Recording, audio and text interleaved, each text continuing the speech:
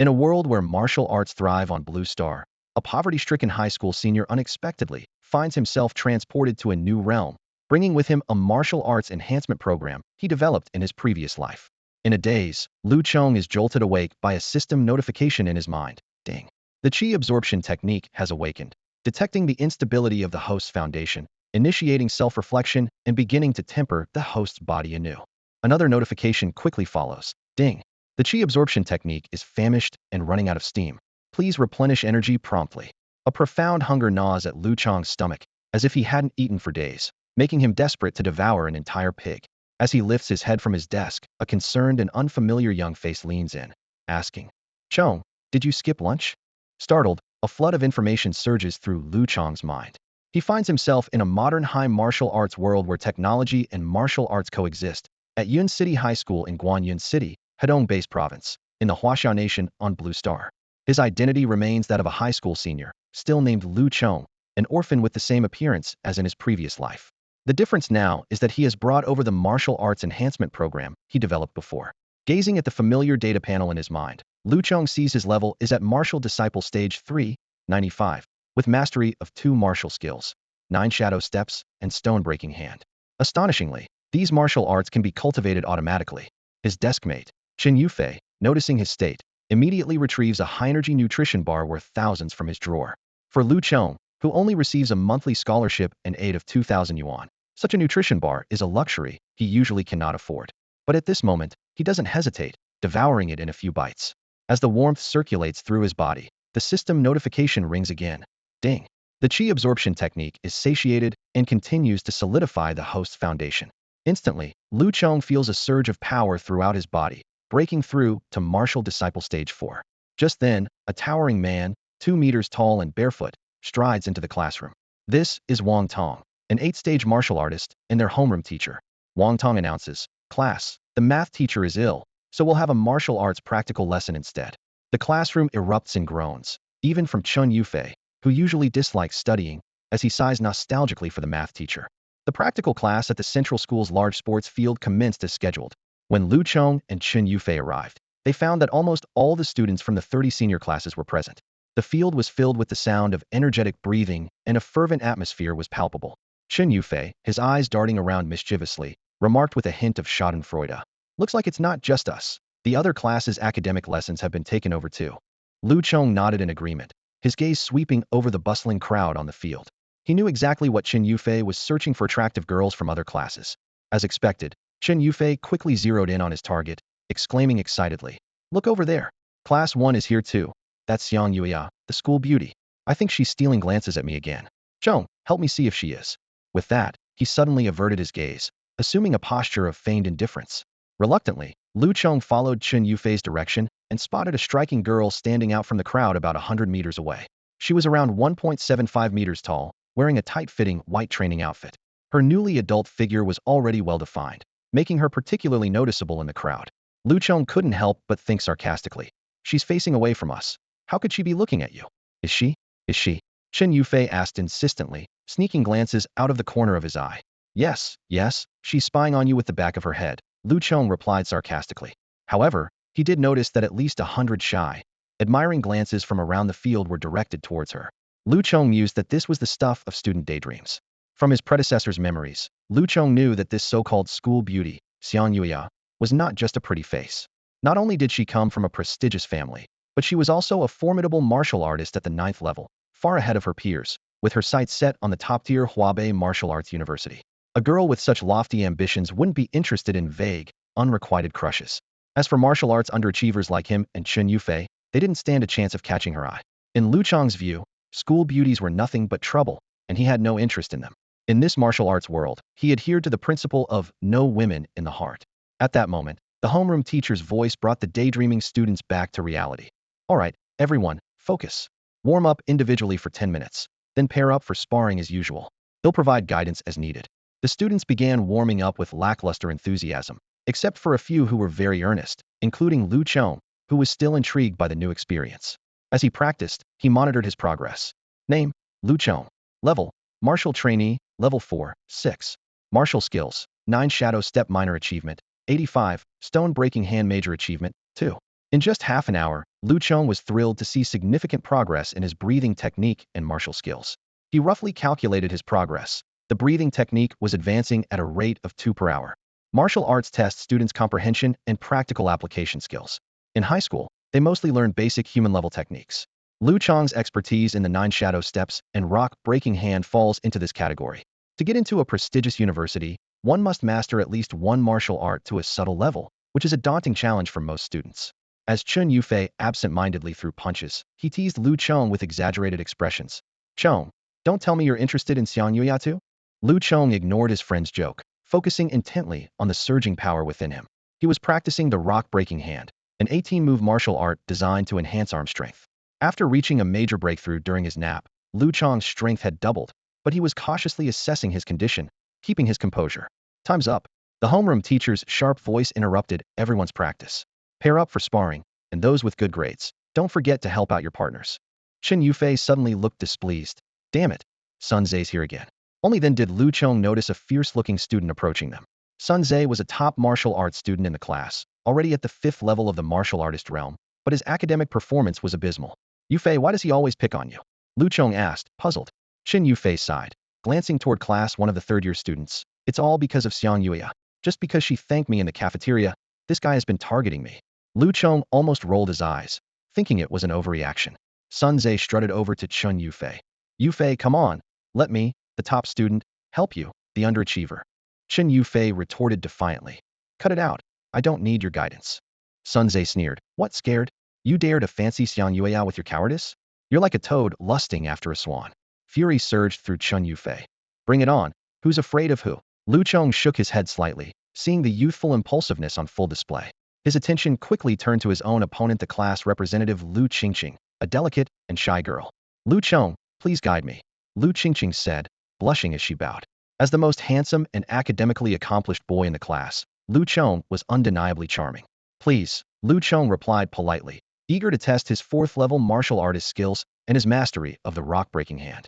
However, before they could begin, a cry of pain interrupted everyone. Chen Yufei was sent flying 2 meters by a palm strike from Sun Zhe, landing heavily on the ground. The blow landed squarely on his face, both injuring and humiliating him. Sun Zhe stood with a cold smile. "Yufei, are you okay?" "Sorry, I didn't hold back. But you're really too weak." Lu Chong instinctively looked toward the homeroom teacher on the distant platform, only to find a blank expression with no reaction. At that moment, he realized that in this world, school was no longer a safe ivory tower. Although high schools prohibit carrying weapons and strictly forbid private fights among students, controlled martial arts competitions are actually encouraged by the school administration. On the playground, 2 young figures are fiercely clashing. With a dull thud, Chen Yufei crashes to the ground. He grits his teeth, enduring the sharp pain in his shoulder, his eyes burning with unyielding anger. Opposite him, Sun Zhe looks down with a contemptuous smile. Such levels of combat are common, and even the class teacher, standing not far away, merely watches indifferently. After all, the school focuses on martial arts courses, aiming to train future warriors capable of battling exotic beasts and races on the battlefield, not sheltered flowers. "Admit defeat, Toad?" Sun Zhe taunts. Lu Chong stands nearby, his expression serious. He clearly sees the disparity between the two. Chen Yufei is only at martial apprentice level 3, with 1 entry level and 1 minor mastery martial skill, whereas Sun Zhe is at level 5, with his stone-breaking hand reaching a major mastery. This is a fundamentally uneven match. To everyone's surprise, Chen Yufei gets back up. His face is covered in dust, and blood trickles from his nose, yet he stubbornly assumes a fighting stance. Knocked down repeatedly, he defiantly rises each time, and by the 5th attempt, he can barely stand but still refuses to concede. The surrounding students pause their training, drawn to the battle. As Chen Yufei rises shakily for the 6th time, even Sun Zhe is momentarily stunned before cursing "lunatic" and preparing to deliver a final blow to his relentless opponent. At that moment, a lean yet upright figure darts to Chen Yufei's side, pulling him back. It's Lu Chong. "Yufei, that's enough. There's no need." "Chong, move aside." Chen Yufei lifts his swollen eyes. "We can't let them look down on us, or he'll bully us every day." Lu Chong pauses, helping Chen Yufei to sit down. "Then let me stand up for you," he says firmly. "If you don't agree, you're not acknowledging me as a brother. But you're not his match either. Never mind. We'll have plenty of chances in the future." Chen Yufei, though calmer, still harbors resentment in his eyes. Lu Chong pats his friend's shoulder and turns to the class representative. "Please keep an eye on him. Chen Yufei is right. If they don't show some toughness, Sun Zhe will only escalate his bullying." Most high school students don't know when to stop, whether it's bullying or pushing limits, and they often don't realize the impact of their actions. On the playground, Lu Chong turned to face Sun Tze with a determined look. Sun Tze, full of arrogance, clenched his fist and taunted. "Oh, so you two cowards want to take turns getting beaten up?" Ignoring the mockery, Lu Chong calmly clasped his hands. "You phase a bit tired. I'll spar with you instead. Please." In their martial arts class, as long as both parties agreed to spar, the teacher usually wouldn't intervene. "Then I'll send you both to the infirmary," Sun Tze laughed, getting into position opposite Lu Chong. Lu Chong knew better than to underestimate this arrogant bully, as Sun Tze was at the 5th stage of martial arts training, with not only a stronger physical foundation, but also mastery over this stone-breaking hand technique. Nearby, Chen Yufei had calmed down and called out worriedly, "Be careful, Chong, this guy hits hard. If it gets too tough, just give up." Lu Qingqing bit her lip nervously, wanting to speak, but holding back. The class teacher, Wang Tong, observed silently, having noticed that Lu Chong had reached the 4th stage of martial arts training. With a bang, the ground beneath Lu Chong's feet exploded as he launched himself like an arrow, his palm aiming directly at Sun Tze's chest with the first move of the stone-breaking hand, pushing the stone to seek the path. Sun Tze wasn't one to back down, responding with the same move. Their palms collided with a loud thud, causing both to stagger back 2 steps. 4th stage and mastered the stone-breaking hand. Sun Tze's eyes showed a hint of surprise. "So you've broken through. No wonder you dared to challenge me. But I was holding back just now." Lu Chong was secretly surprised. He hadn't used his full strength, yet managed to match Sun Tze. He suddenly recalled that the Qi Absorption technique had reforged his body. Could it be that his foundation was now stronger than others at the same level? The fight intensified as Sun Tze executed the 9 Shadows step, making his movements unpredictable. Although Lu Chong knew the move, he was clearly less agile. With a heavy strike, Sun Tze hit Lu Chong's shoulder, causing him to stumble back. "Huh, Lu Chong, you can't hit me, so you'll just keep getting hit. Let's see how much more you can take." Sun Tze pressed his advantage, continuing his attack. Just as Lu Chong sensed trouble, a system prompt suddenly sounded. 9 Shadows step feels indignant, spurred into action, training speed skyrockets, breakthrough achieved.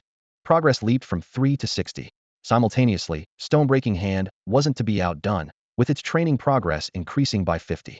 Revitalized, Lu Chong looked at the approaching Sun Tze, confidence gleaming in his eyes. Now, this unexpected training opportunity had turned into a chance for his own growth.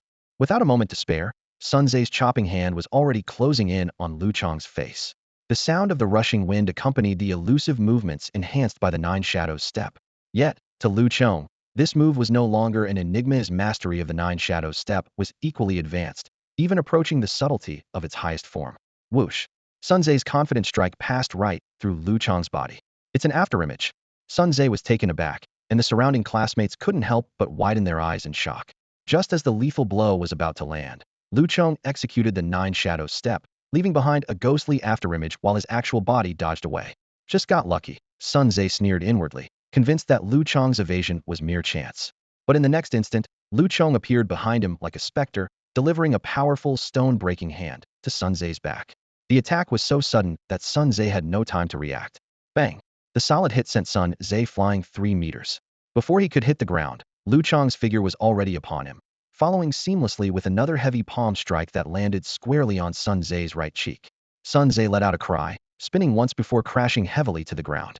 "4 Shadows," a classmate exclaimed in shock. Lu Chong's rapid succession of moves, with speed and seamless directional changes, left 4 afterimages in the air, an indication of the 9 Shadows steps mastery. Both the distant homeroom teacher and nearby classmates Chen Yufei and Lu Qingqing were left speechless, unaware of when Lu Chong had become so formidable. In truth, in terms of raw strength, Sun Tze was not weaker than the current Lu Chong, and might even have had a slight edge. However, his overconfidence allowed Lu Chong to seize the opportunity for a fierce 3-hit combo. And Lu Chong wasn't done. Capitalizing on his momentum, he delivered another heavy palm to Sun Tze's left cheek. These left and right slaps were even more vicious than Sun Tze's earlier attacks, swelling his cheeks and knocking out 2 teeth.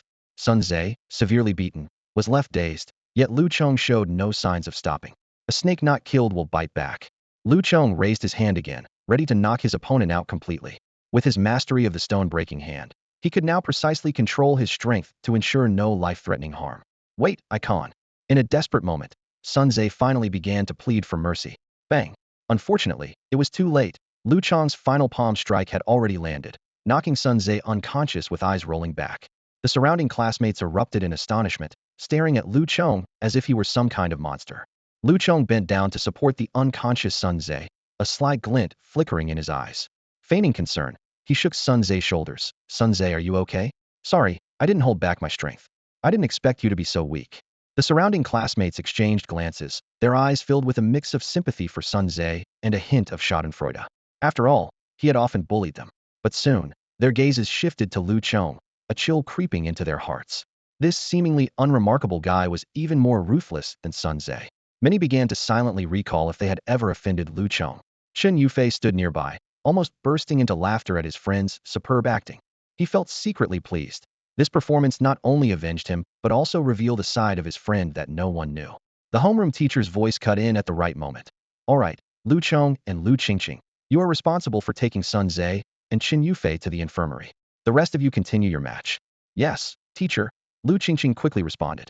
Lu Chong hoisted the 6-foot Sun Ze with one hand and supported Chen Yufei with the other, striding towards the infirmary. Lu Qingqing carefully followed behind, occasionally stealing glances at Lu Chong's back. Couldn't you give me a chance to get close to a pretty girl? Chen Yufei couldn't help but complain. Aren't you only interested in the school beauty? I'm just afraid Xiang Yueya will get jealous, Lu Chong joked. Jealous, my foot. Chen Yufei retorted, speechless. In this world, medical technology was highly advanced. Chen Yufei's injuries could be treated quickly, allowing him to recover by the end of the day. Even the severely injured Sun Ze would be able to attend school normally the next day after a night in the hospital. When the three returned to the field, the 2-hour combat class was nearing its end. Sun Ze remained in the infirmary for further treatment. That concludes today's combat class. Class dismissed, announced the homeroom teacher, Wang Tong. Lu Chong and Chen Yufei, come to my office after school. Yes, teacher, they replied. As Lu Chong walked, he pondered how to explain his sudden surge in strength. After all, just yesterday he was only a 3rd-level martial apprentice, and his 2 martial skills were merely at the elementary stage. Such rapid progress was indeed suspicious. Huh, that was awesome, Brother Chong. Chen Yufei exclaimed excitedly once they were alone. You really made us proud today. No one in the class will dare look down on us now. Lu Chong didn't respond, but he could sense that the way his classmates looked at him had changed from past disdain to a newfound sense of respect. In the simple and sparsely decorated office of the homeroom teacher, Wang Tong, sunlight filtered through the half-open blinds, casting dappled shadows on the desk. Lu Chong, your situation seems to be an extremely rare form of epiphany or a secondary awakening, Wang Tong said, sitting behind the desk, his eyes intently focused on Lu Chong. This change might have occurred because as you're nearing adulthood, your brain is further developing, and your body is maturing, unlocking some potential in martial arts. Lu Chong was secretly delighted. He hadn't expected his homeroom teacher to be so understanding, providing a reasonable explanation for his consecutive breakthroughs without him needing to concoct any excuses. Even more surprising was that the teacher didn't mention a word about Lu Chong seriously injuring Sun Ze in class. Thank you for your guidance, teacher, Lu Chong said, bowing slightly, his tone sincere. Wang Tong pondered for a moment before speaking earnestly. In the coming days, pay close attention to your physical condition and try to maintain this newfound potential. If there's anything you don't understand, feel free to come to me for advice. Although Lu Chong knew the truth about his situation, the teacher's misunderstanding provided the perfect cover for his sudden surge in abilities. Your aptitude has always been good. It's just that you were too focused on academics before, which held you back, Wang Tong said with heartfelt sincerity.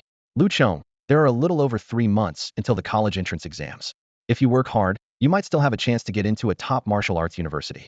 If you perform well in the next mock exam, I can apply to the school on your behalf for a higher scholarship, nutritional supplements, and even new martial arts techniques. Lu Chong's eyes lit up. These were precisely the resources he needed right now.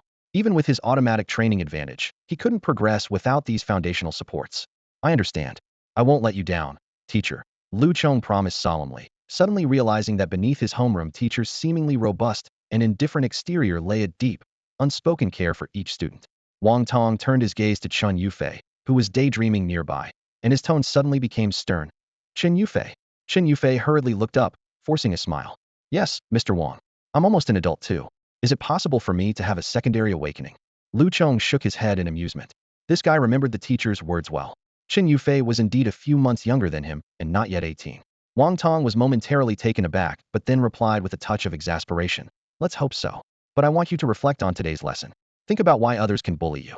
Look at Lu Chong. If he gets into a top martial arts university while you have to enter the workforce early, how much connection will you two have in the future? These heartfelt words even made the usually carefree Chen Yufei fall silent. All right, that's all for now. You can go, the homeroom teacher said, waving them off. In this unique world, high schools didn't have evening study sessions, and the time after dinner was entirely up to the students to manage. They could choose to immerse themselves in virtual games, seek advanced private instruction at off-campus martial arts gyms, or focus on self-studying their academic subjects. Each choice led to different futures. Lu Chong stood at the entrance of the martial arts gym, watching the trainees practice. He clenched the few coins left in his pocket. Personal training and facility fees were luxuries he couldn't afford right now. Returning to the relief housing in the shanty town of the eastern city, he looked around the old one-bedroom apartment. Although cramped, it had all the essentials. After cooking a simple meal to fill his stomach, Lu Chong sat cross-legged in the small living room and pulled up his personal status panel. Name: Lu Chong. Level: Martial Apprentice Stage 4, 12. Martial Skills: 9 Shadows Step Mastery 66, Stone Breaking Hand Mastery 58. Seeing these stats, a faint smile appeared on Lu Chong's face. In just a short time, the Qi Absorption technique and his 2 martial skills had gained an automatic training progress of 6. But he quickly restrained his smile. This progress was far from enough to get into one of the top 10 martial arts schools in Huaxia. According to his memory, he needed at least Martial Apprentice Stage 8 and 2 martial skills at a subtlety level. With only 3 months left until the college entrance exam, he needed to accelerate his progress. Lu Chong recalled the expensive nutritional products he saw today: Chen Yufei's nutrition bars and the nutritional liquid mentioned by his class teacher. These supplements, extracted from mutated plants and beast essences, were crucial for a martial artist's rapid improvement. I need to make money, as much as possible, Lu Chong murmured to himself, and perform well in the mock exams to secure school funding. Remembering today's insights from sparring with Sun Tze, Lu Chong didn't indulge in daydreams. He headed to a nearby abandoned construction site to practice the 9 Shadows Step and Stone Breaking Hand. In the night, his movements were fierce and his strikes sharp. About 15 minutes later, immersed in training, Lu Chong suddenly heard a system notification. Both the 9 Shadows Step and Stone Breaking Hand had received a double bonus for his diligence, boosting his training speed from 2 per hour to 8. This discovery made Lu Chong even more focused, and he continued until past midnight, stopping only when his stomach growled. Checking his status panel again, he saw astonishing changes. Name: Lu Chong. Level: Martial Apprentice Stage 4, 22. Martial Skills: 9 Shadows Step Subtlety 2, Stone Breaking Hand Subtlety 1. In one night, both martial skills had advanced to the subtlety level. Determination shone in Lu Chong's eyes. This was just the beginning. Even though Lu Chong was mentally prepared, he couldn't help but feel overjoyed when he truly mastered the 2 martial techniques. In less than a day, he had advanced these skills from a basic level to a state of perfection, an unprecedented feat in the school's history. Feeling the powerful energy surging within him, Lu Chong envisioned the gates of a prestigious martial arts university opening for him. As long as his cultivation level caught up, his admission would be a certainty. However, the word poverty loomed over him like a giant stone, weighing heavily on his mind. He touched his deflated stomach as a familiar wave of hunger washed over him. Lu Chong had to rush home and consume everything edible in sight. Yet, he still felt an emptiness, a severe deficit in his body. At that moment, he realized that the path of martial arts was a bottomless pit, and the urgency to earn money was more pressing than ever. As night fell, Lu Chong lay in bed but didn't immediately sleep. He continued to count the time and carefully calculated the speed of his cultivation and active martial arts training. Soon, he discovered a pattern. After mastering the 2 martial techniques, the automatic training speed decreased from 2 per hour to 1, while the Qi Absorption technique maintained a 2-hourly improvement rate. This discovery didn't surprise Lu Chong. Instead, it brought him a sense of reassurance. He optimistically thought that besides actual combat, diligent practice was another viable way to accelerate his progress. With hunger and hope for the future, Lu Chong drifted into a hazy sleep. At the crack of dawn, hunger roused Lu Chong from sleep. The clock showed it was only 6 in the morning, but he couldn't continue resting. The side effects of the relentless Qi Absorption technique were evident, with continuous energy consumption being an unbreakable scientific law. Lu Chong quickly got up, donned his faded blue school uniform, and after a simple wash, hurried out the door. Fortunately, his frugality had left him with over 2,000 in savings. At the breakfast shop near his home, Lu Chong devoured 5 pounds of meat buns before heading to school. As he ran, he contemplated that while ordinary food could fill his stomach, it couldn't sustain a feeling of fullness for long, unlike those highly concentrated nutritional supplements. However, in terms of taste, these ordinary foods were superior to most nutritional products. Using his 9 shadow steps, Lu Chong covered the several-kilometer distance to school in just 15 minutes, pleased to see his training progress increase by another 2. Entering the classroom, Lu Chong was surprised to find that Chen Yufei, who usually arrived just on time, was there even earlier than him. Chen Yufei turned around and said with determination, "Chong, I've made up my mind. From today on, I want to study hard and aim to get into a top university with you." Recalling Chen Yufei's weak performance in both martial arts and academic subjects, Lu Chong didn't dampen his friend's enthusiasm. He simply replied, "Let's work hard together." No sooner had he spoken than he saw Chen Yufei pull out a phone from his textbook and skillfully enter a virtual war game. As the class bell was about to ring, students gradually filled the classroom. Lu Chong focused on reviewing the history of exotic beasts in this world. The book recorded that this mutation phenomenon could be traced back 100 years, marking the beginning of the martial arts era for humanity. There were even rumors that this was an invasion by alien civilizations, a prelude in the form of ecological invasion. Some prophets predicted that the real extraterrestrial visitors might arrive on Earth in 10 years. In recent years, countries on Blue Star have been preparing for an uncertain future. Some are filled with anticipation, while others harbor resistance. Just as Lu Chong was lost in thought, a shadow suddenly loomed over his desk. Looking up, he was surprised to see Sun Tze, the guy he knocked out yesterday. Sun Tze's recovery was remarkable. After just one day in the hospital, he was almost fully healed. However, his missing teeth hadn't been replaced yet, causing his speech to be a bit slurred. "Lu Chong, if you've got the guts, face me in a real fight again today," Sun Tze said through gritted teeth. "Yesterday, you caught me off guard with a sneak attack, so it doesn't count."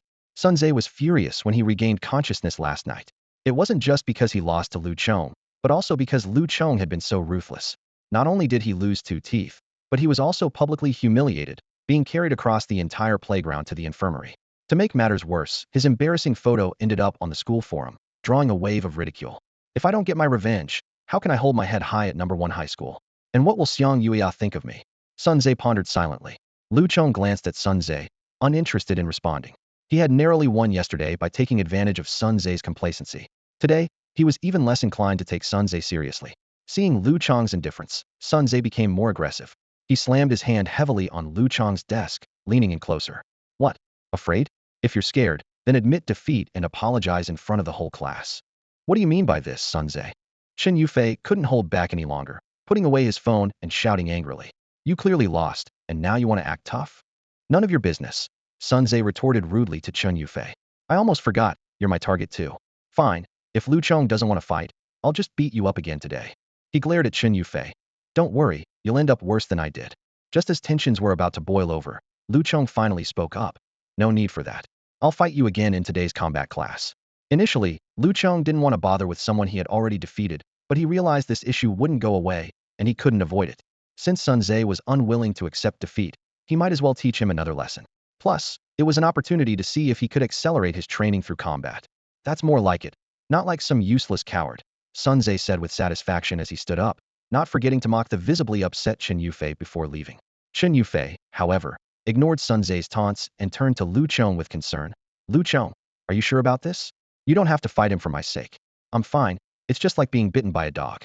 Lu Chong shook his head slightly. "You're right. We need to teach him a lesson so we can have some peace." Just then, the class bell rang. To everyone's surprise, it was the homeroom teacher, Wang Tong, who walked into the classroom. Many students' expressions changed immediately. Standing at the podium, Wang Tong announced expressionlessly, "Class, the virtual esports teacher ate something bad this morning, so this period will be a combat class instead." The class erupted in groans, feeling helpless against their teacher's usual tactics. Lu Chong remained indifferent, but Chen Yufei was visibly furious, like a wolf whose tail had been stepped on, nearly slamming the desk in outrage. "This is too much," he growled under his breath. However, under the sharp gaze of the homeroom teacher, Chen Yufei held back his anger and sat down. Sensing something, Lu Chong glanced toward the back corner of the classroom. There he saw Sun Tze silently mouthing the words, "You're finished." During a practical class, the homeroom teacher, Wang Tong, gave the command and the students quickly scattered to form an impromptu arena.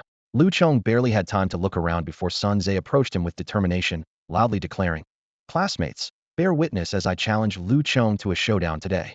Sun Tze's eyes gleamed with a vengeful light as he signaled to his 2 close friends to take out their phones, ready to capture the moment of his comeback and upload it to the school forum to clear his name. This scene caught the attention of more students, not just from their own class, but also from nearby classes, who all raised their phones to witness the clash of the titans. Lu Chong glanced at the teacher on the podium and noticed that he remained indifferent to the chaos in front of him, neither stopping nor supporting it.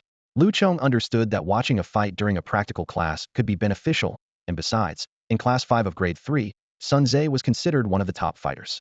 The surrounding students whispered among themselves. Some were puzzled as to why Sun Tze hadn't learned his lesson, while others believed that it was merely Sun Tze underestimating his opponent the previous day, and that his true strength surpassed Lu Chong's.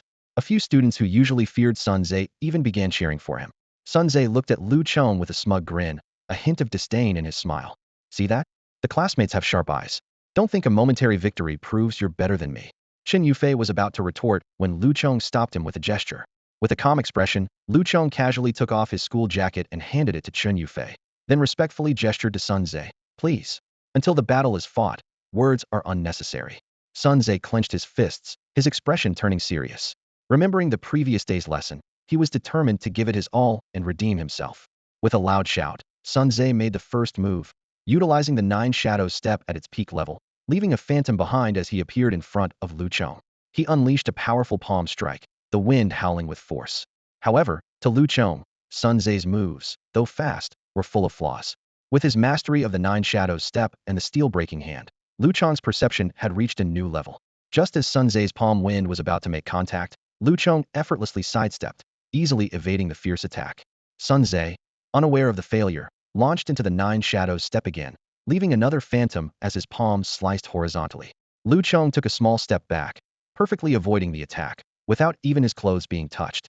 Sun Zhe continued to change his tactics, combining the Nine Shadows step and the steel-breaking hand seamlessly, pushing his techniques to the limit. Yet, no matter how he attacked, Lu Chong remained within a meter's radius, moving just enough to dodge, keeping Sun Zhe at bay without being touched. The surrounding students watched in shock, a buzz of disbelief filling the air. Lu Chong's movements appeared ordinary, yet he always managed to dodge attacks just in time. This scene sparked confusion and discussion among his classmates. Is this also the Nine Shadow steps? I don't see any afterimages.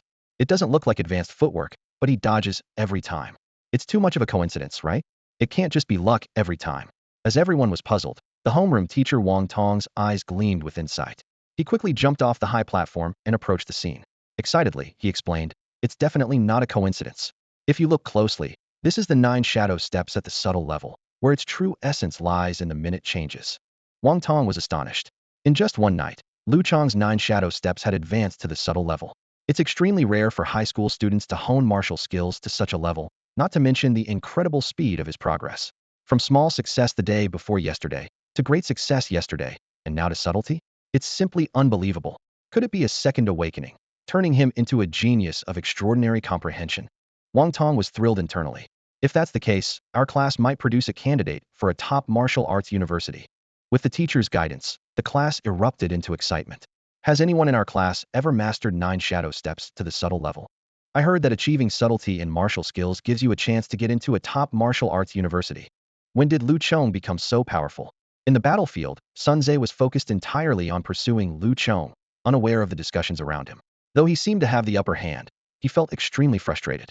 He had exerted all his strength, yet couldn't even touch Lu Chong's clothes, with his stamina more than half spent and nothing to show for it. Realizing he couldn't continue like this, Sun Zhe decisively withdrew and shouted, blushing, Lu Chong, what do you mean? Always dodging. How are we supposed to fight? If you don't dare to face me, Heaton, just admit defeat. Lu Chong was immersed in understanding the Nine Shadow steps at the subtle level while pondering the automatic training system. He was intentionally drawing out the fight with Sun Zhe to see if it could trigger another burst in training speed. Unfortunately, after dozens of moves, neither the Nine Shadow steps nor the stone-breaking hand showed any anomalies, continuing to progress at the usual slow pace. Is it because Sun Zhe is too weak to provide any challenge? Lu Chong speculated. He guessed that enhancing training speed through actual combat had conditions, at least requiring an opponent who could pressure him. Seeing Lu Chong ignore his question and appear lost in thought, Sun Zhe became furious and charged again with a loud shout. Lu Chong snapped back to reality, losing interest in sparring with Sun Zhe. As Sun Zhe launched an attack, Lu Chong's figure suddenly vanished, reappearing behind Sun Zhe. He casually struck down with a palm, hitting Sun Zhe's back directly. Thud! Sun Zhe didn't even have time to react and fell to the ground in a sorry state. Lu Chong said expressionlessly, didn't you want a heat and fight? Why are you turning your back on me? Come on, I won't knock you out today, giving you a chance to go all out. Sun Zhe scrambled up, shouting angrily, I'll fight you with everything I've got. Thud! This time, Lu Chong didn't dodge and met Sun Zhe's attack heat in. However, it was still Sun Zhe, who had given his all, that was sent flying. After mastering the stone-breaking hand at the subtle level, the enhancement in power was doubled, so Lu Chong naturally wasn't afraid of him. Subtlety. The homeroom teacher Wang Tong's eyes shone even brighter. The stone-breaking hand is also at the subtle level. His heart was in turmoil. These successive events were almost becoming frightening. Shame. Utter shame. Sun Zhe lay on the ground, feeling as if every bone in his body had been shattered by Lu Chong's powerful strike, unable to move. He was sure he had given his all, and Lu Chong hadn't used any tricks or knocked him out this time. Yet at this moment, he wished he were unconscious, if only to escape the countless eyes and phone cameras pointed at him. Around him, classmates held up their phones, recording every humiliating second. Sun Tze felt an unprecedented level of shame and embarrassment, wishing he could just disappear. Chen Yufei sat nearby, his tone dripping with sarcasm. This is what happens when you shoot yourself in the foot. What do you have to say for yourself now? His glee surpassed even that of Lu Chong, who had defeated Sun Tze. Sun Tze buried his face into the ground, silent. He had been forced to concede earlier, otherwise, he might have lost all his teeth to Lu Chong. At that moment, the homeroom teacher stepped in to stop the farce. Enough. Chen Yufei, take Sun Tze to the infirmary. Lu Chong, come with me. The rest of you, get back to class. Lu Chong knew he couldn't hide his abilities from the teacher, but he had already thought of an explanation and followed the teacher to the office. On the field, Chen Yufei watched coldly, making no move to help Sun Tze up. A few of Sun Tze's close friends came forward, still holding their phones and filming, asking, Sun Ge, should we keep recording? Record your mother. Can't you see the state I'm in? Sun Tze struggled to turn over, cursing loudly. He also threatened his classmates. If anyone dares to spread what happened today, they'll regret it. Chen Yufei kept his phone trained on Sun Tze, clicking his tongue. You sure talk big now. Why didn't you say anything in front of Brother Chong? Sun Tze shot a fierce glare at Chen Yufei, then turned to his friends. What are you waiting for? Help me to the infirmary. He understood that saying more would only make things worse. Even if they didn't upload the video to the school forum, students from other classes would certainly do so. Sun Tze just wanted to leave this place of humiliation and never face anyone again. As his friends helped him off the field, laughter erupted from class 5. Meanwhile, in the homeroom teacher's office, Wang Tong stared wide-eyed, asking seriously, Lu Chong, when did you master the advanced level of your 9 shadow steps and stone-breaking hand? Lu Chong answered honestly. Last night, I was practicing near my house and suddenly had a breakthrough. Wang Tong was stunned for a full 10 seconds before regaining his composure. He knew that for an ordinary high school student, mastering even a low-grade martial skill to a basic level typically took a month. Advancing from basic to proficient could take about a year. And reaching an advanced level was even more challenging, with most students struggling to achieve it before their college entrance exams except for those with exceptional private tutors or innate talent. However, even the most outstanding students couldn't achieve what Lu Chong had, leaping from proficient to advanced in just one night. Not even the top students in the elite class one of the senior year could compare. It was unprecedented in the school's history. At that moment, Wang Tong felt like he had discovered a rare gem, one with extraordinary talent. His heart was filled with excitement, as if he were witnessing the rise of a new star. A hint of surprise flickered in Wang Tong's eyes as he carefully studied Lu Chong once more. The classroom was so quiet that only their breathing could be heard. It seems my earlier suspicions were correct, Wang Tong slowly began. You've undergone a second awakening as you reached adulthood, especially in terms of insight, which is quite uncommon. Feigning confusion, Lu Chong asked, Teacher, is there any issue with that? Wang Tong shook his head and replied decisively. This is good news for you, so there's no need to worry. However, there's something I need to discuss with you in advance. His tone suddenly became serious. Lu Chong straightened up, ready to listen to his teacher. Your talent will soon be known throughout the school, Wang Tong explained. I don't recommend you keep it hidden. The school will increase support for students with potential. The resources I mentioned earlier can be applied for now. You don't have to wait until after the mock exams. Lu Chong nodded in understanding. His previous public performances were made with this in mind. Without the school's resources, it would be difficult for him to fully leverage his advantages. Wang Tong paused before continuing. But now you have a choice to Makido. You want to transfer to Class 1, the elite martial arts class. He watched Lu Chong's reaction with some nervousness. What do you mean, teacher? Lu Chong inquired further. Wang Tong candidly explained. Class 1 has always been the top class at our school. Students like Xiang Yueya, Zhao Longfei, and Huang Junyan, who are top-notch martial artists, are all there. The faculty in Class 1 is indeed the best in the school. With the potential you're showing, I can apply to transfer you there. In fact, the teachers in Class 1 might even try to recruit you themselves once they find out. So, I need your opinion first. Lu Chong pondered this, then asked. Thanks for telling me all this, teacher. I want to know, does Class 1 offer more scholarships and nutritional supplements than we do? Wang Tong immediately understood Lu Chong's concern and firmly assured him. I can guarantee there will be no discrepancy in that regard. As long as you demonstrate your potential, I can secure the same resources for you, perhaps even more than you'd get there. Lu Chong didn't hesitate any longer and decisively replied. That's fine then, teacher. I won't change classes. His decision was based on practical considerations. With less than 100 days until the college entrance exams, switching to a new class could cause unnecessary disruptions and waste time. Moreover, after these interactions, Lu Chong had come to appreciate Wang Tong as a class teacher. Since he could receive the same level of support and had a teacher who valued him, staying in his current class to continue preparing for the exams was the best choice. Great, Wang Tong exclaimed, slapping his thigh with a satisfied smile on his face. Since you're being so loyal, I can't be stingy either. I'll personally reward you with a new martial skill. It's a mid-tier human-level technique that I received as a reward for my service in the army. Wind-splitting kick. When Lu Chong returned to the playground, he noticed a new mid-level martial skill on his personal panel. This was taught by his homeroom teacher, Wang Tong, and was a leg technique derived from a ground-level axe technique, focusing on attack and complementing the 9 shadow steps perfectly. Wang Tong emphasized that this was the only martial skill he had perfected, allowing him to guide Lu Chong better. Come to me every afternoon after school for practice, and I will provide unknown guidance, Wang Tong said expectantly. This leg technique is bold and powerful, focusing on momentum rather than form, and is far more challenging than basic martial skills. If you can grasp the basics in 10 days, you should be able to master it before the college entrance exams, giving you a good shot at top martial arts schools. Wang Tong added solemnly. Without mastering a mid-level martial skill, it's difficult to get into a national top school. However, Lu Chong had a secret. During the short walk from the office to the playground, he had already grasped the basics of the wind-splitting kick. His personal panel quietly updated. Name, Lu Chong. Level, Martial Disciple 4th Stage 33. Martial Skills, 9 Shadow Steps Proficient 10. Monument Breaking Hand Proficient 7. Wind-splitting kick Basic 1. The martial skill Wang Tong claimed would take 10 days to learn had already been initially mastered by Lu Chong. After some hesitation, he decided not to reveal this yet to avoid overwhelming his teacher. I'll mention it during tonight's guidance session, Lu Chong planned silently. The practical combat class took up the entire morning. At lunchtime, Chen Yufei enthusiastically draped an arm over Lu Chong's shoulder. You're amazing, Chong. Lunch is on me today. Eat whatever you like. While observing his training progress, Lu Chong casually asked, is this small matter really worth getting so excited about? Chen Yufei exaggeratedly waved his arms. That guy Sunze has definitely been put in his place this time. Isn't that worth celebrating? He pulled out his phone mysteriously, showing the screen to Lu Chong. Look, Chong, you're famous at school now. On the screen, photos and videos of Lu Chong fiercely beating Sun Tze had become the top trending post. The striking title read, Martial Disciple 4th Stage with Dual Martial Skills Proficient. A hidden genius shocks everyone. Lu Chong glanced at Chen Yufei. Was this your doing? Chen Yufei replied smugly. Of course. How's that for impressive? What happened to Sun Tze? Lu Chong asked, changing the subject. He's completely deflated. Who cares about him? I didn't even put him down in the post title. That's already generous enough, Chen Yufei said nonchalantly. He doesn't deserve to be mentioned alongside you, Chong. Being a stepping stone is enough for him.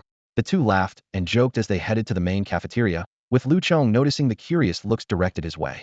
It seemed Chen Yufei wasn't exaggerating. The morning's combat class had indeed made him somewhat famous at school. Just then, a timid voice called from behind. Lu Chong. Lu Chong turned to see the class representative for the practical combat class, Lu Qingqing, blushing as she looked at him. What's up? Lu Chong asked curiously. Lu Qingqing nodded slightly and looked up at Lu Chong, her voice tinged with hesitation. Lu Chong, I have something I want to discuss with you privately. Standing nearby, Chen Yufei immediately caught on, exaggeratedly stepped back, and winked at Lu Chong, teasing in a low voice. All right, the class beauty has invited you. I'll give you two some space. Brother Chong, I'll wait for you in the cafeteria after getting my food. With that, he turned and ran off, leaving Lu Chong and Lu Qingqing alone. Lu Qingqing clearly heard Chen Yufei's words. Her cheeks flushed, and she quickly explained. Please don't misunderstand, Lu Chong.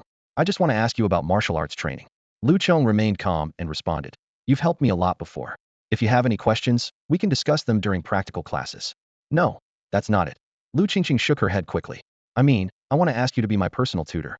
I want to use the time after school to focus on martial arts training for the college entrance exams. Gathering her courage, she continued. Don't worry, Lu Chong. I can pay you by the hour, say 1,000 per hour. Hearing this, Lu Chong became interested. Although the class teacher promised to apply for resources for him as soon as possible, he was in desperate need of money. How could he refuse such an opportunity? Just 1 hour could earn him a nutrition bar like the last one. It was a great deal to train and earn money at the same time. He could refuse a woman, but he couldn't refuse the money needed for martial arts. Still, he curiously asked, why don't you go to a martial arts gym and hire a professional tutor? As far as he knew, the private tutors at martial arts gyms charged about the same rate. Lu Qingqing answered honestly. I do have a tutor from the gym, but the gap between us is too big, and it's hard for me to gain more insights. Lu Chong realized that it was because his skills were at the same level as Lu Qingqing's. They were both martial apprentices. Moreover, his two major martial skills were at the entry level, making him the perfect sparring partner. No problem. I can spare an hour after school each day for training. Lu Chong agreed readily. He still needed to spend an hour with the class teacher for additional practice. In the cafeteria, Chen Yufei couldn't contain his excitement and whispered to Lu Chong, teasing, "What personal tutor? What sparring partner? Brother Chong, you're just too straightforward. The class beauty clearly has her eyes on you and your looks." He added with a mischievous grin, "Don't say I didn't warn you. A boy must protect himself out there." Get lost. Lu Chong kicked the full of himself Chen Yufei away and quickly finished his meal. After school in the afternoon, Lu Chong was the first to arrive at the apartment building where his class teacher, Wang Tong, lived.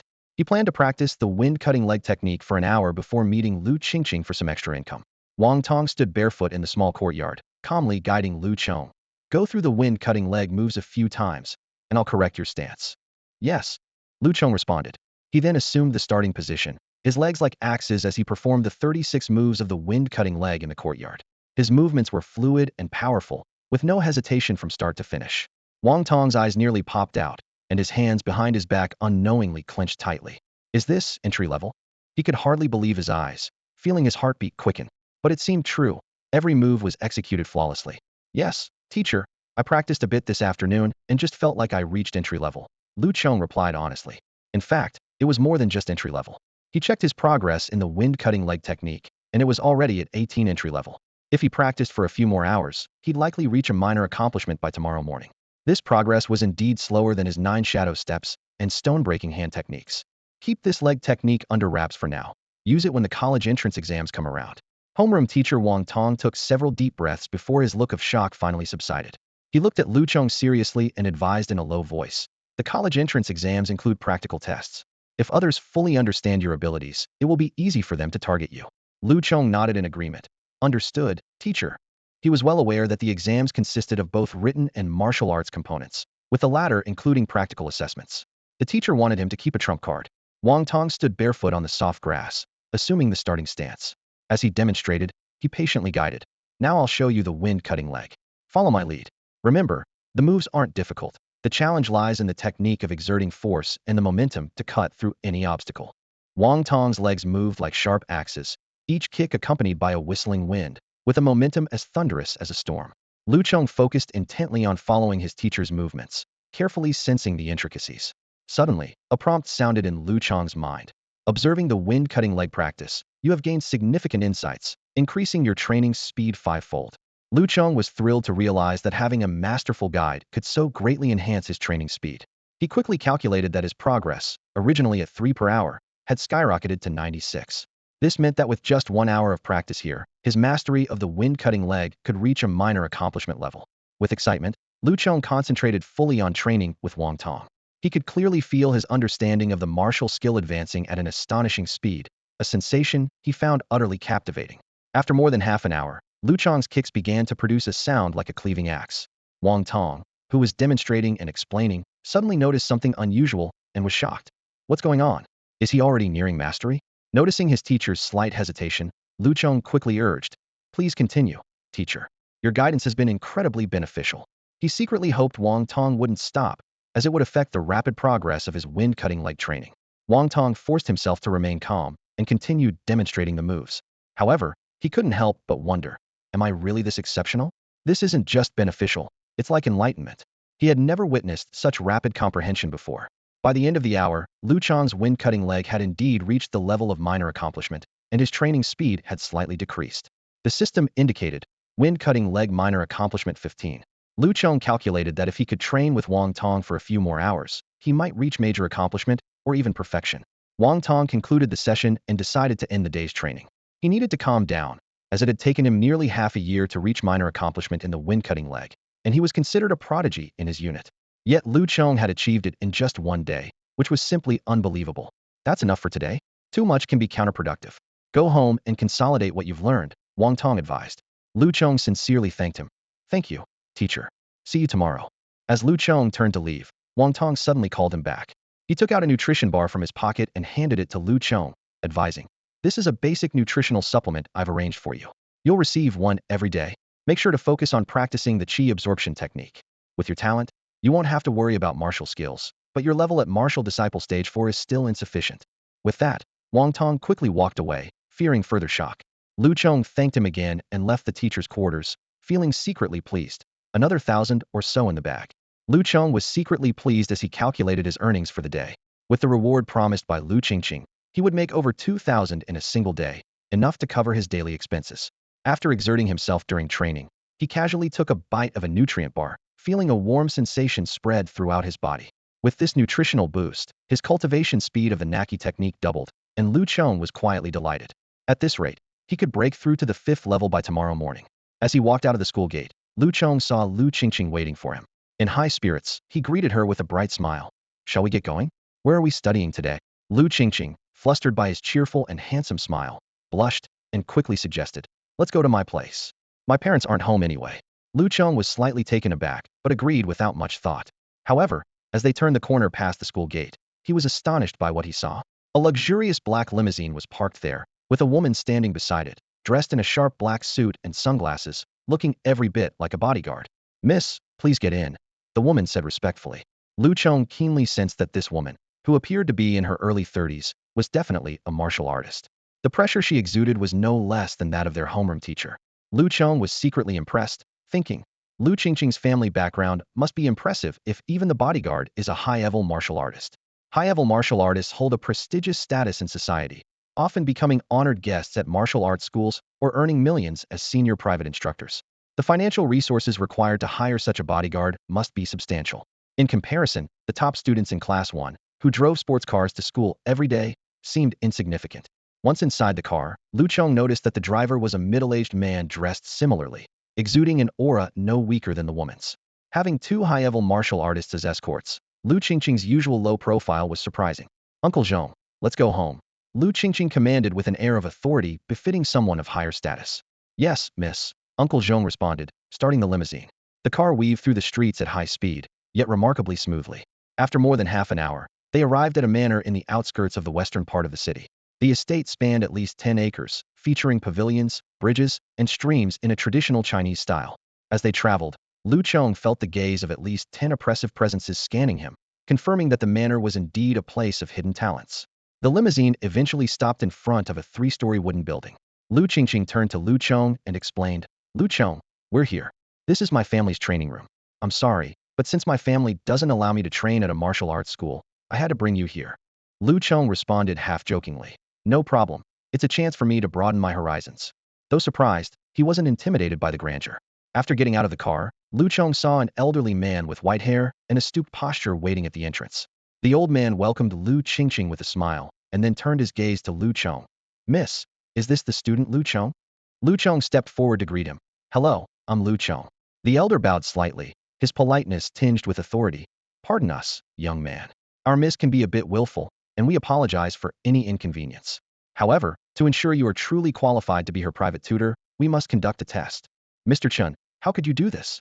Lu Qingqing anxiously clung to the elderly man's arm, her voice tinged with a hint of coquetry. He's my classmate, here to help me with my training. Before Lu Chong could say a word, Lu Qingqing had already expressed her displeasure. In front of Mr. Chun, it seemed she could only voice her objections in a playful manner, unable to issue direct commands. Mr. Chun wore a kindly smile as he gently reassured her. Miss, your father entrusted me with your care, so I must be responsible. Don't worry, it's just a simple test, it won't harm him. As he spoke, he turned to Lu Chong, his eyes briefly assessing. I trust this young man won't mind, right? Lu Chong smiled faintly, weighing the pros and cons before replying. It's fine, it's to be expected. He thought to himself, since he was already here, what was the point in minding? To earn some money, a bit of cooperation wouldn't hurt. Great, you're straightforward. Mr. Chin's smile widened. Please follow me.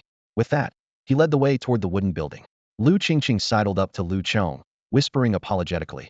I'm sorry, Lu Chong. I didn't know Mr. Chun would do this. She playfully stuck her tongue out at Mr. Chin's back. Lu Chong followed without a word, responding calmly. No worries. The interior of the wooden building surprised Lu Chong. Mr. Chun led them straight down to the basement, which opened up into a spacious, modern training facility about 300 square meters in size. It was equipped with all sorts of training gear, even more comprehensive than the Xiong Martial Arts Center in the city center. Lu Chong was once again amazed by the scale of the place.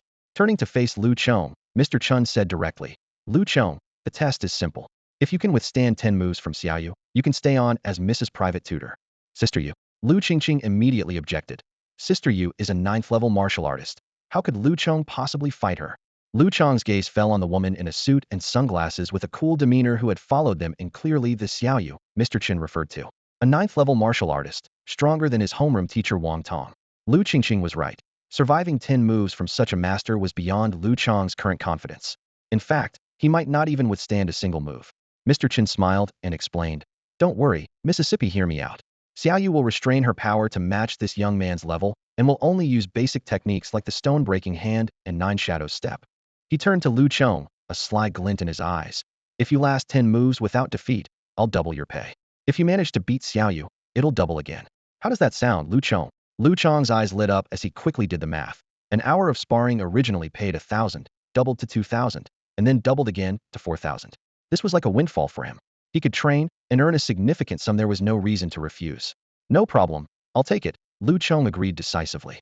Despite knowing that even with Sister Yu suppressing her power, her years of training and combat experience made her a formidable opponent, Lu Chong had his own confidence and wanted to give it a try. "Good, you have spirit," Mr. Chen nodded approvingly. "In that case, let's begin." Mr. Chen pulled Lu Qingqing to the side. Finally breaking her silence, Sister Yu spoke, her voice cold as ice. "I used to train with the Miss myself. Let's see what you have to replace me." Her words carried a tone of disdain and challenge, her sharp gaze fixed on Lu Chong as if trying to see through him. "It won't take 10 moves for me to make you admit defeat," Lu Chong thought to himself, a slight smile playing on his lips. He looked at Xiaoyu with disdain, thinking, with the way they pamper Lu Qingqing, how could they possibly let her truly unleash her potential in training? No wonder Lu Qingqing sought me out as a sparring partner. Lu Chong didn't say much, merely cupping his fists towards Xiaoyu to signal his readiness. "First move," Xiaoyu announced coldly, her voice as chilling as frost. Before the words had fully left her mouth, she transformed into a whirlwind, leaving afterimages in her wake as her true form appeared ghost-like before Lu Chong. Lu Chong's eyes narrowed, realizing that she had controlled her power to match his level at Martial Disciple Stage 4. Moreover, the movement technique she used was also the 9 shadow steps. Observing closely, Lu Chong noticed that this Stage 9 martial artist had mastered the 9 shadow steps to a subtle level, nearly achieving perfection. The distance between them vanished in an instant as Xiaoyu's palm strike silently approached Lu Chong's shoulder. Startled, Lu Chong thought, the stone-splitting hand, also nearing perfection. The words of his class instructor suddenly echoed in Lu Chong's mind. The further you progress in martial skills, the harder it becomes, especially achieving the final step of perfection, which many never reach. Even high-level martial artists might not perfect a low-grade martial skill, as it requires not just hard practice, but also a high level of compatibility with the skill. Lu Chong recalled that his instructor, Wang Tong, had only reached a subtle level in both the stone-splitting hand and 9 shadow steps, yet had perfected the mid-grade martial skill, wind-splitting kick. It was clear that this was the case for Xiaoyu as well. Her mastery of 2 basic martial skills was nearly perfect, far surpassing Lu Chong's level. Not daring to be careless, Lu Chong quickly executed the 9 shadow steps to retreat, leaving a trail of afterimages behind him. However, Xiaoyu's movement was superior, sticking to him like a shadow, her seemingly soft hand constantly hovering above his shoulder, leaving him no escape. "Give it a try." Lu Chong steeled himself, realizing he couldn't evade, and boldly countered with the stone-splitting hand, meeting Xiaoyu's palm heat. Bang! As their palms collided, Lu Chong felt as if he had struck a pillow, with no force to leverage. As he marveled at this, he noticed Xiaoyu's lips curl into a cold smile as a powerful force erupted from her hand. Alarm bells rang in Lu Chong's mind as he hurriedly executed the 9 shadow steps to retreat and absorb the impact. Even so, he felt a numbness spreading through his right hand and arm. Was this really the stone-splitting hand? Lu Chong wondered. Soon, he realized the truth. Xiaoyu was indeed using the stone-splitting hand and 9 shadow steps, but her skill level was far beyond. She could adapt flexibly in combat, cleverly withdrawing her force at the moment of contact, then launching a powerful counterattack as Lu Chong's strength waned. This was not just a gap in martial skill, but a chasm in combat experience. No wonder she was so confident, Lu Chong thought. Before he could gather his thoughts, Xiaoyu pressed her advantage, her speed increasing, her movements becoming more unpredictable, clearly aiming to end the fight with one decisive move. Lu Chong continued to use the 9 shadow steps to maneuver, desperately searching for an opening. However, the disparity in skill and experience left him feeling overwhelmed. This won't work. Forget 10 moves, she might defeat me in just 2. Lu Chong worried, feeling the dual pressure of skill and mentality. At this critical moment, a familiar notification suddenly sounded in Lu Chong's mind. 9 shadow steps have felt immense pressure, resulting in explosive growth, achieving perfection. Stone-splitting hand refuses to be outdone, experiencing continuous epiphanies, achieving perfection. Elder Chen watched the match with a knowing smile, as if he had already foreseen the outcome. He turned to Lu Qingqing, his tone gentle yet firm. "Miss, As you can see, although Lu Chong is talented, he lacks experience. Xiao Yu is still a better fit for your training, which would also put the master at ease. Lu Qingqing retorted, unwilling to concede. Sister Yu is a 9th-level martial artist, so it's no surprise Lu Chong lost. You just don't want me to hire an outside tutor. But Sister Yu holds back when training with me, so my progress is slow. She spoke candidly, her eyes flashing with discontent. Elder Qin sighed deeply, speaking earnestly. Miss, with the master and us here, you won't face danger. The master only wishes for you to live a safe life, not to roam the world like he did. Why put yourself through such hardship? I knew that's how you all think. Lu Qingqing turned away, sulking and ignoring the elder. Just then, Elder Qin suddenly exclaimed, "Oh, this young man, has he just had a breakthrough?" Lu Qingqing perked up at his words, immediately focusing on the match. She saw Sister Yu poised to strike, her seasoned experience assuring her victory with one more move. However, Lu Chong, who had been on the defensive, suddenly changed his stance. His previously flawed footwork became fluid and seamless, leaving Sister Yu at a loss. With the constraint of using only the 9 shadow steps and stone-splitting hand, Sister Yu lost her certainty of victory. She was shocked to realize that this young man had mastered the 9 shadow steps to perfection. It was unbelievable. Just moments ago, he was far beneath her. So how could he suddenly achieve perfection? Though it seemed absurd, the reality was undeniable. Sister Yu understood that her chances of winning were slim. Though she was just a hair's breadth away from mastering the 9 shadow steps herself, the small gap in skill made a huge difference in a real fight. Lu Chong's footwork had surpassed her, making it impossible for her to touch, let alone defeat him. At this moment, Elder Qin spoke up. Let's call it a draw. Continuing further would only end in a stalemate. He couldn't help but reflect on how he had misjudged the situation, his earlier assessment overturned by this young man's unexpected prowess. Though reluctant, Sister Yu stopped her movements. She knew Elder Qin was right. Continuing would not lead to victory. Remembering her earlier boast, even the usually stoic Sister Yu blushed. However, she still believed that if Lu Chong took the initiative, she could seize the opportunity to win. Lu Chong also halted but did not concede defeat. He turned to Elder Qin, his expression resolute. I still want to try, to see if I can turn the tables. Lu Chong's eyes were fixed on the doubled reward, with the temptation of a 4,000 per hour pay. Old Qin noticed Lu Chong's hesitation, a playful glint in his eyes as he slightly smirked. Are you sure you want to continue? If you lose before 10 moves, you'll miss a great opportunity. Beside him, Lu Qingqing looked tense. Her heart that had just settled was now on edge again, wanting to speak, but holding back. Sister Yu's chest heaved with anger at Lu Chong's confidence. She questioned coldly. Who gave you the courage to claim you could beat me, a high-level martial artist? Lu Chong smiled humbly. I just want to give it my all. He was secretly glad he hadn't revealed that his stone-breaking hand technique had reached perfection, knowing that only by catching his experienced opponent off guard could he secure a victory. Sister Yu snorted, getting into her stone-breaking hand stance. Come on, show me what you've got. She decided not to attack first, wanting to teach this naive boy a lesson. Lu Chong bowed again, his smile fading into a calm expression. Suddenly, he used the 9 shadows step, leaving an afterimage as he crossed 3 meters in an instant, appearing right in front of Sister Yu. Stone-breaking hand. He aimed to strike straight at her chest. Courting death. Sister Yu shouted, her palms moving like the wind, one meeting Lu Chong's strike, the other slicing towards his neck, aiming to take him down in one move. Lu Chong inwardly smiled. His seemingly predictable move suddenly shifted, leaving an afterimage in place. Sister Yu's fierce combo missed, while Lu Chong had already sidestepped using the 9 shadows step to her side. Almost simultaneously, he swung a chop towards the back of her neck, fierce enough to cut through the air with a sharp sound. Sister Yu had no time to change her move, and Lu Chong's hand, like a blade, struck her neck. However, the expected decisive blow didn't happen. Lu Chong felt as if his hand had hit steel, nearly breaking. You tricked me. Sister Yu was unscathed, turning to counterattack. At that moment, Old Qin's cold voice rang out. Enough. You've already violated the rules by using other techniques. No need to continue. This was clearly directed at Sister Yu. Hearing this, Sister Yu's face turned slightly pale as she respectfully withdrew. Yes, Old Qin. Seeing this, Lu Chong wisely stepped back, cupping his hands in a gesture of respect. Thank you for the match. If I hadn't provoked you, I might not have had a chance to win. Sister Yu snorted again, refusing to respond. Old Qin, with a pleased Lu Qingqing, approached and exclaimed, Impressive, young man. No need to be modest. If I'm not mistaken, your stone-breaking hand has also reached perfection, hasn't it? Hearing this, Sister Yu looked up at Lu Chong in disbelief. Yu Jia keenly noticed that Lu Chong's 9 shadow step had reached perfection, yet she failed to see that his monument-breaking hand had also achieved the same level. It was understandable for one basic martial skill to reach perfection, but for 2 simultaneously was truly rare. What was even more astonishing was that Lu Chong was just a young high school student. Such a genius was a rarity, with only about 100 appearing nationwide each year. Yu Jie recalled the beginning of their match when Lu Chong was merely at the subtle level. How did he suddenly achieve perfection? She was baffled, knowing she had truly underestimated him today. At that moment, Old Chen spoke again to clarify her confusion.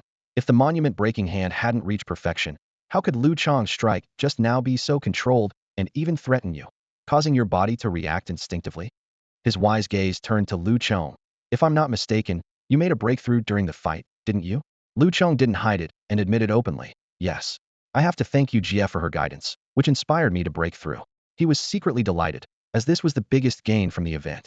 Without this opportunity, it might have taken another 10 days for his monument-breaking hand and 9 shadow step to reach perfection. Old Chun smiled approvingly. No wonder Miss values you as a young prodigy. In that case, I won't go back on my word. You can stay to train with Miss, but Xiao Yu must accompany you. His tone was firm, leaving no room for objection. Before leaving, he reminded, oh, and as per our agreement, your pay can be increased. After each session, you can collect it from Xiao Yu. With that, Old Chun left the training room. Once Old Chen's figure disappeared, Lu Qingqing breathed a sigh of relief and quickly approached Lu Chong with concern. Lu Chong, are you all right? I'm really sorry. If I had known, I wouldn't have troubled you. Lu Chong smiled and replied, I'm fine. If it weren't for this opportunity, I wouldn't have been able to break through. I should be thanking you.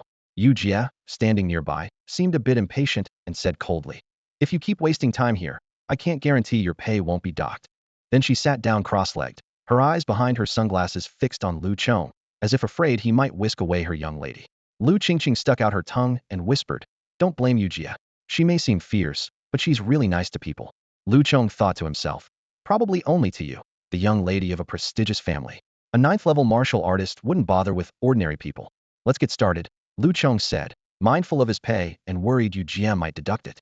The two then focused on practical combat, helping Lu Qingqing improve her martial skills in the spacious and bright training room. With Lu Chong's martial skills now perfected, guiding Lu Qingqing became much easier. Even Yu Jie, who watched with a cold eye, had nothing to say at this point. Time flew by, and 2 hours passed quickly. Lu Chong received his well-deserved payment of 8,000 yuan and left the Lu family's estate. Lu Qingqing initially wanted Uncle Zhong to drive Lu Chong home, but Lu Chong politely declined the offer. He decided to use the opportunity to jog back home while practicing his Qi Absorption technique. As he ran, he replayed the scene of guiding Lu Qingqing in his mind, all the while maintaining his own cultivation. As the energy bar given by his homeroom teacher gradually digested in his system, Lu Chong felt a warm current coursing through his meridians. In just 2 short hours, the progress of his Qi Absorption technique had surged by 30, far exceeding his expectations. Delighted, Lu Chong thought to himself, it seems I can break through to the 5th stage before going to bed tonight. Running swiftly, Lu Chong covered nearly 100 miles in less than an hour and arrived home. Instead of immediately going out to practice martial arts, he sat cross-legged in the living room, focusing on cultivating his Qi Absorption technique. As time passed, the energy from the bar depleted, and Lu Chong felt his internal energy becoming increasingly abundant. 3 hours later, a surge of warmth enveloped his entire body. Lu Chong opened his eyes, a slight smile on his lips. Checking his personal panel, he confirmed that his level had indeed advanced to Martial Disciple Stage 5 at 1. This is really burning money, Lu Chong mused to himself. $1,000 gone in just one night.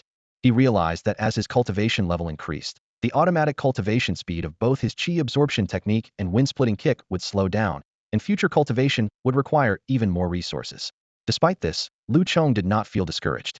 He understood that this was an inevitable path in cultivation both in terms of skill and martial arts. The higher you go, the harder it gets, and the more resources it consumes. He wasn't too worried about the wind-splitting kick since he had the guidance of a consummate expert like his homeroom teacher, which was far more efficient than figuring it out on his own. As for his cultivation, now that he had found a way to earn money, there was no urgent need to worry. Lying in bed, Lu Chong began to ponder his future plans.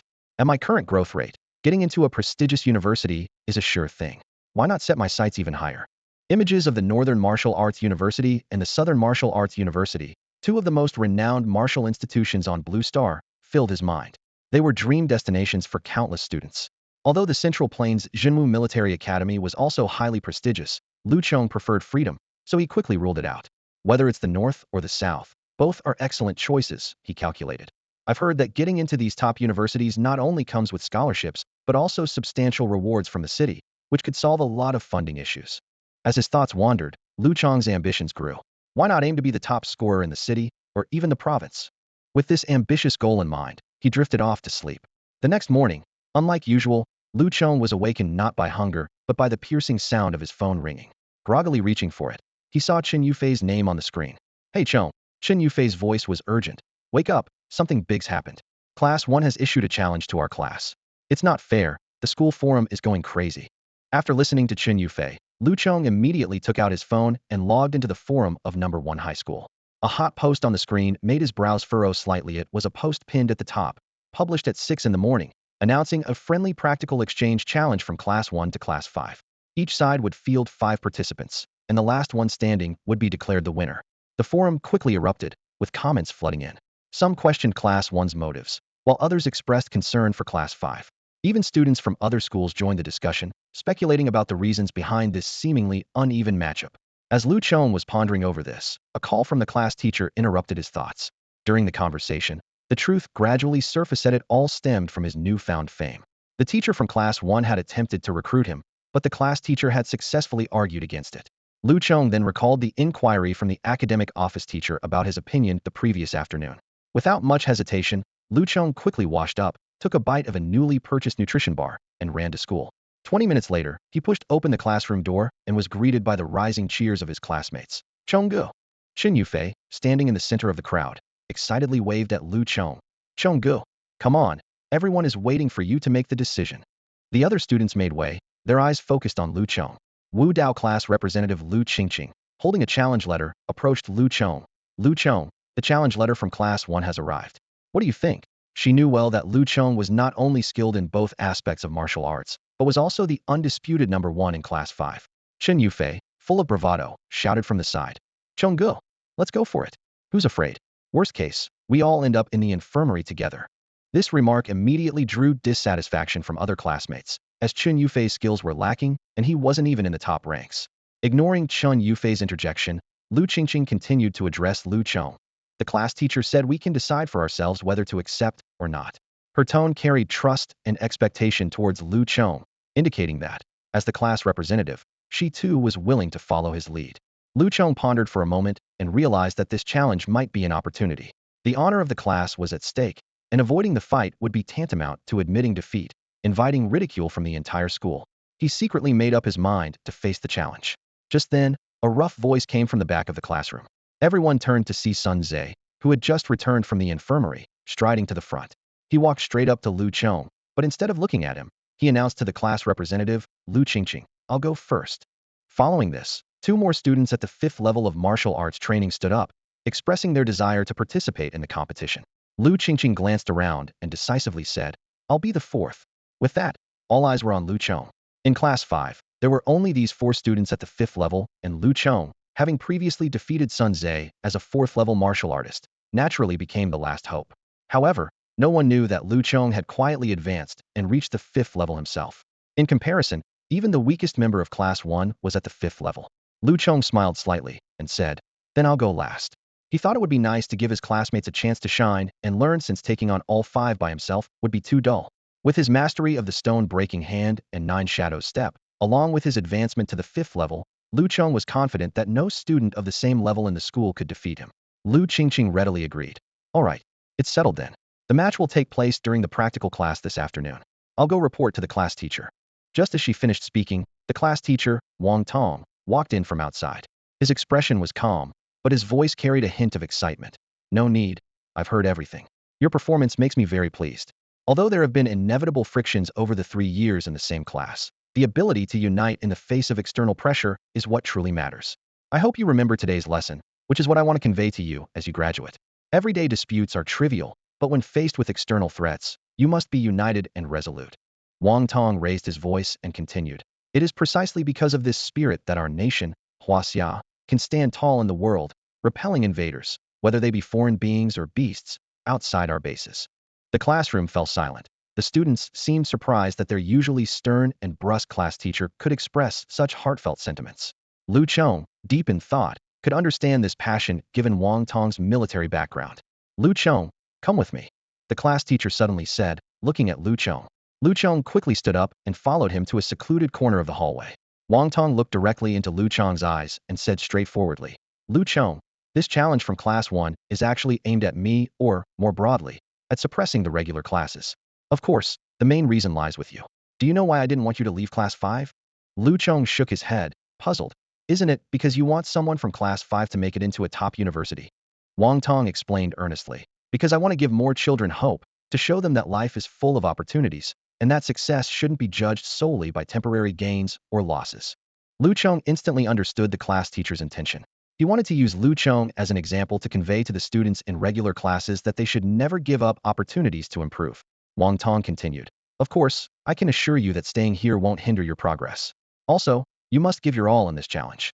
I've already asked the principal to watch, and if you perform well enough, there might be a pleasant surprise in store for you.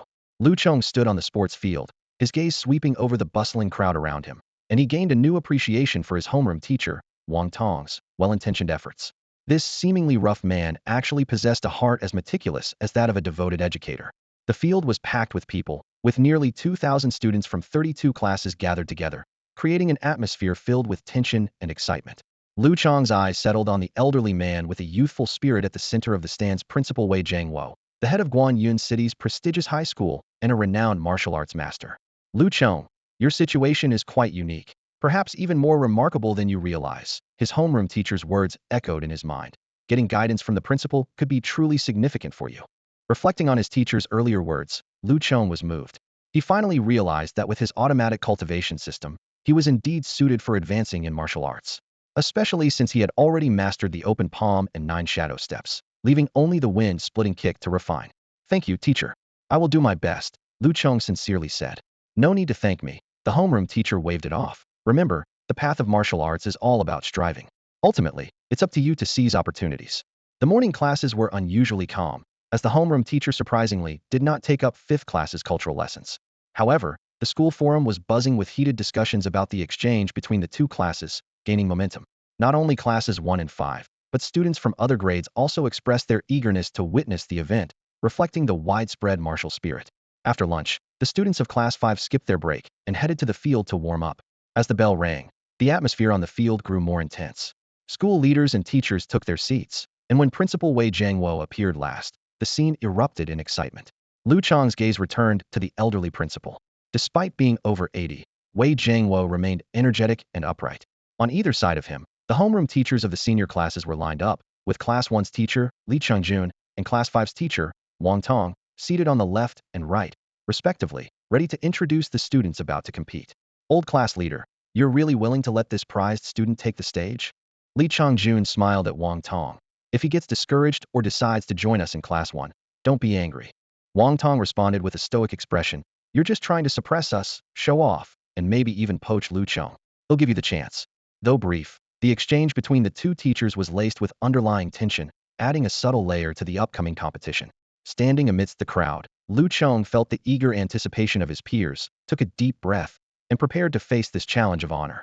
Li Chengjun immediately reacted like a cat whose tail had been stepped on, jumping up and loudly proclaiming his innocence. With a pained expression, he pleaded with the old principal, Wei Lao, his voice tinged with grievance. Wei Lao, you must speak up for me. Class 1 is doing this entirely to respond to the school's call and to encourage the students to strive for the college entrance exam. Wang Tong stood to the side, curling his lips, too lazy to argue with his old comrade. He knew Li Chengjun's personality, and arguing would just be a waste of time. The old principal, Wei Lao, was unhurried. He took a sip of tea from his thermos, the fragrance of the tea filling the air. He spoke slowly. Let's observe first. The students are the main players here. In the center of the playground, under the guidance of the teachers and class leaders, a wide open space had been cleared. The students of Class 1 and Class 5 of the 3rd year stood on either side, the atmosphere tense. 10 students about to compete stood at the front, with about a dozen meters separating the two sides. The students of Class 1 stared intently, their eyes gleaming with confidence. In contrast, Class 5's morale was noticeably low, with many students unable to make eye contact with their opponents, their eyes flickering with uncertainty. Lu Chong stood among the Class 5 students, shaking his head in silence. He thought to himself that regardless of the outcome, Class 5 was already losing in terms of momentum. It was a complete mismatch. Just then, Chen Yufei approached Lu Chong from behind, massaging his shoulders to relax him, and excitedly whispered, Brother Chong, it seems Xiang Yuya is looking at me again. Can you check if she really is? Lu Chong was a bit speechless, but still followed Chen Yufei's words and looked across. In the center of Class 1's lineup stood the striking Xiang Yuya, surrounded by admirers. Lu Chong couldn't help but be momentarily dazzled, thinking that this school beauty, renowned as a prodigy, was indeed flawless, combining beauty and charisma. As a martial artist of the 9th rank, Xiang Yuya was undoubtedly ahead of her peers in the 3rd year at Yizhong. Across Guanyin City, only her classmates Zhao Longfei and Huang Junyan could rival her. Based on the last monthly exam results, Xiang Yuya still had the edge. At this moment, Zhao Longfei and Huang Junyan, two tall boys, stood beside Xiang Yuya, their eyes full of admiration. Although high school students were prohibited from dating, this clearly couldn't suppress the hormonal surges of adolescence. In comparison, Qin Yufei, who fancied himself secretly in love with Xiang Yuya, seemed rather ordinary. Perhaps sensing Lu Chong's gaze, the daydreaming Xiang Yuya suddenly looked up, meeting Lu Chong's eyes. Her sharp phoenix eyes seemed to challenge him, as if trying to push him back with her gaze. Lu Chong smiled slightly, choosing not to bicker with a woman, and turned his head away. "So, Brother Chong, is she still looking at me?" Qin Yufei anxiously asked. Lu Chong replied, a bit annoyed. "She's been watching you all along. You should just go confess to her." Of course, Qin Yufei didn't have the courage. He couldn't even handle Sun Zhe, let alone dare to provoke someone as formidable as Zhao Longfei or Huang Junyan. He solemnly said, "Once you clear the way for me, Brother Chong, I'll definitely rescue my princess." "Shameless," Lu Chong muttered, unwilling to entertain this love-struck fool further. At that moment, Zhao Longfei strode out from Class 1's lineup, his gaze sweeping arrogantly over Class 5. He looked at Lu Qingqing, Class 5's martial arts representative, and said haughtily, "Are you ready? Hurry up and start. We don't want this to interfere with our training." His words were casual, as if they were just there for a quick meal before heading back to work. After speaking, Zhao Longfei glanced around, his voice carrying a hint of provocation. "Who's Lu Chong? Step forward and show us what makes you so proud." Lu Chong smiled, ignoring the provocation.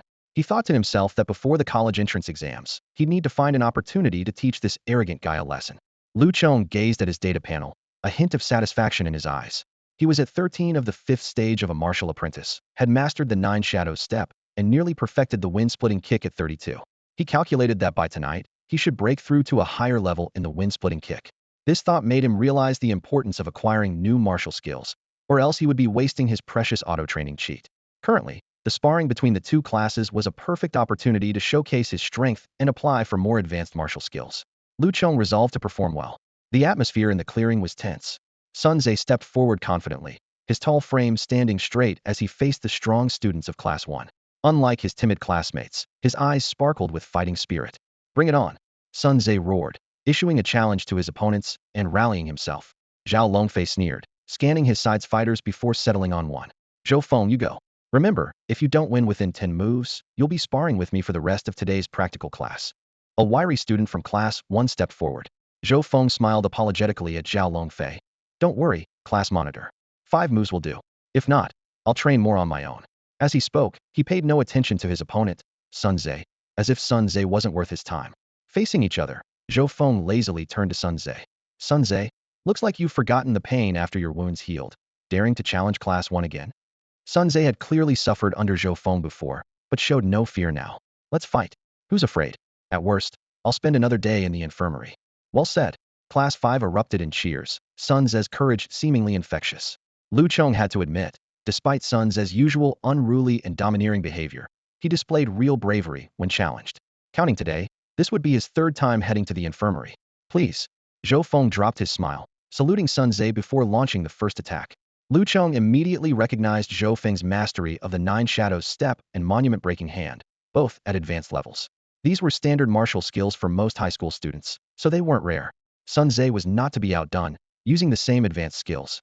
The two clashed intensely, exchanging 3 moves in an instant. Though Sun Zhe was slightly at a disadvantage, he could hold his ground for a while. Then Zhou Feng suddenly changed tactics. His palm strike shifted to a heavy punch with an unusual trajectory, bypassing Sun Zhe's defenses and hitting his chest hard. Sun Zhe flew back 3 meters like a kite with a broken string, and the crack of ribs breaking was faintly heard. This punch left Sun Zhe unable to fight back. Lu Chong guessed it was another advanced level punch technique, though he couldn't identify it specifically with his current knowledge. 4 moves. Zhou Feng smugly blew on his fist, announcing with ease. Some students from Class 5 went to help Sun Zhe, intending to take him to the infirmary. But Sun Zhe stubbornly stood up, insisting, "I'm not going. I'll wait until you're all done." Zhou Feng looked around at the remaining fighters from Class 1, arrogantly asking, "Who's next?" Another student from Class 5 at the 5th stage of martial apprentice stepped forward. He saluted Zhou Feng with a fist palm gesture before launching his attack, without hesitation. As Zhou Feng's 3rd move ended, Yet another student from Class 5 fell to the ground. This was already the third opponent he had easily defeated. Zhou Feng arrogantly scanned Class 5's ranks, a disdainful smirk playing on his lips. Is this it? Doesn't your class have anyone who can put up a fight? His words instantly shattered the little morale Class 5 had managed to muster. In the stands, the old principal was dozing off, while Class 1's teacher, Li Changjun, pretended to scold. That Zhou Feng is too harsh, not even sparing some face for Class 5. Alas, it's my failure in teaching him. I'll have him apologize to his classmates later. Wang Tong quietly refilled the principal's tea, thinking to himself, Lu Chong hasn't even entered the fray yet. You can't fall asleep now. The field buzzed with chatter as students from all classes noticed the stark disparity in strength between Class 1 and Class 5. Lu Qingqing was about to step up, her face grim, clearly uncertain of her chances. Just then, Lu Chong strode forward, stepping in front of Lu Qingqing. Let me go first. You can back me up, he said. He wasn't acting out of chivalry, but was worried Zhou Feng might injure his source of income for the night. Zhou Feng's eyes lit up. You're Lu Chong. The students from Class 1 also turned their gaze toward Lu Chong. Their challenge to Class 5 wasn't just to assert dominance over the regular class, but specifically to confront Lu Chong. This guy had actually turned down the teacher's invitation, choosing to stay in the regular class, which they took as an affront. Lu Chong calmly clasped his hands in a salute. That's me. Please, go ahead. All right, Zhou Feng exclaimed excitedly. Same deal, 5 moves. If you're still standing after 5 moves, I'll consider it my loss. Lu Chong smiled slightly, his feet shifting as he executed the 9 shadow steps, leaving behind a trail of afterimages while pushing a palm toward Zhou Feng's chest. You're as weak as the rest, Zhou Feng sneered, swinging a heavy punch to counter. Although his iron-lined fist was a low-tier martial art, it had a certain advantage over the tablet-splitting hand and was honed to near perfection, which was the source of his previous undefeated confidence. Bang! The collision of fist and palm resounded with a muffled sound, accompanied by a sharp crack. Zhou Feng let out a scream, his body flying backward and landing heavily among Class 1's crowd. His right arm hung limply, evidently fractured. The entire field erupted in shock. Lu Chong's seemingly ordinary palm strike had such astonishing power. In Class 1's crowd, Xiang Yuya stared in disbelief at the composed Lu Chong, her mind reeling. In the stands, the old principal finally perked up, setting down his teacup and chuckling. Now this is interesting. Wang Tong, you never told me this kid had mastered the tablet-splitting hand. Wang Tong was equally bewildered, as he had no idea when this had happened either. Lu Chong has perfected the stone-splitting hand technique, and his cultivation level has also advanced to the 5th stage. Wang Tong stood on the sidelines of the field, his brow furrowed. As the homeroom teacher, his mind was in disarray. He had been guiding Lu Chong just last night, and now he had to reevaluate him overnight? He recalled that Lu Chong's stone-splitting hand had only just reached the minor proficiency level yesterday, and he couldn't help but doubt his own judgment. Was this second awakening a bit too much? Beside him, Class 1's homeroom teacher, Li Changjun, also fell into silence. The difference between perfecting this stone-splitting hand and merely reaching minor proficiency was like night and day. He calculated that in Class 1, at least half the students had mastered one martial skill at a minor proficiency level, with top students like Xiang Yuya, Zhao Longfei, and Huang Junyan mastering more than 2. Originally, he was only somewhat interested in recruiting Lu Chong, but now the situation was entirely different. Perfecting a martial skill was rare among high school students in Guanyin City. It required talent and hard work, as well as a rare opportunity. Yet, this ordinary student from Class 5, who was only at the 5th stage of martial apprentice, had achieved this, which was unbelievable. Li Changjun silently resolved to recruit such talent, not allowing him to languish in Class 5 any longer. The old principal also realized the significance of perfecting a martial skill, but he said with slight regret, it's a pity his cultivation level is still a bit weak. Otherwise, getting into the top 2 schools wouldn't be a problem. Wang Tong hesitated to speak. He clearly remembered that just a couple of days ago, Lu Chong was only at the 3rd stage of a martial apprentice, and today he was already at the 5th stage. Although his current cultivation level wasn't outstanding, with such rapid progress, becoming a martial artist before the college entrance exams didn't seem impossible. He secretly wondered if the nutritional bars he provided had some effect. Ultimately, he decided not to disclose too much to the old principal, fearing disbelief and worrying that Li Qingjun might have ulterior motives.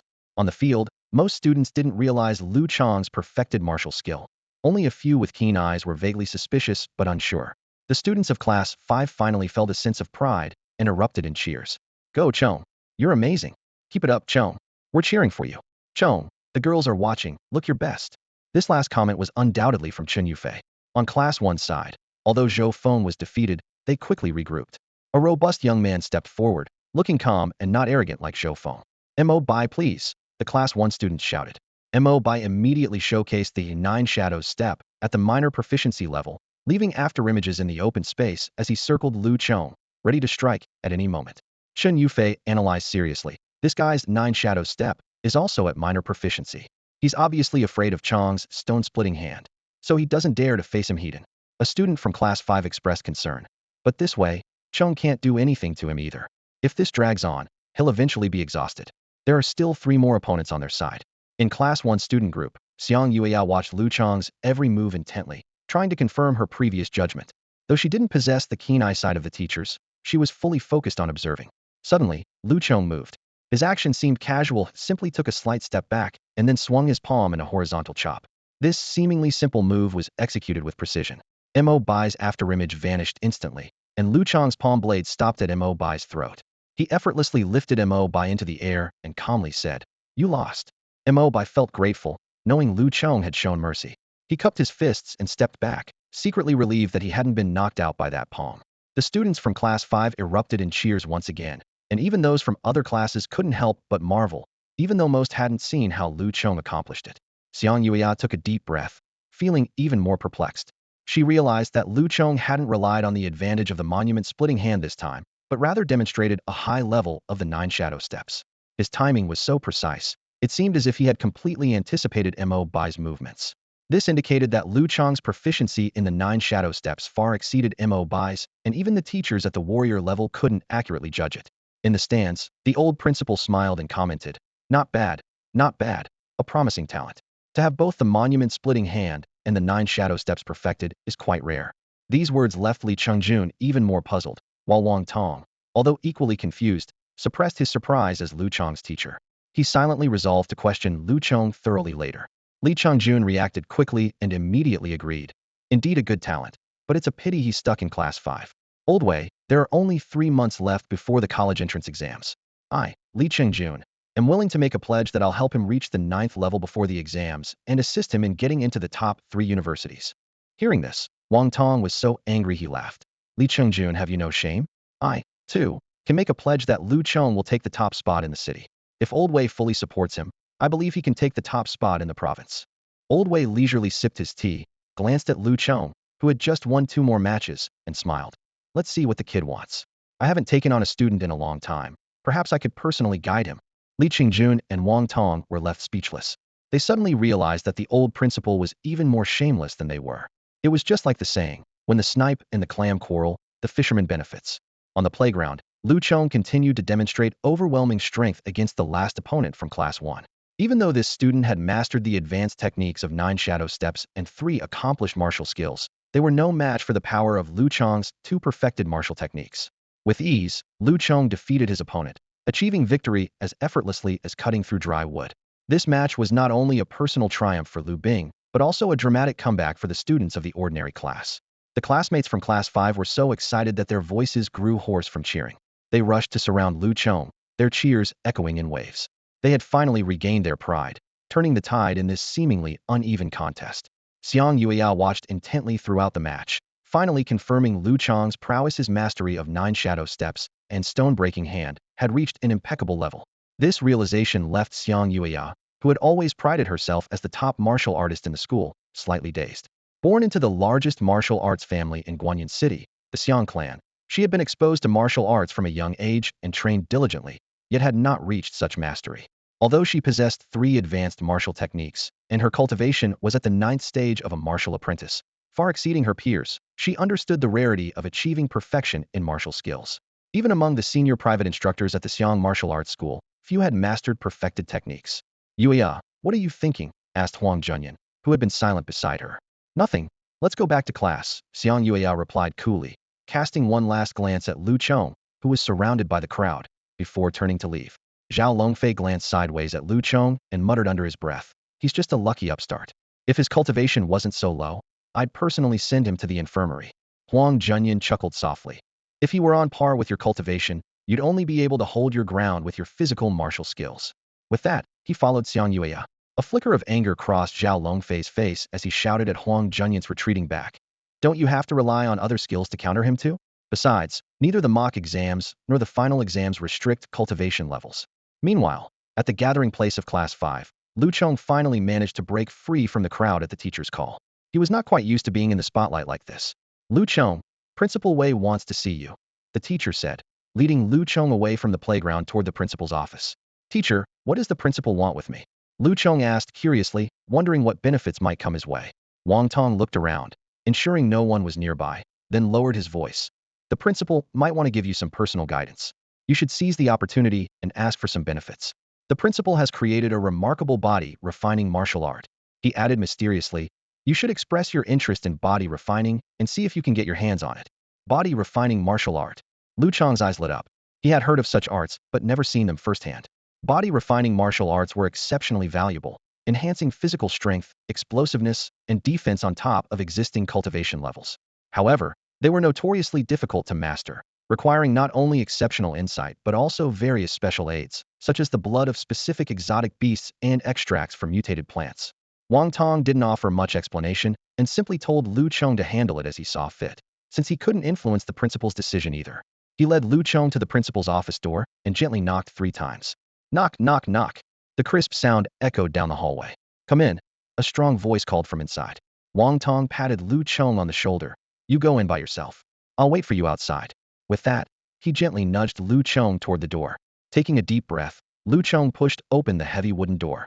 A spacious office came into view, with the elderly principal sitting alone behind a large desk, a wall of bookshelves filled with various books behind him. Lu Chong, right? Have a seat, the principal said, setting down his thermos and gesturing with his hand. Lu Chong sat cautiously on the chair in front of the desk, sitting up straight. Hello, principal, he said respectfully. Principal Wei waved his hand with a smile. No need to be so formal. I'm a principal, but first and foremost, I'm a teacher. You can just call me teacher from now on. Yes, hello teacher. Lu Chong immediately corrected himself, vaguely understanding the principal's intention. With the homeroom teacher's hint, he realized the principal might have recognized his potential and wanted to take him on as a student. This relationship was closer than that of ordinary teacher and student, yet not as intimate as the mentor-apprentice bond of old, more akin to that between a graduate advisor and their student. You're quite impressive, the principal nodded in approval. I heard from Mr. Wang that you've recently awakened a second time and suddenly gained remarkable insight. Lu Chong's heart skipped a beat. He dared not lie in front of such a formidable figure and could only pretend to be puzzled. I'm not really sure what's happening. I just feel like I've suddenly gained a lot of understanding in martial arts practice. No need to be nervous, the principal said calmly.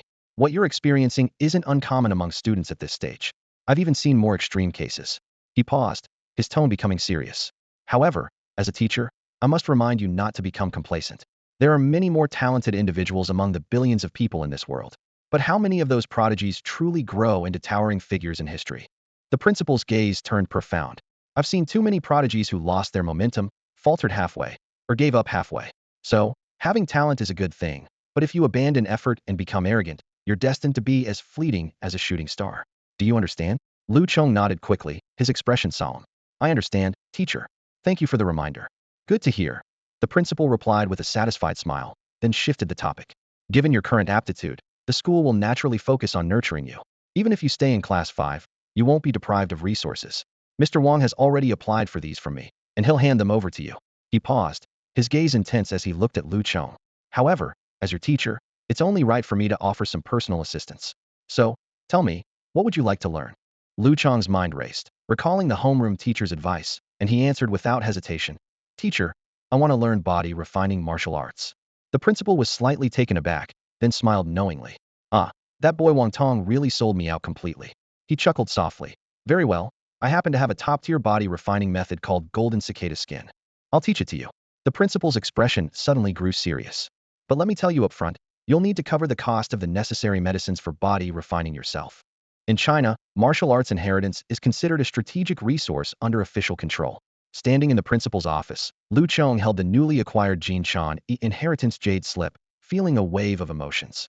He glanced around at the office filled with a mix of ancient books and modern devices, silently narrating the long history of martial arts inheritance combined with modern technology. Lu Chong reflected on the martial arts inheritance system he knew. Schools, the military, and martial arts academies are the main channels for acquiring inherited martial arts. Even personal inheritances, like the Feng leg from Wang Tong and the Jin Chan he just received, are under strict official control. Looking down at the jade slip in his hand, Lu Chong thought to himself. This small jade slip contains not only superficial moves, but also insights and rhythms of a perfect state. The conditions for creating such a slip are extremely stringent, requiring the involvement of cutting-edge technology and martial arts masters. Lu Chong pondered the value of the inheritance jade slip. He remembered that the official price for a high-grade martial art was at least 100,000 yuan, and it required rigorous reviews to be approved for inheritance. A high-grade body refining martial art like Jin Shan was even more valuable, with most people lacking the qualification to purchase or practice it. Thinking about this, Lu Chong couldn't help but envy the old principal's dividends from creating martial arts over the years. Indeed, knowledge changes destiny, he mused. If only I could create a practical martial art, I could earn money while staying at home. Despite his little schemes, Lu Chong understood that while martial arts were precious, friendship was priceless. He thanked the principal again before gently closing the door behind him as he left the office. Outside, his homeroom teacher, Wang Tong, was waiting anxiously. As they walked a few meters away, Wang Tong eagerly asked, "How did it go?" Lu Chong smiled and replied, "Got it." Wang Tong excitedly patted Lu Chong on the shoulder. "Great. With this body-refining martial art, you're more confident about getting into a top university." However, Lu Chong had no immediate plans to return to class. He earnestly told Wang Tong, "Mr. Wang, there are some things I'd like to discuss with you." Wang Tong checked his watch, hesitated for a moment, then shook his head. "Never mind. Practicing with them isn't that meaningful. Let's go to my office." In Wang Tong's office, Lu Chong declined the glass of water offered by his teacher and got straight to the point. "Teacher, I want to take additional martial arts courses at school." Lu Chong understood that high school martial arts education offered more than just the basic Kai Bei Shou and Jiuingbu. The reason ordinary class students were limited to these two was the school's concern that they might overextend themselves. Only key classes like Class 1 could receive more martial arts training based on individual needs, such as Zhou Feng's use of Iron Wire Fist. Iron Fist and Stone Breaking Hand are both low-grade martial arts techniques, each with its own merits. The Stone Breaking Hand is comprehensive and fundamental, while the Iron Fist is powerful and focused on forceful attacks. Lu Chong is eager to learn techniques like the Iron Fist to enhance his combat abilities. After sparring with the students from Class 1 today, he values every martial art even more. Wang Tong frowned, thought for a moment, and then said seriously, "I've already applied for you, and the administration has approved it. The school currently offers 5 low-grade martial arts: Iron Fist, Eagle Claw, Piercing Cloud Finger, Mountain Lean, and Heart Piercing Kick. Which one do you want to learn?"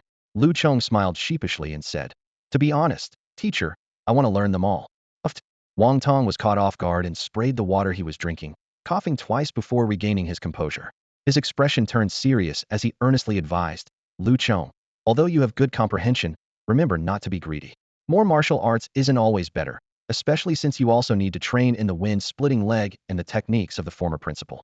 You can't let your cultivation fall behind. Where will you find the time?" Lu Chong was secretly pleased, knowing he had a cheat that allowed him to automatically practice martial arts. Even if he had 10 more techniques, he could easily manage them. But he couldn't explain this secret to his advisor, so he patiently replied, "Don't worry, teacher. I'm not acting impulsively.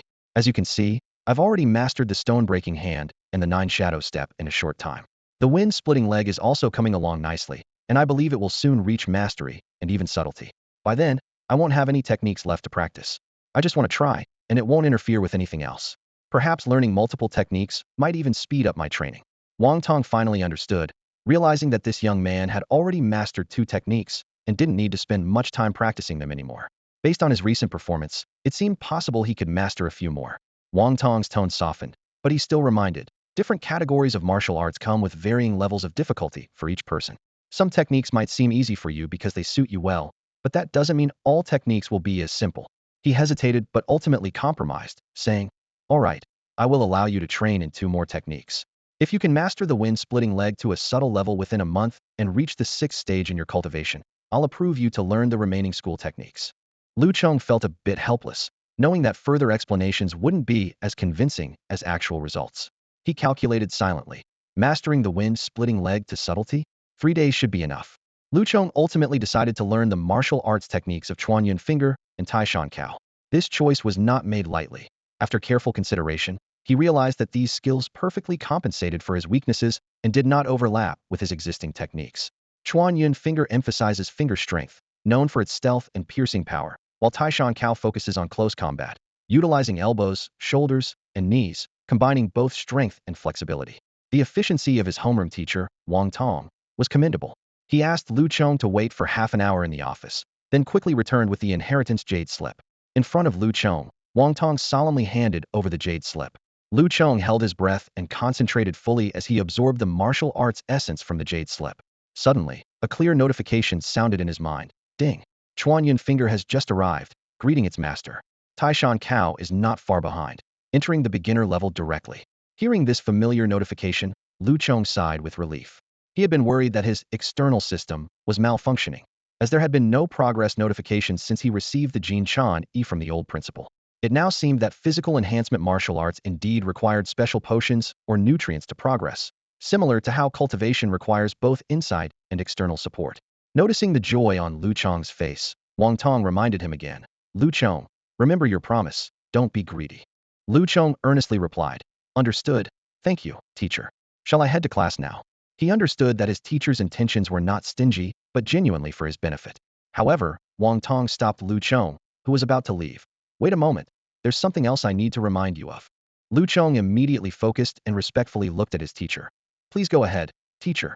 With a serious expression, Wang Tong said, there are only 21 days left until the last practical simulation exam before the college entrance exams. The school has invested heavily this time, preparing substantial educational funds to reward those who excel in the simulation. The first place will receive nutritional supplements worth 300,000, and other top performers will also receive corresponding rewards.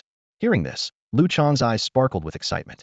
He thought to himself, the school is indeed investing heavily this time.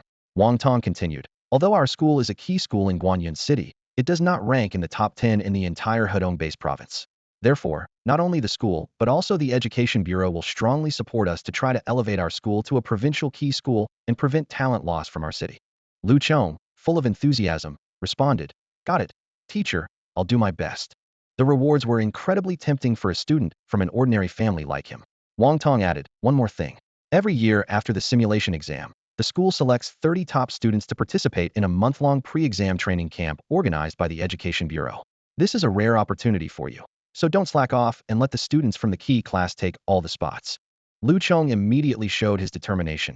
Understood, teacher, I will give it my all. Wang Tong nodded in satisfaction and gave one last reminder. Go ahead, and don't forget to find me after school to practice the Pai Feng leg. When Lu Chong returned to the classroom, it was already the second period in the afternoon history class. Though he was late, the teacher simply smiled and signaled him to take his seat. After all, as a student who consistently scored full marks in history, Lu Chong enjoyed some special privileges. As soon as Lu Chong sat down, a classmate leaned over and whispered mysteriously, Chong, you're famous again. Chen Yufei excitedly leaned over to Lu Chong, lowering his voice to boast about the content on his phone screen. Look, even students from other schools know about you.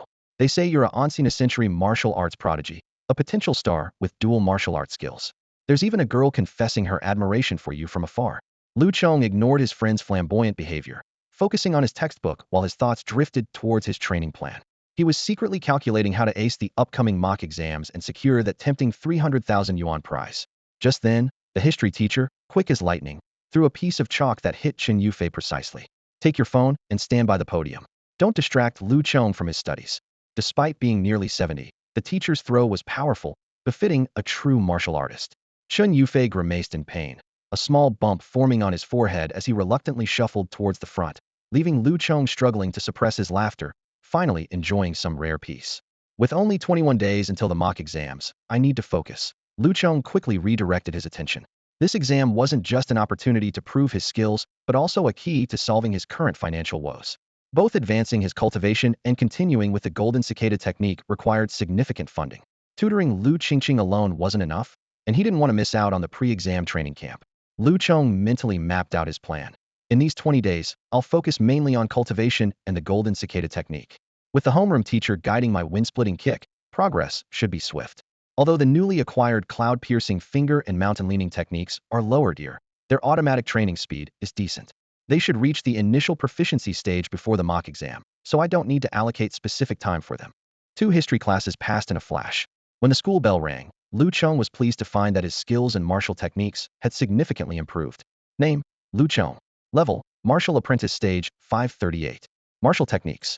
9 Shadow Step Mastered. Stone Breaking Hand Mastered. Wind-Splitting Kick Minor Achievement, 36. Golden Cicada Technique, Not Initiated 2. Cloud Piercing Finger, Initiated 9. Mountain Leaning, Initiated 9. Indeed, with the support of nutritional supplements, my Qi Absorption technique's growth rate has skyrocketed, increasing by 8 points in just 2 hours. Lu Chong was particularly focused on his cultivation advancement. At this pace, he could reach Martial Apprentice Stage 6 in less than a month, possibly even by tomorrow. However, to avoid surprising his homeroom teacher too much, Lu Chong decided to report the good news the next day. I'll go practice wind-splitting kick with the teacher now. I should reach a major achievement level in 2 days, he planned, filled with anticipation. Training in the wind-splitting kick was like a storm sweeping through Lu Chong's body and mind. Under Mr. Wang Tong's guidance, he absorbed the essence of every move. The system notification flashed again, and Lu Chong's progress was astonishing. His training speed had increased 5-fold. Even though the automatic training speed of the wind-splitting kick dropped to 1 per hour after reaching a minor achievement, the 5-fold increase still brought it to an impressive 32. In just 1 hour, Lu Chong had achieved 68 of the minor achievement, just a step away from mastery. Lu Chong wasn't in a hurry. He knew that with Mr. Wang Tong, the specialist, his efficiency was bound to be extraordinary. However, even Wang Tong was shocked, mumbling to himself. This kid is almost there, isn't he? He's covered in a few hours what took me over a year. Is this the gap between a genius and a mediocre talent? Unaware of Wang Tong's amazement, Lu Chong hurriedly left the school, ready to head to Lu Qingqing's house for his money-making venture. However, fate seemed to play a trick on him. Lu Chong, a haughty voice blocked his path. Zhao Longfei appeared uninvited and said arrogantly, "Come with me, someone wants to see you." Lu Chong responded calmly, "I have things to do. If you have something to say, talk to me at school tomorrow." With that, he tried to bypass Zhao Longfei, only to be blocked again. With a condescending tone, Zhao Longfei said, "You better think it over. I'm here to invite you to be a private instructor at the Xiang Martial Arts School. It's a good opportunity for you to improve your life. Don't be ungrateful." Lu Chong couldn't help but laugh at this unique way of inviting someone. "Well, I can tell you right now, I'm not interested." He skillfully used his 9 shadows step to slip past, thinking, what a joke, does he really think he's that important? Lu Chong paid no heed to the invitation from the Xiang Martial Arts School. In contrast, Lu Qingqing, a low-key and polite super-rich second generation, was clearly more worth knowing. Zhao Longfei stood stunned, unable to believe someone would dare ignore him like this. He coldly threatened, "I'll give you 1 night to reconsider. Come find me at school tomorrow, or you'll face the consequences." With that, he turned and left, confident that Lu Chong would change his mind. What an idiot, Lu Chong muttered as he climbed into Lu Qingqing's luxurious car parked in the alley. With this little rich lady around, why would he need to be a private instructor at a martial arts school? Besides, his time was too precious to waste. After spending a fulfilling hour at Lu Qingqing's estate, Lu Chong returned with a pocket full of $4,000. It was worth noting that with him, a dual martial arts technique master. As her sparring partner, Lu Qingqing's martial arts skills had indeed improved rapidly, earning her admiration. Lu Chong gazed at Lu Qingqing, calculating silently. With his current insight, he was confident that this student could likely master the dual martial arts techniques to a subtle level within a week. He felt justified in accepting the tutoring fee. Back home, Lu Chong didn't immediately dive into practicing the Qi Absorption technique. Instead, he took out his phone and opened the official martial arts mall app. The screen was filled with a dazzling array of products. Various martial arts inheritances, nutritional supplements of different grades, exotic beast materials, rare herbs, medicinal ingredients, and even performance and combat videos of martial arts experts. Lu Chong had tried watching these videos before, but found that they didn't significantly aid his progress at best. They broadened his horizons. He concluded that true improvement came from face-to-face instruction or actual combat.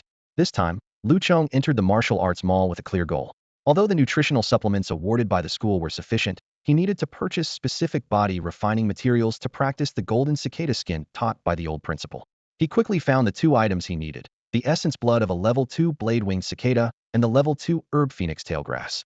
However, upon seeing the prices, Lu Chong couldn't help but gasp. A single drop of blade-winged cicada essence blood cost 2,000, and 1 phoenix tailgrass was 1,000. According to the formula, a bath mixture required 1 drop of cicada essence blood and 3 phoenix tailgrass, totaling 5,000. Although the inheritance mentioned the bath mixture could be used for several days, Lu Chong, with his special abilities, didn't believe he needed that much time. After a moment of hesitation, Lu Chong gritted his teeth and decided to buy 1 set to try. He clicked to place the order, and 5,000 yuan vanished from his account instantly. This impulsive purchase halved his savings, just as he had joined the ranks of the 10th Yuan earners. Fortunately, with his basic needs met and the school's nutritional supplements, he wasn't on the brink of bankruptcy yet. Lu Chong couldn't help but sigh inwardly. While waiting for delivery, Lu Chong couldn't resist browsing other products. When he saw that a lower-grade martial arts technique cost over 30,000, a mid-grade technique over 80,000, and a top-grade body refining technique more than 200,000, he couldn't help but feel delighted. The martial arts techniques he had acquired from school were undoubtedly a huge intangible asset. Half an hour later, the doorbell rang. "Hello, your order from the martial arts mall has arrived." The delivery person's voice came from outside. Lu Chong was surprised by the delivery speed and eagerly opened the door to receive the package. He couldn't wait to unpack it and start preparing the medicinal bath himself. Another half hour passed, and Lu Chong carefully eased himself into the bathtub. The water in the tub was a fiery red, resembling a pool of glowing red wine. Just then, a notification sound from the system echoed in his mind. With newfound support and comprehensive nutrition, Jin Chanyi's confidence soared, and his cultivation progress advanced rapidly. Lu Chong focused intently on the changes within his body, watching as his progress surged. 3, 10, 50. 2 hours later, he abruptly opened his eyes, feeling a warm current sweep through him. Jin Chan, he had reached the entry level. The medicinal liquid in the bathtub had lost its color, and Lu Chong felt the burning sensation on his skin gradually fade. Looking down at himself, he noticed that a layer of old skin had peeled off, revealing new skin with a faint metallic sheen, exhibiting unprecedented resilience to the touch. Is it used up already? Lu Chong was taken aback, realizing that the Favethazandiyuan liquid had been exhausted in just 2 hours. However, seeing Jin Chan successfully reach the entry level, he breathed a sigh of relief, reassured that the money hadn't been wasted. Recalling the old principal's words, even with the aid of the medicinal bath, it would typically take at least 2 months to reach the entry level of Jin Chanyi's superior body refinement martial art. The old principal never expected Lu Chong to master it before the college entrance examination. Spending money for high efficiency turned out to be a bargain, and it saved me a lot of time, Lu Chong thought with relief, deciding not to purchase more medicinal liquid for now and to continue the process tomorrow night, as the cost was too high. He curiously touched his skin, which now had a metallic sheen and felt as tough as leather. This is just the beginning. What will it be like when I reach the intermediate or advanced levels? Lu Chong grew more excited, realizing the true power of a superior body refinement martial art. With a slight shift in focus, the metallic sheen on his skin faded, leaving a healthier complexion than before. Lu Chong composed himself and decided to seize the time before sleep to practice the Qi cultivation technique. As his homeroom teacher advised, he couldn't neglect his cultivation while practicing martial arts. He took a bite of the nutrition bar he received from his homeroom teacher, sat cross-legged, and began practicing the Qi cultivation technique. Instantly, the cultivation speed doubled from its already accelerated pace, reaching 8 per hour. Over 3 consecutive hours, the progress increased by 24. After a night's sleep, I'll reach the 6th level, Lu Chong thought, not forcing a breakthrough, as adequate rest was still important at the martial apprentice stage. Moreover, both the Qi cultivation technique and martial arts would continue to advance automatically while he slept. On the morning of March 9, 2136, a sunny Friday, just past 6:30 a.m., Lu Chong awoke to a warm sensation. He quickly checked his status. Name, Lu Chong. Level, Martial Apprentice 6 Stage 1. I really broke through, Lu Chong thought happily. Sleeping and making progress in both cultivation and martial arts feels great. He got up, washed, and jogged to school, feeling his physical state had improved significantly from the previous day. After finishing 4 morning classes, Lu Chong was about to head to the cafeteria when he noticed a group of students from Class 1 at the classroom door, led by the stern-faced Zhao Longfei. Lu Chong, come out for a moment, called one of the students behind Zhao Longfei. Don't go, Chong. Chen Yufei quickly stood up to dissuade him, sensing the visitor's hostility. He then turned to the 5 Class 1 students and said loudly, "What? Class 1 can't handle losing and wants to retaliate in private." The students from Class 5 also stood up, their eyes fixed intently on the 5 newcomers. Although they might not match Class 1 in individual strength, they wouldn't allow themselves to be bullied by outsiders. The classroom atmosphere grew tense, with both sides on edge, ready to clash at any moment. Zhao Longfei's gaze was as sharp as a blade, staring directly at Lu Chong, making his threat unmistakably clear. Lu Chong knew full well the purpose of Zhao's visit, but pretended nothing was amiss. Smiling, he reassured his classmates. "It's nothing. He just wants to discuss something with me." With that, he walked out of the classroom alone. Chen Yufei, feeling uneasy, followed resolutely. The group made their way to the rooftop of the school building, where Zhao Longfei finally turned to face Lu Chong, his voice icy and piercing. "I gave you time to think about it. Why didn't you come to see me today?" Lu Chong remained calm and replied, "I told you yesterday. I'm not interested in what you're offering." Zhao Longfei snorted, his tone dripping with condescension. "Do you even know the terms we're offering? Accompany Xiang Yuya in her martial arts training, 1,000 per hour, plus an additional 1,000 as a bonus. This is an honor for you and a chance to improve your life." Chen Yufei was taken aback upon hearing this. Such a good deal, getting close to the school goddess and earning quick money. What's not to love? However, Lu Chong just smiled. He thought to himself that being a sparring partner for Lu Qingqing paid much more. More importantly, Lu Qingqing always treated him with respect. Zhao Longfei, on the other hand, was full of disdain. As for the mysterious Xiang Yueya, needing someone else to act on her behalf, she couldn't be easy to deal with. Just a pretty face, not enough to make him bow down. I'm still not interested, Lu Chong said calmly and attempted to leave with Chen Yufei. The students from Class 1 immediately blocked their way. Zhao Longfei closed in on Lu Chong, aggressively asking, "My patience is limited, Lu Chong. Do you know the consequences of refusing me?" Lu Chong chuckled fearlessly, countering, "Are you planning to take me on right here at school? Go ahead and try." He knew well that the school strictly prohibited private fights. Violators would be expelled immediately, and even someone with a strong background like Zhao Longfei couldn't escape that, possibly losing his qualification for the college entrance exam. Zhao Longfei's face turned livid, gritting his teeth. "Fine, fine. I won't touch you here, but the mock exams are coming up soon. Let's see if you can still act tough then." Lu Chong, not wanting to hear more, had already started heading downstairs with a bewildered Chen Yufei. He thought to himself that if he got a chance to face Zhao Longfei in the mock exams, it would be perfect. He had long wanted to teach this guy a lesson. On the way to the cafeteria, Chen Yufei sighed. "Chong, you don't have to worry about my feelings. I like Xiang Yueya, but I also like Lu Qingqing, and even second class is Chai Yufan, and fourth class is Miao Yuan. If you have a chance with Xiang Yueya, I won't hold it against you. As your brother, I'd just congratulate you." Lu Chong was speechless, quickening his pace to avoid being laughed at. Meanwhile, back on the rooftop, a student behind Zhao Longfei cautiously asked, "Brother Fei, what should we do? Should we get someone to deal with him?" Zhao Longfei glared at the two figures below, then turned back with a cold expression. "No need.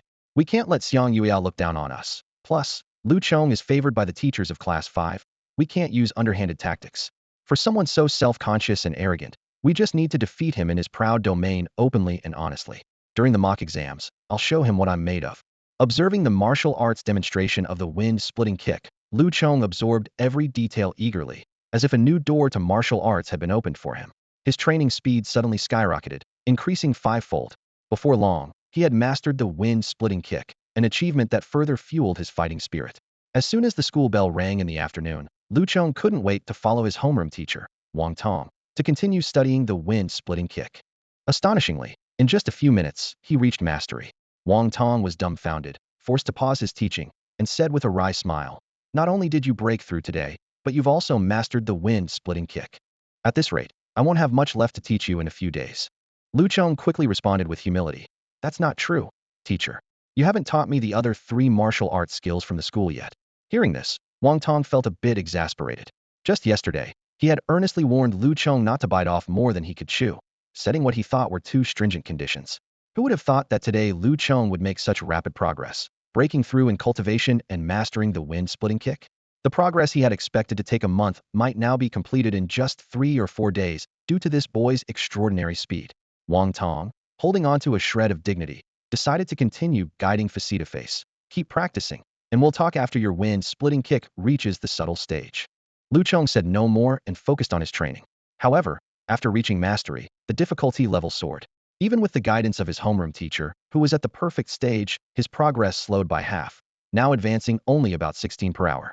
Mid-grade martial arts indeed pose a much greater challenge, Lu Chong mused to himself, careful not to speak aloud for fear of upsetting his teacher. An hour later, Wang Tong, instead of letting Lu Chong leave immediately, curiously asked, "I heard you were threatened by someone from Class 1 today?" Lu Chong casually replied, "I wouldn't call it a threat, teacher. No need to worry.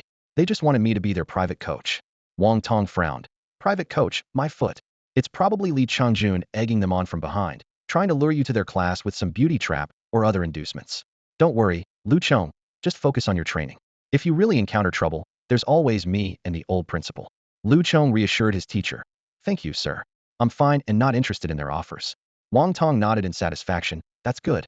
But as a martial artist, you should always be prepared for disputes. This might not be a bad thing for you." He finished his heartfelt advice and then let Lu Chong leave.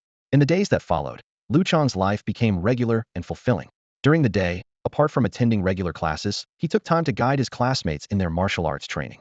After school, he practiced the wind-splitting kick diligently with his homeroom teacher, then sought out Lu Qingqing for sparring. Once home, he used medicinal baths to train in golden cicada armor and never forgot to practice the Qi Absorption technique before bed. Even on weekends, Lu Chong didn't slack off. Instead, he worked even harder, spending more time guiding Lu Qingqing to earn extra income. After all, the daily cost of training in golden cicada armor was 5,000, and his expenses were beginning to exceed his income. Amid this tight schedule, Lu Chong's strength improved at an astonishing pace, both in cultivation and martial arts skills. Just 5 days later, he successfully reached the subtle stage of the wind-splitting kick. True to his word, his homeroom teacher Wang Tong, both surprised and pleased yet slightly resigned, taught Lu Chong the remaining 3 martial arts techniques from the school. Time flew by, and while most senior high students found the final sprint before exams grueling, Lu Chong cherished it. He understood the value of every single day, never daring to slack off, immersing himself completely in his training to prepare for future challenges. March 29, 2136, arrived quietly. Tomorrow marked the final mock exam before the college entrance examination. At 10:30 that evening, Lu Chong rose from the bathtub, water droplets sliding off his body, taking with them the last layer of dead skin. He looked at his body with satisfaction, the rich metallic sheen gleaming like gold plating. Finally, I've mastered it, Lu Chong murmured to himself, reflecting on the arduous journey of the past 20 days. He stretched out his right hand and gently tapped his left arm, a crisp bang-bang sound echoing, as if announcing the success of the golden cicada skin. Lu Chong recalled the moment when the golden cicada skin was perfected. He had tested it at home with a kitchen knife, which ended up with a chipped blade while his skin remained unscathed.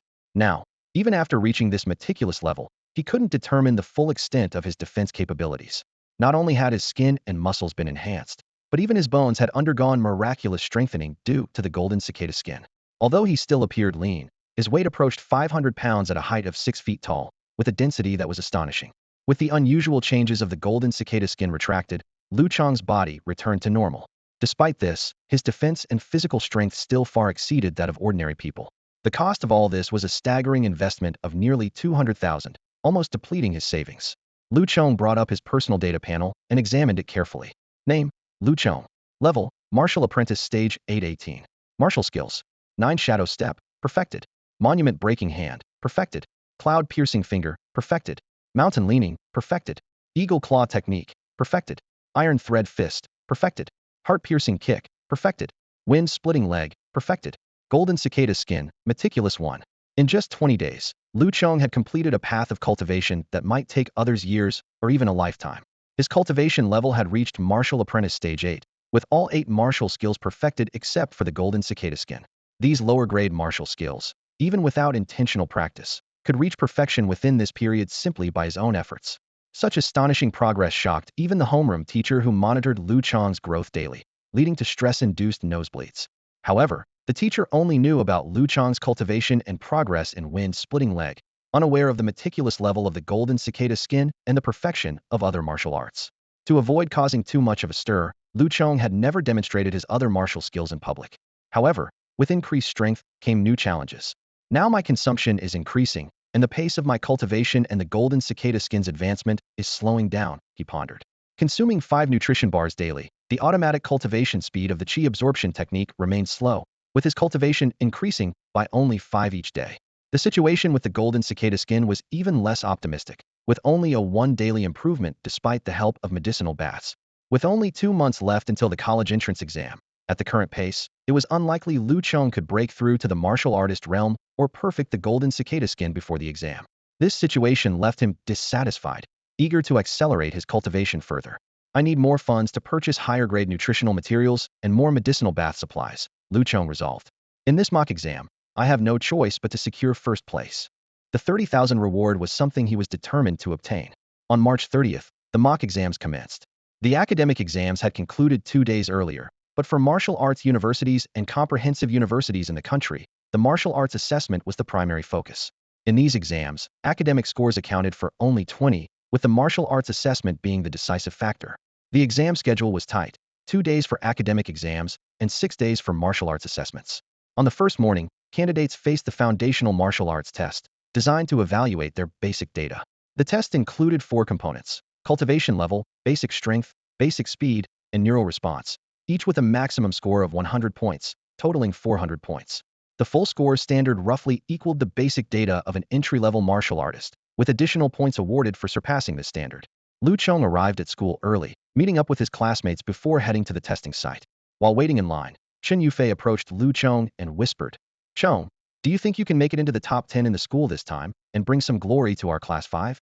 Chen Yufei himself was at the 3rd stage of martial apprenticeship, ranking low in the class, but he knew Lu Chong had reached the 8th stage, far surpassing other classmates.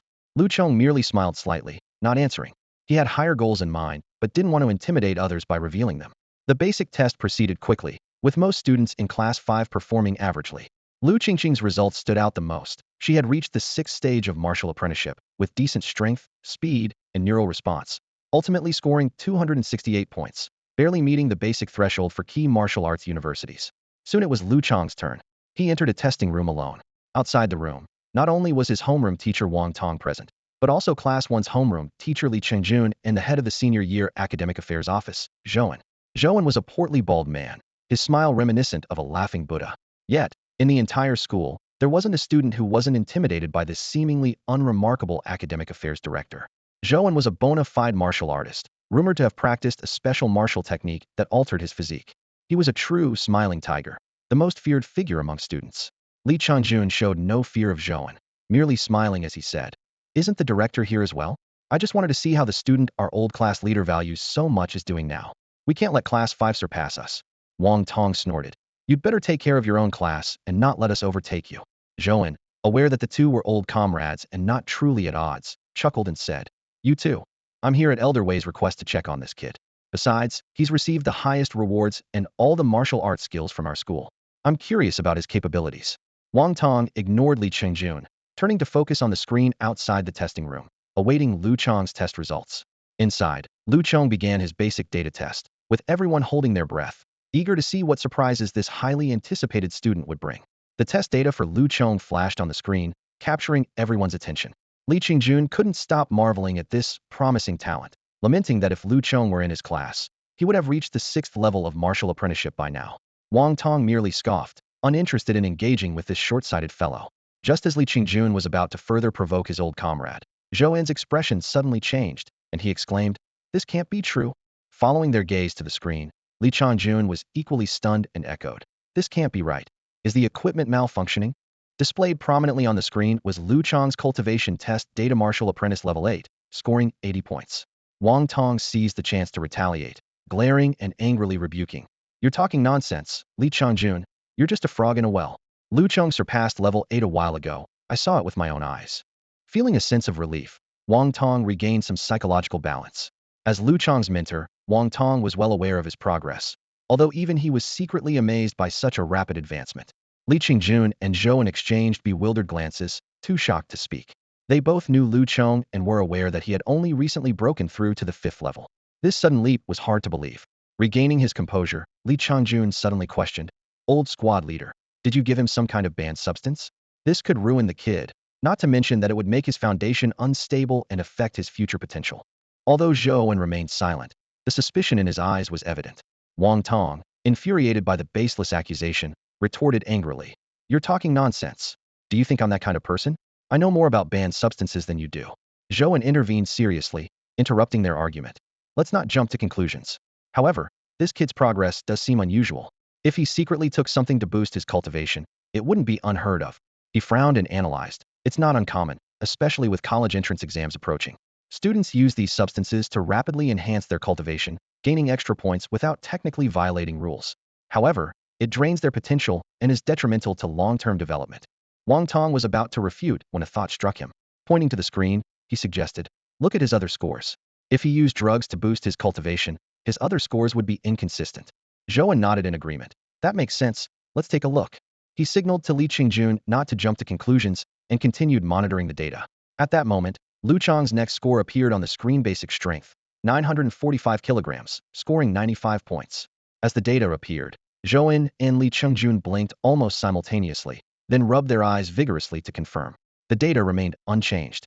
Wang Tong resisted the urge to rub his eyes, maintaining a facade of nonchalance as if he had anticipated this all along.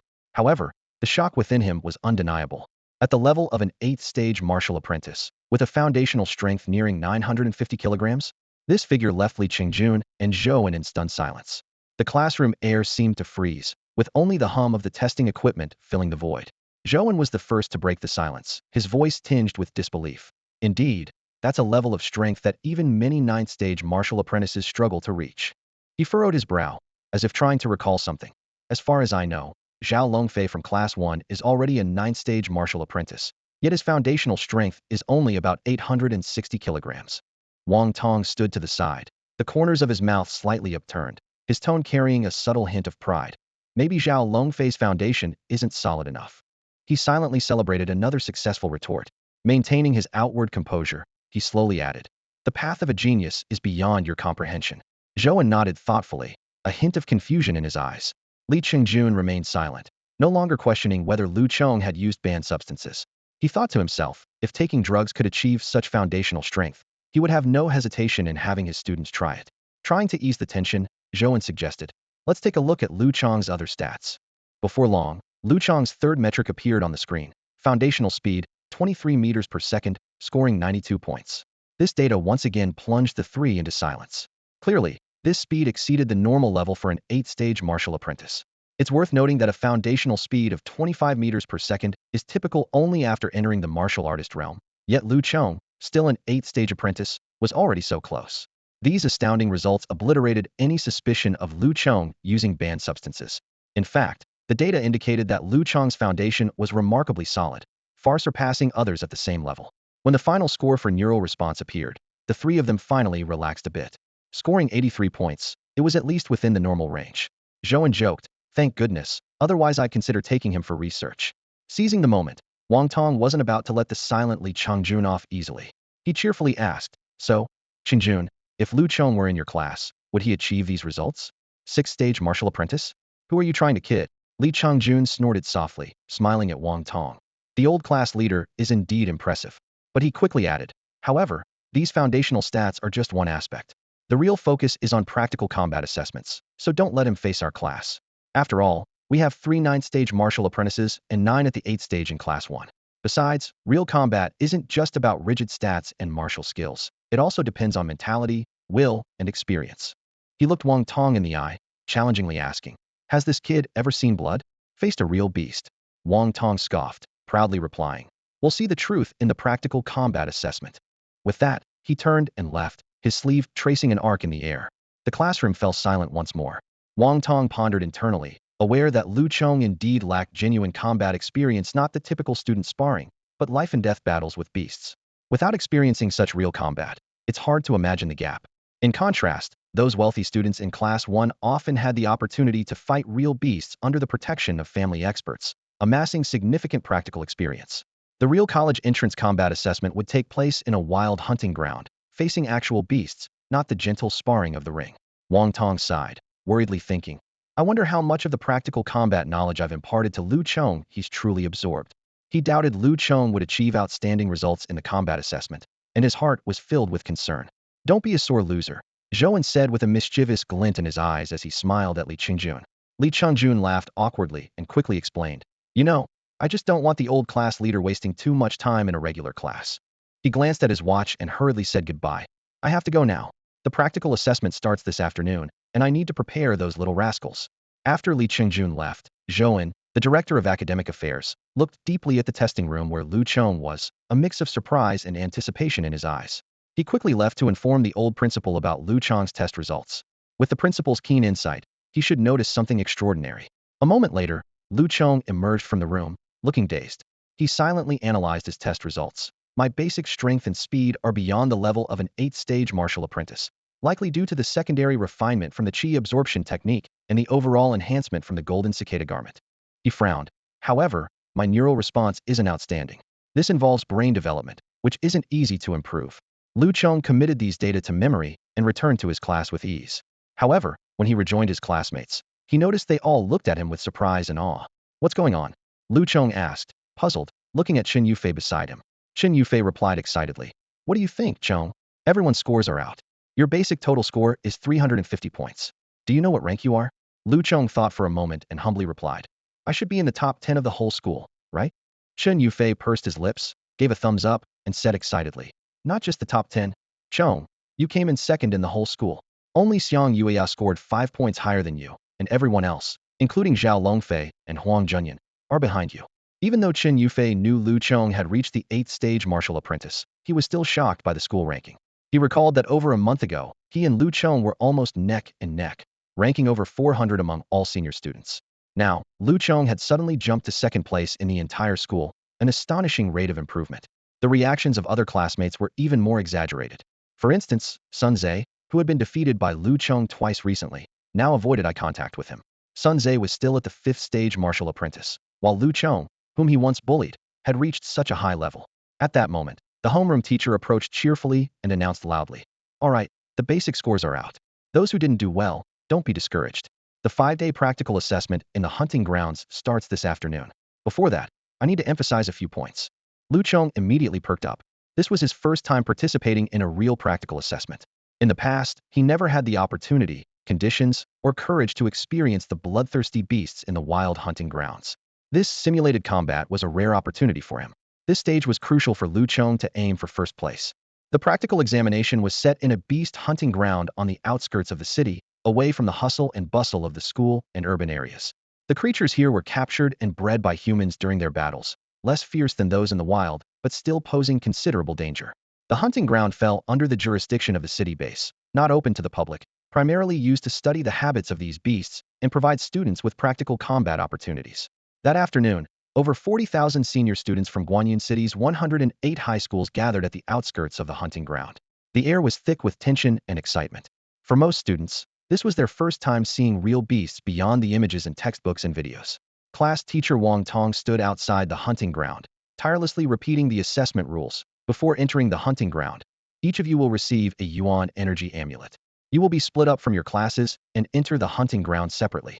If you encounter a life-threatening situation, the amulet will automatically activate its protection mechanism, and rescue personnel will quickly extract you, but your score will be capped at that point. He continued to explain. The hunting ground is clearly divided, with beasts increasing in strength from the outer to the core areas, while their numbers decrease correspondingly. Your goal is to hunt as many beasts as possible, with more powerful beasts earning higher scores. You only need to seize the tracking device on the beast's neck. Killing is not required. Of course, killing beasts won't cost you points, but you can't take the prey with you. Wang Tong emphasized, safety first, do not act impulsively. You are allowed to compete for prey, but do not intentionally harm other candidates, or the initiator will lose points. You may form teams, but scores will be distributed based on contribution. Afterward, the students were transported by military vehicles to the perimeter of the hunting ground. Lu Chong stood at his designated position, recalling the examination rules. He realized there were loopholes, but that was the reality of the practical exam. It mirrored the often unfair nature of real-world situations.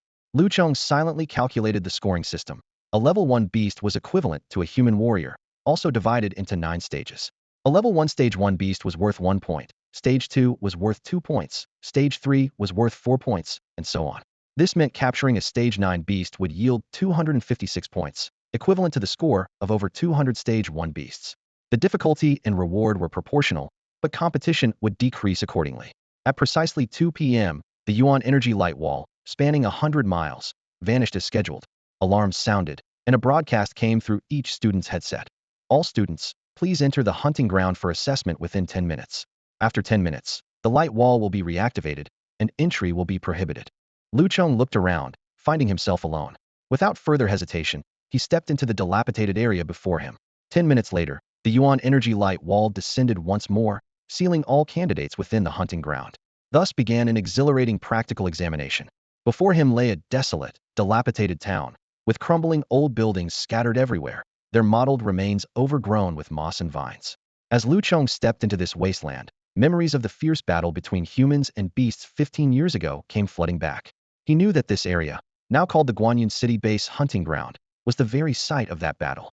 Lu Chong carefully navigated through the narrow alleyways, the only sound being the echo of his own footsteps. Suddenly, a shadow accompanied by a low growl sprang from a shattered window on his left, lunging straight for his neck. In an instant, Lu Chong recognized the attacker, the shadow cat. This jet-black feline beast was renowned for its incredible speed and agility, but to Lu Chong, the movements of this first-level shadow cat seemed somewhat sluggish. Just as its glowing green eyes drew near, and its sharp claws were only inches from his neck, Lu Chong moved.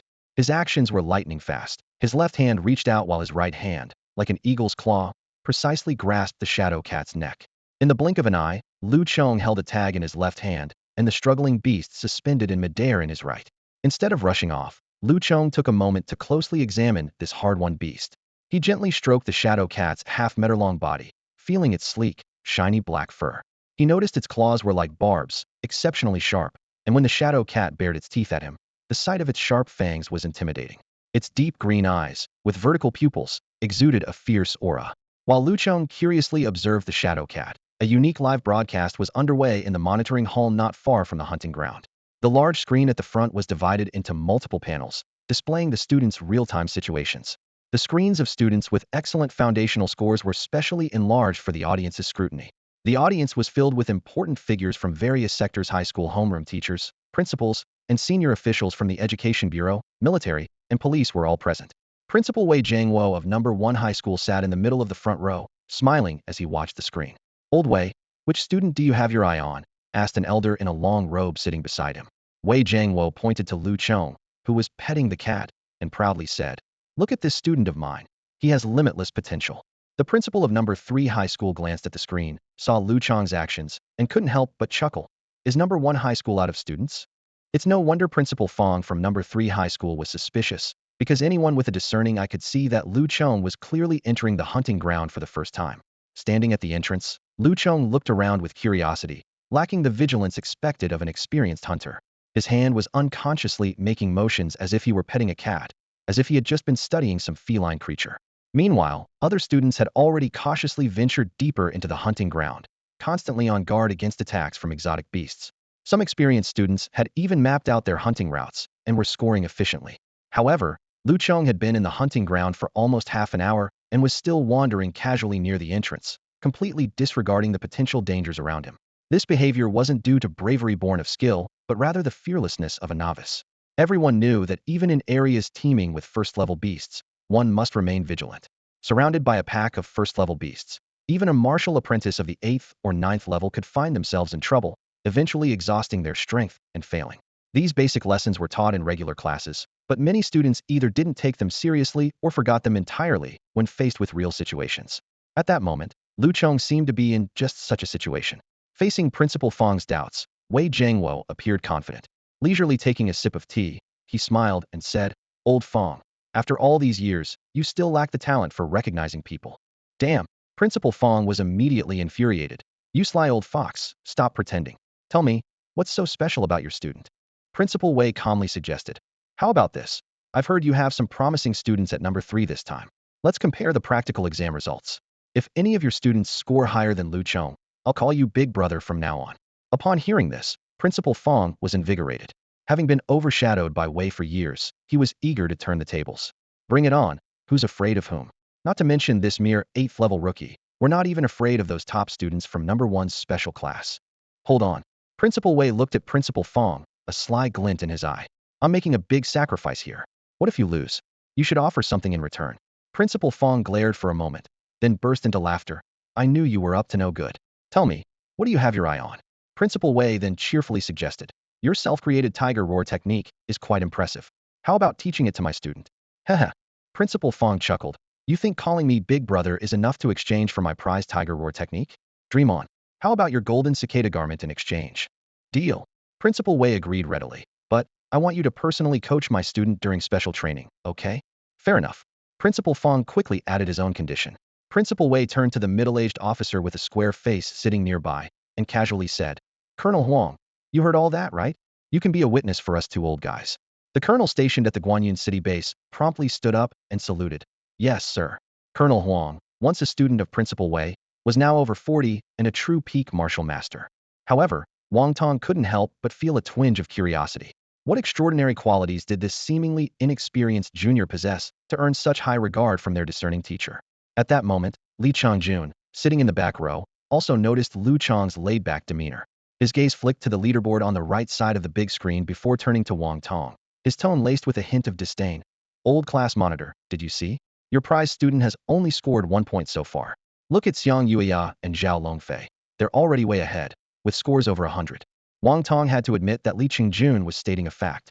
Not only the students from Class 1, but also those with slightly higher cultivation levels had already broken through the outer regions, directly entering the hunting grounds of the 4th or even 6th tier beasts. After all, although the outer beasts were numerous, their point value was too low, and they were scattered. Once they hid, they were hard to find, significantly affecting hunting efficiency.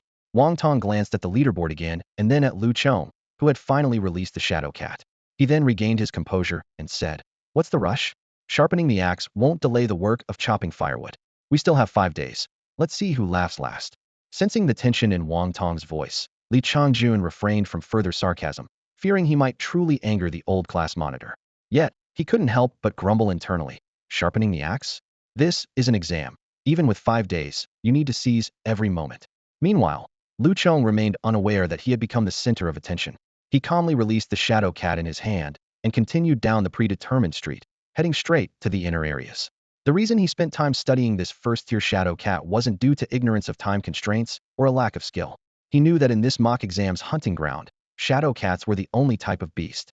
Therefore, he aimed to understand them thoroughly by comparing this shadow cat with textbook and video materials. Now, Lu Chong felt more confident. The most crucial factor was that he had memorized the center, rather, the aura of the shadow cat. Since his golden cicada cloak technique had reached a refined level, his senses had become exceptionally sharp. By remembering this aura, he could hunt more efficiently later. As he ventured deeper down the street, Lu Chong remained unhurried, deftly removing the tracking devices from the first-tier shadow cats. Throughout, he only used the most basic techniques, the stone-breaking hand and the 9 shadows step, yet executed with such mastery that few could tell these skills were at their peak. By nightfall, Lu Chong entered the territory of the second-tier shadow cats. At this point, his score was only 36 points.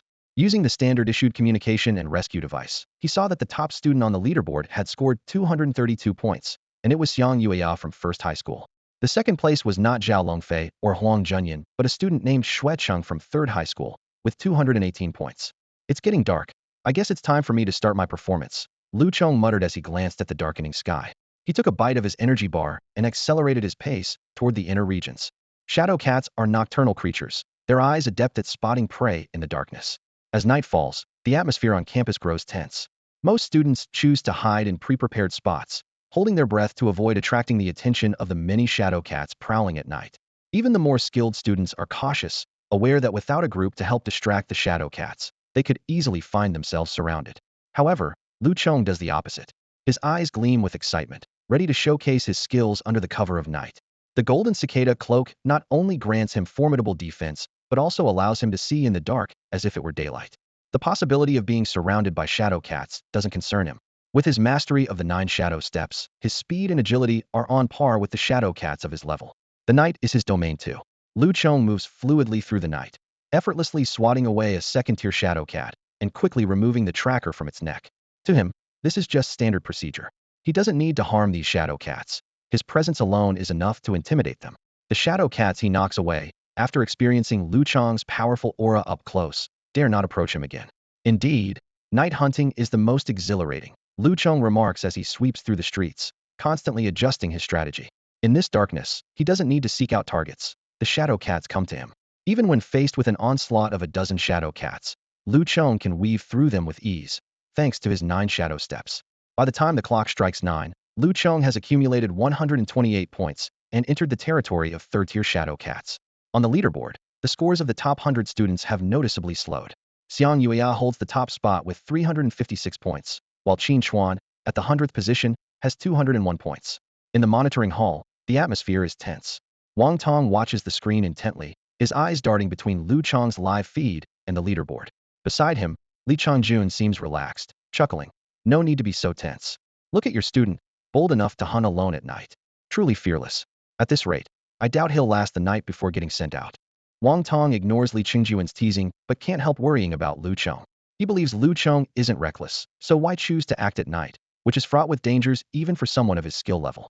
As it nears 10 o'clock, nearly all students have hidden away. They're avoiding the many shadow cats active at night and conserving energy for the final push. This practical assessment is a marathon, where endurance is just as crucial. In the front rows, Principal Fong from Third High has also noticed Lu Chong's performance. Though impressed by Lu Chong's mastery of the 9 shadow steps, he remains unfazed. Confident, he glances at Principal Wei beside him, only to find his old colleague asleep in his chair. In the pitch-black night, Lu Chong continues without pause. He ventures deeper into the hunting grounds, undeterred by any shadow cat. His movements are ghostly, each action exuding confidence and ease. When Lu Chong stepped into the territory of the 4th-level shadow cats, his score had already skyrocketed to 271, successfully placing him in the top 100. He pressed on without hesitation. Although the number of shadow cats around him decreased, their strength became increasingly formidable.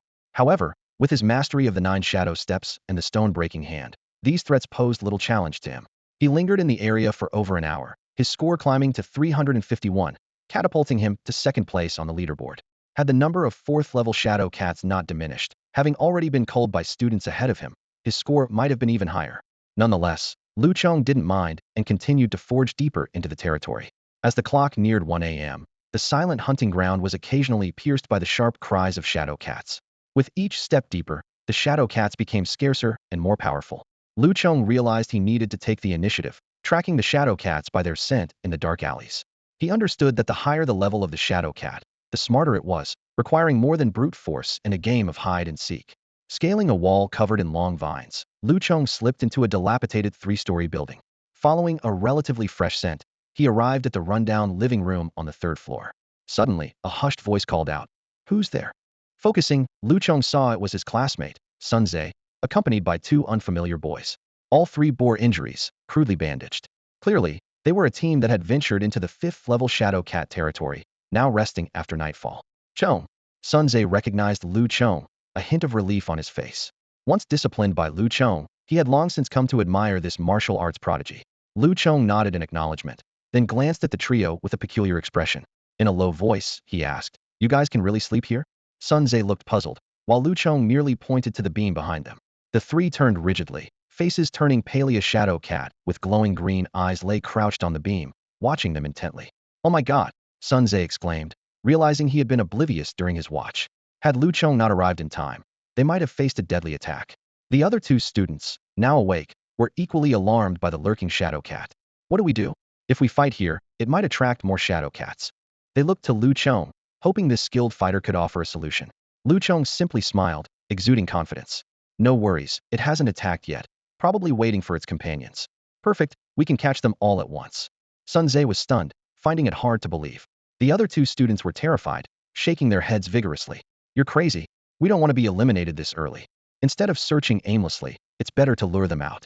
This thought flashed through Lu Chong's mind like lightning when he saw the shadow cat next to Sun Zhe. The intelligence and vigilance of a level 5 shadow cat were apparent. Knowing the disadvantage of being outnumbered, it curled up on the beam, patiently waiting for the right moment while calling for reinforcements in its unique way. Lu Chong's eyes gleamed with insight, deciding to use this to his advantage and save a lot of search time. However, the faces of the 2 unfamiliar students were filled with distrust. A single shadow cat in the dark had already terrified them, let alone the prospect of more arriving. "We should retreat immediately or finish this quickly. There might still be a chance," one student said urgently, his voice tinged with fear. "Exactly, if a group comes, we might be wiped out tonight," the other agreed, eyes full of worry. Lu Chong remained silent, his gaze shifting to the yet-to-speak Sun Zhe. The latter had regained his composure and, after exchanging a glance with Lu Chong, said, "I trust you. Chong, can we team up temporarily?" The implication was clear. If Lu Chong agreed, they could share in the spoils. After a brief consideration, Lu Chong nodded in agreement, thinking that he needed these people as bait anyway, and sharing some points with them wouldn't hurt. "No, we don't want to get involved." The 2 students shook their heads repeatedly. "You 2 can team up. We'll take our leave." With that, they exchanged a look and turned to leave, clearly intending for Lu Chong and Sun Zhe to be the bait. Sun Zhe was about to persuade them to stay when Lu Chong stopped him. "Let them go," Lu Chong said with a slight smile, an amused glint in his eyes. He had already sensed familiar presences closing in from all directions. At this point, whether those 2 left or stayed no longer mattered. Sure enough, as soon as the 2 students reached the 2nd floor, they saw 6 pairs of eerie green eyes staring at them intently. "They're here. They're all here," they exclaimed in terror and hurriedly ran back to the 3rd floor. However, the situation on the 3rd floor was even worse. 3 more shadow cats had appeared, making a total of 10 level 5 shadow cats watching them from both above and below. Clearly, all nearby shadow cats had been summoned. Meow. With a sharp cat cry, the confrontation began instantly. For shadow cats on the 3rd floor pounced at the 4 people, while the 6 from the 2nd floor quickly leaped up from all angles, surrounding everyone. Perfect timing, Lu Chong thought with a trace of joy in his eyes. He knocked out one shadow cat with a palm strike and quickly removed the tracking device from its neck. A second shadow cat attacked from behind, its sharp claws aiming for Lu Chong's head. However, as it swiped, it only hit air, passing through Lu Chong's afterimage. "It's an afterimage." The shadow cat realized its mistake and tried to flee, but Lu Chong grabbed its tail and smashed it against the wall like a hammer. The shadow cat fell to the ground, and Lu Chong swiftly removed its tracking device. With a flicker of movement, Lu Chong appeared beside Sun Zhe and quickly dealt with the shadow cats attacking him, collecting 3 more tracking devices. "Help us!" The other 2 students cried out, now trapped in a desperate situation, their voices filled with despair and fear. At this moment, 2 students found themselves in a perilous situation. They were barely managing to fend off 5 fierce shadow cats and were on the verge of being forced to use their protective charms, which would mean elimination. Despite the pain in his left arm, Sun Tze earnestly pleaded, "Chong, help them out, please." Lu Chong didn't need Sun Tze to ask for his help. He was already planning to act, but his target was not to save the students, it was the precious locators. Without a word, he displayed his mastery of the 9 shadow steps, instantly appearing among the shadow cats. His hands moved like lightning. Each strike of his stone-breaking palm was precise, knocking out every remaining shadow cat with a single hit. The battle ended so swiftly that the 2 students were left in a daze. They stared in disbelief at the scene. All the shadow cats were down, and Lu Chong was unscathed, his black training uniform immaculate. "Is it over already?" one student murmured. "What kind of incredible student is this, who can so effortlessly deal with so many shadow cats?" Ignoring the 2 still shaken students, Lu Chong tossed the 5 locators to Sun Tze, saying, "These 5 locators are yours." Sun Tze waved his hands. "Chong, that's too much. I didn't even do anything." Lu Chong smiled and replied, "Since we're temporarily teamed up, I can't leave you empty-handed. Take them. I don't really need them. Besides, this is just a mock exam."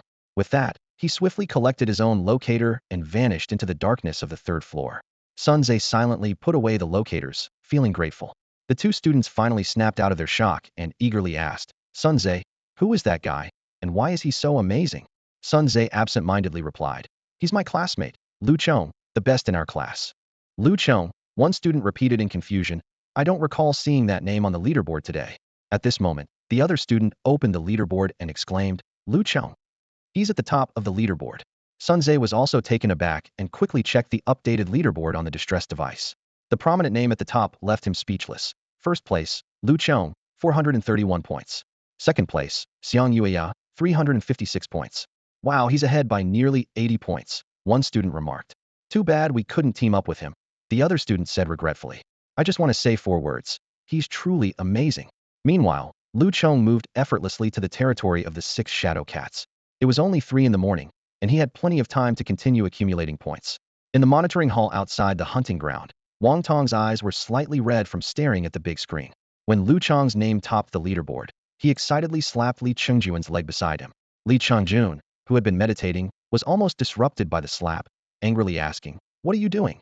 Wang Tong chuckled and said, "Look at the leaderboard."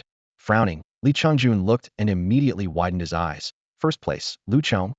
Wow, I took a nap, and he's at the top." Wang Tong proudly said, "This is just the beginning.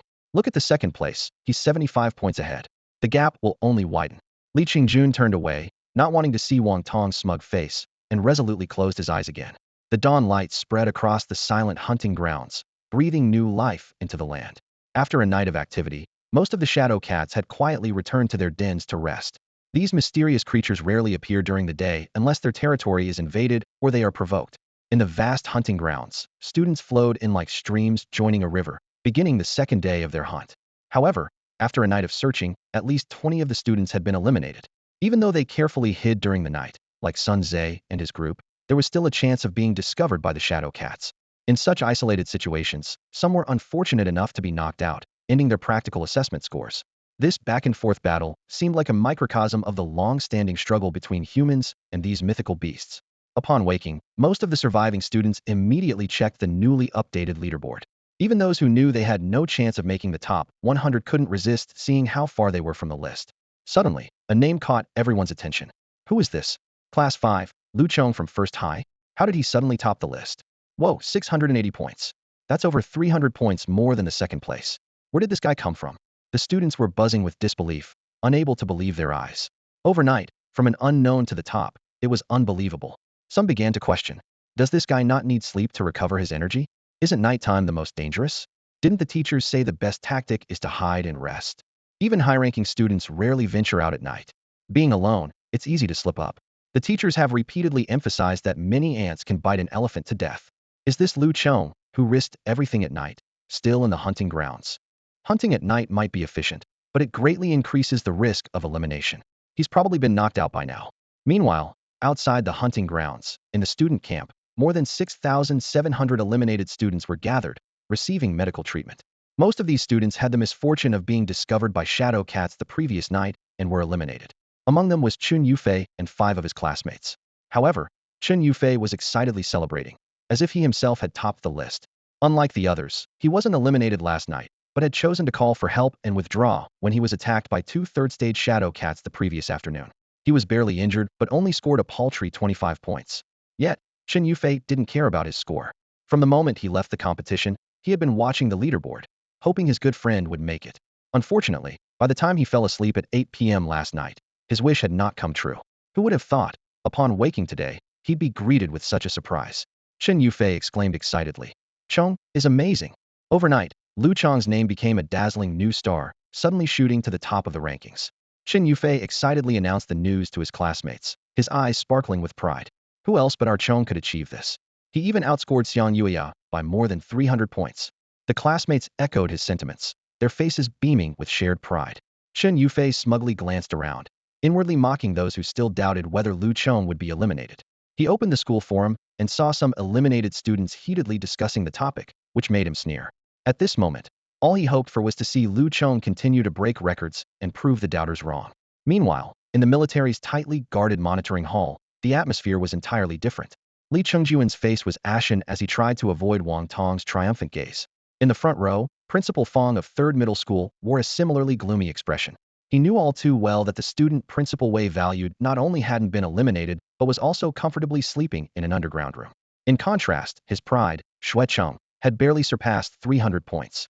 Principal Fong cast a sour glance at the dozing Principal Wei and couldn't resist a sarcastic comment. Old Wei, your student is quite confident, lurking like a shadow cat during the day and coming out at night. Aren't you afraid he'll slip up? Without even lifting an eyelid, Principal Wei lazily replied, no need to worry about my student. Just prepare your tiger roar technique.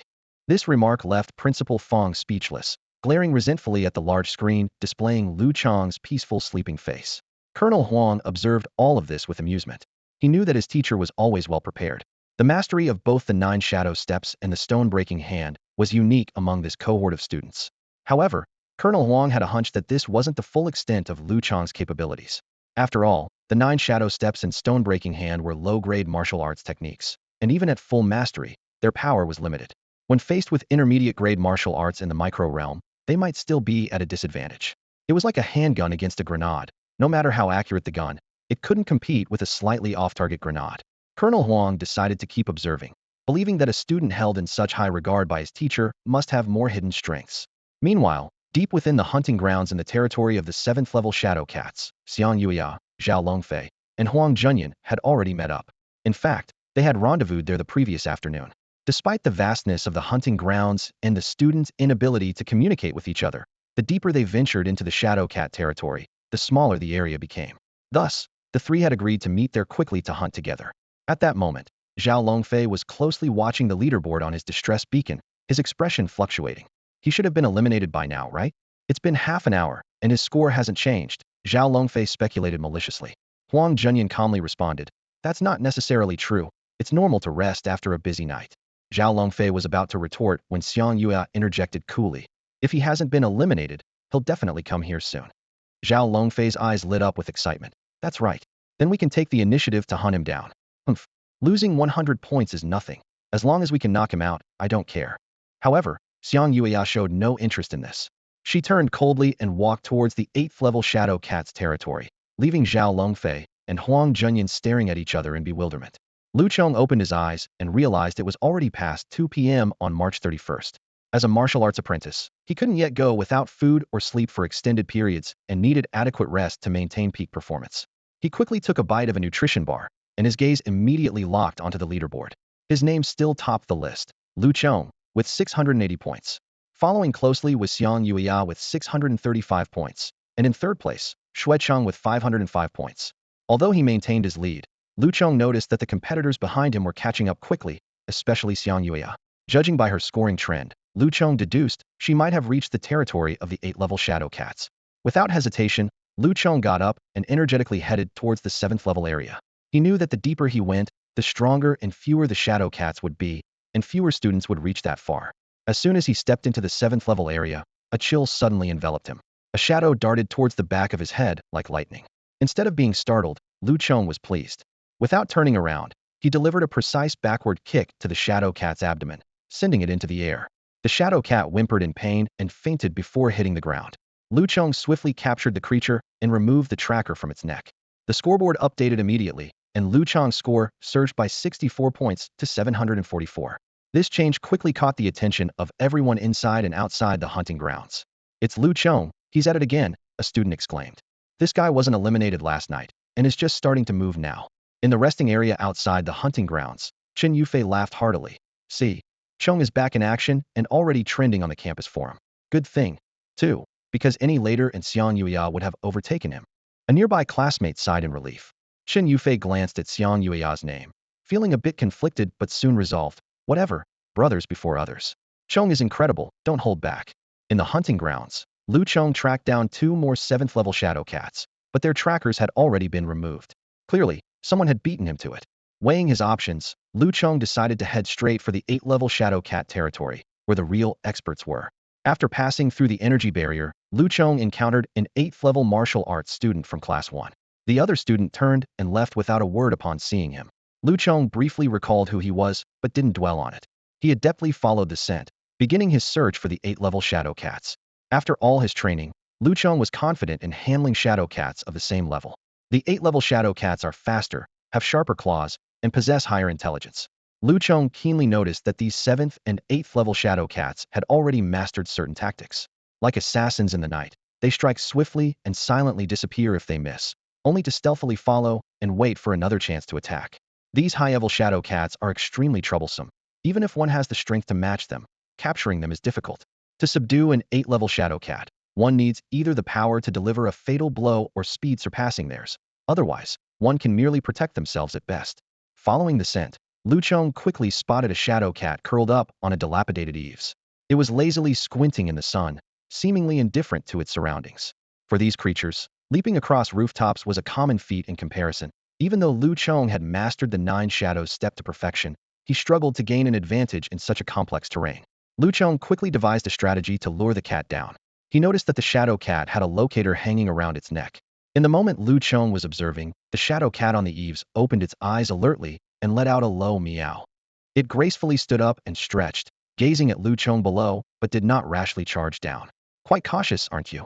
Lu Chong shook his head inwardly and pretended not to notice it, swaggering past. He believed that if he could lure it down, he could defeat it in one move. The shadow cat watched Lu Chong walk by until he turned into a shadow-covered alley. To shadow cats, humans were also excellent prey that could accelerate their evolution. This 8th-level shadow cat was clearly unwilling to let an intruder escape its territory. Without much hesitation, it silently leaped down from the eaves, landing lightly on a 3-meter-high wall. It followed Lu Chong quietly along the brick wall. However, when it turned the corner and poked its head out to look for Lu Chong, it was met with a suddenly enlarged smiling face. "Got you," Lu Chong thought with delight, as he launched a lightning-fast strike. Meow. The 8th-level shadow cat sensed the fierce momentum of the attack and let out a terrified cry, its black fur bristling. It instinctively retreated rapidly, only to find that Lu Chong's hand was faster than its retreat. Realizing there was no escape, the shadow cat flipped over and deliberately fell off the wall, trying to use the brick wall to block Lu Chong and buy itself time to escape. Boom! The half-foot-thick brick wall collapsed, and Lu Chong burst through. His hand, like an eagle's claw, remained firmly locked onto the shadow cat as it rolled and got back on its feet. Meow! The shadow cat roared in anger, finally ceasing to retreat. It bared its teeth and stood upright, extending its sharp front claws, fiercely swiping at Lu Chong's hand. "Bring it on!" Lu Chong showed no fear. His hand seemed forged from steel, confronting the shadow cat head-on. Crack! A crisp, breaking sound echoed, accompanied by the shadow cat's painful cry. Its claws were forcibly broken in the clash with Lu Chong. "Got you!" Lu Chong quickly reached out with his other hand to take the locator from the shadow cat's neck and kicked the cat, which was preparing to bite him, sending it flying. A system notification sounded. Score 128.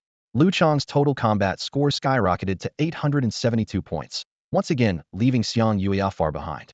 Just then, the sound of applause from nearby caught Lu Chong's attention. Zhao Longfei walked over, clapping and sneering. Taking down an 8-level shadow cat alone. Impressive, impressive. Lu Chong, I have to admit, I underestimated you. However, I must also tell you that your simulated combat assessment ends here. As Zhao Longfei appeared, for students from Class 1 surrounded Lu Chong from different directions, each a martial practitioner at the 8th level. Seeing this, Lu Chong wasn't scared but rather pleased, thinking, "They've come to me. I've been wanting to teach you a lesson." In the surveillance hall outside the hunting grounds, the massive split screens displayed a live feed of Lu Chong, who was leading the leaderboard, capturing the attention of most of the senior staff and teachers present. This once unassuming dark horse had now become the focus of everyone's attention. On the screen, Lu Chong was engaged in an intense battle with an 8th-level Shadow Cat. The Shadow Cat moved swiftly, constantly dodging and retreating, but Lu Chong's movements were equally agile and determined. He formed his hands into claws and used Eagle Claw technique to target the Shadow Cat's vital points, followed by a lightning-fast heart-piercing kick that instantly took down the creature. This scene elicited a wave of exclamations and discussions. Although it wasn't particularly astonishing for Lu Chong, as an 8th-level martial apprentice, to face an opponent of the same level, his pursuit ability and precision were truly impressive. Seems like this kid is something special, someone commented quietly. Not only does he have the perfect mastery of the monument-breaking hand and 9 shadow steps, but that brief display of Eagle Claw technique and heart-piercing kick has at least reached a subtle level. Wang Tong wore a proud expression, yet feigned modesty as he cupped his hands towards those around him. It's nothing, just that much. This kid really can't hold back, doesn't know how to hide his skills. In truth, even Wang Tong was unaware of Lu Chong's current progress in martial arts training. He only knew that besides the monument-breaking hand and 9 shadow steps, Lu Chong had also mastered the mid-level martial skill, wind-splitting leg, to perfection. But this was a trump card he had taught Lu Chong and naturally couldn't be revealed at this time. Sitting next to Wang Tong, Li Chengjun, remembering the admiration he once enjoyed, couldn't help but feel a pang of jealousy and remained silent. At that moment, the screen suddenly showed Zhao Longfei and 4 other 8th-level students blocking Lu Chong's path. With the staff's operation, Zhao Longfei's cold voice echoed throughout the hall. Your simulated combat assessment should end here. This statement caused an uproar in the hall. The teachers present all understood the implication Zhao Longfei intended to eliminate Lu Chong, even if it meant breaking the rules and losing points. Li Chengjuan's expression turned even more sour than Wang Tong's. Although he did not orchestrate this, it was hard to avoid suspicion since the 5 students blocking Lu Chong were all from his class. Old class leader, let me explain, Li Chengjun said, bracing himself. I didn't know this would happen. There must be some misunderstanding. Wang Tong interrupted him with a cold laugh. Openly violating the rules, even in a simulated assessment, is disgraceful. It's not just your or my reputation at stake, but that of our entire school. During the assessment, Principal Fong from 3rd Middle School glanced at Principal Wei with a smile, ready to make a jest, but was silenced by the stern expression on Principal Wei's face. Principal Wei set down his teacup, his voice booming like thunder. Li Chengjun, after the assessment, bring Zhao Jingsheng to the school to see me. The hall fell silent instantly. Everyone suddenly realized that Zhao Jingsheng was not only the owner of the Zhao Martial Arts School in the city and a 4th Dan martial artist, but also the father of Zhao Longfei and a former student of 1st Middle School. This respected former principal of 1st Middle School in Guanyin City was clearly genuinely angry. Calling in the parents? Isn't that a bit much? Someone muttered quietly. Only a few, like Huang Daxiao, Wang Tong, and Li Chengjun, understood that the old principal's actions were not just about 1st Middle School's embarrassment. Given his character, student competition should be encouraged. However, with external threats looming, internal strife was something he despised. Li Chengjun responded reluctantly, while Wang Tong's expression eased slightly. Seeing this, Principal Fong from 3rd Middle School kindly advised, Old Wei, calm down. It's not worth getting upset over this. Don't forget your promise. Principal Wei glanced at Principal Fong, half smiling. Don't worry, if Lu Chong truly loses, I won't renege. Meanwhile, in the hunting grounds, within the territory of the 8th Den Shadow Cat, Lu Chong faced an encirclement by 4 fellow martial apprentices. He remained calm, asking, Is this because I turned down your invitation? Zhao Longfei smirked with satisfaction. Exactly. I warned you, there would be consequences. Dreaming of topping the assessment? Keep dreaming. You're not even worth my personal effort. His words clearly exploited the exam rules, as by not attacking directly, he wouldn't be penalized for violating them. How boring. Lu Chong chuckled softly and turned to leave. Leaving? Stop him. Zhao Longfei commanded, and the 4 8th Dan students swiftly moved to surround Lu Chong. Don't let him get eliminated too easily. Give him a good beating. A student from Class 1 attacked first, using the iron wire fist technique at the subtle realm. Simultaneously, another approached from the left, using the 9 shadows step to close in, coordinating with a monument-breaking hand at the subtle realm to flank Lu Chong. They were well aware that Lu Chong had mastered the monument-breaking hand and 9 shadows step at the perfect realm, so they intended to team up from the outset. Yet, facing the combined attack of a punch and a palm, Lu Chong neither dodged nor evaded. He unleashed a palm and a kick simultaneously, the monument-breaking hand and heart-piercing kick at the perfect realm, creating a formidable spectacle. Bang! Bang! 2 loud crashes echoed as the attackers were sent flying.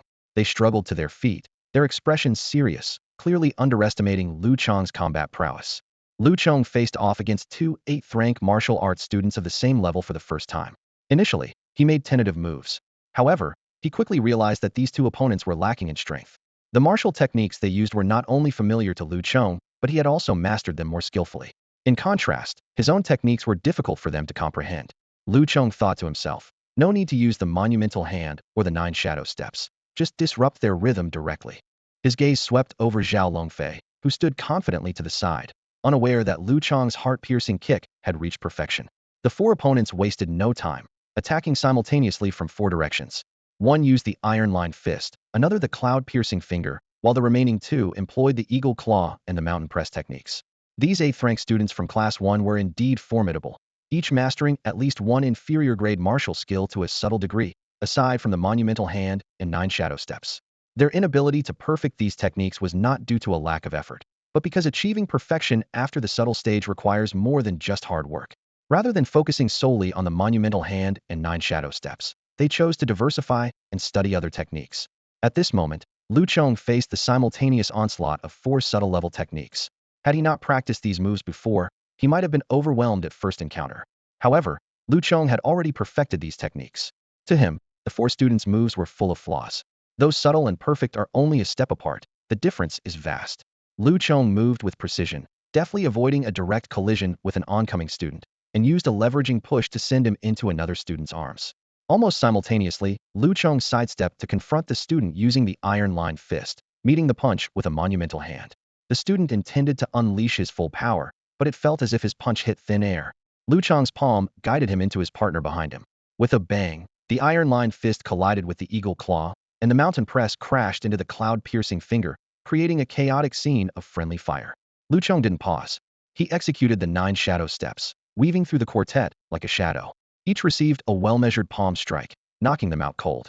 In the exam arena, being knocked out meant immediate elimination.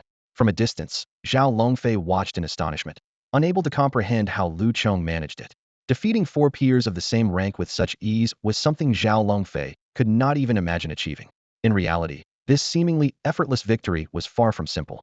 If Lu Chong hadn't been able to discern the flaws in their techniques, a direct confrontation would have been much more challenging. In the monitoring hall, several teachers watched intently. Their insight far surpassed that of Zhao Longfei. These individuals, at least at the level of martial artists, were all experienced veterans. One teacher asked in bewilderment, how can he predict those students' moves and powers so effortlessly, leveraging their force against them? I simply can't believe he hasn't trained in those techniques. I'm not sure about anything else, but this student, Lu Chong, has already demonstrated his impressive mastery of the eagle claw and heart-piercing kick, both at a refined level. It seems only natural that he would also be skilled in iron thread fist, cloud-piercing finger, and mountain lean. In the hunting ground, a flicker of retreat crossed Zhao Longfei's eyes. He had to admit that he might not be a match for Lu Chong. However, just as he was about to slip away quietly, Lu Chong's voice sliced through the air like a sword. Weren't you saying you wanted to eliminate me? Is this all you've got? Lu Chong advanced step by step, each step seemingly striking Zhao Longfei's heart. Caught between advancing and retreating, Zhao Longfei was forced to feign composure, coldly saying, don't be too smug. If it weren't for my reluctance to bully the weak, do you think you'd still be standing? Hearing this, Lu Chong's lips curled into a cold smile. Really?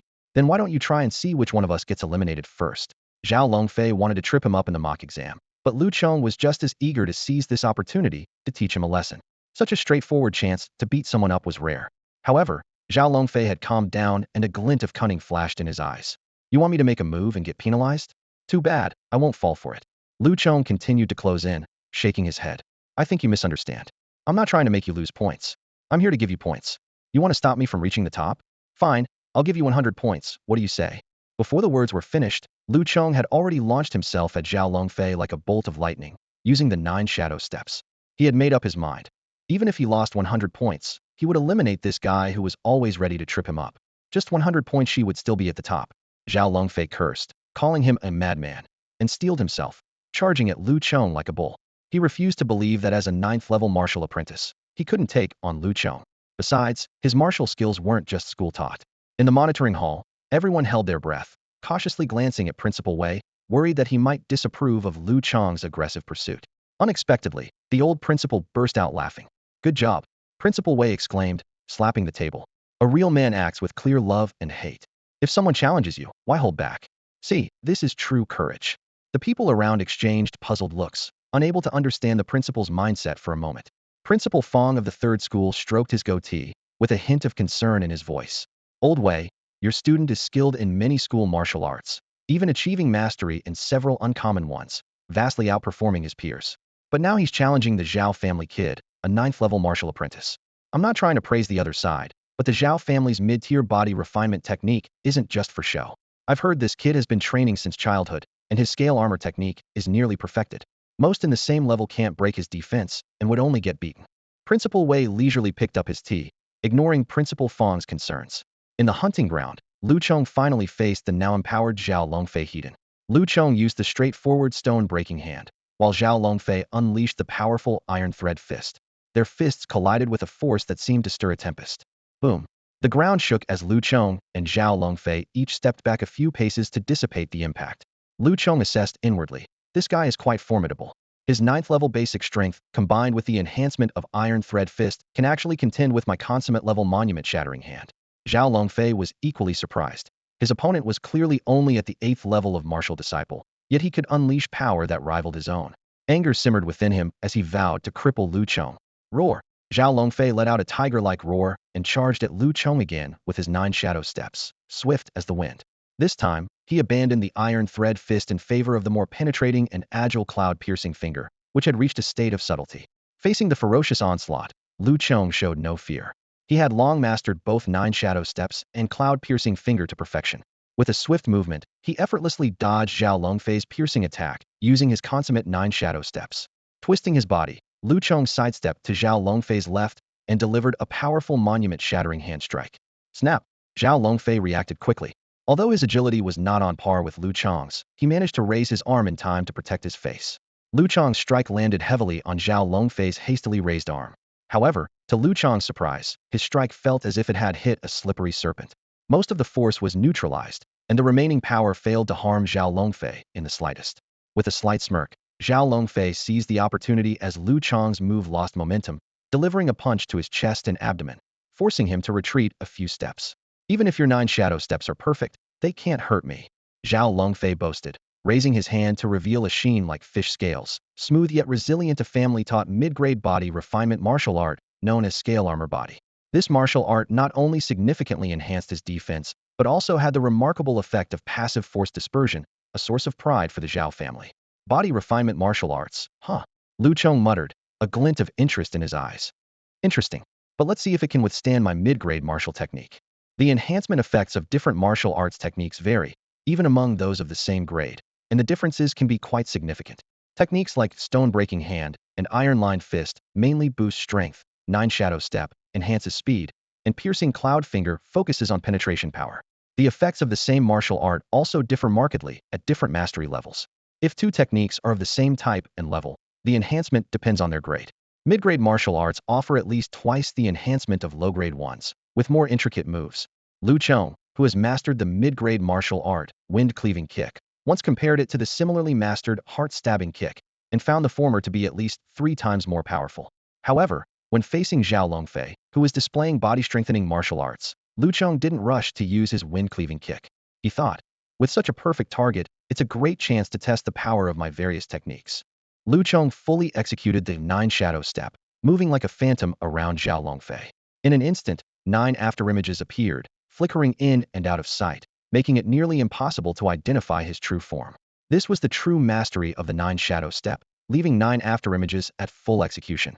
Facing such advanced agility, Zhao Longfei was at a loss and could only use his scale armor body, waiting for a chance to counterattack, responding to change with constancy. Suddenly, with a bang, an afterimage solidified and charged forward, landing a heavy palm strike on Zhao Longfei's back. Zhao Longfei spun around to counter, but Lu Chong had already retreated, not giving him the chance to strike back. Although the palm strike didn't harm Zhao Longfei's protective scale armor, it greatly wounded his pride. Lu Chong once again felt the formidable nature of body-strengthening martial arts, as his full-force palm strike couldn't budge Zhao Longfei. Yet, he wasn't discouraged. Instead, he increased his speed, circling around, and switched from palm strikes to clawing. With one swift attack, he tore off one of Zhao Longfei's sleeves. Before Zhao Longfei could retaliate, Lu Chong had already moved to the other side, using Eagle Claw technique to rip off the other sleeve. Eagle Claw technique wasn't meant for tearing clothes, but Lu Chong had no other choice.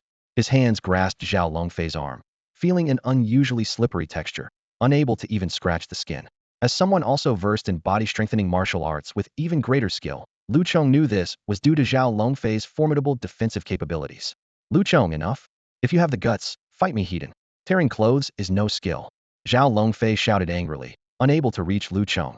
Lu Chong responded with another claw, tearing open the back of Zhao Longfei's shirt, leaving a clear claw mark on his skin. Bang! Lu Chong suddenly leaped up, delivering a heavy, heart-stabbing kick to Zhao Longfei's back, leaving a prominent footprint and sending Zhao Longfei stumbling several meters forward. Zhao Longfei roared in frustration. Though his body-strengthening martial arts protected him from serious injury, being passively beaten was utterly humiliating. When he regained his composure, he saw Lu Chong had stopped, no longer pursuing, but instead looking at him with a broad smile. Only then did Zhao Longfei realize that Lu Chong was deliberately humiliating him. You can't defeat me. If this goes on, you'll exhaust your strength, and that will be your end, Zhao Longfei stubbornly declared. Is that so? Lu Chong grinned. I've had my fun. Now let's see how many more moves you can withstand. As soon as the words were spoken, Lu Chong transformed into a blur, the stone ground beneath his feet shattering instantly. His speed was even faster than before, rushing towards Zhao Longfei like a gust of wind. As he neared his opponent, Lu Chong suddenly leapt into the air, swinging his leg in a powerful arc that sliced through the air with a whistling sound. Zhao Longfei, far from being frightened, was actually pleased, a hint of smugness flashing in his eyes. This time, Lu Chong wasn't using evasive maneuvers to toy with him, but chose to confront him directly. As a practitioner of body-strengthening martial arts, Zhao Longfei feared nothing more than a heated clash.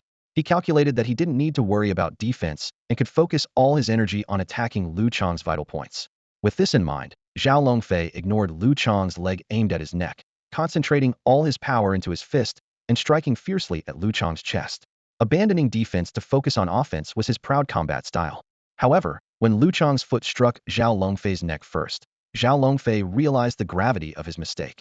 The force of the kick was far beyond anything he had experienced before, as if a heavy axe had struck his forehead, leaving him dizzy and disoriented.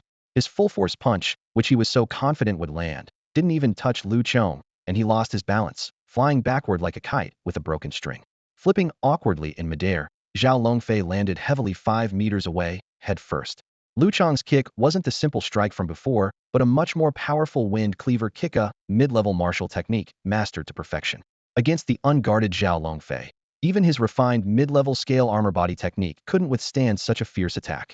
How could this be? Zhao Longfei's mind was in chaos as he struggled to prop himself up. But Lu Chong gave him no chance to recover, closing the distance in a few swift steps and delivering another fierce kick that sent Zhao Longfei flying several meters, landing unconscious among his classmates from Class 1. At this point, Zhao Longfei looked more pitiful than any of his classmates, his clothes tattered and his appearance wretched. Seeing this, Lu Chong didn't spare Zhao Longfei another glance and turned to leave. Emergency personnel would arrive soon, and Zhao Longfei wouldn't be interfering with his scoring in the coming days. In the monitoring hall, a brief silence was followed by a burst of astonished murmurs.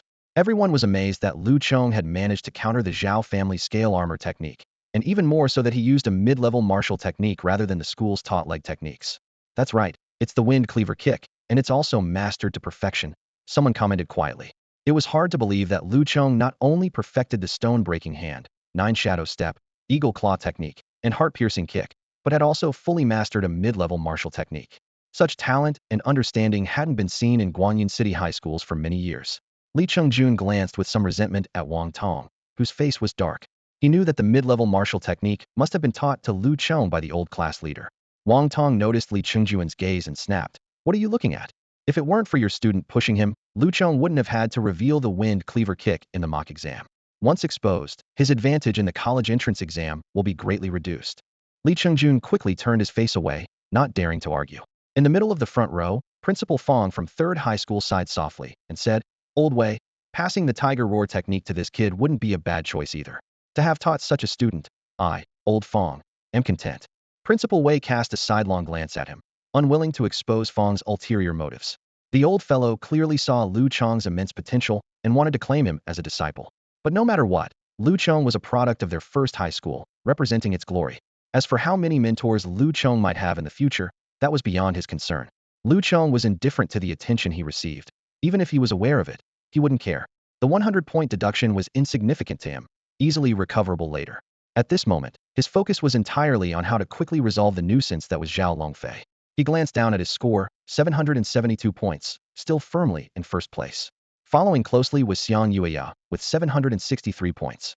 Lu Chong warily scanned his surroundings, his gaze locking onto two figures on a rooftop several hundred meters away: Xiang Yueya and Huang Junyan.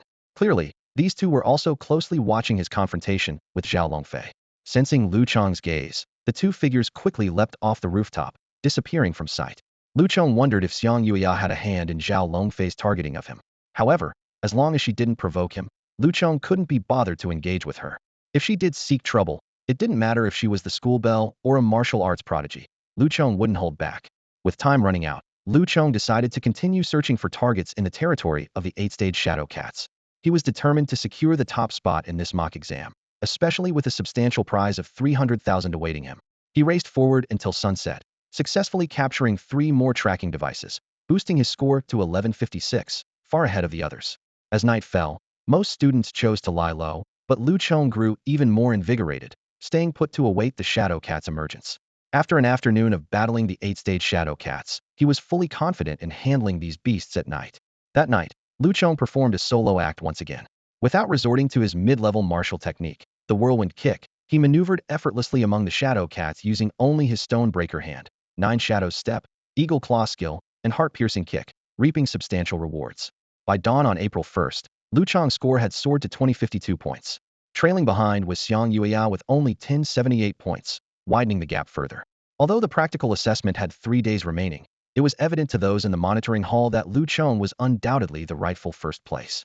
Unless he recklessly challenged the 2 second-stage Shadow Cats in the hunting grounds, no one could surpass him.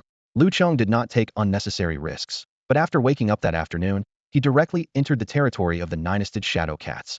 This area had not yet been ventured into by even Xiang Yueya and Huang Junyan, both of whom were martial arts trainees at the 9th stage. They weren't afraid, but rather planned to reserve this area for the final day of hunting, ensuring that even if they failed, their total score wouldn't be significantly affected. Lu Chong understood this exam strategy well. After all, he had participated in various exams in his past life, where the most challenging questions were always left for last. However, after this period of training, Lu Chong had gained sufficient confidence. He knew that while the 9-stage Shadow Cats were tricky, they weren't enough to threaten him. Difficulties might arise, but he wouldn't be eliminated, and that was enough. After all, it was just a mock exam. Gaining more practical experience could only bolster his preparedness for the actual college entrance exam. The territory of the 9-stage Shadow Cats was smaller. Lu Chong cautiously stepped into this uncharted area, ready to face new challenges. As Lu Chong stepped into the area, a Shadow Cat of the 9th rank perched on a tree branch immediately locked its gaze on him. Without hesitation, the agile creature let out a sharp cry and sprang from the 5-meter-high treetop. Its speed was astounding, surpassing even Lu Chong's 9 Shadows Step, leaving a trail of afterimages in the air as its sharp claws aimed straight for Lu Chong's head. Instead of retreating, Lu Chong advanced, meeting the Shadow Cat's claws heat-in with his stone-splitting palm. A powerful tearing force transmitted to his palm, but Lu Chong, having honed his golden cicada skin to perfection, possessed skin and bones as tough as steel. The Shadow Cat's claws failed to pierce Lu Chong's hand, instead snapping its blade-like nails.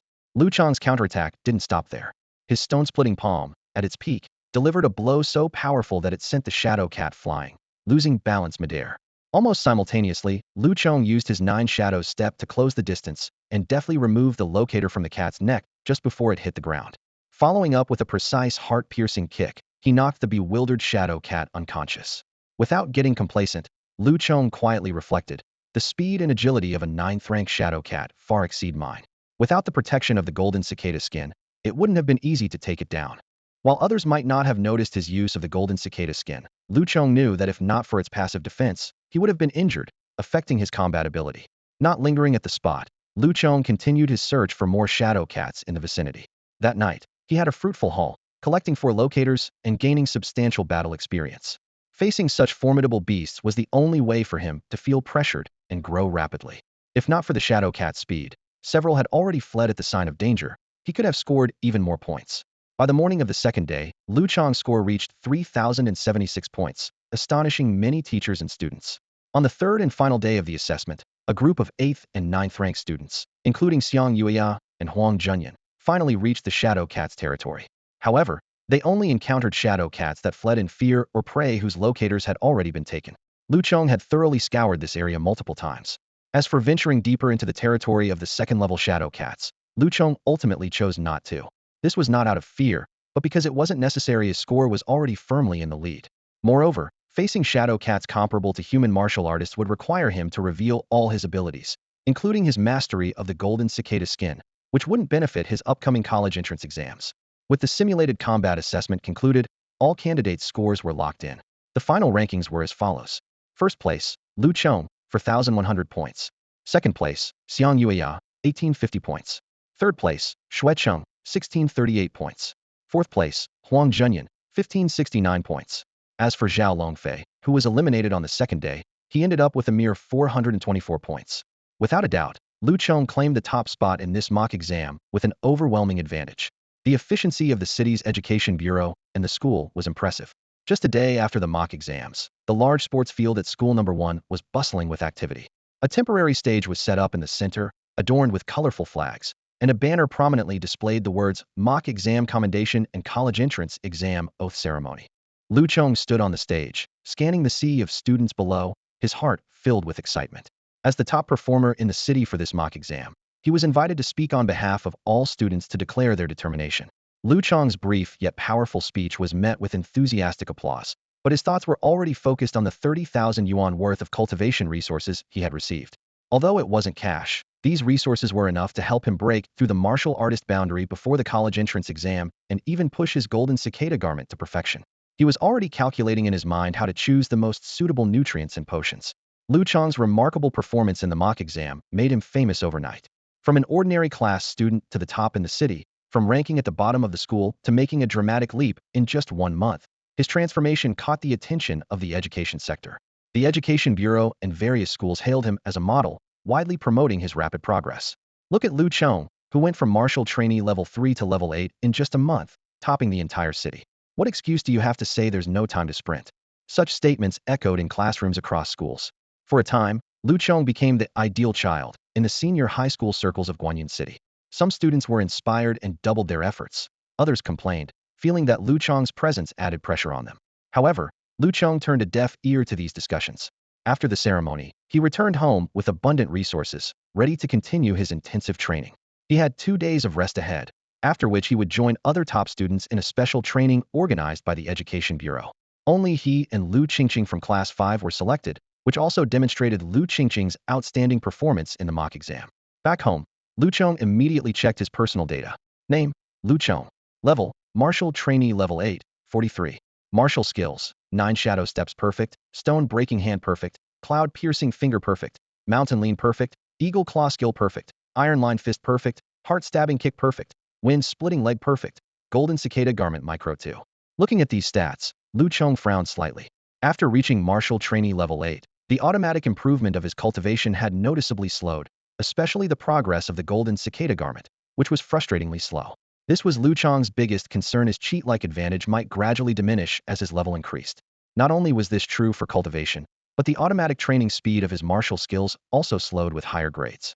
I must find a way to further accelerate, especially the automatic training speed, Lu Chong thought to himself, knowing that this was his greatest advantage and must not be overlooked. The temporary solution was to consume higher-grade nutrients to accelerate the accumulation of his cultivation. The intermediate nutrient bar he exchanged today had doubled the speed of his Qi Absorption technique.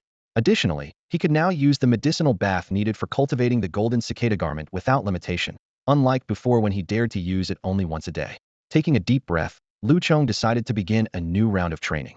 As he bit into a piece of the intermediate nutrient bar, he headed to the bathroom. Turning on the faucet, he poured the expensive potion into the bathtub and carefully immersed himself in it. The fragrant aroma of the potion filled the air, and Lu Chong felt his entire body rejoicing. I'll spend the next 2 days here. Lu Chong closed his eyes, fully immersing himself in training. He roughly calculated that with each hour consuming 5,000 yuan worth of potion, the 2 days would cost over 20,000. The number pained him, but for the sake of a breakthrough, this investment was worth it. Even with all this, his golden cicada technique was still not perfect. Lu Chong watched as his resources dwindled, unable to suppress a sigh. Every second was burning through money, and at this rate, it wouldn't be long before he was broke again. Despite the heartache, Lu Chong gritted his teeth and continued to accelerate his training, feeling a sense of satisfaction deep inside, at least he was getting stronger. Meanwhile, in the Zhao Martial Arts School in the north of the city, a fierce confrontation between father and son was unfolding. Zhao Longfei knelt on the cold floor of the underground training chamber, his head bowed low, not daring to meet the eyes of his father, Zhao Jingcheng, who sat before him. Zhao Jingcheng's face was terrifyingly grim, his voice filled with fury. You fool! Do you realize how much you've embarrassed me? The thought of the old headmaster's mockery in front of everyone made Zhao Jingcheng wish he could stuff his useless son back into his mother's womb. He only learned of his son's actions at the hunting grounds after the mock exams, and not only had he lost his ranking, but he also missed the opportunity for special training before the college entrance exams. What made it unbearable was that the boy had angered the respected old headmaster, resulting in public criticism. Being scolded by the headmaster wasn't usually a big deal. Many of Guanyun City's top officials had been educated by him. But the problem was that there were too many of Zhao Jingcheng's acquaintances in the monitoring room at the time, turning the incident into a citywide embarrassment. With the nature of those teachers, his son was likely to become a cautionary tale for future students. Zhao Longfei dared not retort, only offering a grievance-laden defense. Dad, wasn't I just following your advice to get close to and please Xiang Yueya? That guy offended Xiang Yueya, so I thought it was a good chance to deal with him. But who knew? Before he could finish, Zhao Jingcheng interrupted. Knew what? Knew it would be broadcast live, right? Can't you think for yourself? With that guy's outstanding performance, did you think no one was watching? Is that how you seize opportunities? Zhao Longfei gritted his teeth, a hint of malice flashing in his eyes. So what do I do now, Dad? We can't just let that guy off the hook. Clearly, he couldn't let go of his hatred for Lu Chong. Zhao Jingcheng snorted, a flash of ruthlessness in his eyes. Right. A gentleman should not let a grudge go unavenged. This matter is far from over. His tone turned sinister. Before the college entrance exams, we need to make him pay. Isn't he about to participate in the wilderness training organized by the Education Bureau? We'll use this opportunity to show him the might of the Zhao family. Zhao Longfei's eyes lit up, but then he hesitated. But I can't join the training this time. How can I deal with him? Zhao Jingcheng glared at his son, annoyed. You don't need to worry about that. It's not just you, even I can't act openly. That boy is now highly regarded by the old headmaster and is almost a public role model, so we can't confront him directly. Name, Lu Chong. Level, Martial Disciple Stage 8, 88. Martial Arts Skills, 9 Shadow Steps perfected, Wind-Splitting Kick perfected. Golden Cicada Garment, Minute Mastery, 57. On April 7th, the sun shone brightly, and a gentle spring breeze blew. Instead of heading to school, Lu Chong went straight to the military camp outside the suburban hunting grounds. He calculated silently that he was just one step away from reaching Stage 9 of the Martial Disciple level. And while his progress with the Golden Cicada Garment was impressive, his bonus money was nearly depleted. This special training was a perfect opportunity to earn some money. In front of the military camp, 100 senior high school students were ready to set out, with 30 of them from First High, demonstrating its status as the top school in the city. Lu Chong quickly spotted Lu Qingqing and the woman beside her, Yujia. As he scanned the area, he recognized Xiang Yueya, Huang Junyan from Class 1, and several other students at Stage 7 and 8. While Lu Chong was only vaguely familiar with most of them, every student there knew him the standout figure in the mock exams, widely promoted by the school. Lu Chong, over here. Lu Qingqing called out warmly, her voice lacking its usual shyness, indicating a solid friendship had formed between them. Lu Chong approached and politely greeted Yujia, the Stage 9 martial artist, dressed in a black suit and large sunglasses that obscured half her face, merely nodded coldly. But Lu Chong was unfazed, knowing her to be warm-hearted despite her cold exterior, as she had never withheld his private tutoring fees. Why is Yujia here?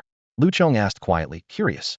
Lu Qingqing blushed slightly, a bit embarrassed, and explained, Yujia is worried about my safety, so she's coming to the wilderness with us. Lu Chong looked around and noticed that many students had skilled escorts with them. Clearly, families that could afford it were ensuring their children's safety against the real beasts in the wild. The training camp seemed to allow this practice, as both Xiang Yueya and Huang Junyan had martial artists accompanying them. At that moment, a sharp-looking boy with a buzz cut, dressed in a black Zhongshan suit, approached Lu Chong and asked, Are you Lu Chong? I am, Lu Chong replied, sizing up the unfamiliar face, who was clearly not from First High. The boy, with a serious expression, introduced himself. I'm Xuecheng from Class 1 at 3rd High. The teachers speak highly of you, but I want to see who can earn more military merits during this training. Lu Chong then remembered that Xuecheng was the top student from 3rd High, ranked 3rd in the mock exams, and a Stage 9 martial artist. However, Lu Chong wasn't interested in such competition. His focus was on how to earn military merits by hunting beasts during the special training. After all, military merits meant resources, and the rewards he gained from the mock exams were nearly exhausted. This training was a rare opportunity to earn money. Lu Chong didn't hesitate to reject the proposal. I'm not interested, he said bluntly, with a hint of helplessness in his eyes. For him, cultivating the Golden Cicada Garment would require at least a cost of around 200,000, an astronomical figure for a poor student struggling for livelihood and cultivation resources. However, Xuecheng did not give up. He seemed well aware of Lu Chong's financial situation and offered an enticing condition. If you can beat me again, all my military merits will be yours. This immediately piqued Lu Chong's interest. His eyes lit up as he responded. If you had said that earlier, I wouldn't have hesitated. Deal. Xuecheng nodded in satisfaction and asked, what if you lose? Lu Chong hadn't considered losing but humbly asked, what do you want then? Without hesitation, Xuecheng stated his demand. If you lose, I want you to give free private lessons to Xiang Yuya for a month, training with her for an hour every day. Hearing this, Lu Chong paused for a moment, glancing at Xiang Yuya, who stood with her back to them in the distance. He thought to himself that the school beauty's influence was indeed impressive, affecting even students from other schools. However, he also noticed that Xuecheng was more rational than Zhao Longfei, at least understanding what he needed most at the moment. No problem, Lu Chong agreed readily. Only then did Xuecheng leave, satisfied. Luo Qingqing, who had been eavesdropping, approached with some concern and asked, Lu Chong, what if you lose? Will you really have to give private lessons to Xiang Yuya? Lu Chong laughed heartily and said with confidence, how could I possibly lose? Don't worry, with the high reward you're offering, I won't be giving free lessons to anyone else. Luo Qingqing smiled happily, though she still felt something was slightly off. Time flew by, and at 10:30 a.m., the students finally awaited the arrival of the training instructors. Unlike their high school teachers, these 7 instructors were actual martial artists from the military. Each of them stood tall and exuded an aura of authority, clearly experienced veterans of real battlefield combat. In addition to the 7 instructors, 2 distinguished figures were present, Colonel Huang and Principal Feng Yuan of No. 3 High School. With their arrival, the students in the camp quickly quieted down, all eyes focused on these 2 individuals. Principal Feng cheerfully introduced himself to the students. Hello, everyone. I'm your lead teacher for this special training. You can call me Teacher Feng, or just Old Feng. Hello, Principal Feng. The students responded in unison, clearly familiar with this figure second only to Principal Wei at No. 3 High School. Principal Feng gestured for silence and continued. Every year, the students selected for special training are the top candidates for the college entrance exam from Guanyin City. The purpose of this training is to give you real experience in wilderness combat, which is more akin to the actual exam than simulated tests. These 7 instructors come from the military and have real combat experience with exotic beasts, each having mastered at least one school martial technique to perfection. Their guidance will be the most efficient. At this point, Principal Feng turned to Colonel Huang. As for the precautions you need to take in the wilderness, Colonel Huang will explain them to you in detail. The Education Bureau has put great effort into organizing a pre-exam special training. Principal Feng Yuan from 3rd High School personally leads the team, with expert instructors from the Guanyun Base military camp and military personnel escorting students into the wilderness. 7 meticulously selected military instructors, each proficient in at least one campus martial art, are part of the team. Techniques such as stone-breaking hand, 9-shadow step, iron-lined fist, cloud-piercing finger, heart-striking kick, mountain lean, and eagle claw skill are all included. 100 specially trained students step into the base, greeted by an unfamiliar and challenging environment. They can seek guidance from the respective instructors based on their individual needs for martial arts skills. After giving a brief introduction to the wilderness precautions, Colonel Huang left the students under the supervision of the military camp soldiers to train in the wild areas near the base. At Principal Feng's command, the students boarded the military vehicles that were ready for them. The convoy bypassed the hunting grounds and headed toward the fortress at the edge of the base. This location serves as the first line of defense for Guanyun City Base, with towering 100-meter-high walls and multiple layers of energy shields heavily guarded by soldiers. The students' camp is set up on top of this wall. They will eat, sleep, and carry out various reconnaissance and hunting tasks alongside the station military personnel. Principal Feng earnestly told them, only through real wilderness battles can you become warriors who bring glory to the country. This is the most important course you'll undertake after entering university. He further explained that although students are still under protection at this stage, the main aim of this special training is to gain experience and broaden their horizons. Since the examination hunting grounds change every year, this opportunity to encounter more exotic beasts and enhance adaptability is crucial. When not on external missions, students can train at the fortress camp or learn martial arts from the instructors. Principal Feng reiterated the training rules before handing the students over to the 7 instructors. However, just before leaving, his voice suddenly echoed in Lu Chong's mind. Lu Chong, come see me after class tonight. This ability to convey messages directly into one's mind is a skill only a martial master can possess. Lu Chong was puzzled, not understanding why the principal, whom he had never met, wanted to meet him alone. The 7 military instructors then introduced themselves, highlighting their expertise in basic campus martial arts. Cheng Dongya, a 7th-level martial artist, is skilled in stone-breaking hand. Lian Yunfeng, a 6th-level martial artist, excels in 9-shadow step. Lu Ziqiang, another 6th-level martial artist, is proficient in mountain lean. The lineup is impressive, as this third-level base city can easily assemble experts in various basic martial arts. In comparison, even the 108 high schools in Guanyin City would struggle to gather such a team. Of course, school teachers still have the advantage in theoretical knowledge and the breadth of martial arts skills. Take class teacher Wang Tong, for example, who, although not having mastered any school martial art to perfection, has achieved a subtle level in all 7 martial arts. Finally, one instructor concluded, "Over the next month, we'll immerse you in real military life, sharpening your willpower and bringing you face to face with real exotic beasts." As soon as he finished speaking, the students' eyes were already lit with anticipation and determination. This is not a game like those played in the hunting grounds. The beast before you is not a docile animal, tamed and defanged, but a true wild creature that could take your life at any moment. Instructor Cheng Dongye's voice was sharp, piercing each student's ears as they stood atop the fortress walls, gazing out over the vast wilderness, feeling an unprecedented mix of tension and excitement. The day passed quickly, and the students gained a preliminary understanding of the fortress. They were assigned to their respective tents, and their escorts were also settled into the camp. As night fell and dinner was over, most of the students returned to their tents to rest or train, except for Lu Chong, who went alone to Principal Fong's residence. Before Lu Chong could raise his hand to knock, Principal Fong's gentle voice came from inside. "Come in." Lu Chong entered to find Principal Fong, dressed in a long robe, sitting at the table with a smile. "Hello, Principal Fong," Lu Chong greeted respectfully. "No need for formalities, just call me Teacher Fong." Principal Fong gestured for Lu Chong to sit down, then said thoughtfully, "It seems Old Wei didn't tell you in advance. You performed outstandingly in the hunting grounds, so I propose to your Principal Wei that I teach you a martial art I created, the Tiger Roar technique." Lu Chong was intrigued, though he sensed there might be more to it than Principal Fong's noble words suggested. It was likely Principal Wei had secured this opportunity for him. Nonetheless, Lu Chong, who was in need of martial skills, was quite interested in this so-called Tiger Roar technique. "Thank you, Teacher Fong," Lu Chong said, suppressing his excitement, and asked curiously, "What level is this Tiger Roar technique?" Principal Fong displayed a hint of pride. "It's of the highest human rank, not much, just a bit stronger than your Principal Wei's golden cicada garment." Hearing this, Lu Chong perked up. The highest human rank was the most advanced martial art available to someone below a true martial artist. He hadn't expected that the seemingly unassuming, boastful Principal Fong could create such a high-level martial art. Principal Fong coughed and added, "Of course, in terms of actual combat power, the Tiger Roar technique might not necessarily surpass the golden cicada garment. My Tiger Roar technique is quite unique. It focuses not on attack, but on refining the mind." Refining the mind?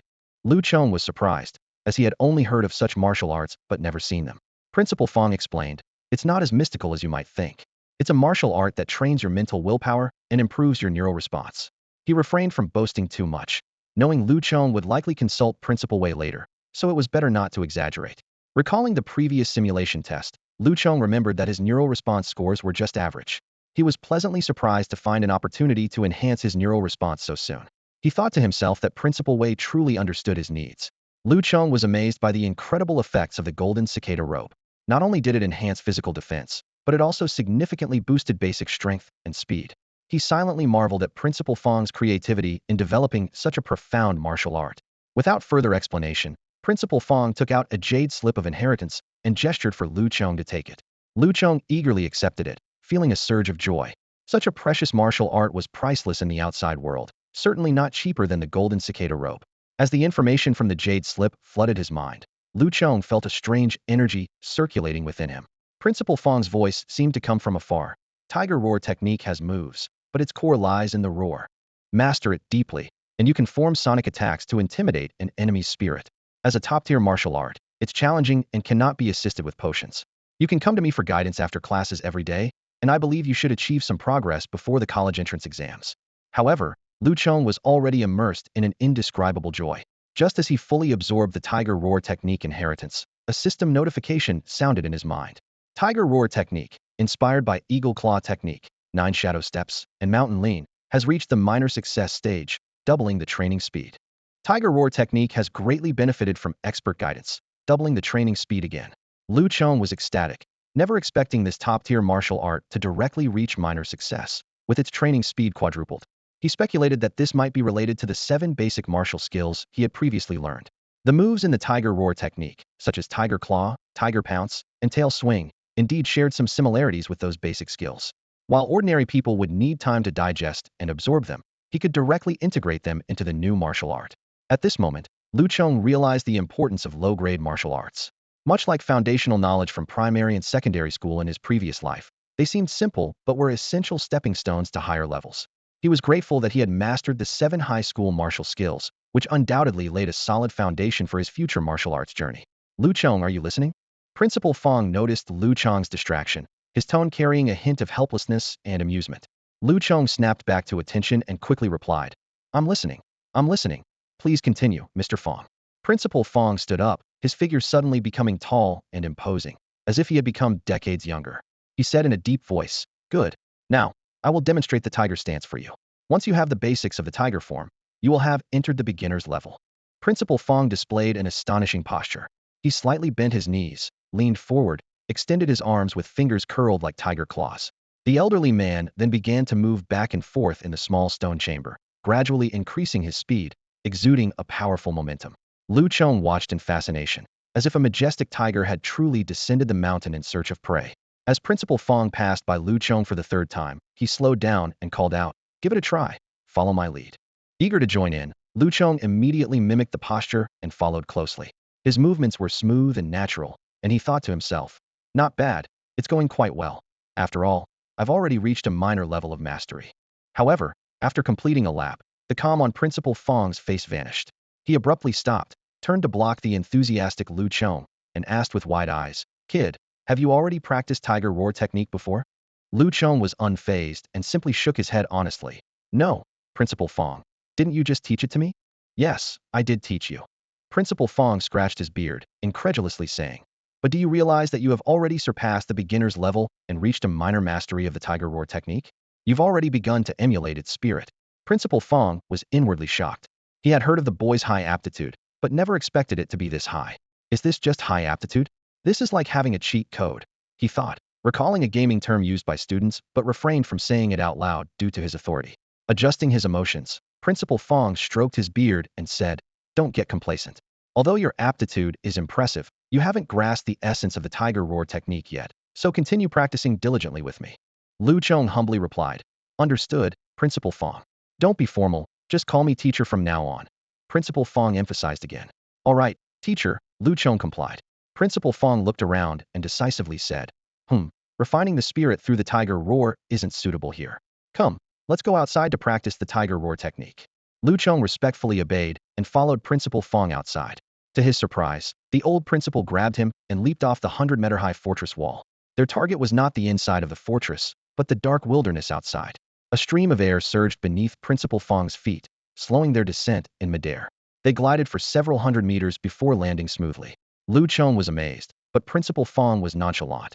It's just a small trick of a martial master. Once you reach this level, you can do it too. Lu Chong nodded in agreement, but his attention was drawn to the wilderness around them. Unlike the hunting grounds, this was a truly desolate area, a domain of beasts. Suddenly, low growls echoed around them, and pairs of crimson eyes appeared in the darkness. This feeling was entirely different from the hunting grounds, and Lu Chong instinctively became alert, his hair standing on end. When the true form of the creatures with scarlet eyes was revealed, Lu Chong recognized them as two-headed beasts. Images from textbooks and videos flashed through his mind, and he quickly deduced that these 6 two-headed dogs were level 8 beasts. The wild two-headed dogs were more terrifying than the shadow cats of the same level found in hunting grounds, not in terms of strength, but because of their indescribable ferocity. They bared their teeth, saliva dripping from their mouths, ready to pounce at any moment. This raw, untamed aura starkly contrasted with the beasts raised in captivity. Lu Chong suddenly realized the importance of this special training. Principal Fong calmly surveyed the restless two-headed dogs and explained in a steady tone. See, these beasts mutated from what were once domestic dogs. That's why keeping pets is prohibited in human bases now. You haven't seen the beasts that have mutated from wild animals yet. They're far more vicious than these guys. Sensing Lu Chong's tension, Principal Fong's tone lightened. Of course, don't overestimate them. As long as you are stronger and more ferocious than these beasts, you can keep them from daring to raise their heads. After speaking, Principal Fong assumed a tiger stance, preparing to demonstrate. Lu Chong focused intently as he watched the elderly man, over 80 years old, make his chest and abdomen undulate like waves, channeling an invisible force to his throat. Suddenly, Principal Fong opened his mouth wide and let out a roar that shook the surroundings. The sound was no longer human but resembled the majestic roar of the king of beasts, exuding an unmatched aura of dominance. Despite covering his ears in advance, Lu Chong still felt a buzzing in his head and his limbs weaken. Instinctively, he glanced at the two-headed dogs around him and saw that these once fierce beasts were now letting out pitiful whimpers before fleeing without looking back. How terrifying! Is this the true power of the tiger roar technique? Lu Chong marveled internally. Principal Fong stood with his hands behind his back and said nonchalantly, "That was only a tenth of the tiger roar technique's power. If I had used my full strength, these little beasts would have been scared to death instead of running away." Lu Chong was momentarily stunned, realizing he had underestimated the power of this superior martial art. "All right, it's quiet around here now. No beasts will dare approach tonight. We'll train here," Principal Fong declared after clearing the area with his roar and began formally guiding Lu Chong in the spiritual training of the tiger roar technique. As Principal Fong had said, the most remarkable aspect of the tiger roar technique was not its offensive capability or even its sound wave attack, but its ability to temper one's mental willpower. The roar was merely a surface-level sound wave attack. The true purpose was to shake and refine one's spirit. Over time, this practice would naturally make one's mental will more refined and robust. This was the true essence of the tiger roar technique. Under the guidance of Principal Fong, a master of the technique, Lu Chong quickly got into the groove. The speed of his training with the tiger roar technique was significantly faster than when he trained in the golden cicada technique. With expert guidance, his training speed doubled. The tiger roar technique seemed to respond to its owner's diligence, rapidly progressing and soon reaching a state of mastery. As night fell, the clock struck 11. Lu Chong sat cross-legged on the ground, fully immersed in practicing the tiger roar technique. Suddenly, a powerful aura erupted from within him, startling Principal Fong, who looked up in shock. "My goodness, the tiger roar technique has already reached the Grandmaster level," Principal Fong exclaimed, quickly stopping Lu Chong. "That's enough for tonight. It's time for this old man to go rest." Feeling his heart pounding, Principal Fong hurriedly led Lu Chong back to the fortress. Along the way, he kept replaying the astonishing progress of the evening in his mind, from initial contact to mastery, and from minor achievement to major achievement, all accomplished within a few hours. Was this even humanly possible? Principal Fong had a moment of clarity, finally understanding why Old Wei valued this student so much and grasping the reason behind Lu Chong's ability to perfect numerous martial skills. Lu Chong himself was also surprised by his progress. What thrilled him even more was the notification that sounded in his mind once the tiger roar technique reached mastery. The Qi Absorption technique senses the master's invigorated spirit. Training speed is doubled. The golden cicada garment senses the master's invigorated spirit. Training speed is doubled. This was undoubtedly an unexpected delight. Lu Chong returned to his tent in a daze, pondering the sudden increase in the training speed of the Qi Absorption technique and the golden cicada garment. Suddenly, a flash of insight struck him. It must be due to the tiger roar technique. More precisely, the effect of the tiger roar technique on enhancing his mental will had comprehensively improved his auxiliary skills performance. Lu Chong excitedly realized it was like fundamentally upgrading his auxiliary program, boosting the overall speed of automatic martial arts training. This discovery filled him with joy, as it resolved his biggest recent concern. If this were true, even as his cultivation improved and he faced stronger and more challenging martial skills, he wouldn't have to worry about his auxiliary skills becoming ineffective. The tiger roar technique was of immense significance to him. Just as Lu Chong was quietly celebrating, a warm current suddenly flowed into his body, accompanied by a long-lost feeling of hunger. He quickly checked his personal panel, thrilled to discover that his cultivation had broken through to Martial Apprentice Level 9. Name: Lu Chong. Level: Martial Apprentice Level 9-1. Martial Skills: 9 Shadow Steps perfected. Wind-Splitting Kick perfected. Golden Cicada Garment nearly perfect 58. Tiger Roar Technique Grandmaster 1. This was truly a double blessing. Lu Chong was ecstatic, not only having broken through to Martial Apprentice Level 9, but also solving the problem of upgrading his auxiliary skills. Even after surpassing Level 9, the speed of automatic training wouldn't fall behind. As he continued to delve deeper into the tiger roar technique, his mental will would undoubtedly keep strengthening, consequently boosting all training speeds and creating a positive cycle. How exhilarating! Lu Chong marveled to himself. This achievement alone makes this journey worthwhile. On the morning of April 8th, as the sky began to lighten, a loud and urgent whistle pierced the silence, waking up the students in the fortress training camp. Lu Chong leaped out of his simple bed. Despite having only slept for 3 hours, his eyes were still bright and alert. After breaking through a new level last night, he had spent a considerable amount of time meticulously checking his condition, fearing any regression in his progress. However, the results were pleasing. His automatic cultivation system had not only maintained its momentum, but had shown remarkable growth. Most exciting of all, after breaking through to the 9th level, his cultivation speed had increased rather than slowed. With the support of mid-level nutrition bars, his progress increased steadily by 10 each day. At this rate, It would take less than 10 days for him to cross the threshold and become a true warrior. Although 18-year-old warriors were not uncommon nationwide, with a new batch emerging every college entrance exam season, achieving such rapid progress from the third level of apprenticeship to warrior status within just over a month was groundbreaking. Despite this achievement, Lu Chong remained clear-headed. He knew that talent and advantages were just starting points. Without continuous effort, he would eventually be surpassed by others. Furthermore, in the face of fierce beasts or strong enemies, no one would show mercy just because he was a genius. They might even be more ruthless. An untested genius is merely a potential asset, not a true powerhouse. At the assembly ground, Chief Instructor Chung Dongye's voice was firm. Today, you will follow our soldiers into the wilderness to carry out reconnaissance and clearing tasks. This time, you are the main actors. The soldiers will only assist and record military achievements. He looked around at the students and continued. We depart at 8 and return by 1400 hours. Your daily achievements will be meticulously recorded, and you can exchange them for money, resources, and even military skills. Chung Dongye's tone shifted to a more solemn note. Colonel Huang has ordered that the student with the highest achievements at the end of the special training will have the opportunity to receive an honorary rank. This announcement immediately stirred excitement among the students. While others were buzzing about the honor of receiving a military rank, Lu Chong's thoughts were already drifting towards more practical matters.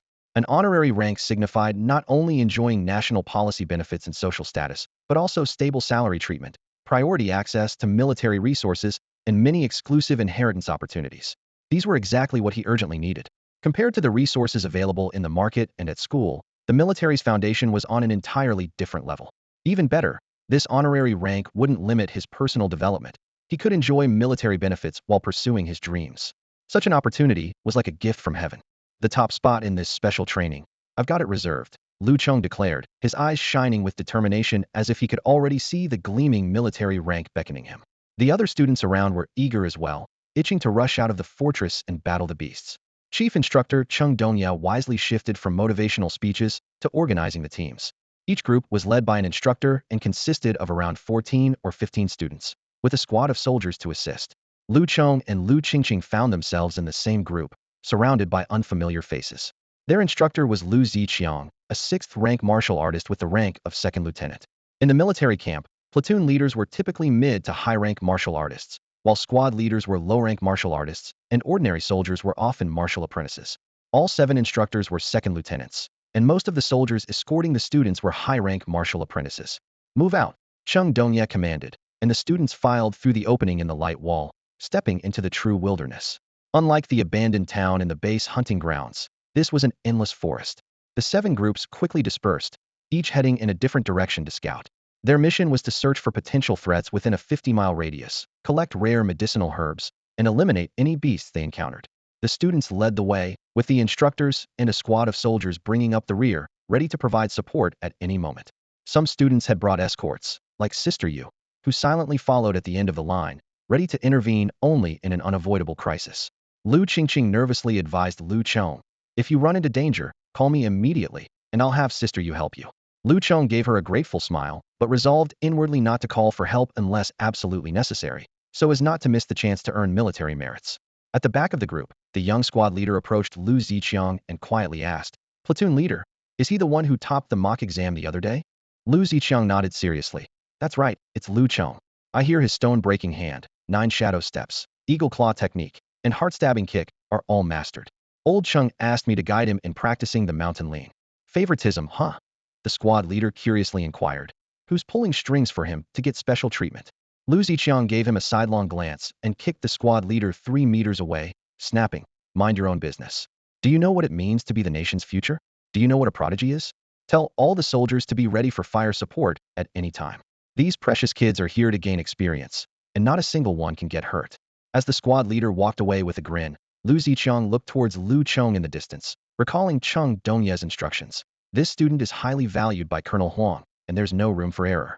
He mused to himself, curious to see just how capable this student, held in such high regard, really was. Hopefully, he wouldn't be scared stiff at the sight of blood in the wilderness. The wilderness is fraught with danger, yet it also teems with opportunities. This untamed land, ravaged by strange beasts, fosters the growth of rare medicinal herbs that are incredibly valuable to humans. Lu Chong needed a particular herb, fengwei grass, to cultivate his golden cicada garb, and it was a specialty of this wilderness, difficult to cultivate artificially. Because of this, bounty hunters, military scouts, and other brave souls often ventured deep into the wild, clearing out beasts while searching for precious herbs. Both the beasts and the herbs are scarce resources in the human world, making them highly valuable. Look, it's a tier 1 herb, the blazing sunflower. Suddenly, a student exclaimed with excitement, pointing to a vibrant, 3-leaf red flower. He eagerly bent down to grab it, calculating that even this not-so-rare herb could fetch a few $100. More importantly, it could be exchanged for military merit. However, just as his fingers were about to touch the fiery petals, a shadow shot out of the flower like lightning, heading straight for his throat. "Watch out!" A nearby classmate shouted in warning, but the shadow moved with astonishing speed, leaving the student no time to react. In that crucial moment, a sharp whistling sound pierced the air from afar. A dark object struck the shadow with precision, sending it flying. It turned out to be Lu Chong, who had intervened from a distance of over 10 meters, using 2 pebbles he had been holding. Everyone breathed a sigh of relief, and, upon closer inspection of the fallen shadow, gasped. "It's a tier 3 black mosquito. One bite could have taken half our lives." That was close. Indeed, the creature struck down by the pebble was a mosquito, but much larger than any Lu Chong had seen in his previous life, with a blood-sucking proboscis as long as a pinky finger. "Thank you, Lu Chong," the student who had narrowly escaped danger said, still pale and shaken. If not for Lu Chong's timely intervention, he might have been rushed for emergency treatment by now. "You're welcome," Lu Chong replied with a smile, approaching and picking up the blazing sunflower from the ground to hand it to the soldier who had caught up. Both the flower and the mosquito could be exchanged for military merit, and he wasn't going to pass up the opportunity. The student didn't mind either, continuing to express his gratitude. This incident served as a wake-up call for all the students, who proceeded with increased caution. They realized the wilderness was a place where deadly threats could emerge at any moment. In the background, instructor Lu Ziqiang discreetly put away his handgun. Had Lu Chong not acted, he was prepared to stop the black mosquito's attack himself. These battle-hardened soldiers knew well that in the wilderness, any creature could harbor deadly danger. Even a low-level tier 3 mosquito could easily claim the life of a high-level martial apprentice. This was no drill but a real battle, with no advance warning of impending danger. The students continued their in-depth exploration of the wilderness, conducting a thorough search. They encountered more and more herbs and faced various hard-to-detect tier 1 insects. These creatures, which they had only read about in textbooks, often appeared unexpectedly, attempting to ambush them. Fortunately, the students adapted quickly, finding their rhythm in practice and avoiding frequent pitfalls. However, what frustrated them was that Lu Chong often managed to snatch up most of the mosquitoes and beasts before they could. Lu Chong didn't forcibly take any herbs that other students had already discovered. However, when it came to unclaimed prey, he collected them without hesitation. After all, these were military merits, and he was quite the expert at claiming them. Lu Chong remained calm and saw nothing wrong with his actions. In his view, since they were in a competitive situation and the instructors didn't stop him, it was as good as being allowed. The pampered students were eager to avoid the bloody scenes and were happy to let him do the dirty work. "This kid really isn't afraid of blood," the squad leader remarked with a hint of surprise as he approached Lu Ziqiang. Lu Ziqiang responded casually, "It's just dealing with a few low-level pests, like swatting mosquitoes. True courage is being able to face the blood of our own people without flinching." The squad leader recalled the first time he witnessed a comrade being bitten by a beast, losing an arm, and having flesh torn away, nodding in deep understanding. Time quietly slipped to noon, and the team had advanced to 40 miles outside the fortress. 10 more miles, and they could turn back. Despite the constant dangers along the way, they had remained safe. The students were visibly tired, their nerves constantly on edge in this perilous environment. As they were about to start their journey back, everyone relaxed a little. "This place is really unfit for humans," someone muttered under their breath. Just then, Lu Chong's nose twitched, and he sharply turned towards a towering tree about 10 meters away. His pupils contracted as he spotted a large snake almost indistinguishable from the tree bark, its flat head hidden among the drooping branches, fixated on a student passing below, just 2 meters away. Hiss! The snake's head shot out like an arrow. "Watch out!" Lu Chong and the instructor behind him reacted almost simultaneously. A stone was thrown, and a gun was fired. Bang! The stone hit the snake's head, and the bullet struck its vital point. But this withered wood snake, with its 8th-level strength, was far more resilient than the low-level pests they had encountered before. It merely shuddered and then swooped down even faster, its gaping mouth clamping onto the student's forearm. The terrified student, though managing to protect his vital areas with his arm, forgot all the martial skills he had learned, left only with instinctive reactions. He let out a piercing scream, wildly flailing his arm in an attempt to shake off the snake. Lu Chong rushed forward, his fingers like steel claws digging into the snake's vulnerable spot.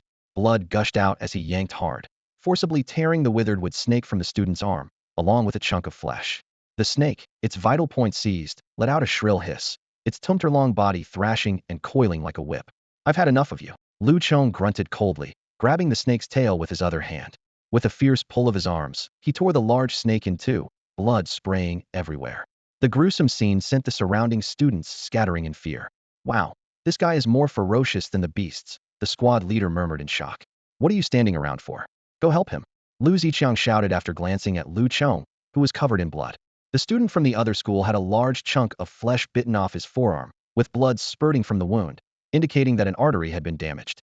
The surrounding students stepped back, their faces pale.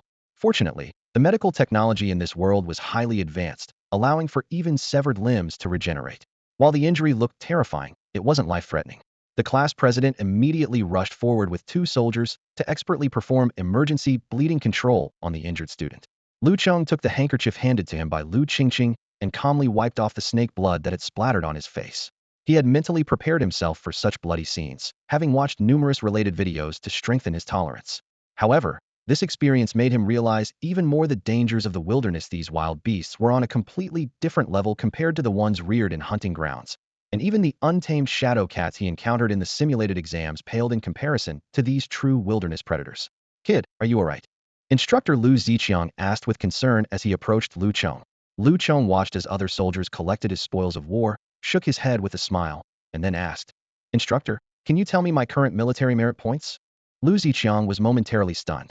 He hadn't expected this kid to be uninterested in his injured classmate or fearful of his harrowing experience, but instead, his first concern was about military merit. Unsure whether to call the boy cold-hearted or carefree, Lu Ziqiang replied with a mix of amusement and annoyance. 352 merit points, temporarily ranked first. Lu Chong did some mental calculations, estimating that each merit point was worth over 100 yuan, meaning he had earned over 30,000 today. This income was much quicker than being a private tutor, and more importantly, military merit could be exchanged for rare resources not available on the market. If only I could learn a few martial skills for free like the school teachers teach.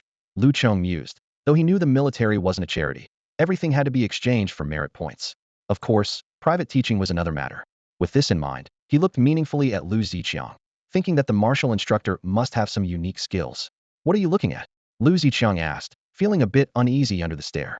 Reporting to the instructor, I would like to request your guidance on martial skills. Lu Chong replied honestly. Lu Ziqiang breathed a sigh of relief, realizing this genius kid also knew how to humbly seek guidance. We'll discuss it back at the base. The afternoon is designated for martial skill training. Their team had completed its reconnaissance mission, and they quickly and orderly returned to the fortress. At 2 p.m., all the students gathered at the training ground. Some were injured, some were downcast, and others were particularly excited. Clearly, this first day of wilderness training had left a deep impression on everyone. Lu Chong noticed that the electronic bulletin board at the training ground had updated the military merit rankings.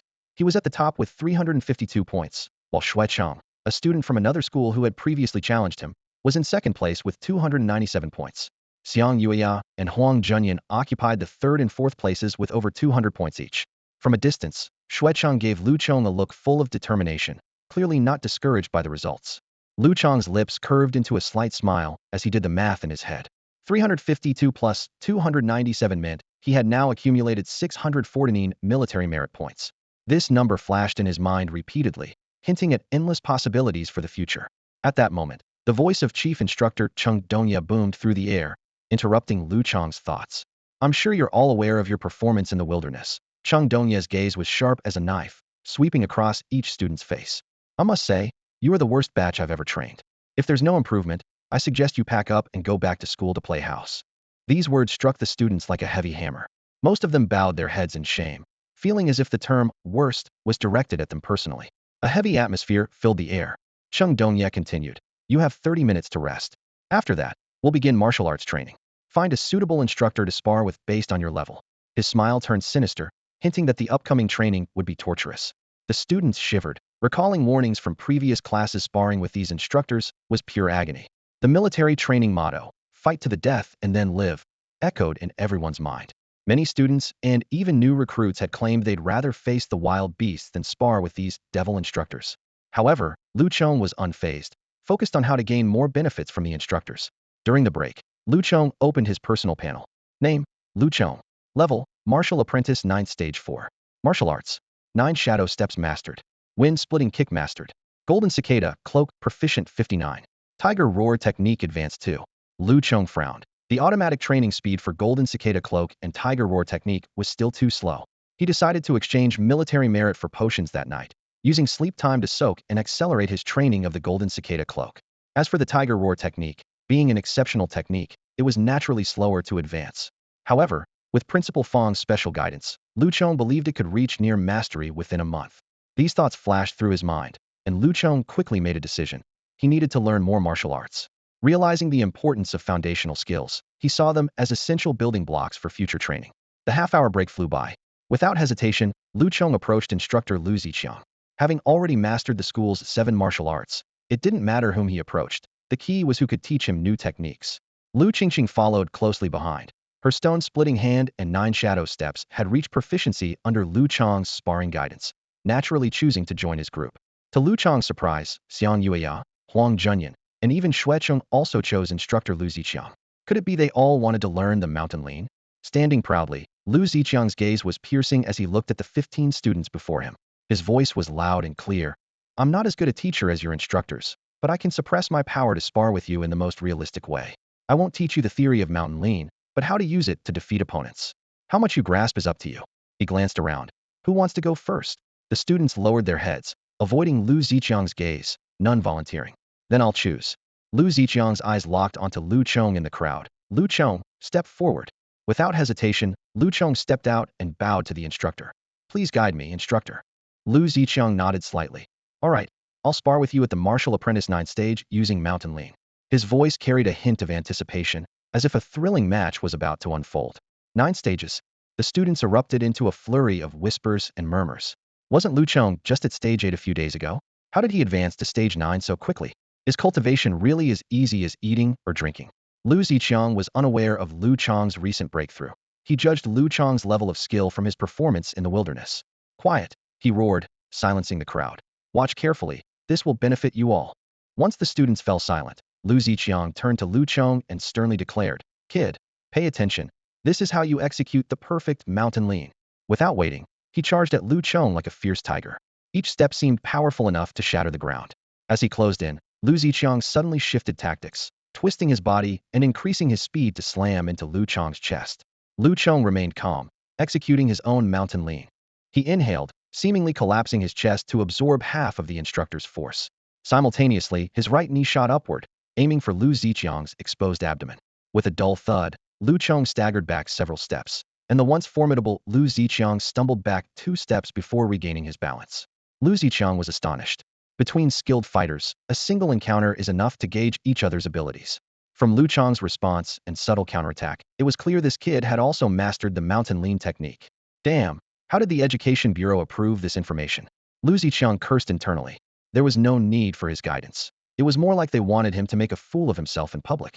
But he had boasted too much earlier, and if he couldn't guide even the first student, how would he proceed with the rest? At this moment, Lu Chong launched a silent offensive, his movements as imposing as Lu Ziqiang's. With another clash, they engaged in a close-quarters battle, their mountain lean techniques equally matched. Unable to hold back, Lu Ziqiang whispered, What are you playing at? You've already mastered it, yet you tease me? Lu Chong chuckled inwardly but maintained a composed exterior. Instructor, I genuinely seek your guidance in martial arts. Guidance my foot. Apart from mountain lean, I'm not adept at other school techniques, Lu Ziqiang replied, frustrated. Lu Chong earnestly replied, That's fine. I'm not interested in other school techniques. I was hoping you could teach me some new martial arts, even mid to low-grade ones. I'm not picky. Lu Ziqiang was taken aback, but quickly realized Lu Chong's intention, nearly swearing. Trying to take advantage. Are you? You're dreaming. Lu Ziqiang never expected that his attempt to suppress Lu Chong's arrogance would backfire. The current predicament left him in a dilemma. If he couldn't subdue Lu Chong, how would he command respect and establish authority in the future? But if he conceded now, where would his dignity go? At that moment, Lu Chong launched another close-range grapple attack.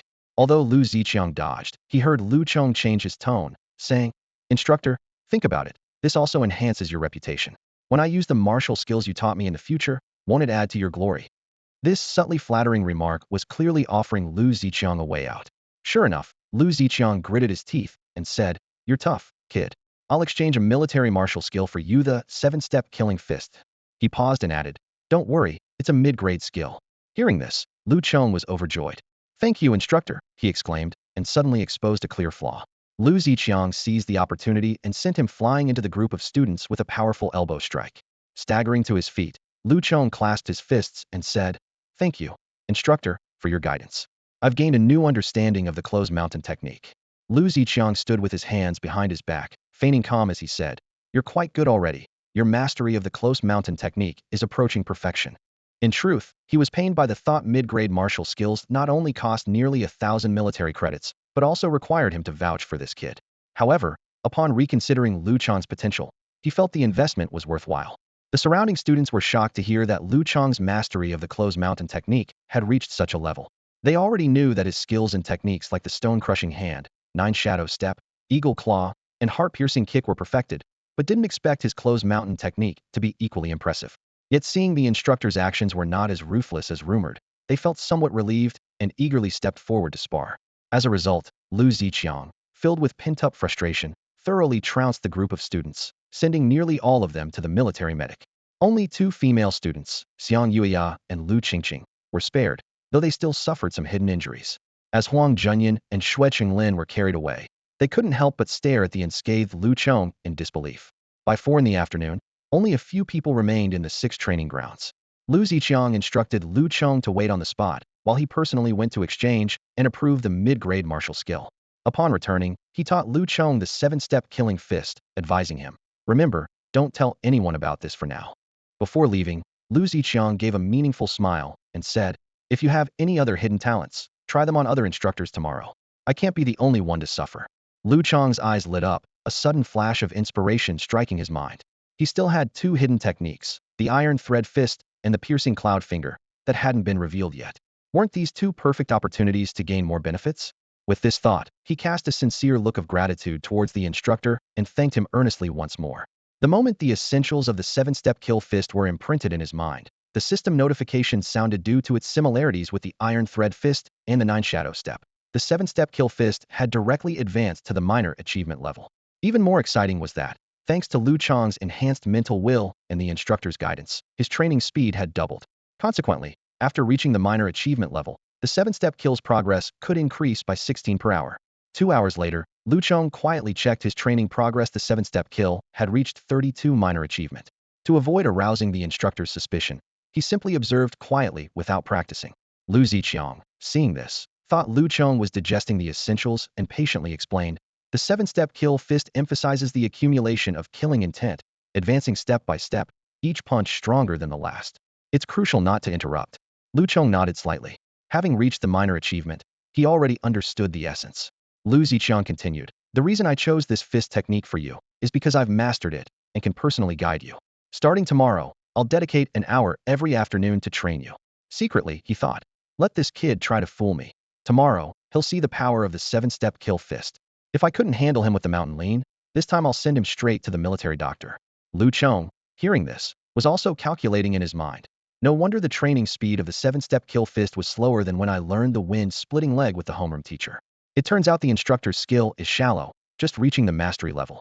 At the current training speed, I might surpass mastery by tomorrow afternoon. By then, who will be guiding whom is really up for debate. Nevertheless, Lu Chong earnestly thanked the instructor before returning to camp. Although the day's training had ended, his night training schedule was still packed. First, he would train the Tiger Roar skill with Principal Fong, and then use military merits to exchange for medicinal liquid to continue soaking and training the golden cicada skin. That evening, Lu Chong's progress amazed Principal Fong, especially the rapid advancement of the Tiger Roar skill. Principal Fong estimated that this top-tier martial skill, in Lu Chong's hands, might reach the subtlety level within a month. After a night of medicinal bathing, at dawn, Lu Chong checked his training progress. Name: Lu Chong. Level: Martial Trainee Stage 9, 15. Martial Skills: 9 Shadow Step perfected. Wind Splitting Leg perfected. Golden Cicada Skin Subtlety 65. Tiger Roar Skill Mastery 22. 7-Step Kill Fist Minor Achievement 80. Looking at this satisfying progress, Lu Chong nodded to himself. Although the medicinal bath had nearly exhausted his accumulated military merits, the progress in Golden Cicada Skin was gratifying. Moreover, he still had Xue Cheng accumulating military merits for him. While continuing to earn military merits today, which instructor should he seek out in the afternoon to learn a new martial skill? On this day, the students advanced another 20 miles into the wildlands. The dense grasslands were teeming with strange beasts, surging like endless tides. Fortunately, within 100 miles of the fortress, there were rarely any second-level beasts, providing a relatively safe environment for the students to train. Although some students still got injured, most had gradually adapted to the intensity of the training. When facing first-level beasts, they no longer panicked, but responded swiftly. Lu Chong maintained his style of claiming victories. By midday, he had earned over 300 military points, which were essential for him. Without them, his medicinal bath that night would be out of the question. Returning to camp, Lu Chong checked Xuecheng's military points. The results were satisfactory. Xuecheng also earned over 300 points, just a few dozen less than Lu Chong. Lu Chong nodded to himself, thinking this gap was just right to keep Xuecheng motivated without feeling discouraged. In the afternoon martial arts training, Lu Chong chose not to practice with Lu Ziqiang, but instead sought another instructor skilled in Iron Fist. Using his usual tactics, he successfully acquired another middle-grade martial skill Gale Steps, a technique focused on increasing speed, distinct from the short-range agility of 9 Shadow Steps. Lu Chong gladly accepted this new skill, and then returned to Lu Ziqiang to share the good news. Lu Ziqiang laughed mischievously. Haha, well, old Zhang got tricked by me this time. Then, he looked at Lu Chong with a sly grin. You've been practicing 7-step killing fist for a day. Let's have a spar today. Lu Chong modestly agreed, but he secretly laughed, knowing his 7-step killing fist was already mastered. 15 minutes later, Lu Ziqiang frustratedly called for a halt, repeatedly exclaiming, "Not human, and this can't be real." He kept asking Lu Chong if he had truly never practiced this technique before, receiving only affirmative answers. Fortunately, he had sent the other students to the military doctor beforehand, or else he might have been tricked by Lu Chong again. In the end, Lu Ziqiang sent Lu Chong away like a revered guest, scratching his head, wondering why the gap between people could be so vast. However, by the third day, Lu Ziqiang had come to terms with it. Another instructor, Zhang, experienced the same situation, witnessing Lu Chong defeat him using Gale Steps. On that day, Lu Chong succeeded once more. He used his last undisclosed technique, Piercing Cloud Finger, to acquire another middle-grade martial skill 3-inch palm from instructor Chong. This technique focused on delivering lethal force within 3 inches, emphasizing close-range power. Lu Chong accepted it without hesitation. On the fourth day, under the supervision of Lu Ziqiang and instructor Zhang, instructor Chong was also defeated by Lu Chong's 3-inch palm. By the fifth afternoon's martial arts training, all the instructors avoided Lu Chong, leaving him alone. Clearly, all 7 instructors were aware of his exploits and chose to keep their distance. After the day's training session ended, 7 instructors approached Principal Fong, looking exhausted and worn out. Each wore a bitter expression, as if they had just endured an arduous battle. This student is incredibly difficult to teach, one instructor said, panting heavily. We're all nearly drained. Principal Fong couldn't help but burst into laughter when he heard about Lu Chong's antics. He too had been driven nearly mad by Lu Chong over the past few days, and it was a relief to share this burden with others. Who could have imagined that the Tiger Roar technique, which he took great pride in, would be nearly mastered by Lu Chong in just 5 days? The disparity in talent was enough to drive anyone crazy. However, the cunning Principal Fong chose not to reveal the truth to the instructors. He was already contemplating how to tailor special training for Lu Chong, ensuring he stayed busy without disrupting the other students' training. The wilderness exercises are still necessary every day, Principal Fong mused. They'll continue to broaden his experience, and the boy needs those military merits. However, the afternoon martial arts training certainly needs to be adjusted specifically for Lu Chong.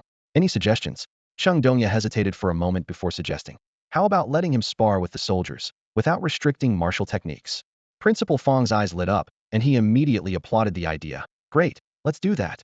The soldiers are all seasoned veterans, and unrestricted martial arts will provide real combat and lethal technique training. Not just for Lu Chong. After half a month of honing, other students should join too. Let them understand what a true warrior is. Lu Ziqiang suddenly interjected, but if he's up against soldiers of the same level, they might not pose much of a threat to him. You don't know. That kid can be ruthless.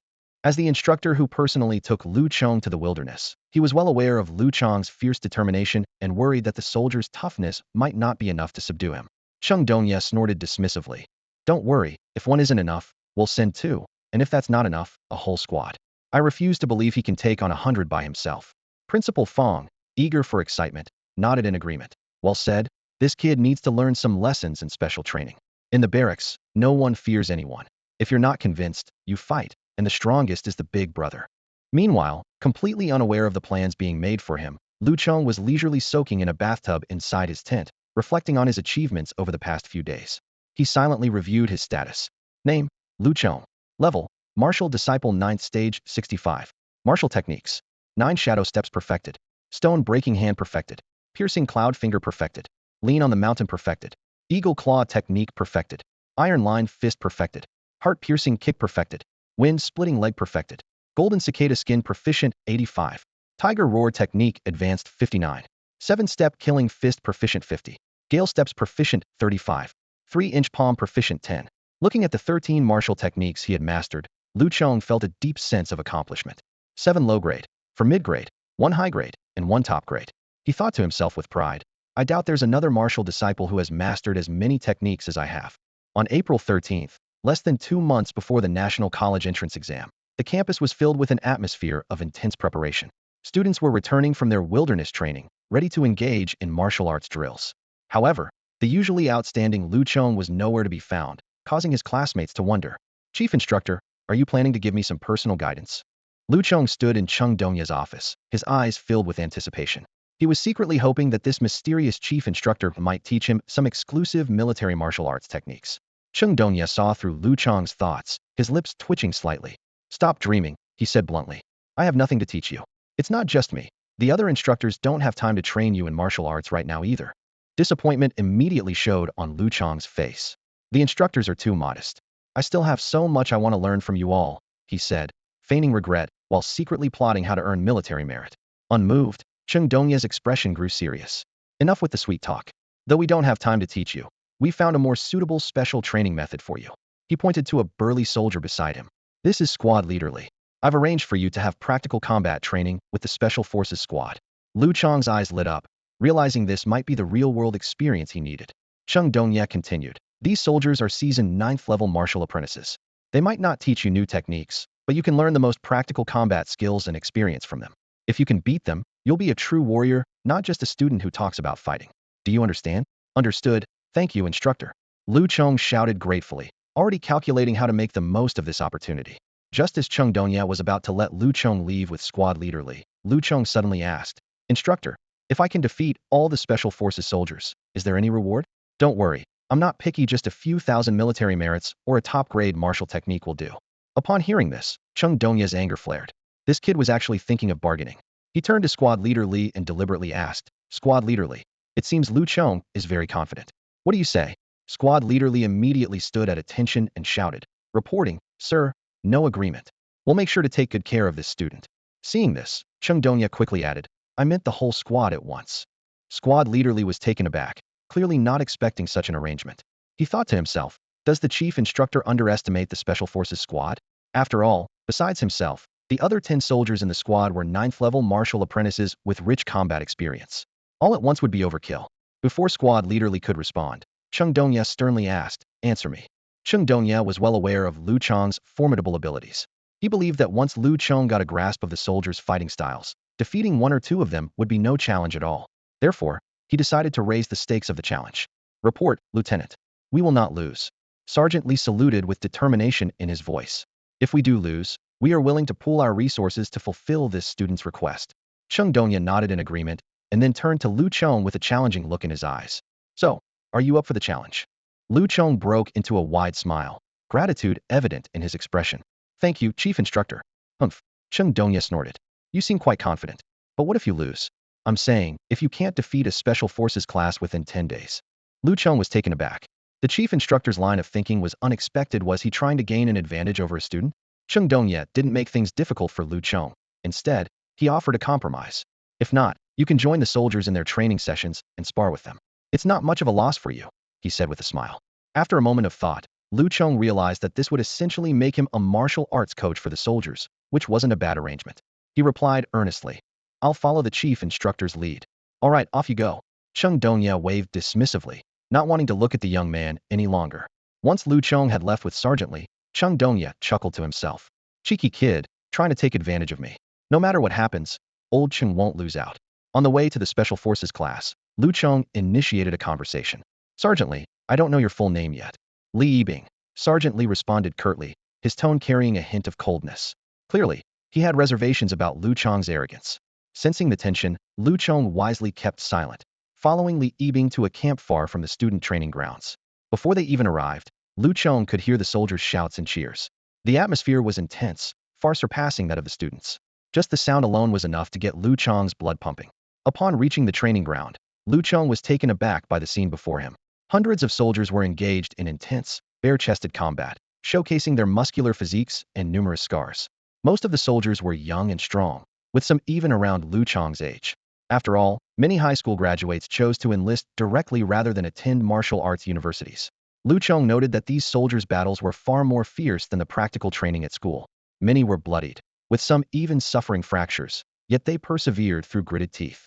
This wasn't just training, it was as if they were fighting enemies rather than comrades. He understood the reasoning behind this. The more they bled and sweated in peacetime, the less blood they'd shed in war, and the fewer sacrifices they'd have to make. Despite his confidence, Lu Chong held the utmost respect for these soldiers who defended their country. In his eyes, they were the most admirable and genuine people in the world. Stop! Li Yibing commanded, and the field fell silent instantly. All the soldiers stood at attention, their eyes fixed on Li Yibing. This is Lu Chong, Li Yibing announced loudly, a student from first high school about to take the college entrance exam. The lieutenant has arranged for him to spar with our soldiers. Raising his voice further, he added, this student claims he can defeat our special forces class within 10 days. Remember, he means to take on 10 at once. As soon as Li Yibing finished speaking, he asked sharply, soldiers, do you accept? No, we don't. The soldiers roared back in unison, their voices thundering like a charging army. Lu Chong smiled awkwardly. This Sergeant Li was clearly stirring the pot. Over 100 pairs of fierce eyes were fixed on Lu Chong, each gaze as sharp as a sword. These special forces soldiers, each with blood on their hands from beasts and humans alike, exuded a palpable killing intent that sent a chill through Lu Chong's heart. Squad leader, since this student is so confident, let me, old Neo, be the first to test him, said a warrior with bulging muscles, even more robust than Li Yibing, stepping forward. It was Neo Ben. Let's see it. Let's see it. The surrounding soldiers erupted in excitement, applause, and cheers filling the air. Li Yibing nodded with satisfaction and sternly said, all right, old Neo, if you disgrace the Special Forces squad, prepare to run 20 kilometers with weights. He then directed the other soldiers, Neo Ben, step forward and prepare. Everyone else, clear the space, don't scare our young student here. The soldiers quickly lined up on either side, leaving a wide open space in the middle. Lu Chong and Neo Ben stood facing each other, with Lu Chong respectfully clasping his fists, saying, student from class 5, grade 12, first high school, Lu Chong. Neo Ben thumped his chest heavily, his voice booming like thunder. Due to confidentiality, all you need to know is that I'm called Neo Ben. Kid, give it your all. If you manage to injure me, I'll treat you to drinks during my leave. This remark drew another round of good-natured laughter from the soldiers. Lu Chong said no more and focused intently on his opponent. Although Neo Ben appeared relaxed in his stance, Lu Chong keenly sensed the tension beneath the surface. This was the so-called no technique is the best technique, where apparent vulnerabilities conceal hidden dangers. Seeing Neo Ben unmoving, Lu Chong chose to strike first. He employed the perfected 9 shadows step, his movements creating afterimages that made it difficult to discern reality from illusion. Within 3 feet of his opponent, he launched a powerful iron line fist straight at Neo Ben's face, the force of which whistled through the air. Good move. Neo Ben's eyes widened like copper bells, his aura shifting dramatically. His palms spread open like fans, one hand using soft force to deftly entangle and deflect Lu Chong's forearm, while the other simultaneously thrust forward, targeting Lu Chong's exposed chest. These 2 techniques, clearly from different martial arts styles, one hard and one soft, were seamlessly coordinated. Although Lu Chong couldn't identify the exact martial arts, he felt the immense threat they posed. Although Neo Ben's 2 martial skills were not yet perfected, and he hadn't achieved the level of complete control, this unknown combination of skills did not shake Lu Chong's composure in the slightest. He stood firm against his opponent's palm strike, while his other arm bent at the elbow, ready to execute the mountain lean maneuver the moment his opponent made contact. Bang! The force of their clash resonated in the air. Thanks to the protective power of his golden cicada cloak, Lu Chong remained unmoved. In contrast, Neo Ben felt pain in his palm and was sent flying 3 meters back by Lu Chong's move, stumbling awkwardly. Seizing the opportunity, Lu Chong followed up with his 9 shadow steps, like a phantom, launching an iron wire fist straight at Neo Ben's vital points. However, even off balance, the warrior managed to adjust in time, executing a sweeping leg kick from the ground like a striking snake, aimed at Lu Chong's lower body. Quick to react, Lu Chong instantly switched tactics. He retracted his fist, leaped, and kicked in one fluid motion, transforming his 9 shadow steps and iron wire fist into an airborne heart-piercing kick. Not only did he deftly evade the sweeping kick, but he also used the momentum to power his strike, which descended like a meteor from the heavens, targeting Neo Ben's chest. Boom. Although Neo Ben instinctively raised his arms to block, he couldn't withstand Lu Chong's perfect strike. He crashed heavily onto the stone floor, a sharp sound of fracturing bones echoing from his back. Yet, the warrior did not concede defeat. Instead, he let out a tiger-like roar, slapped the ground with his hands, and rebounded towards the just-landed Lu Chong. Lu Chong admired his opponent's tenacity, sidestepping the tackle and moving to the warrior's side and rear. Delivering a heavy stone-breaking hand to the back of Nyo Ben's neck, he knocked him out cold. He knew that if he didn't, this warrior would surely fight to the bitter end. The surrounding warriors were momentarily silent before erupting in cheers. Well done. This student is no pushover. Old Nyo gave it his best too. No shame in that. The praise came in waves.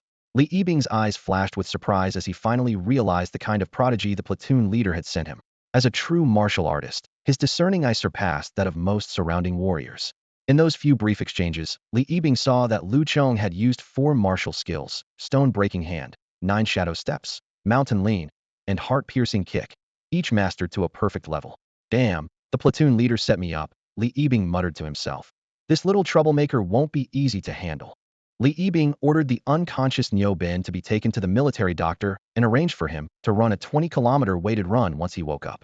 Then, turning to Lu Chong with a hint of approval in his eyes, he said, "Not bad. I admit I underestimated you. Do you want to rest a bit before continuing?" Lu Chong shook his head, took a bite of a nutrition bar, and replied firmly, "Let's continue. I'm fine." He thought to himself that he needed to hurry. He was on the verge of breaking through to a warrior. By his calculations, he would likely achieve the breakthrough in 4 or 5 days at most, and he needed to fulfill his commitment to conquer the Special Operations class before that to earn the martial arts reward. A lean soldier volunteered eagerly, "Squad leader, let me try." Cheers erupted from the surrounding soldiers. Li Yibing cautioned, "Zhu Chongfeng, don't underestimate him. If you lose, you'll join Nyo Ben for extra training." After the earlier encounter, he no longer dared to underestimate Lu Chong. Zhu Chongfeng accepted the challenge solemnly and stepped into the arena, cupping his fists towards Lu Chong. "Zhu Chongfeng, please guide me." "Lu Chong, please," Lu Chong replied courteously. Before the words had fully left his mouth, Zhu Chongfeng charged forward like a tiger descending the mountain, using a martial technique that Lu Chong was familiar with, the 7-step killing fist, executed to perfection. Not to be outdone, Lu Chong also sprang forward, employing the 7-step killing fist he had recently mastered. Bang!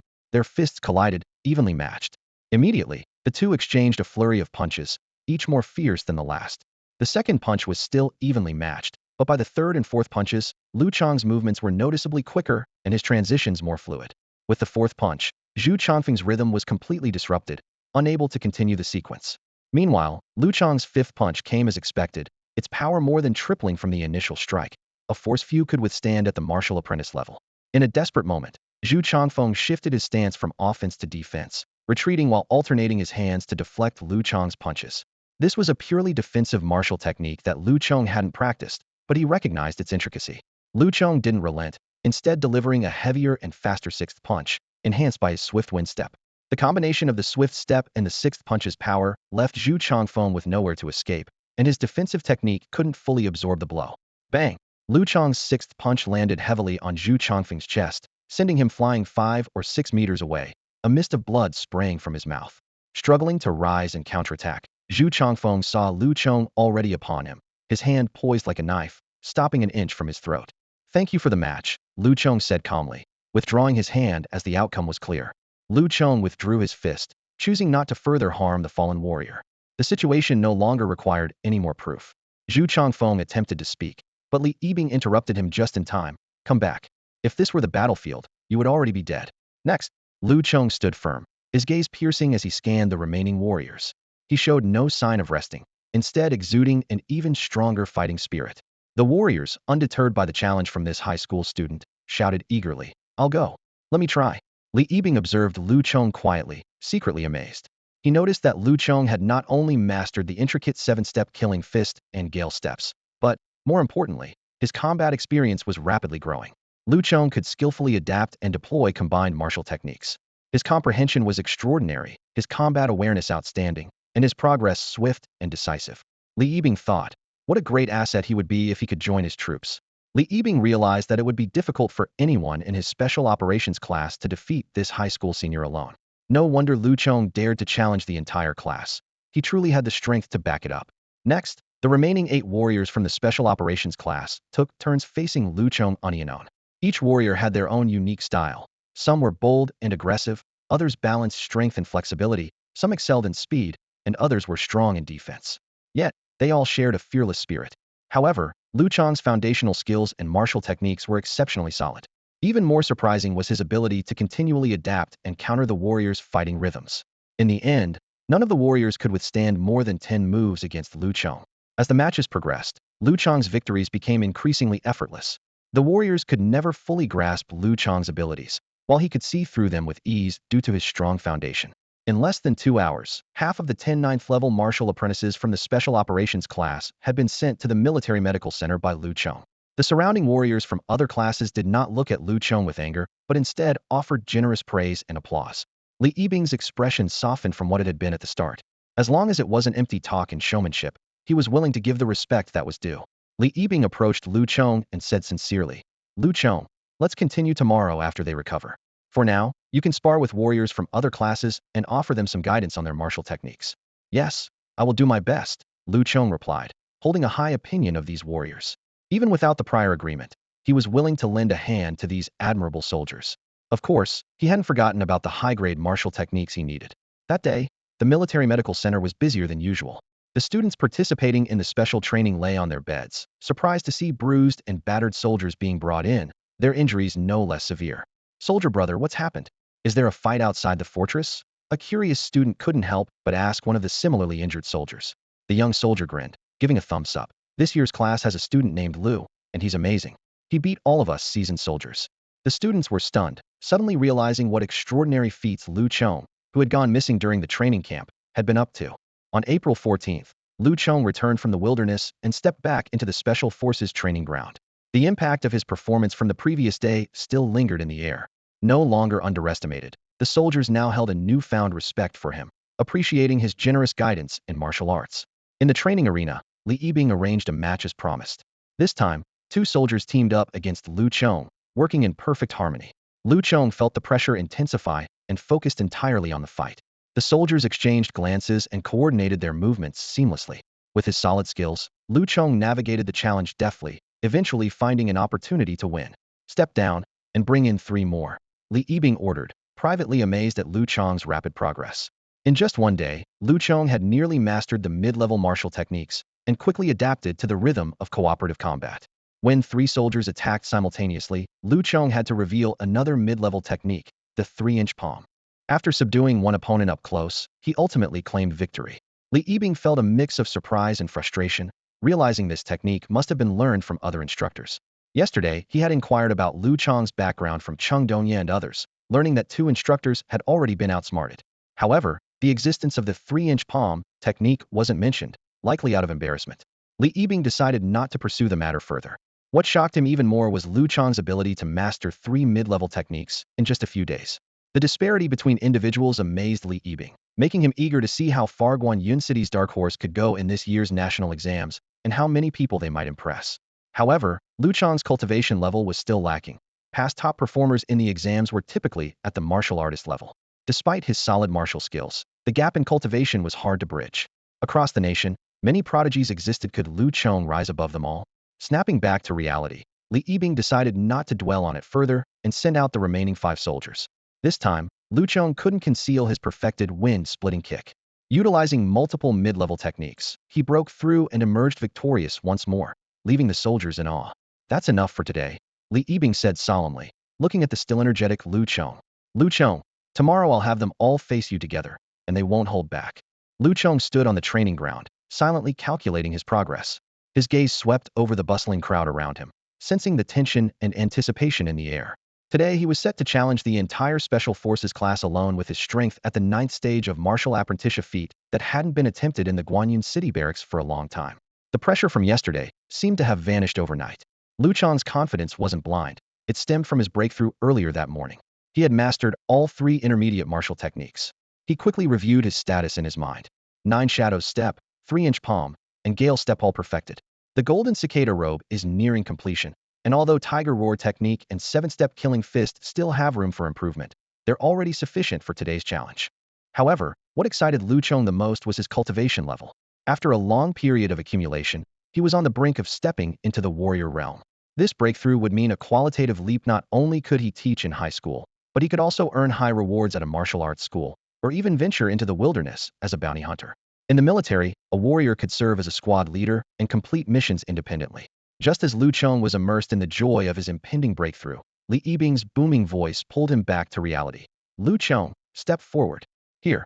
Lu Chong responded, stepping out to face the 10 fierce Special Forces soldiers alone. Niu Ben, noticing Lu Chong's distracted state, teased softly, "What's up, kid? Getting cold feet?" Just as Lu Chong was about to retort, he felt a warm surge within him. He spread his hands and turned to Li Yibing at the sidelines, apologetically saying, "Sorry, Squad Leader Li, I don't think this match can proceed." "Why?" Li Yibing frowned slightly, not believing Lu Chong would back down now. Feeling the warm flow growing inside him, Lu Chong replied innocently, "Because I'm about to break through." "Break through to warrior?"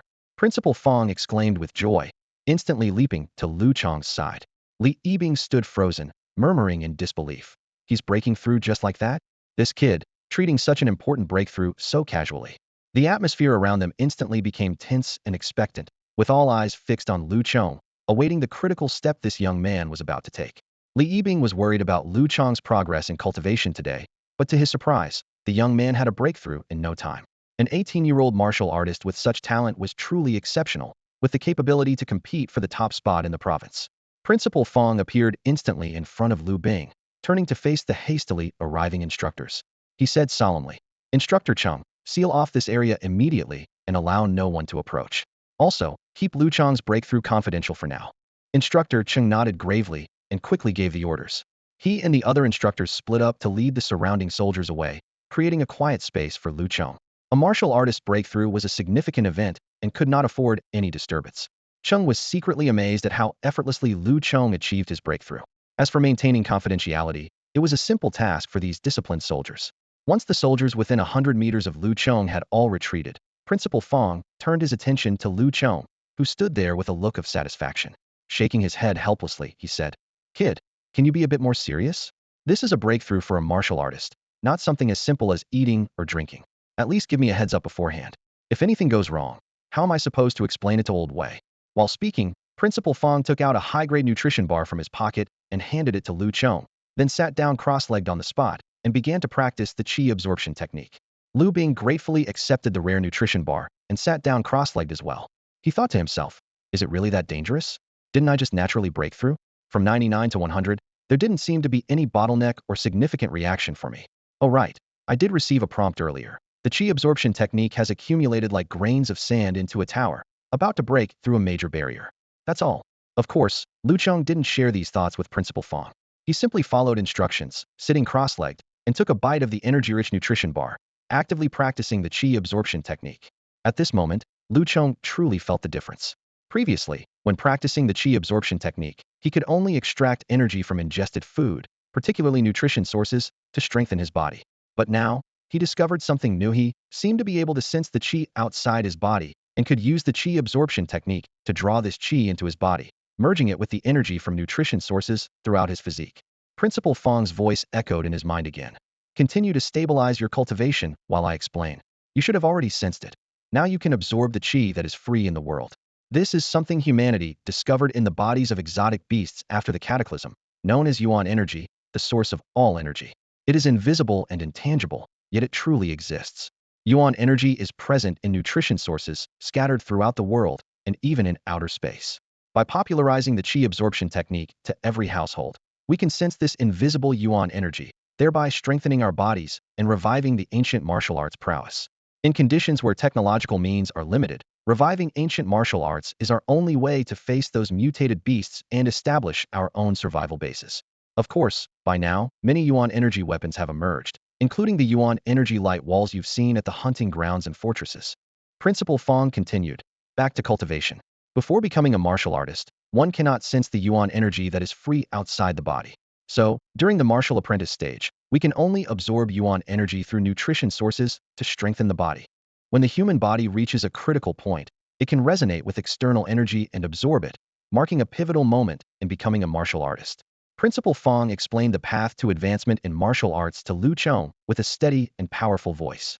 "In most places, the energy is quite thin, so to speed up accumulation, you'll need to rely on nutritional supplements." Principal Fong continued, tapping his finger lightly. "When the energy accumulates to a breakthrough point within your body, it doesn't just merge with your muscles and organs, It generates a tangible force of qi and blood. This force not only strengthens your physique, but can also be projected as a protective aura, enabling long-range attacks. He paused briefly and added, "This technique of projecting qi and blood is the hallmark of Earth-level martial skills. Although the power diminishes with distance, it can be used both near and far, making it much stronger than human-level skills. However, it consumes a lot of energy, so don't discard human-level skills. They're handy for dealing with ordinary opponents." Principal Fong's tone turned serious. Earth-level martial skills are difficult to master. Most martial artists only learn one or two in a lifetime. These skills are extremely rare, often originating from ancient martial relics. As for heaven-level martial skills, there are only about 20 known in all of China, and half of them are incomplete. This breakthrough is crucial, marking your first transformation of energy, Principal Fong said, patting Lu Chong on the shoulder. Absorb as much as you can. This will impact your future foundation. Don't worry, there's plenty of nutritional support. At that moment, Lu Chong heard a notification in his mind. The Qi Absorption technique has evolved, doubling in efficiency and potential. A strong hunger pang hit him, signaling an urgent need for energy replenishment. Lu Chong realized this was a rare opportunity. His Qi Absorption technique had surpassed the ordinary realm. He could clearly feel the accelerated conversion of energy, as if a high-efficiency converter had been installed inside him, continuously transforming energy into qi and blood, flowing throughout his body. The hunger grew more intense, and without hesitation, Lu Chong devoured the remaining high-grade nutrition bar. This 10th Ascension bar seemed like the most ordinary food to him at that moment. Yet, in less than a minute, he had absorbed all its energy. Principal Fong, I'm hungry, Lu Chong said, opening his eyes and looking expectantly at Principal Fong. Principal Fong quickly handed him another nutrition bar. Eat slowly, don't choke, he advised, nodding to himself.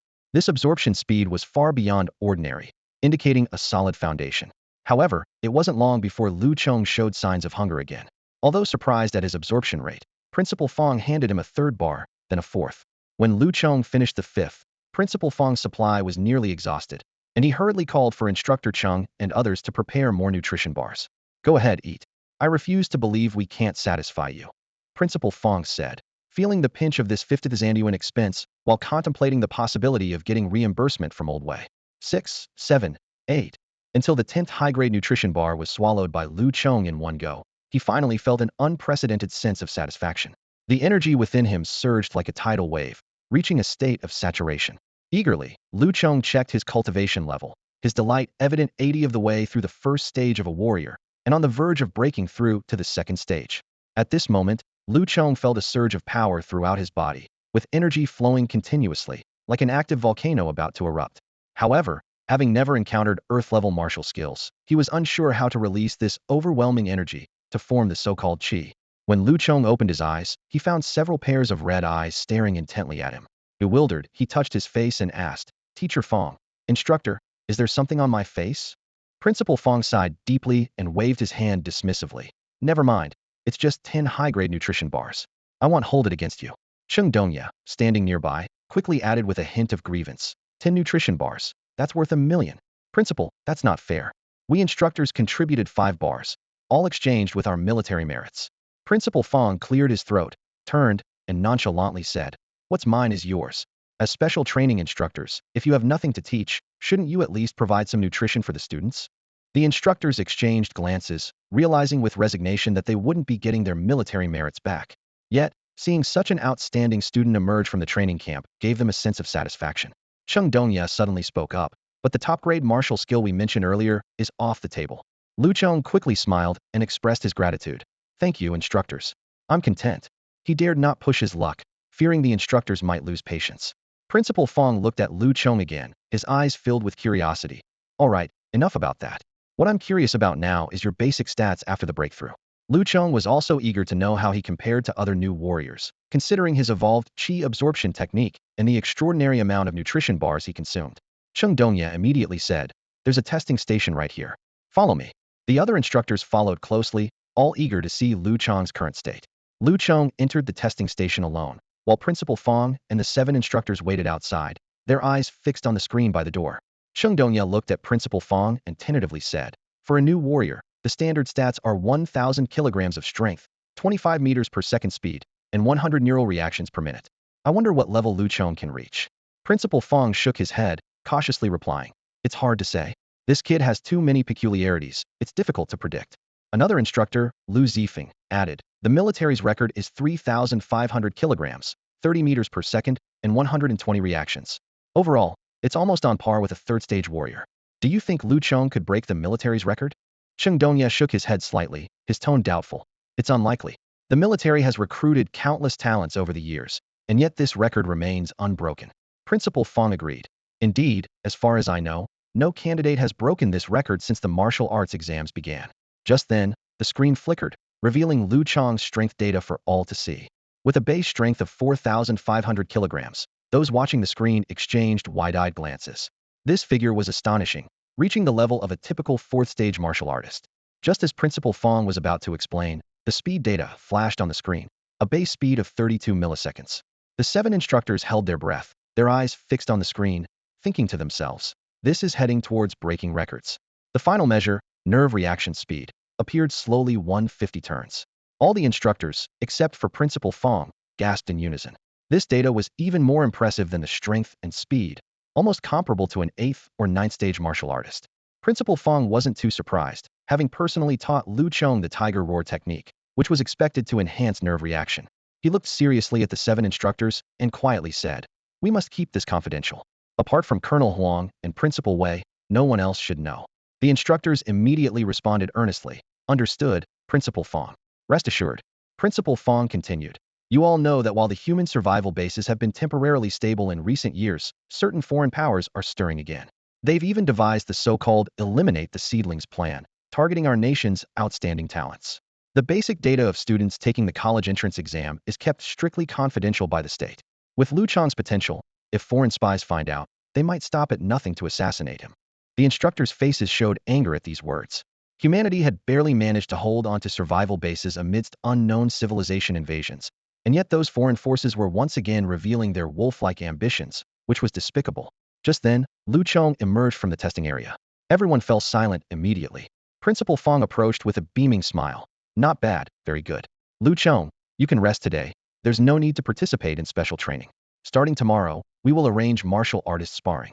Lu Chong respectfully replied. Yes, teacher. Then he turned to leave, with Principal Fong's voice echoing in his mind. Come find me tonight. After Lu Chong left, Cheng Dongya looked at Principal Fong and suggested, Principal Fong, actually, we can report Lu Chong's situation. He fully qualifies for a direct recommendation to Zhenwu Military Academy, without needing to take the college entrance exam. Principal Fong pondered for a moment, neither agreeing nor disagreeing, merely saying, you can discuss this with him yourselves. As for whether he wants to be recommended to the military academy, I can't say. But knowing Lu Chong, Principal Fong thought it was unlikely. At that moment, Lu Chong was back in his tent, intently observing his martial skills. Just a moment ago, his martial skills had begun to undergo some fascinating changes on their own. The golden cicada robe sensed its master's leap in strength and immediately felt inadequate, breaking through to a state of perfection. Following closely, the Tiger Roar technique also refused to lag behind and advanced to a subtle realm. Lu Chong glanced at the martial skills in his mind, and apart from the Tiger Roar technique, all human-level skills had reached perfection. However, now that he had truly become a martial artist, these human-level skills seemed to have lost their former appeal. Lu Chong's gaze instinctively shifted towards the more precious and powerful earth-level skills, and his desire grew stronger. At that moment, a series of notifications suddenly echoed in his mind. Skills like the stone-breaking hand, 9 shadow steps, cloud-piercing finger, and iron-lined fist all attempted to evolve into earth-level skills, yet they failed one after another. Seeing this string of failure notifications, Lu Chong couldn't help but feel a bit disappointed and helpless. Just when he was about to lose hope, a notification for the Gale Kick came through successful evolution into a low-grade, earth-level skill. Lu Chong was stunned, his eyes widening in disbelief. He quickly checked the skill panel and indeed found that the Gale Kick had transformed into Gale Kick Mastery 50, indicating new potential for improvement. Lu Chong recalled his homeroom teacher, Wang Tong, mentioning that the Gale Kick originated from an earth-level axe technique. Could this be the reason for its successful evolution? He couldn't help but speculate about the differences between the evolved Gale Kick and the original axe technique, and whether this represented 2 different evolutionary paths. As Lu Chong was deep in thought, another notification sounded in his mind. The 7-step killing fist and 3-inch palm both failed, but surprisingly, the swift wind step also successfully evolved into a low-grade, earth-level skill. This result revitalized Lu Chong, and he decided to ask the instructor tomorrow if the swift wind step was directly related to any earth-level skills. Finally, Lu Chong's attention turned to the remaining 2 skills, the superior golden cicada robe, and the supreme tiger roar technique. The future development of these two skills would undoubtedly become the focus of his upcoming training. Lu Chong had high hopes for the two martial arts techniques, Jin Shan Yi and Hu Xiao Gong, and watched the panel intently. Suddenly, a notification popped up. Jin Shan Yi was evolving on its own, unwilling to be neglected. He held his breath, waiting for the outcome. Moments later, another message appeared. Jin Shan Yi had successfully advanced to a lower-tier Earth-level martial art. Lu Chong felt a surge of joy, but it was quickly tempered by a hint of disappointment. He had hoped that Jin Shan Yi would leap directly to a mid-tier or even high-tier Earth level. Time ticked by, and Lu Chong waited patiently, but Hu Xiao Gong showed no signs of change. This puzzled him, as he thought there should be some notification, even if the evolution failed. Suddenly, a thought crossed his mind. It was because Hu Xiao Gong had not yet reached the perfect state. Upon reflection, he realized that all the other martial arts he practiced had reached perfection, except for Hu Xiao Gong. It seemed that only perfected martial arts were eligible for evolution. Whether the evolution succeeded depended on the technique's inherent potential and strength. Lu Chong took a full quarter of an hour to calm his mind before checking his panel again. Name: Lu Chong. Level: Martial Artist Stage 1, 81. Martial Arts: 9 Shadow Step perfected, Heart-Piercing Kick perfected, Wind-Splitting Leg Advanced 50, Jin Shan Yi Advanced 50, Hu Xiao Gong Subtle 1, 7-Step Killing Fist perfected, Gale Step Advanced 50, 3-Inch Palm perfected. Lu Chong frowned, feeling the panel was too cluttered and needed some reorganization. Moreover, the three techniques that had evolved to Earth level deserved new names. With a thought, the panel transformed. Name: Lu Chong. Level: Martial Artist Stage 1, 81. Martial Arts: Human Lower Tier, 9 Shadow Step perfected, Monument Breaking Hand perfected, Cloud Piercing Finger perfected, Mountain Pressing Lean perfected, Eagle Claw Skill perfected, Iron Wire Fist perfected, Heart Piercing Kick perfected. Human Mid-Tier, 7-Step Killing Fist perfected, 3-Inch Palm perfected. Human Supreme Tier, Hu Xiao Gong Subtle 1. Earth Lower Tier, Wind Blade Leg Advanced 50, Golden Bell Shield Advanced 50, Shadowless Gale Step Advanced 50. Lu Chong carefully examined the new panel. Wind Blade Leg, Golden Bell Shield, and Shadowless Gale Step were the evolved forms of Wind Splitting Leg, Jin Shan Yi, and Gale Step, respectively. These names were not chosen at random, but were based on the characteristics of the evolved techniques. Thanks to their original foundations, the three martial arts had all reached an advanced state. Lu Chong could clearly sense their traits. Wind Blade Leg could unleash wind blade-like energy. Golden Bell Shield, with its internal and external cultivation, formed an energy shield on the body surface, reminiscent of the Golden Bell Shield from his previous life. Shadowless Gale Step enhanced speed, potentially reaching a level where his movements left no trace or shadow. Even so, Lu Chong needed to personally test their true power. He was curious and eager to see how quickly these martial arts would automatically train. Although Earth-level martial arts were far more challenging to cultivate than human-level ones, Lu Chong was confident that, with his improved mental will after breaking through the martial artist realm and the boost from Hu Xiao Gong, his Earth-level martial arts training wouldn't be too slow. During his free time, Lu Chong focused intently for 3 whole hours, gaining a clear understanding of his current cultivation speed. He discovered that with the aid of high-grade nutrition bars, the Qi Absorption technique automatically improved by 1 every 2 hours. If he actively cultivated, this speed could double. Lu Chong was quite satisfied with this, knowing well that accumulating cultivation cannot be rushed, and even with higher-grade nutrients, the Qi Absorption technique couldn't fully absorb them. He calculated in his mind that at this pace, he could reach the 3rd level of a martial artist before the college entrance exams, which would be sufficient. Subsequently, Lu Chong turned his attention to the 4 martial arts techniques that hadn't yet been perfected. The automatic cultivation speed of the Tiger Roar technique had significantly increased, jumping from 5 daily to 1 per hour. With Principal Fong's nightly guidance, the speed could double. Lu Chong was secretly delighted, confident that the Tiger Roar technique would reach perfection before the special training ended. However, when he thought of the 3 newly evolved lower-tier Earth-grade martial arts, he couldn't help but frown slightly. 3 hours of observation showed that each of these martial arts had only improved by half a percentage point. More concerning was that these 3 Earth-grade techniques were currently only at the mastery stage, and once they entered the subtlety stage, progress would inevitably slow down. Lu Chong sighed inwardly, acknowledging the significant increase in difficulty with Earth-grade martial arts. It seemed he would only reach perfection close to the college entrance exams. Worse still, he had no one to guide him in speeding up the progress of these Earth-grade techniques, which had evolved from lower-grade martial arts. Unbeknownst to him, if Principal Fong were present, he would scoff at Lu Chong's concerns. In Principal Fong's eyes, Lu Chong's so-called difficulty was worlds apart from the struggles of ordinary martial artists. Typically, it would take at least 1 to 2 years for a martial artist to master an Earth-grade technique. Whether one could reach the subtlety or perfection stages depended entirely on personal affinity with the technique and opportunity. Some martial artists might never achieve the pinnacle in their lifetime. Who else but Lu Chong could lie comfortably for just over a month and have Earth-grade techniques automatically perfected? Even the most prodigious geniuses couldn't cultivate Earth-grade techniques at 1/10 of Lu Chong's speed. Moreover, Lu Chong's Earth-grade techniques had already reached the mastery stage due to their evolution from existing techniques. If others knew of this, it might cause countless martial artists to despair, even abandon the martial path. As night fell, the clock struck 8, and Lu Chong met with Principal Fong once more. This time, Principal Fong wasn't in a hurry to take him into the wild to train the tiger roar technique. Instead, he smiled warmly and said, "Now that you're an official martial artist, you must have many questions. Feel free to ask them now." Lu Chong nodded in agreement and almost made Principal Fong choke with laughter with his first question. "Mr. Fong, now that I've broken through as a martial artist, can the school or the Education Bureau reward me with an Earth-grade martial art?" Principal Fong, both amused and exasperated, lightly scolded, "What are you thinking, boy? Do you think Earth-grade martial arts are as common as cabbages?" He then explained seriously, "Let me tell you, even the most ordinary lower-tier Earth-grade martial art costs over $1 million. More importantly, high schools and local education bureaus aren't qualified to reward students with Earth-grade martial arts. High school teachers generally aren't capable of teaching them either. That's university-level material. Only lecturers and professors who specialize in martial arts have that expertise."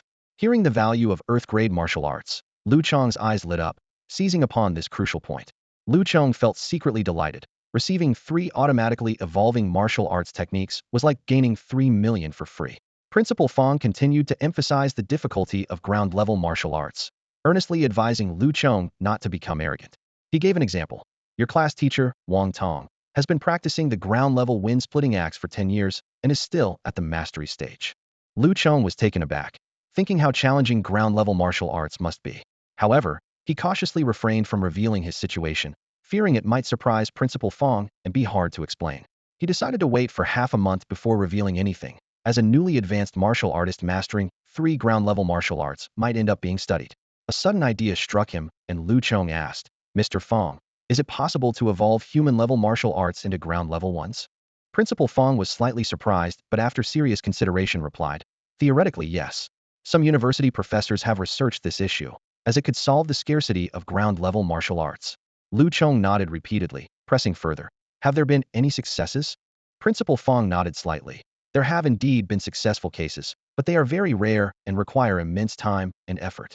Lu Chong's eyes lit up, thinking this could provide an explanation for showcasing his evolving martial arts in the future. Principal Fong continued, "More people choose to do the opposite, simplifying ground-level martial arts into human-level ones. Although this doesn't increase the number of ground-level martial arts, it reduces the difficulty of practice. For example, your wind-splitting leg is simplified from Wang Tong's wind-splitting axe." Suddenly enlightened, Lu Chong seized the moment to ask, "Then the gale step I learned from the instructor, is it the same?" Principal Fong recalled for a moment and nodded. "That's right. The military has a ground-level martial art called wind-riding step, which is the origin of gale step." Lu Chong further inquired about Golden Cicada Cloak and Tiger Roar skill. Principal Fong explained that Golden Cicada Cloak was derived from a mid-grade ground-level body, refining martial art by old way, barely considered self-created. However, Tiger Roar skill was entirely self-created and had not yet developed a corresponding ground-level martial art. Hearing this, Lu Chong felt a bit disappointed. It seemed Tiger Roar skill currently lacked evolutionary potential. He realized that his successfully evolved human-level martial arts were not created from nothing, but originated from ground-level martial arts. However, the evolutionary direction seemed somewhat divergent from the original ground-level martial arts. Unwilling to accept this, Lu Chong pondered, "Is there a way to evolve those martial arts that failed to evolve?" With only 50 days left until the college entrance exams, Lu Chong's life was markedly different from that of his peers. In the early morning, he joined others in venturing into the wilderness, yet no one knew he was already a certified martial artist. Even Huaxia, who followed closely behind, would struggle to discern his true strength unless Lu Chong deliberately revealed his qi. For Lu Chong, hunting beasts in the wilderness had lost its challenge, as level 2 exotic beasts rarely appeared near the fortress. However, he highly valued military merit, which was crucial for acquiring resources. Besides, there was Shui Chong, the military merit delivery man, waiting for him. After his breakthrough, Lu Chong found himself in dire need of money. Every 10 days, he consumed a high-grade nutrient worth 100,000, and his evolved golden cicada garment, now at the earth level, required expensive medicinal liquids. Thus, his first thought each day was how to earn enough to sustain himself. Despite honing his skills and securing kills, the military merit near the fortress remained limited. He earned around 300 points daily, slightly more than Xue Chong, the second highest scorer. Lu Chong calculated that by the end of the special training, Xue Chong would have accumulated nearly 10,000 military merit points for him, just enough to last until the exams. In the afternoons, Lu Chong no longer trained with the students, but sparred with military martial artists. Li Yibing, the special combat class leader, became his opponent. As a third-level martial artist, Li Yibing grew increasingly impressed with Lu Chong, sparring with him tirelessly to help him adapt to formal martial combat. Although Lu Chong refrained from using earth-level martial skills, he learned a great deal about Qi applications from Li Yibing. To Li Yibing's astonishment, his own third-level martial prowess, combined with a well-mastered earth-level skill, could only match Lu Chong's capabilities. Lu Chong, using only human-level martial skills, had mastered an impressive array of them, each to perfection, making him nearly invincible. Even more shocking to Li Yibing was that Lu Chong, having recently made a breakthrough, matched his strength, speed, and reflexes. After 3 days of intense battles, Li Yibing sought assistance, inviting other class leaders to spar with Lu Chong. Generously, Lu Chong spent an hour each day guiding the soldiers in their martial skill training. Gradually, many young soldiers began calling him Little Instructor Lu. This scene did not escape the notice of Principal Fong and instructors like Cheng Dongya, who were understandably astonished. Cheng Dongya couldn't help but remark that if Lu Chong stayed in the military camp, he would soon become the chief instructor. Unfortunately, Lu Chong had different aspirations.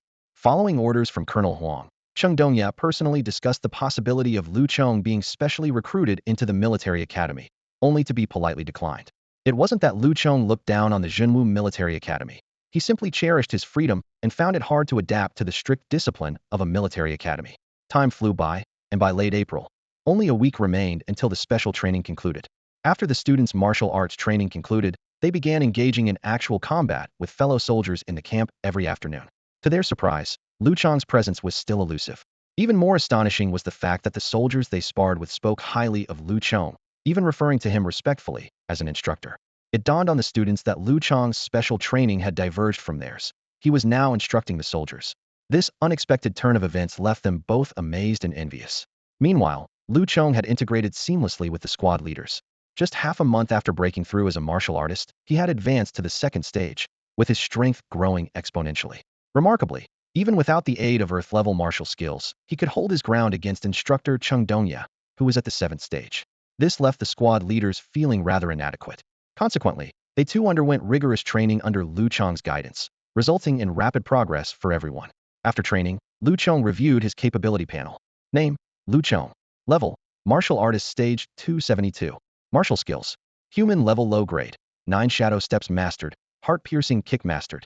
Human Level Mid Grade, 7-Step Killer Fist Mastered, 3-Inch Palm Mastered. Human Level Top Grade, Tiger Roar Technique Mastered. Earth Level Low Grade, Wind Blade Leg Subtle 16, Golden Bell Shield Subtle 12, Swift Wind Shadowless Step Subtle 16. Lu Chong pondered to himself, realizing that if he were to employ these 3 Earth-level low-grade martial skills, even Cheng Dongya might not be able to rival him. After all, his Earth-level skills had reached a subtle realm, far surpassing Chief Instructor Cheng Dongya's level. That night, under a dark, windy sky, 2 men dressed in black stealth suits whispered in a secluded cave 100 miles from the fortress. "Big brother, we've figured out the kid's routine. Shouldn't we act quickly?" One of them asked quietly. The other nodded slightly. "Yes, the time is right. Darn it. Assassinating a student right under the regular army's nose isn't easy. If it weren't for this kid's love of showing off, we wouldn't have found an opportunity." "Yeah," the first man in black agreed. "Even though we're martial artists, the kid has several high-stage martial artists around him. Even if we manage to ambush him, escaping alive would be tough." The one referred to as Big Brother snorted. "After this job, we'll take the money and leave Hedong province, lay low for a while, and then make a comeback." "You're wise, Big Brother," the other praised. "Using the mother-and-child rat method to assassinate the kid is brilliant. Haha, the child rat died at the kid's hands yesterday. After dawn, we'll release the level 2 mother rat to track him, and it can kill him with a single bite." Laughs, the sound of suppressed laughter echoed in the cave. At this moment, a young man in a black tracksuit quietly appeared at the cave entrance. After the two inside finished their discussion, the young man cleared his throat and asked gently, "Were you looking for me?" "Who?" came the startled voices from inside the cave, followed by 2 shadows darting out into the moonlight. Lu Chong looked at them and grinned. "Weren't you just plotting how to assassinate me?" Under the moonlight, 2 men dressed in black stared intently at Lu Chong, their eyes warily scanning the surroundings. Lu Chong, understanding their caution, calmly said, "Don't worry, no one else will interfere." It's just me here. The leader of the men in black snapped back to attention, eyes sharp as a blade on Lu Chong. It's you. The second man followed suit, his tone laced with suspicion. How do you know about us and find our hiding place? Instead of answering, Lu Chong asked with a hint of curiosity. So you do know me and want to kill me. I've come to you myself. So tell me, why are you looking for me? The two men exchanged a knowing glance and simultaneously drew long knives from their waists. The blades gleamed coldly in the moonlight. The leader spoke in a cold voice. Since you came out, it saves us the trouble. As he finished, he lunged forward, his knife aimed directly at Lu Chong, moving like a ghost. The second man stayed alert nearby, simultaneously preventing Lu Chong's escape and watching for any potential allies. Faced with the incoming threat, Lu Chong remained still, his hands hanging down as if frozen in fear. Die! The leader spat out the word icily, leaping into the air, his blade descending like lightning toward Lu Chong's head. Just as the blade was mere inches from Lu Chong's head, he finally moved. Within 3 inches, the world is in my grasp. With military precision, his 3-inch palm technique burst forth at the crucial moment. The leader had no time to see Lu Chong's move, much less react to it. Lu Chong's palm was faster than his knife, casually landing on his chest. Bang! Crack! The leader was sent flying, spewing blood in midair, his left chest caved in. His knife flew from his grip, and his body hit the ground heavily, his eyes quickly losing light. The second man, finally reacting, rushed over to help his brother, only to find him barely clinging to life. Lu Chong, somewhat surprised, said indifferently, "Sorry, I didn't expect him to be so weak. I intended to leave him alive." He thought to himself, for an assassin of the second level, with such a sharp blade, who would have thought he'd be so fragile, unable to withstand even a mid-tier 3-inch palm? The second man glared angrily, silently cursing. Who said this kid was just a martial apprentice? Kid, we'll admit defeat today, but I'll come back for revenge. With those words, the second man abandoned his brother's body and turned to flee. He wasn't foolish. What ordinary student could kill a martial artist in one strike? Knowing he was outmatched, he chose to retreat for now. Lu Chong, having just calmed his complex emotions from his first kill, watched as the other assassin fled. He shook his head, thinking, what kind of opponents are these? Such lack of professionalism. Lu Chong composed himself and used his swift wind step to pursue the target. His speed was far superior, quickly closing the gap between them. You've already killed the boss. Why are you still chasing me? The second-in-command, clad in black, yelled in terror as he sensed Lu Chong approaching. While chasing, Lu Chong shouted, "Don't worry, this time I'll go easy on you. I won't kill you." Liar. The assassin cursed, panicking as he pulled a handgun from his coat and fired several shots behind him. Bullets whizzed through the air, but to Lu Chong, their paths were crystal clear. He easily dodged them, and could even withstand them with his golden cicada garment. Such a standard firearm posed no threat to him now. Leaping into the air, Lu Chong delivered a precise kick to the black-clad man's back. Though it was just a low-tier stab-heart kick, it sent the assassin sprawling face-first into the dirt. Lu Chong sighed inwardly, surprised at his own strength when fully unleashed, and that a so-called assassin was so easily defeated. He usually restrained his power during sparring, keeping it at a similar level to his opponents. As the black-clad man struggled to his feet, Lu Chong appeared beside him in a flash.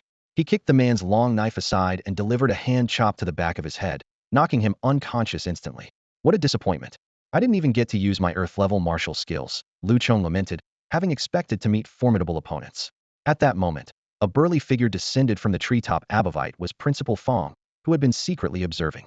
You were right, someone really did try to assassinate you during the special training, Principal Fong remarked with amazement. Lu Chong replied humbly. As you know, I've trained in Principal Wei's golden cicada garment, which makes me more sensitive. In truth, it was after the golden cicada garment evolved into the golden bell shield and reached a micro-level that Lu Chong sensed he was being watched in the wilderness. The sensory acuity of the golden bell shield far surpassed that of the golden cicada garment. Being watched with malicious intent is unsettling for anyone. Lu Chong had confided in Principal Fong, asking him to accompany him into the wilderness that night to seek out the enemy. With Principal Fong's abilities, finding the two would not be difficult. Once it was confirmed they were assassins, Lu Chong asked Principal Fong to stay hidden and let him handle the situation alone. While he was familiar with hunting beasts, he had yet to face human enemies. This was a perfect opportunity. Principal Fong agreed. However, neither expected the so-called second-stage warrior assassin to be so effortlessly defeated by Lu Chong.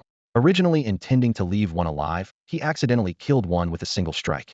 Killing is no different. As long as you kill those who deserve it, it's just like slaying beasts. Principal Fong observed Lu Chong's introspection, thinking it was his first kill, and offered advice. At that moment, Lu Chong sensed a strong aura of violence from the old principal, guessing he had experienced many bloody battles. Yet, Lu Chong felt no discomfort. Remember, Sometimes the human heart is more terrifying than any beast. Principal Fong sighed, looking at the unconscious black-clad man. Attempting an assassination under his watchful eye was bold, underestimating the consequences. The seriousness of this act was unimaginable. Had they succeeded, the outcome would be dire. From the moment Lu Chong broke through to become a martial artist, his life trajectory changed completely. No longer just an ordinary student, he became a key figure recorded in confidential files for special cultivation. Lu Chong's safety was not only crucial to the future of Guanyin City, but also caught the attention of provincial leaders. Principal Fong, Principal Wei, and Colonel Huang had long regarded Lu Chong as the hope for Guanyin City's rise. At this moment, Principal Fong was seething with anger, but he held it back in front of Lu Chong. Fortunately, Lu Chong's strength had significantly increased, enabling him to detect the assassin in advance and handle the situation independently. Facing a life-and-death threat and countering his opponent was undoubtedly a valuable experience for Lu Chong, which brought a sense of relief to Principal Fong. "Let's check inside the cave again," Principal Fong reminded. Lu Chong nodded and cautiously entered the cave alone, retrieving a black leather bag. A faint squeaking sound came from the bag, and Lu Chong said to Principal Fong, "This should be the mother rat they mentioned, a second-level metal-eating rat." Principal Fong gestured for Lu Chong to open the bag. Instantly, a black shadow darted out, heading straight for Lu Chong's face. However, before Lu Chong could react, Principal Fong had already extended his hand midair, releasing a surge of fiery red energy that enveloped the metal-eating rat. The second-level rat struggled and shrieked in pain, unable to break through Principal Fong's energy field. Lu Chong watched the scene intently, amazed at the display of power. The ability to concentrate energy externally without dissipating this was the prowess of a martial master. Compared to his current abilities, it was a world of difference. He scrutinized the metal-eating rat, a palm-sized body with sleek, black fur and a distinct tuft of golden hair on its forehead, revealing razor-sharp teeth. Despite its small size, this creature's destructive power was formidable. They were incredibly fast, relying primarily on their sharp teeth for attacks. A second-level metal-eating rat could even bite through a 2-centimeter thick, high-strength steel plate. Metal-eating rats fed on various hard metals, making their bodies incredibly tough, almost impervious to weapons. More terrifyingly, they also consumed humans to accelerate their evolution.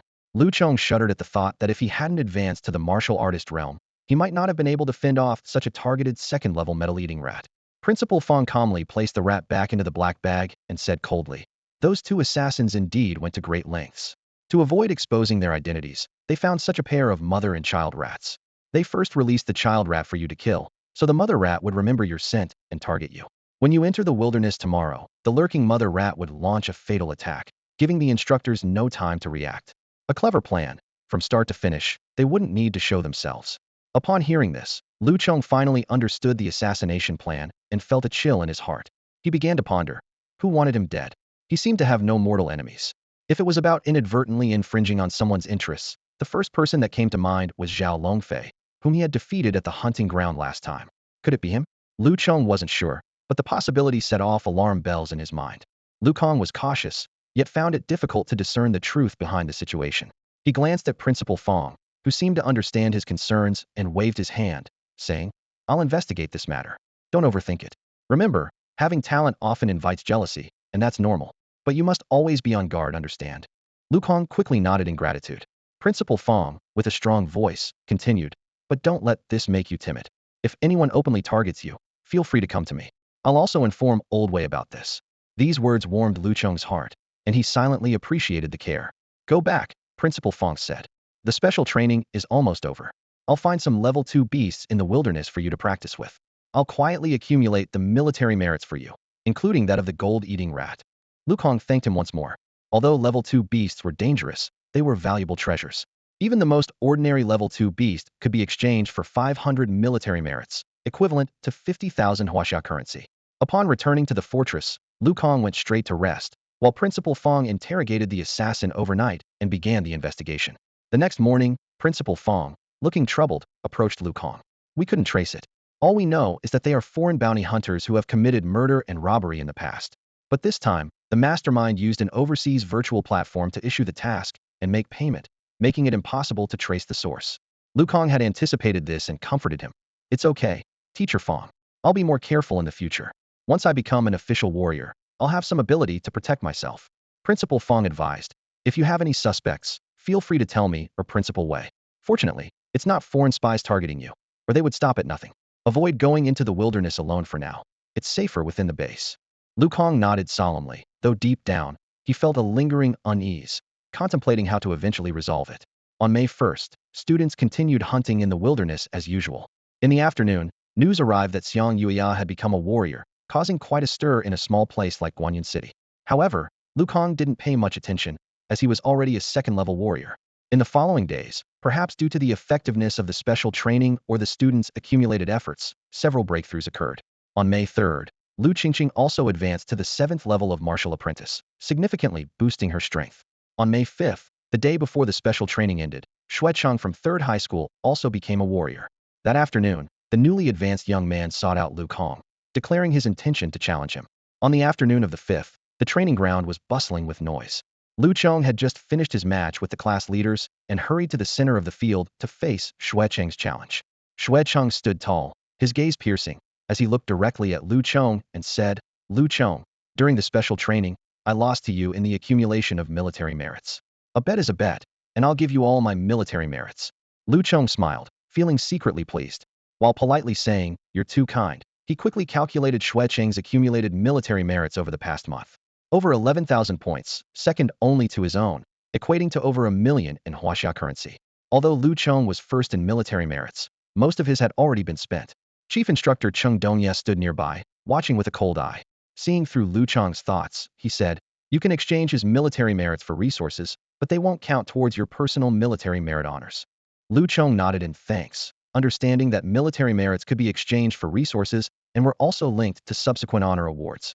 Xuecheng's face flushed, clearly embarrassed by his confident challenge that resulted in failure. However, he had changed, having advanced from a 9th-level martial apprentice to a formal martial artist. Taking a deep breath, Xuecheng straightened his back and looked at Lu Chong with burning eyes. "Lu Chong, do you dare to have another fair match with me?" The surrounding students and instructors fell silent, all eyes focused on the two of them. Lu Chong awkwardly rubbed his hands, softly saying, "We're all classmates. There's no need to hurt our friendship." Xuecheng sneered, his tone aggressive. "If I lose, I'll give you 50,000. If you lose, the same conditions apply." Lu Chong felt secretly delighted, but his gaze involuntarily drifted towards Xiang Yia, not far away.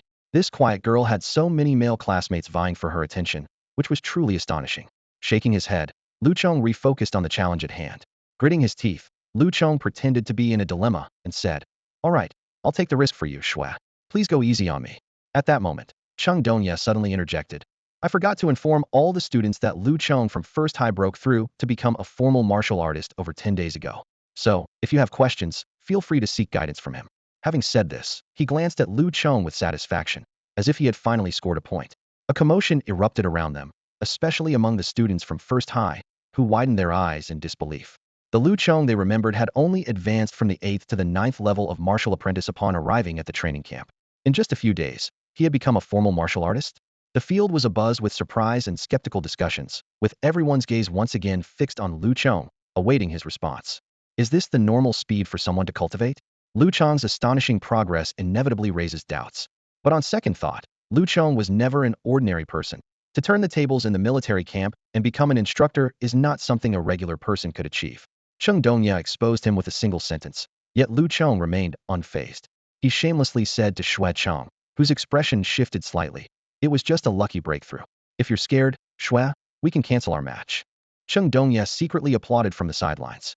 This kid is cunning, even using provocation to make money. As expected, the young and hot-headed Xuecheng couldn't stand such provocation and immediately shook his head. "No need, since we're both formal martial artists. It's a fair fight." "Fair my foot. Lu Chong is already at the 2nd stage of martial artist," Cheng Dongye mentally grumbled.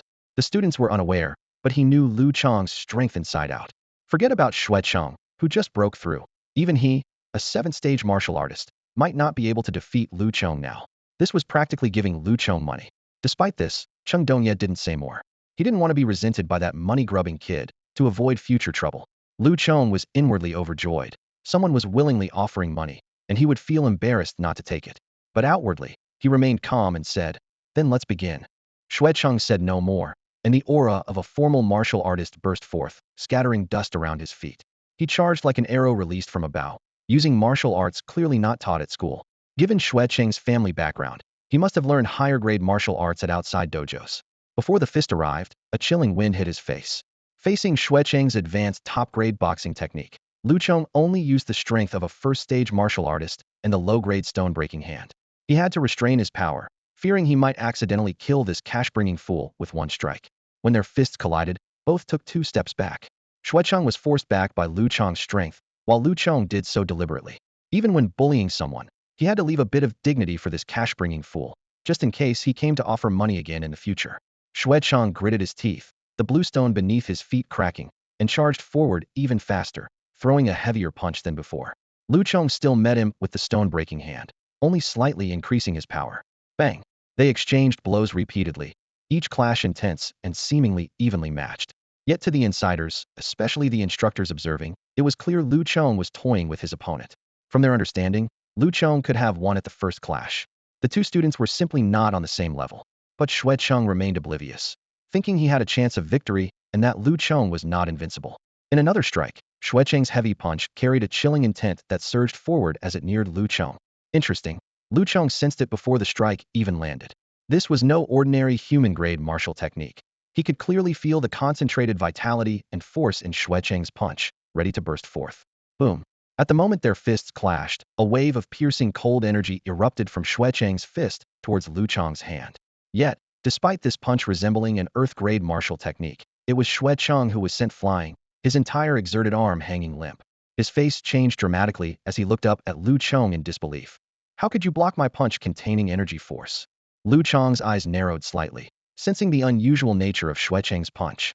The wind from the punch roared towards him, carrying not just ordinary force, but a concentrated power of vital energy, transforming into a protective aura around it. Although this wasn't a standard Earth-level martial technique, its power far surpassed that of ordinary human-level techniques. Lu Chong's lips curled into a slight smile. Without using any other martial techniques, he merely increased the force in his hand. With a bang, their fists collided, and a bone-chilling aura erupted from Xuecheng's fist, attempting to invade Lu Chong's body through his palm. However, Lu Chong's daily sparring with the class leaders had made him well-versed in handling such energy. The vital energy within him circulated instantly, silently neutralizing the invading aura. Xuecheng's face changed dramatically, shock evident in his expression. His aura technique was easily countered, while Lu Chong's seemingly ordinary palm strike contained force far beyond expectation. With a crack, Xuecheng's arm broke, and his strength was halved. Before Xuecheng could recover, Lu Chong swiftly closed in like a phantom, stopping his palm just inches from Xuecheng's forehead. I concede, Xue, Lu Chong said calmly, withdrawing his hand and stepping back. Xuecheng swallowed hard, acknowledging his complete defeat. He suppressed the intense pain in his arm and forced a smile. Once I get back, I'll transfer the money to you. A loss is a loss. Hearing this, Lu Chong's eyes lit up with a hint of joy. He hurried forward to help Xuecheng up, insisting on personally escorting him to the military medic. Observing this, the instructors, including Cheng Donya, shook their heads, thinking to themselves that this kid really had a keen eye for money. As Lu Chong and Xuecheng departed, the students on site began to buzz with discussion. Martial artist. This term was repeatedly mentioned among the crowd. This year's special training had unexpectedly produced 3 official martial artists, a rarity among high school graduates in Guanyin City. Especially Lu Chong, who, after topping the last mock exam, had now broken through as a martial artist and defeated the well-established Xuecheng, leaving others far behind. Lu Qingqing watched Lu Chong's retreating figure, her delicate hand unconsciously clenching as she quietly motivated herself. Qingqing, you have to work harder, or you won't be able to keep up with him. Huang Junyan, standing beside Xiang Yueya, asked in a low voice, do you think you can beat him now? Xiang Yueya withdrew her gaze and pondered for a moment before replying. Not now. But around the college entrance exams, it shouldn't be difficult. Huang Junyan nodded in agreement. Although high schools didn't teach Earth-level martial techniques, given Xiang Yueya's background, learning one at the Xiang Martial Arts School wasn't hard. By then, without an Earth-level technique, Lu Chong might find himself left far behind by Xiang Yueya. When the college entrance exams come, who will emerge as the top is still uncertain. This highlights the importance of background and resources, which may not be apparent in the early stages of martial training, but become increasingly significant as one progresses. The news of Lu Chong breaking through as a martial artist spread like wildfire among the younger generation in Guanyin City. However, many scoffed at it.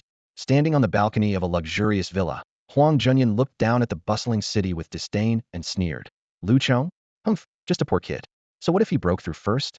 Without resources, Earth-level martial skills, or guidance from a renowned teacher, how far can he go? Recalling his father's teachings, Huang Junyan nodded in agreement. His gaze extended beyond the borders of Guanyin City, as if envisioning the vast stage of Hebei Province, China, and in the world, where true elites were competing. How could an orphan from a humble background understand the importance of family and connections? Meanwhile, Lu Chong was carefully assisting Xue Chong to the military medic. Despite being opponents, Lu Chong showed genuine care. After Xue Cheng's arm was set and he had rested a bit, Lu Chong smiled gently. Xue, are you feeling better? Xue Chong shook his head, a hint of gratitude in his eyes. Thank you for going easy on me and bringing me for treatment. But, he said with determination, I will challenge you again, not for Xiang Yueya, but for myself. Lu Chong's smile became more sincere. You're welcome anytime. I was just lucky to win.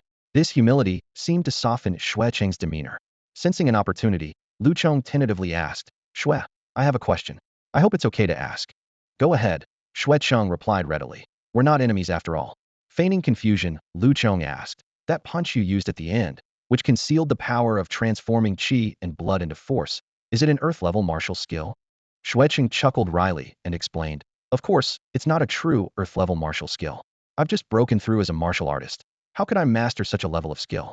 It's merely a technique to exert force, releasing qi and blood power at the point of contact when using human-level martial skills to disrupt an opponent's internal qi flow. Compared to a genuine earth-level martial skill, it falls short in both explosive power and cohesion. Lu Chong realized. Isn't this the transitional technique from human level to earth level? Why hadn't Principal Fong and the instructors taught me this? He didn't question Xue Cheng about how he learned it, respecting his privacy. He believed Principal Fong and the others should be aware of this technique, and he could ask them. That evening, Lu Chong approached Principal Fong, only to receive an unexpected response. With a furrowed brow, Principal Fong said, this technique has both pros and cons, and we didn't want you to be exposed to it. Simply put, it's a shortcut that can lead to dependency, potentially affecting your future training in true earth-level martial skills. Many find earth-level skills difficult to learn and take this shortcut. But with your aptitude, directly training in earth-level skills is the right path, and you shouldn't take detours. Lu Chong pondered over this, but was still determined to learn. He thought to himself that he could train martial skills independently and wasn't worried about being influenced. Thus, he earnestly requested Principal Fong to teach him the technique. On May 6th, the final day of the students' special training, the campus was filled with a relaxed atmosphere. The students no longer headed out to the wilderness nor to the martial arts training grounds. The 7 instructors, along with the class monitors and soldiers they had been with day and night for a month, were enjoying a rare day off, celebrating together with the students in a joyful gathering. The highlight of the day was the commissioning ceremony for Lu Chong, who topped the military merit list. Colonel Huang attended in person, pinning the shiny second lieutenant epaulets onto Lu Chong's shoulders. This scene filled the students present with both envy and excitement. Although the rank of second lieutenant is not an instant leap to the top, it is a significant achievement for someone from humble beginnings. After all, even the 7 instructors were merely second lieutenant platoon leaders, commanding over 100 soldiers. Although Lu Chong's second lieutenant rank was an honorary commission with no actual command authority, the basic monthly salary of 10,000 Huaxia yuan was enough to make him smile. More importantly, the rank meant he could access some military resources, especially the martial arts heritage, the most comprehensive and excellent martial arts repository in Huaxia. Of course, these resources were not free. They had to be exchanged for military merits. In recent years, to attract talent from society, the military has opened up some honorary commissions.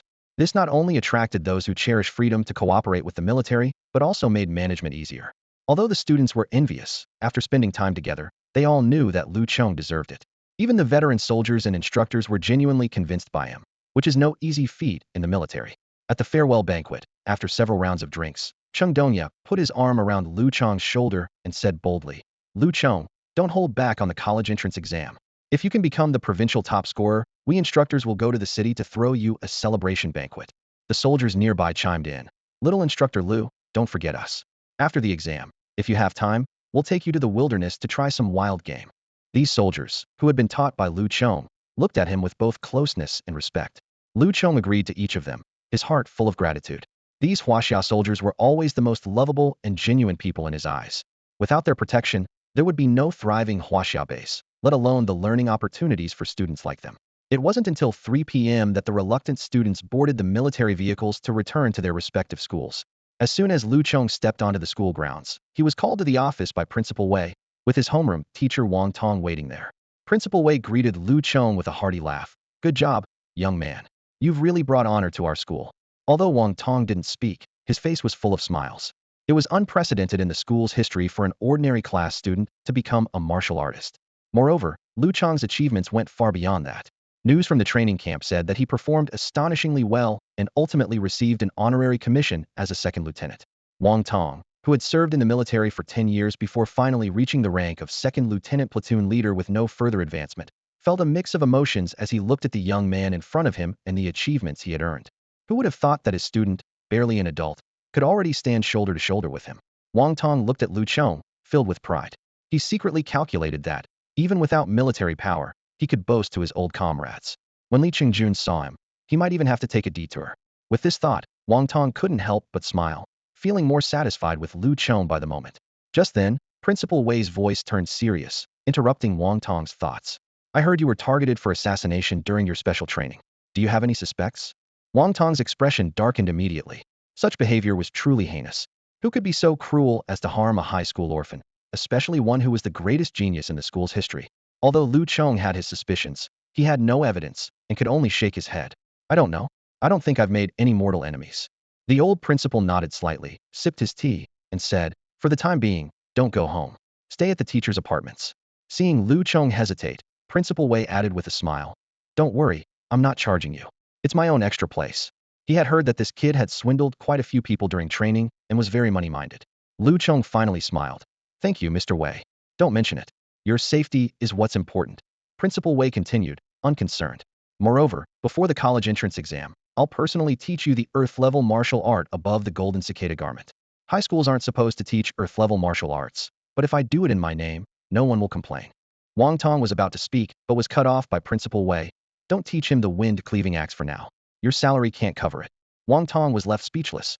He had indeed wanted to teach Lu Chong the Earth-level wind-cleaving axe under his own name, but the price of the inheritance jade slip, over $1 million, was daunting. Principal Wei continued, besides, no weapons are allowed in the college entrance exam practical assessment. Lu Chong can choose to study it on his own when he gets to university. Wang Tong agreed, realizing the logic, and relented. Lu Chong felt grateful but said nothing, silently appreciating the teacher-student bond. Don't feel any burden. Taking the college entrance exam also brings glory to our school. Since you've already become a martial artist, we'll try to give you the same conditions as other students, Principal Wei said, his tone turning serious. But I must remind you, Earth-level martial arts are much more difficult than what you've practiced before. I can't guarantee how much you'll master before the exam. At this point, the old principal recalled telling Lu Chong something similar when he first taught him the Golden Cicada garment. He wondered if the supposed difficulty was really that challenging for this young man. Yes, thank you, Mr. Wei. I'll do my best, Lu Chong replied earnestly. The Earth-level martial art related to the Golden Cicada garment is called the Golden Light Wave. It's a lower Earth-level martial art that not only protects, but also has some passive counterforce. You can start the inheritance here with me. Principal Wei handed a jade slip to Lu Chong. Lu Chong accepted it respectfully, pondering, what is the difference between this Golden Light Wave and his Golden Bell Shield? Can he practice it after mastering the Golden Bell Shield, or will they conflict? This question had lingered in his mind for a long time, and today he could finally find out. The Golden Bell Shield and the Golden Light Wave merged within Lu Chong, like two warm currents converging into a river. Suddenly, a pleasant notification sounded in his mind, sending a jolt of surprise and delight through him. Has the Golden Bell Shield evolved? He murmured incredulously, feeling the surge of power within him. Originally, these two low-tier Earth-level martial arts had perfectly fused, elevating to a mid-tier Earth-level technique. Lu Chong calculated inwardly that if ordinary low-tier Earth-level techniques were worth millions, this rare mid-tier Earth-level one would be worth at least double. Furthermore, the Golden Bell Shield was a rare body-refining technique, standing out even among its peers, potentially valued at no less than 5 million. Although Lu Chong was not a greedy person, this undoubtedly confirmed the extraordinary power and potential of this martial art. Eagerly, he checked his personal status panel, a hint of joy flashing in his eyes. Name, Lu Bing. Level, Martial Artist Stage 310. Martial Arts. Low-tier Human, 9 Shadow Steps Perfect, Heart-Piercing Kick Perfect. Mid-tier Human, 7-Step Killing Fist Perfect, 3-Inch Palm Perfect. Top-tier Human, Tiger Roar Skill Perfect. Low-tier Earth, Wind Blade Leg Proficient 30, Swift Wind Shadowless Step Proficient 30. Mid-tier Earth, Golden Bell Shield Mastery 26. Lu Chong noticed that although the Golden Bell Shield's grade had improved, its proficiency had fallen back to mastery level. However, he was not worried, rather secretly pleased. This meant the martial arts potential had increased, and with diligent practice, it would quickly advance. What delighted him even more was that not only could he perform the evolved Golden Bell Shield, but he could also deconstruct it into the Golden Light Wave and the original Golden Bell Shield, or further into the perfected Golden Cicada robe. Just as Lu Chong was immersed in the joy of his martial arts evolution, Principal Wei's voice brought him back to reality. All right, you should take a break now, Principal Wei said kindly. Today, let Teacher Wang help you move the things you need. With the college entrance exam approaching, don't take any more private tutoring jobs outside. Principal Wei looked at Lu Chong meaningfully and continued. I know you've earned quite a bit of military merit during your special training, and even got a large sum of money, right? Thinking of the military merits and the 50,000 he won from Chong, Lu Chong smiled sheepishly. Principal Wei reassured him. There's nothing wrong with that. As a martial artist, you should strive. Supporting yourself with your intellect is nothing to be ashamed of. However, don't lose sight of what's important and let money blind you. In the month before the college entrance exam, focus all your time and energy on your training. If you need anything, just let me know. He continued earnestly. The college entrance exam is the most important turning point in life for students, especially for someone like you from a humble background. Moreover, you should know that the exam is also an opportunity to earn a lot of resources. Principal Wei looked at Lu Chong with deep meaning. If you seize it, you might not have to worry about money for your entire 4 years of university. Lu Chong nodded solemnly, fully agreeing. He understood that the next month would be crucial in determining his future, and he must give it his all to prepare thoroughly for the upcoming college entrance exam. As Lu Chong's strength rapidly increased, his ambition burned brighter and brighter, making the goal of excelling in the college entrance exam seem increasingly attainable. His eyes glimmered with ambition as he considered various possibilities. If he could become the top scorer in the Guanyin City exams, not only would the city's education bureau and his alma mater offer generous rewards, but local businesses and martial arts schools would also compete to sponsor this promising talent. These sponsorships served both as advertising and as a way to build goodwill with a future leader. However, this was not enough for Lu Chong. His gaze extended further to the possibility of becoming the top scorer in the Hedong province exams, where the rewards would be even more astounding. Not only would the city rewards double, but the province would also offer substantial financial incentives. Yet, to Principal Wei, these rewards seemed insignificant. The real opportunity for Lu Chong to earn a fortune lay in the live broadcasts during the practical exams of the college entrance tests. Every year, during the live practical exams, each student is given a dedicated live channel in addition to the official broadcasts. Both the official channels and the personal ones are accessible to billions of viewers nationwide. Lu Chong pondered the purpose of such broadcasts. Was it merely to supervise the exams, or to provide students a platform to showcase their talents? The answer was not so simple. The intention of the Huaxia government was more profound: to promote martial spirit at a time when the whole nation was watching. It wasn't about exploiting students, but genuinely providing them with a beneficial policy. The public strongly supported these broadcasts, knowing that these outstanding students would become the backbone of Huaxia's defense bases after graduation, ensuring peace and security for ordinary people. Shouldn't these students be encouraged and motivated? With this thought, Lu Chong's heart raced. The prospect of earning a significant amount during the exam broadcasts was incredibly tempting. He had meticulously studied the records of past exam broadcasts, where some students had earned over 10 million in just 6 days of practical assessments. For those born into wealth, such an amount might seem trivial. But for Lu Chong, it represented crucial capital for his future cultivation. His eyes sparkled with hope as he thought, this college entrance exam is my chance to turn my life around. If I perform well, I won't have to worry about money for a long time. Filled with excitement, Lu Chong returned to his modest home with his homeroom teacher that very day. After a quick tidy-up, he moved into the teacher's apartments behind the school. Although Principal Wei had arranged only a one-bedroom apartment for him, it came with an underground training room. While not as grand as Lu Qingqing's entire training building, it was over 100 square meters and equipped with various training and testing equipment, a small space packed with everything necessary. Standing in this new space, Lu Chong couldn't help but envision his future. When I have the money, I must create a personal space like this, convenient for daily life and focused on training. The word college entrance exam echoed in Lu Chong's mind. He knew that only by passing this threshold could he truly enter a vast world.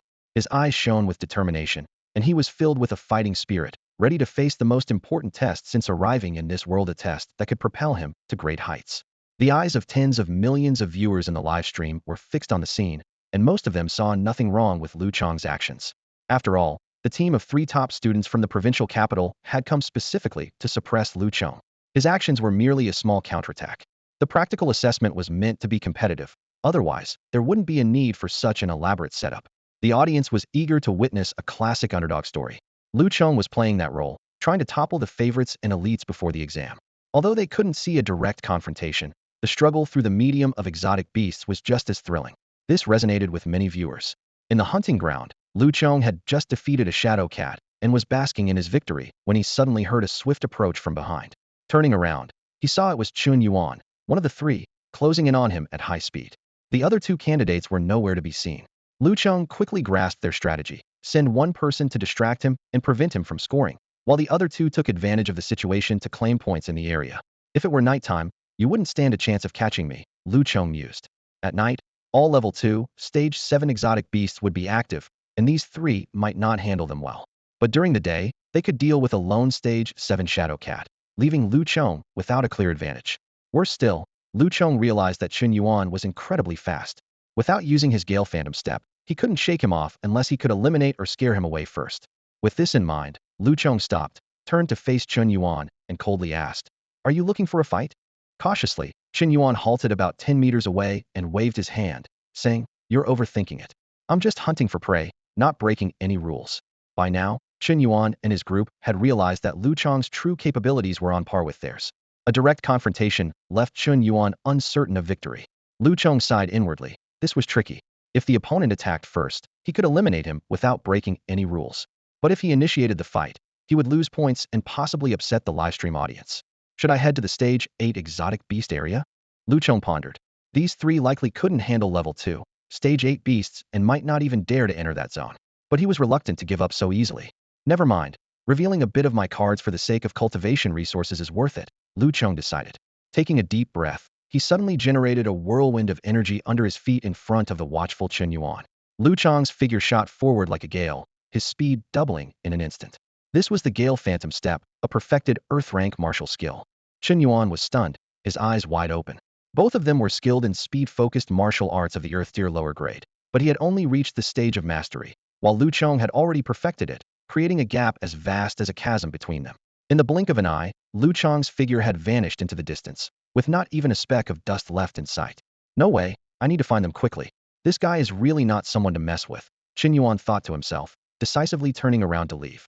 The gap was simply too great. He couldn't even keep track of Lu Chong, let alone confront him. This scene, broadcasted across major live streams, once again set off a storm of amazement. The audience exclaimed, "This Lu Chong is full of surprises." After displaying the Jingguang wave at the micro level, he's now shown an Earth-tier martial skill. And did you notice? This incredibly fast Earth-tier skill, Lu Chong has already perfected it. An analyst began listing the martial arts Lu Chong had demonstrated. 9 Shadow Step perfected, Monument Breaking Hand perfected, Cloud Piercing Finger perfected, Mountain Lean perfected, Eagle Claw skill perfected, Iron Line Fist perfected, Heart Piercing Kick perfected. That means all 7 high school basic martial arts he practiced are perfected. Then there are the mid-tier human-level skills, Swift Wind Step, Gale Kick, and 3-inch Palm, all perfected. Plus, there's the top-tier human-level Tiger Roar skill, also perfected. And let's not forget the micro-level Earth-tier Jingguang wave and the newly showcased perfected Earth-tier skill.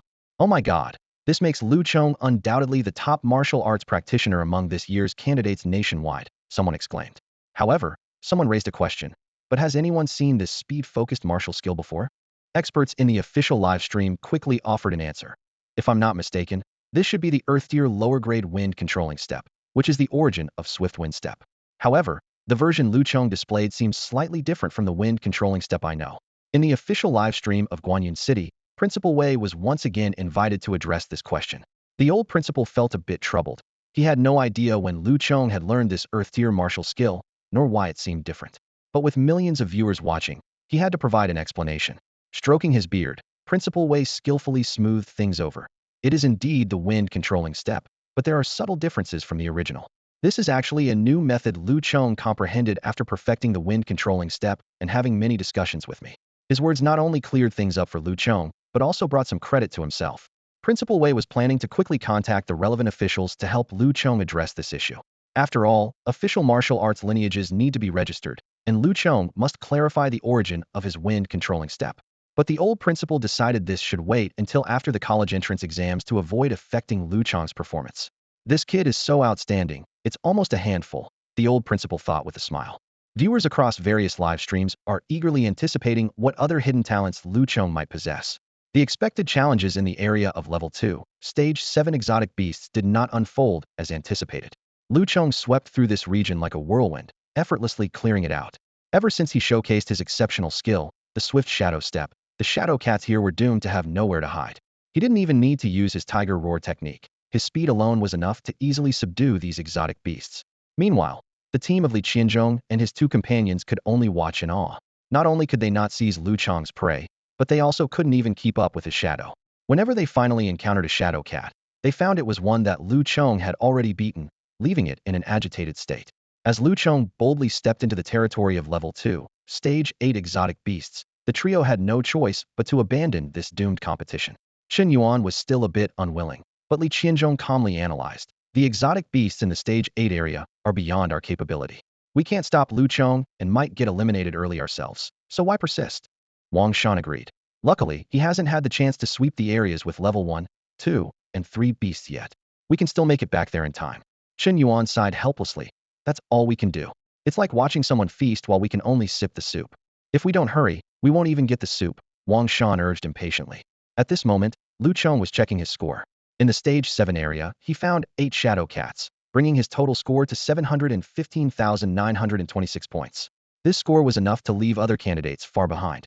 It's no exaggeration to say that even if Lu Chong stopped hunting now and rested until the exam ended, he would undoubtedly be the top scorer in the province. However, Lu Chong was not satisfied with this. He knew that each point represented resources for future cultivation, and the further he progressed, the more resources he would need. Hundreds of thousands, or even millions in cultivation funds might not be enough to support him until college graduation. As he entered the Level 2, Stage 8 exotic beast area, Lu Chong's eyes practically lit up with anticipation. Here, each exotic beast represented a substantial 64,000 points. His only concern now was whether the City Education Bureau could honor its promise and afford this significant educational funding. While contemplating, his attention was drawn to a massive green python coiled on a nearby tree. It was a Level 2, Stage 8 green fire python, its body thicker than the tree trunk and over 10 meters long. Without hesitation, Lu Chong, eyes gleaming with determination, charged forward. Facing an exotic beast of this level, Lu Chong dared not be complacent. He immediately employed his golden light shield technique, enveloping himself in a golden glow. The green fire python, sensing Lu Chong's approach, instantly regarded him as prey, hissing and fixing its gaze on this intruder. Before Lu Chong could get closer, the python opened its massive mouth and spewed a searing tongue of fire. This was no ordinary flame, but a blue fire enhanced by elemental energy, with temperatures reaching up to 6,000 degrees. The fire tongue spanned over 10 meters, hurtling straight toward Lu Chong. Even before the flames reached him, Lu Chong could feel the surrounding air begin to distort from the intense heat. Facing the attack of the azure fire python, Lu Chong chose not to confront it heat-in with his golden light shield. Instead, he used his swift wind shadowless step, transforming into a whirlwind to deftly evade the fierce blue flame tongue. A glint of determination flashed in his eyes as he leaped forward, preparing for close combat with the massive creature. Strike a snake at its vital point. The ancient saying echoed in Lu Chong's mind. His goal was clear, to find the weakness of the azure fire python. However, before he could get close, a dark shadow descended from above, revealing the python's long tail covered in blue scales. It lashed out like a giant whip, aiming to strike Lu Chong. In close combat, the azure fire python showcased its formidable strength. Its tail lashed fiercely, its body coiled nimbly, and its sharp, high-temperature fangs posed a significant threat. Although these fangs didn't contain conventional venom, they could inject a deadly fiery toxin into their prey. Caught midair with no support, Lu Chong was struck directly by the swiftly swinging tail. Ripples spread across his golden light shield, but it protected him from harm. Despite this, the powerful impact sent him flying backward. Yet, Lu Chong was not merely a passive target. In the instant he was hit, his hands transformed into eagle claws, gripping tightly onto the python's tail, his fingers piercing deep into its tough scales. Now, it's my turn, Lu Chong thought to himself. He landed steadily, his feet rooted firmly into the ground. With a deep breath, he harnessed his internal power and pulled with immense force. Astonishingly, he managed to stretch the colossal azure fire python straight. Having mastered the golden bell shield, Lu Chong's explosive power was unmatched, far surpassing that of ordinary 9th-level martial artists. With a cracking sound, the upper body of the python, which was tightly wrapped around a tall tree, was forcibly pulled, causing the 20-meter-high tree to snap at the trunk. The azure fire python, losing its support, crashed heavily to the ground. It tried to coil and constrict Lu Chong, but by then, he had seized the initiative. He spun rapidly, swinging the python's tail, forcing it to become rigid and straight. The thunderous sounds of impact echoed as the 10-meter-long azure fire python was swung like a mere snake, repeatedly smashed against surrounding rocks and trees. It hissed in pain, desperately spewing flames, but the fire couldn't reach Lu Chong at the center of the rotation. After several rotations, the python was dizzy and disoriented, nearly regurgitating its last meal. Lu Chong seized the moment, swiftly advancing along the tail to the python's head, delivering a powerful 3-inch palm strike that severely injured it. He then easily retrieved the locator device. At this point, Lu Chong showed no mercy. He knew that if the python retained any strength, it might later join other beasts to attack him, putting him at a disadvantage. After earning another 64,000 points, he wasted no time and hurried to hunt other beasts. The time was now past 3 p.m. on the 11th, with only a few hours left until the third day of the practical assessment ended. Lu Chong resolved to completely clear the area of beasts before nightfall. Meanwhile, the live stream was still buzzing with excitement, especially when viewers saw Lu Chong swinging the massive azure fire python. The atmosphere reached a fever pitch. Absolutely thrilling. So powerful. I'm captivated. This is a true warrior. No doubt about it. He deserves a reward. Lu Chong deserves to be the top scorer in the province, dominating beasts with human strength. Why do I love watching this so much? The enthusiastic comments from the audience kept pouring in, witnessing this spectacular battle. A single blue flame python represents a hefty 64,000 points. As night fell, Lu Chong had already taken down 5 of these snakes in the level 2, stage 8 beast area, pushing his total score past the million mark to an impressive 1,035,926 points, leaving other candidates far behind. The combat assessment was only halfway through, with 3 full days remaining. Both candidates in the hunting ground and viewers in the live stream knew well that even if Lu Chong were to be eliminated at that moment, he would still remain at the top of the leaderboard. The second-place contender, Li Qianzhong, had just over 120,000 points, and even with 3 days of relentless effort, he would struggle to reach even half of Lu Chong's score.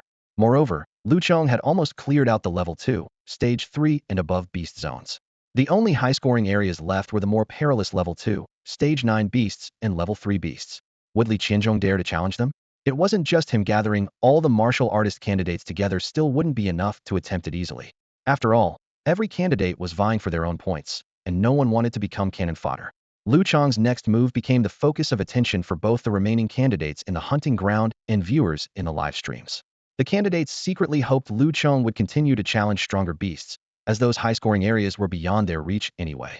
Furthermore, if Lu Chong were eliminated due to overestimating himself, they wouldn't have to worry about him returning to compete for the lower-score beast areas. The millions of viewers in the live streams were also eager for Lu Chong to continue his challenge. Not only would it provide more excitement, but it would also allow Lu Chong to compete with the top scorers from provinces nationwide. At this point, the top scorers weren't just comparing scores, they were seeing who could take on the toughest beasts. With his martial artist stage 4 prowess, Lu Chong's feat of defeating a level 2, stage 8 beast surpassed most top scorers from provinces across the country.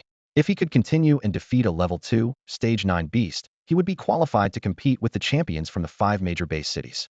Furthermore, if Lu Chong could fight a level 3 beast to a standstill with his stage 4 abilities, he could be considered the uncrowned king among national candidates. Even if other candidates reached this level, Lu Chong would still have an edge, as the top scorers from other provinces, like those from the prestigious Modu Experimental School and Beijing No. 1 High School, were stage 8 martial artists.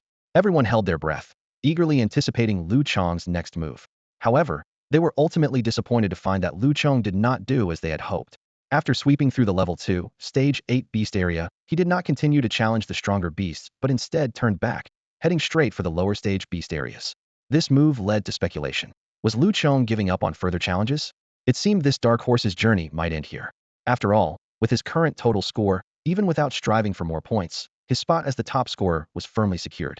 While the livestream audience was full of admiration for Lu Chong's performance, there was a tinge of disappointment, as they had hoped to see him display an even more dominant side. How could they have known that Lu Chong's true purpose in turning back was to earn those precious points? In his mind, every point meant richer rewards from the city. Lu Chong's goal was clear and pragmatic, to accumulate points with maximum efficiency. As night quietly fell, the forest was shrouded in deep darkness. For Lu Chong, this was the perfect time to act. His figure moved like a phantom through the woods, reaching the area of level 2, stage 3 beasts in less than half an hour. This area was more expansive than the deeper sections, with far more beasts than the scarce few found deeper in. Lu Chong's eyes gleamed with a calm determination. Even on the third night of the assessment, there were still many beasts in this area yet to be hunted. Without hesitation, he sprang into action, with each beast representing a tempting 2,000 points. That night, other candidates in the level 2, stage 3 beast area once again witnessed Lu Chong's terrifying whirlwind momentum. Chen Yuan, while resting, heard about this and was nearly overwhelmed. He had just parted ways with Li Qianzhong and Wang Shan to search for opportunities on their own. Who could have predicted that Lu Chong would return with such force in just half a day? The rapid rise in the top score was like a heavy blow, shattering the hopes of other candidates. Chen Yuan felt a surge of desire to challenge Lu Chong, but reason told him that would only lead to humiliation. Even teaming up with Li Qianzhong and Wang Shan, they could hardly match Lu Chong's astounding speed. With no other choice, Chen Yuan had to join the night hunting group, racing against time to accumulate points. Li Qianzhong, Wang Shan, and 2 other candidates in the Stage 3 Beast area had to do the same. Throughout the night, the Stage 3 Beast area was in chaos. By the first light of dawn, Lu Chong had already moved to the Level 2, Stage 2 Beast area, continuing his plundering journey. Other candidates faced the same dilemma as Chen Yuan, helplessly watching as Lu Chong claimed the majority of the prey. Time flew by, and another day passed. By the morning of the 13th, Lu Chong had swept through the Level 2, Stage 1 Beast area, and was preparing to advance to the Level 1 Beast area. Other candidates had no choice but to retreat to the Level 1 area, competing with martial arts candidates for the remaining resources. This level of competition was unprecedented in the history of the Hudong province's high-stakes exams.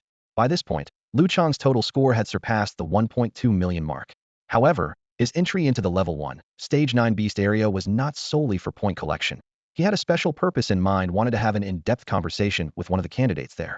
At this moment, Zhao Longfei's mind was in turmoil. The practical assessment had reached its 5th day, yet he had accumulated just over 1,000 points. As a 9th-level martial apprentice, such a performance could only be described as mediocre. He began to worry whether he could secure a spot in the 36 key martial arts universities, let alone the top 3 elite universities or the 10 prestigious schools in Huaxia. The problem wasn't his strength. It was that from the moment he entered the examination hunting ground, Zhao Longfei found it impossible to concentrate. His eyes frequently scanned the top 100 leaderboard on the scorekeeper, searching for the name that filled him with dread. Lu Chong. At first, that name barely made it onto the list, not warranting much attention. However, as the first night fell, Zhao Longfei's nightmare began. It was as if he had returned to the scene of the mock exams, where that name shot to the top of the leaderboard overnight and never came down. Zhao Longfei was filled with unwillingness and confusion. This was a major exam where 300,000 candidates from the entire province competed simultaneously, watched by tens of millions of people, not some trivial contest in Guanyin City. How could an orphan who had once been so unremarkable dominate the stage and advance so rapidly? No matter how much he resented it, Lu Chong's score continued to soar like an untamed horse, from 10,000 to 100,000, then to 500,000, and finally breaking the million mark. Each updated number was like a heavy blow, striking Zhao Longfei's heart and leaving him breathless. This sense of oppression involuntarily reminded Zhao Longfei of his father's advice some time ago. The assassination attempt on Lu Chong had failed, resulting in one assassin's death and another's capture. His father had reassured him, saying, "Don't worry, they don't know who ordered it. As long as we keep quiet, no one will trace it back to us." Since then, Zhao Longfei had almost stopped attending school, using closed-door training as an excuse. In truth, he was afraid of encountering Lu Chong, who had become a martial artist, fearing he might inadvertently give himself away. This psychological shadow caused him to miss the last opportunity to break through and become a martial artist before the college entrance exam. Despite this, Zhao Longfei couldn't shake off the psychological pressure brought on by Lu Chong. After finally adjusting his mindset to enter the exam, he was hit by Lu Chong's remote strike on the first day.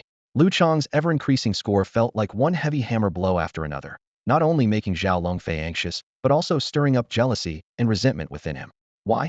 Why is he so outstanding, leaving me so far behind? Zhao Longfei raged internally. With my father's and family's support, I can definitely catch up to him. I can't. He had repeated this self-reassurance countless times. I have nothing to fear from him, Zhao Longfei tried to convince himself. A genius who hasn't fully matured might just die on a trip to the wilderness one day. As Zhao Longfei hid atop a concealed tree crown in the 8th level area, lost in his chaotic thoughts, a calm, ethereal voice suddenly sounded beside his ear, like a ghost. "Zhao, I've been looking everywhere for you.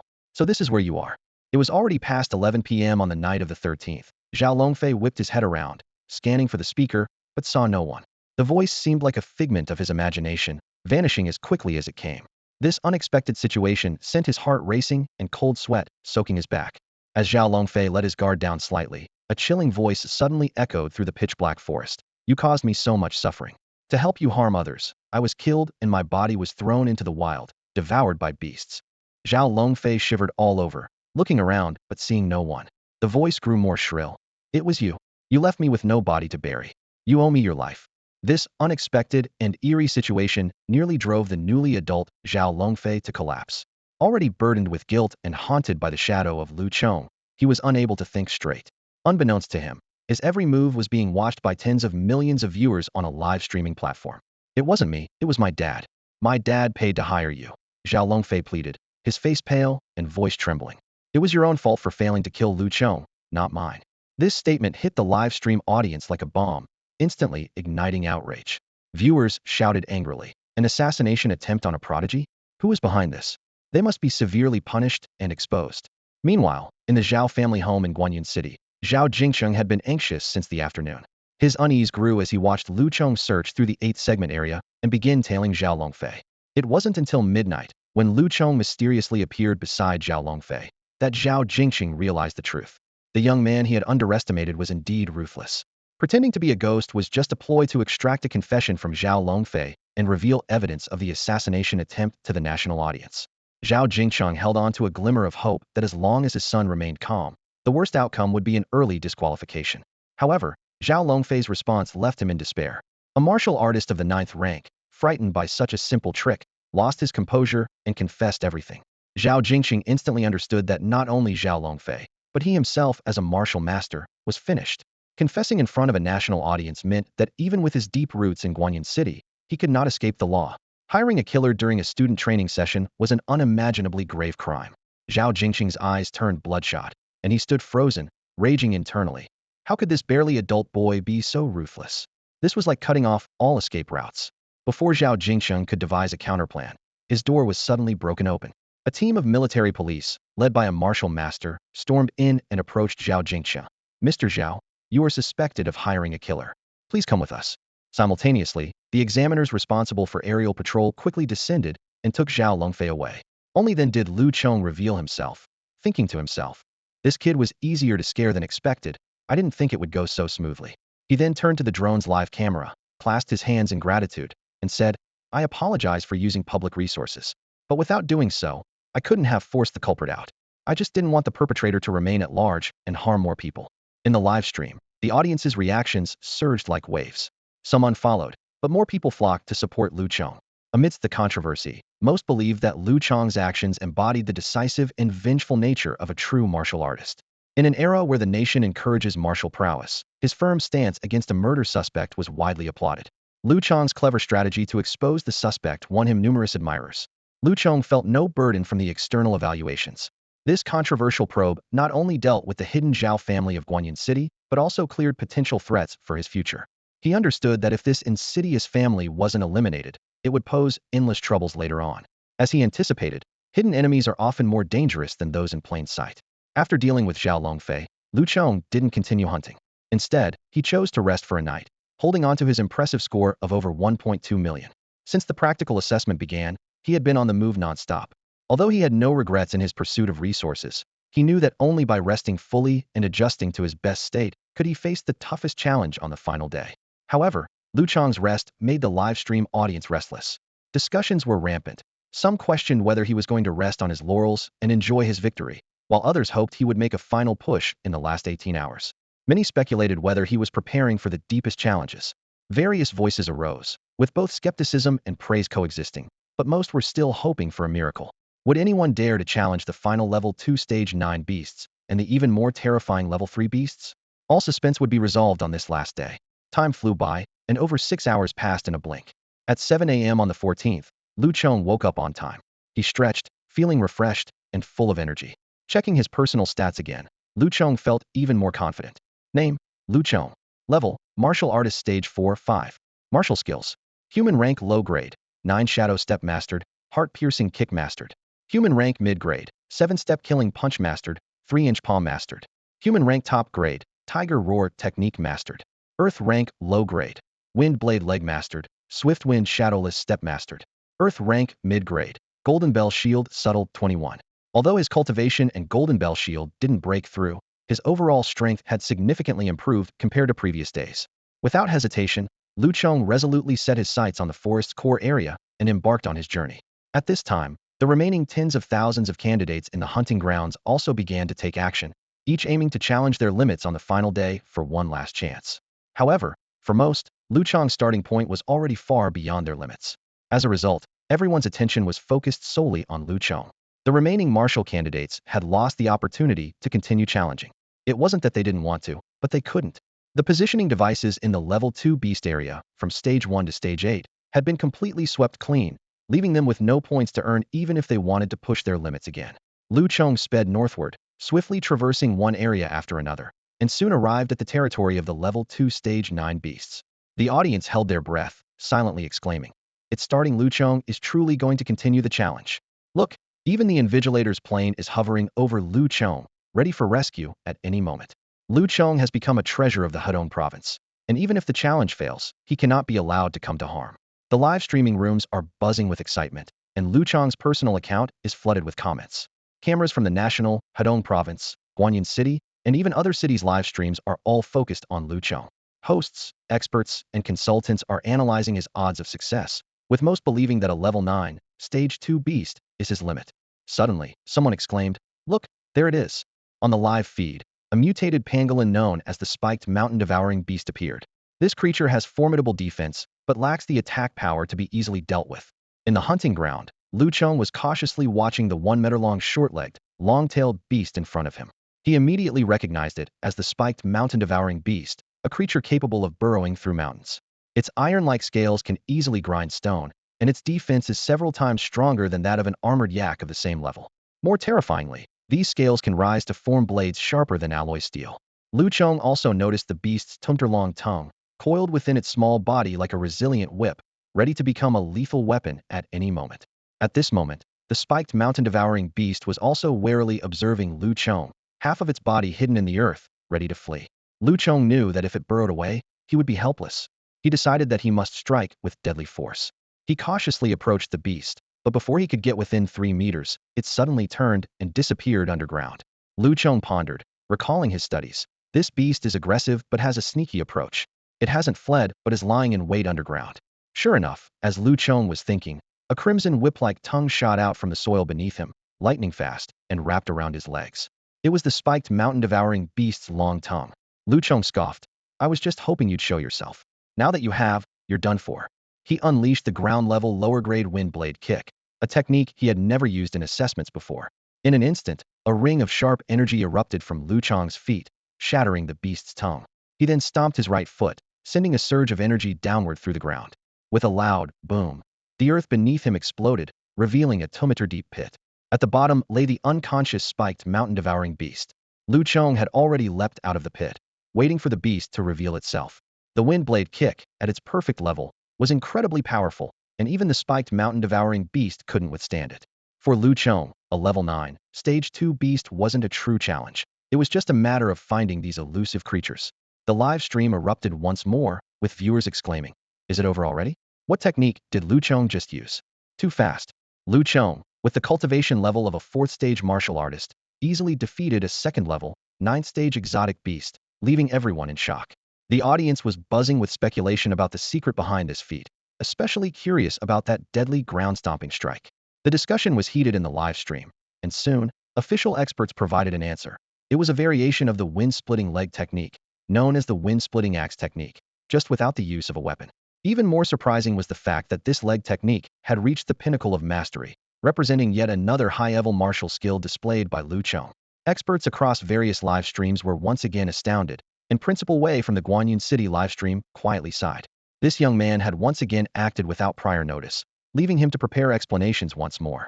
The swift wind shadowless step from last time hadn't been fully explained yet, and now a new wind blade leg had emerged, leaving the old principal both pleased and troubled. Lu Chong didn't stop. He quickly targeted another beast, the spiked armor mountain devourer. Facing a creature with high defense and stealth, he had to ensure a one-hit kill, with virtually no second chances. Using the wind blade leg again, Lu Chong effortlessly defeated it. Despite this, he felt somewhat dissatisfied, pondering that his high-level attack methods were still too limited, and resolved to find opportunities to enhance them once he entered university. Like an autumn breeze sweeping away fallen leaves, Lu Chong made a round in the area, collecting a total of 4 locators. Each locator represented 128,000 points, pushing his total score to over 1.8 million, setting a new record in the history of Hedong Province's martial exams. But he didn't stop there. After a brief rest, he boldly stepped into the territory of 3rd-level exotic beasts. This scene immediately caused a sensation across various live streams. Entering a third-level exotic beast territory with a fourth-stage martial artist cultivation was unprecedented in this year's exams. Although two eighth-stage martial artists from Beijing No. 1 High School and the Shanghai Experimental High School had already succeeded, Lu Chong's feat was undeniably more astonishing. If he could succeed, it would surely be recorded in history, at the very least marking a significant chapter in martial history. Discussions filled the live streams, and the popularity of Lu Chong's personal live stream soared, with viewership exceeding 40 million, even surpassing the official Hedong province livestream. Everyone held their breath, eagerly anticipating whether this young martial artist could create a miracle. When the two level 3 exotic beasts appeared, the various live streams suddenly went silent, and an unusual stillness settled over them. The battle was finally about to begin. In the hunting ground, Lu Chong carefully maneuvered through the dense forest. Suddenly, the roar of a rushing stream reached his ears. Following the sound and the mysterious, powerful aura, he emerged from the lush greenery and quickly found the source. In front of him stood a 10-meter-high cliff, with a silver waterfall cascading downwards. The water flowed like a white ribbon, pouring into a pool below before vanishing in an unknown direction. However, Lu Chong's gaze was firmly fixed on the two towering exotic beasts by the pool's edge. "It's the Storm Power Apes!" Countless viewers exclaimed in front of their screens. Lu Chong stared intently at the two beasts, his expression becoming unusually serious. The Storm Power Apes were majestic and tall, standing over 3 meters high when upright, and covered in blue fur that shimmered softly in the sunlight. Their behavior seemed quite human-like, yet these creatures, known as the Storm Power Apes, were a highly formidable species. The term storm described their exceptional speed and bloodline abilities, while power highlighted their innate strength. Statistically, Storm Power Apes of the same realm far surpassed human martial artists in defense, speed, and strength. Coupled with their unique bloodline abilities, they were formidable adversaries, often causing martial artists of the same realm to avoid confrontation. What made them even more challenging was their high intelligence, making them difficult to deal with. As Lu Chong observed them, the two Storm Power Apes also became aware of his presence. They paused their frolicking, turning their heads to gaze at Lu Chong. One of them let out an angry roar, seemingly warning him to leave, before nonchalantly turning back to play with its companion. "Looks like they're a pair, planning to breed in the hunting ground," Lu Chong commented, unfazed by the beast's disdain. These intelligent creatures clearly understood their situation, knowing they wouldn't find human prey in the hunting ground, so they couldn't be bothered to engage. Otherwise, they would have charged at him by now. Clearing his throat, Lu Chong called out loudly, "Could you two stop showing off your affection and have a fight with me?" In response, the two Storm Power Apes merely wiggled their behinds at Lu Chong, showing no interest in his challenge. "This is just shirking work, isn't it? The hunting ground provides you with everything, and you don't want to lift a finger?" Lu Chong retorted in frustration. One of the Storm Power Apes seemed provoked, scratching its backside before reluctantly turning to face Lu Chong, beckoning him with a finger in a taunting gesture. "Damn, these beasts are practically becoming sentient," Lu Chong muttered, before activating his golden light wave. With a swift step, he transformed into a golden streak, speeding towards the taunting Storm Power Ape. "Roar!" The beast, seemingly intrigued by Lu Chong's sudden burst of energy, let out a roar, stood on its hind legs, and pounded its chest in challenge. As it charged, a whirl of green wind rose beneath its feet, boosting its speed in an instant as it collided with Lu Chong. Human and ape clashed without any elaborate moves, the impact resounding loudly. Lu Chong's relatively smaller frame was sent flying, landing over 10 meters away after crashing through a tree. Meanwhile, the Storm Power Ape merely took a step back before stabilizing its massive body, casting a disdainful glance at Lu Chong in the distance. Though uninjured, protected by the golden light wave, Lu Chong was nonetheless shaken by the beast's immense strength. "This thing is really tough," he thought, realizing the battle would be more challenging than he had anticipated. The strength of a level 3 beast far surpasses that of a level 2, and the Storm Power Ape is among the best of them. Lu Chong has come a long way, but defeating this level 3 Storm Power Ape is like reaching for the moon. His only advantage lies in his mastery of various martial arts techniques, but whether they can impact the opponent remains uncertain.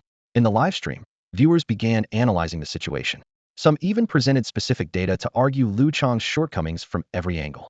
However, when Lu Chong fearlessly charged forward again, the livestream fell silent. Boom. Another fierce collision sent Lu Chong flying. Undeterred, he charged once more, with the same result. This repeated 15 or 16 times until Lu Chong finally paused, breathless. Though seemingly futile, these charges were not in vain. Lu Chong had figured out the Storm Power Ape's defense, speed, and strength. However, this also made him realize a harsh reality. The Storm Power Ape was like an unbreakable mountain, and none of his human-level martial techniques could harm it, not even piercing its thick fur. Yet, Lu Chong keenly noticed a crucial detail. During each impact, the Storm Power ape would deliberately protect its throat. This might be its Achilles heel. Realizing this, Lu Chong changed his strategy. He stopped confronting it head-on and instead used his swift wind shadow step, becoming a whirlwind circling the Storm Power ape, searching for the optimal moment. Although the Storm Power ape was not slow, Lu Chong's swift wind shadow step was slightly superior. In response, the Storm Power ape chose to stand on a large rock, remaining unmoved. Suddenly, Lu Chong paused briefly, lifting his right leg sharply, and an arc-shaped wind blade shot out, targeting the Storm Power ape's chest. The ape reacted swiftly, crossing its arms to block the wind blade, with its protective aura even safeguarding its precious fur. However, this was merely a feint by Lu Chong. A second wind blade followed swiftly, faster than the first, aiming directly at the Storm Power ape's throat. With its arms still engaged in blocking the first attack, the ape couldn't stop the second. Just as Lu Chong was secretly pleased, an unexpected turn occurred. The Storm Power ape suddenly opened its mouth wide, unleashing a thunderous roar accompanied by a swirling blue wind, instantly consuming Lu Chong's wind blade and rendering it ineffective. Damn! Lu Chong's expression changed drastically as his carefully crafted attack was so effortlessly neutralized. The Storm Power ape's long-range bloodline ability far exceeded his expectations, making this battle far more challenging than anticipated. The Storm ape seemed to be on guard against Lu Chong after his previous move, making it even harder to repeat the same trick. Nearby, the female Storm ape let out a giggle, patting her chest, mocking Lu Chong's overconfidence while cheering for her partner. Lu Chong thought to himself that the Storm ape had almost no weaknesses, and his own skills were still too low to break through its defenses. However, he noticed something interesting. The Storm ape couldn't do anything to him either. With his golden light wave and swift shadow step, Lu Chong was nearly invincible. If the stalemate continued, it would end in a draw. Lu Chong felt a tinge of regret, as he was so close to victory. Meanwhile, the livestream audience was buzzing with discussion, but Lu Chong couldn't hear any of it. He was fully focused on using swift shadow step to weave through the wind cyclones the Storm ape was hurling. Although his last attack hadn't injured the ape, it wasn't completely ineffective, as it had at least angered the proud old ape. Relying on swift shadow step and his keen predictive abilities, Lu Chong moved freely within the ape's wind cyclones. He could have used Golden Light Wave to withstand the attacks, but that would have been too exhausting. He was secretly glad. It's good that it's angry. Otherwise, I wouldn't easily find a flaw. Faced with the enraged Storm ape, Lu Chong was more pleased than worried, because only then could he find an opportunity to strike. The area around the pool was filled with howling winds, sand, and rocks flying everywhere, as Lu Chong darted around like a nimble leaf, avoiding any direct hits. The perfected swift shadow step allowed him to handle this level of attack with ease. The Storm ape realized its wind cyclones couldn't catch Lu Chong, so it tried several times to close in and crush him. However, Lu Chong's speed and agility were too high, making it impossible for the Storm ape to catch up. The man and the ape were engaged in a chase around the pool, jumping up and down in a lively game of tag. As he ran, Lu Chong taunted, "Come on, catch me if you can. Aren't you tough? But you still can't do anything to me. No matter how strong you are, you're still stuck here." His taunting voice echoed in the live stream, making many viewers empathize with the Storm ape, wishing they could step in and take Lu Chong down themselves. The Storm ape clearly understood Lu Chong's words, growing increasingly agitated. Its eyes turned a deeper shade of red, and its breathing became more labored. Lu Chong's laughter echoed like a haunting melody, constantly provoking the ape's nerves. The level 3 Storm ape's vitality and stamina were indeed stronger than Lu Chong's, but in its frenzied state, it was burning through its energy rapidly. After a full 15 minutes of taunting and being chased, Lu Chong finally sensed a disruption in the Storm ape's aura. Now is the time. Lu Chong felt a surge of excitement and seized the opportunity. As he dashed past, Lu Chong executed a graceful low spin and charged headlong at the enraged ape. The Storm ape was caught off guard by Lu Chong's sudden approach and couldn't change direction in time, colliding with him. Yet, the old ape wasn't afraid, confident in its ability to overpower the small human in a heated clash. But the unexpected happened again. As Lu Chong made contact, his force shifted from hard to soft. He performed a skillful stick-to-the-mountain maneuver, curling his body like a nimble eel, slipping through the ape's crossed arms, and ending up with his back against the Storm ape's belly. "Off you go," Lu Chong muttered, quickly following up with his next move. His right leg sprang up like a coiled spring, his foot striking the Storm ape's throat with the precision of an upward axe swing. Wind blade kick. Ugh! The Storm ape let out a garbled sound, its eyes rolling back as its massive body toppled backward, splashing into the water. Roar! The other Storm ape, which had been watching coldly, erupted in fury, letting out a deafening roar. Its eyes turned crimson, fur bristling as it charged like a small mountain, determined to avenge its fallen companion. "We won," We really won. Lu Chong's astounding prowess led him to a decisive victory, leaving the audience in awe. A martial artist at the 4th stage defeating a level 3 beast is unprecedented in the history of the college entrance exam. This year, a true prodigy has emerged from Hedong province. The livestream erupted with excitement as countless viewers cheered. This was no ordinary exam. It shattered the record for challenging and defeating beasts above one's level. Lu Chong's scores and achievements could easily make him the national top scorer, unmatched by any other. Although the exam conditions vary across provinces, Lu Chong undoubtedly deserves the title of the uncrowned king. However, as the euphoria of victory lingered, viewers were surprised to see Lu Chong remain in the arena. Could he be planning to challenge a second Stormforce ape? The discussion in the livestream chat heated up instantly. Sure enough, another enraged female ape charged at Lu Chong in the hunting ground. Reacting quickly, Lu Chong grabbed his locator and used his agility to dodge the ape's fierce attacks. To the external audience, Lu Chong had already performed a miracle, breaking records and achieving the highest score in the nation. But for Lu Chong himself, this was not enough.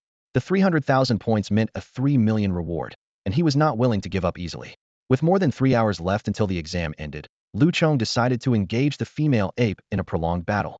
Despite the massive exertion from the previous fight, he swiftly consumed half a high-grade nutrition bar, replenishing his energy while employing the swift shadow step to evade the ape's attacks.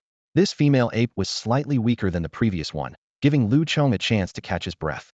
After half an hour of evasion, Lu Chong had recovered about 70 to 80% of his strength and began to attack proactively.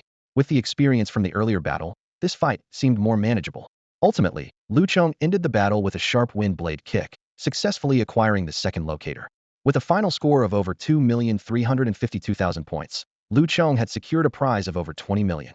He felt a rush of joy, knowing that the relentless days and nights of effort had finally paid off. Before the exam concluded, he signaled to the invigilators in the sky and was promptly escorted out of the arena. The livestream remained abuzz with excitement, but Lu Chong had no time to pay attention. Exhausted, he wanted nothing more than a good night's sleep.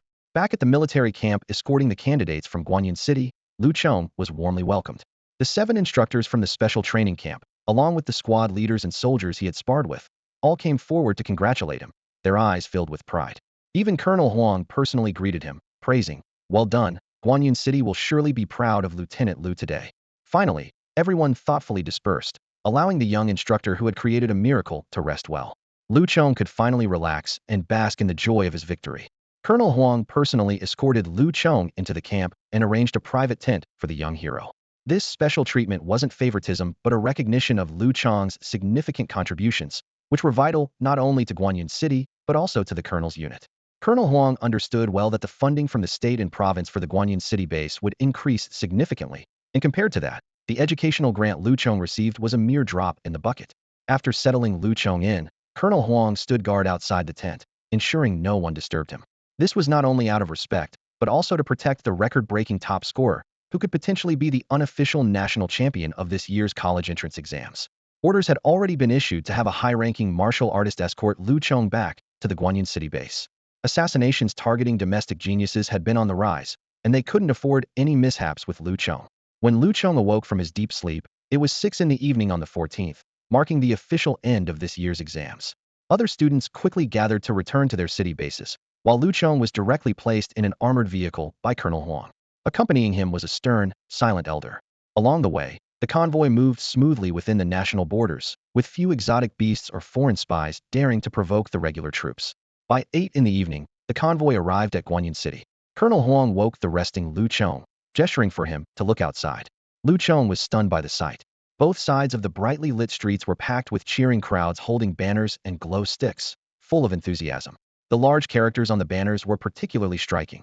Congratulations to Lu Chong for topping the province. The pride of Guanyin City, Lu Chong breaks records. One young woman even held a sign saying, "Lu Chong, I want to marry you." Many banners also featured names of martial arts schools or companies, taking the opportunity for free advertising. The crowd stretched all the way to the gates of Yun City High School. Colonel Huang, smiling, asked Lu Chong if he wanted to go out and greet everyone, but Lu Chong quickly shook his head, clearly not comfortable with such a grand scene. The armored vehicle drove straight into the school gates, where eager students awaited, along with the old principal and several teachers at the front.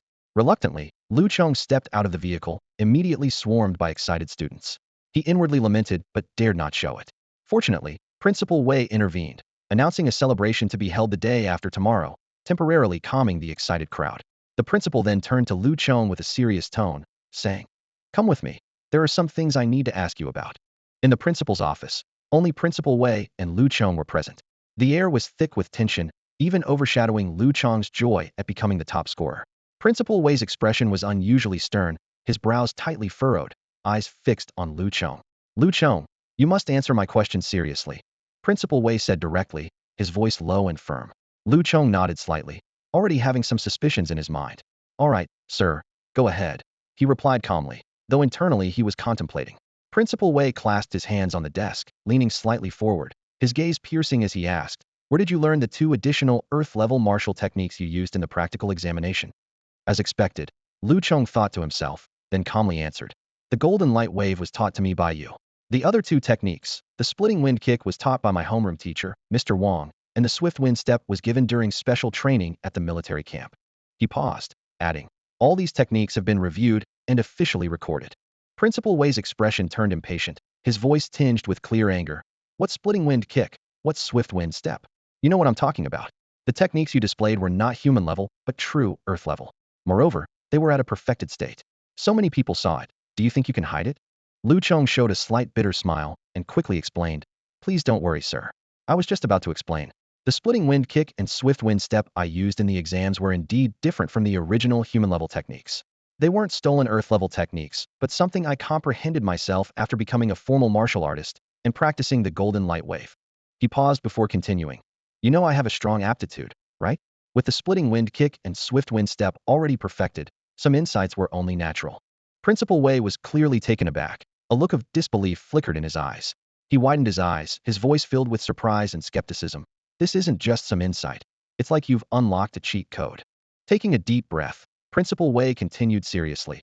"Although deducing Earth-level techniques from human-level ones isn't impossible, the difficulty is immense, enough to exhaust those old stubborn professors at prestigious schools.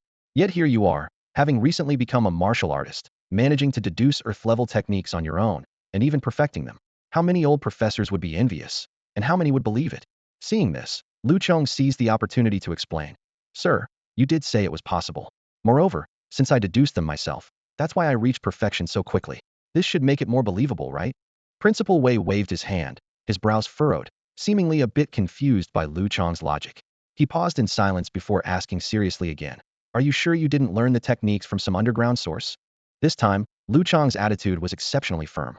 He shook his head without hesitation. "Absolutely not. As you can see, my Earth-level techniques differ from the original Splitting Wind Kick and Swift Wind Step. Have you seen such techniques from other sources?" Principal Wei thoughtfully stroked his beard, his expression gradually relaxing. He let out a long breath and said, "That's true. Very well, just remember what we've discussed today. I will personally report the situation and vouch for you." Principal Wei's eyes gleamed with determination as he once again sided with Lu Chong. If others can't achieve it, it's because they're mediocre. A true late-blooming genius is beyond ordinary understanding. Lu Chong thought to himself, "Not sure if I'd call it late-blooming. I'm not that old yet." Despite this, he was grateful for the old principal's support and trust. He sincerely thanked him. "Thank you, sir." Principal Wei waved his hand dismissively, his tone relaxed. "No worries. At worst, you can prove your talent for martial arts interpretation later. In college, you'll have plenty of opportunities to showcase this skill, and you might even become a favorite among those old professors." As he spoke, he seemed to recall something amusing and couldn't help but burst into laughter. As his laughter faded, the principal's expression softened into a kind smile. "You've done exceptionally well this time, far beyond what I expected, and certainly more than most anticipated." Lu Chong suddenly remembered something, a hint of worry crossing his face. "Sir, about the reward promised by the Education Bureau, will it?" Principal Wei laughed again. "You kid, still thinking about that reward? Don't worry, you've brought great honor to Guanyin City. The Bureau would love to lift you up as a star. If anyone dares to withhold your reward, I'll be the first to oppose it." "That's a relief," Lu Chong sighed, knowing that the over 23 million was no small amount for him. Principal Wei looked at Lu Chong meaningfully. "Do you really care about that bonus now?" Lu Chong was puzzled. "What do you mean? Is it already calculated?" Lu Chong asked, his heart involuntarily racing. Principal Wei nodded, leisurely sipping his tea before raising a hand with a smile, looking at Lu Chong. 50 million. Lu Chong guessed excitedly, thinking his efforts in the college entrance exam had finally paid off. 50 million? The principal's voice suddenly rose. "It's 500 million. Bang! Lu Chong sprang from his chair, losing control and breaking the chair in the principal's office. 500 million. Lu Chong was too shocked to speak. How is that possible? Where did this 500 million come from? Seeing Lu Chong's stunned expression, Principal Wei seemed to relish the moment, laughing heartily. It's indeed 500 million. You wouldn't know just coming out of the exam. This year's college entrance exam, you're not just the top scorer in the province. That's why I said your performance was unexpected. To put it simply, your total score was the highest in the country, and you broke a record by defeating a third-level beast with a fourth-level martial artist prowess. Your influence extends far beyond Hedong province. Nationwide, countless viewers were following you live. At peak times, your personal livestream had over 60 million viewers. Lu Chong quickly did the math in his head. 6 billion. Such simple math was easy for him. He hadn't imagined that by chance. He would fulfill a childhood fantasy. If everyone in the country gave him 1 yuan, it would amount to billions. Many people have probably had such dreams. Thinking about it, 500 million seemed quite reasonable. Lu Chong hadn't expected that his aim to score higher would lead him to become the top in the nation and break records. 500 million, how should I spend it?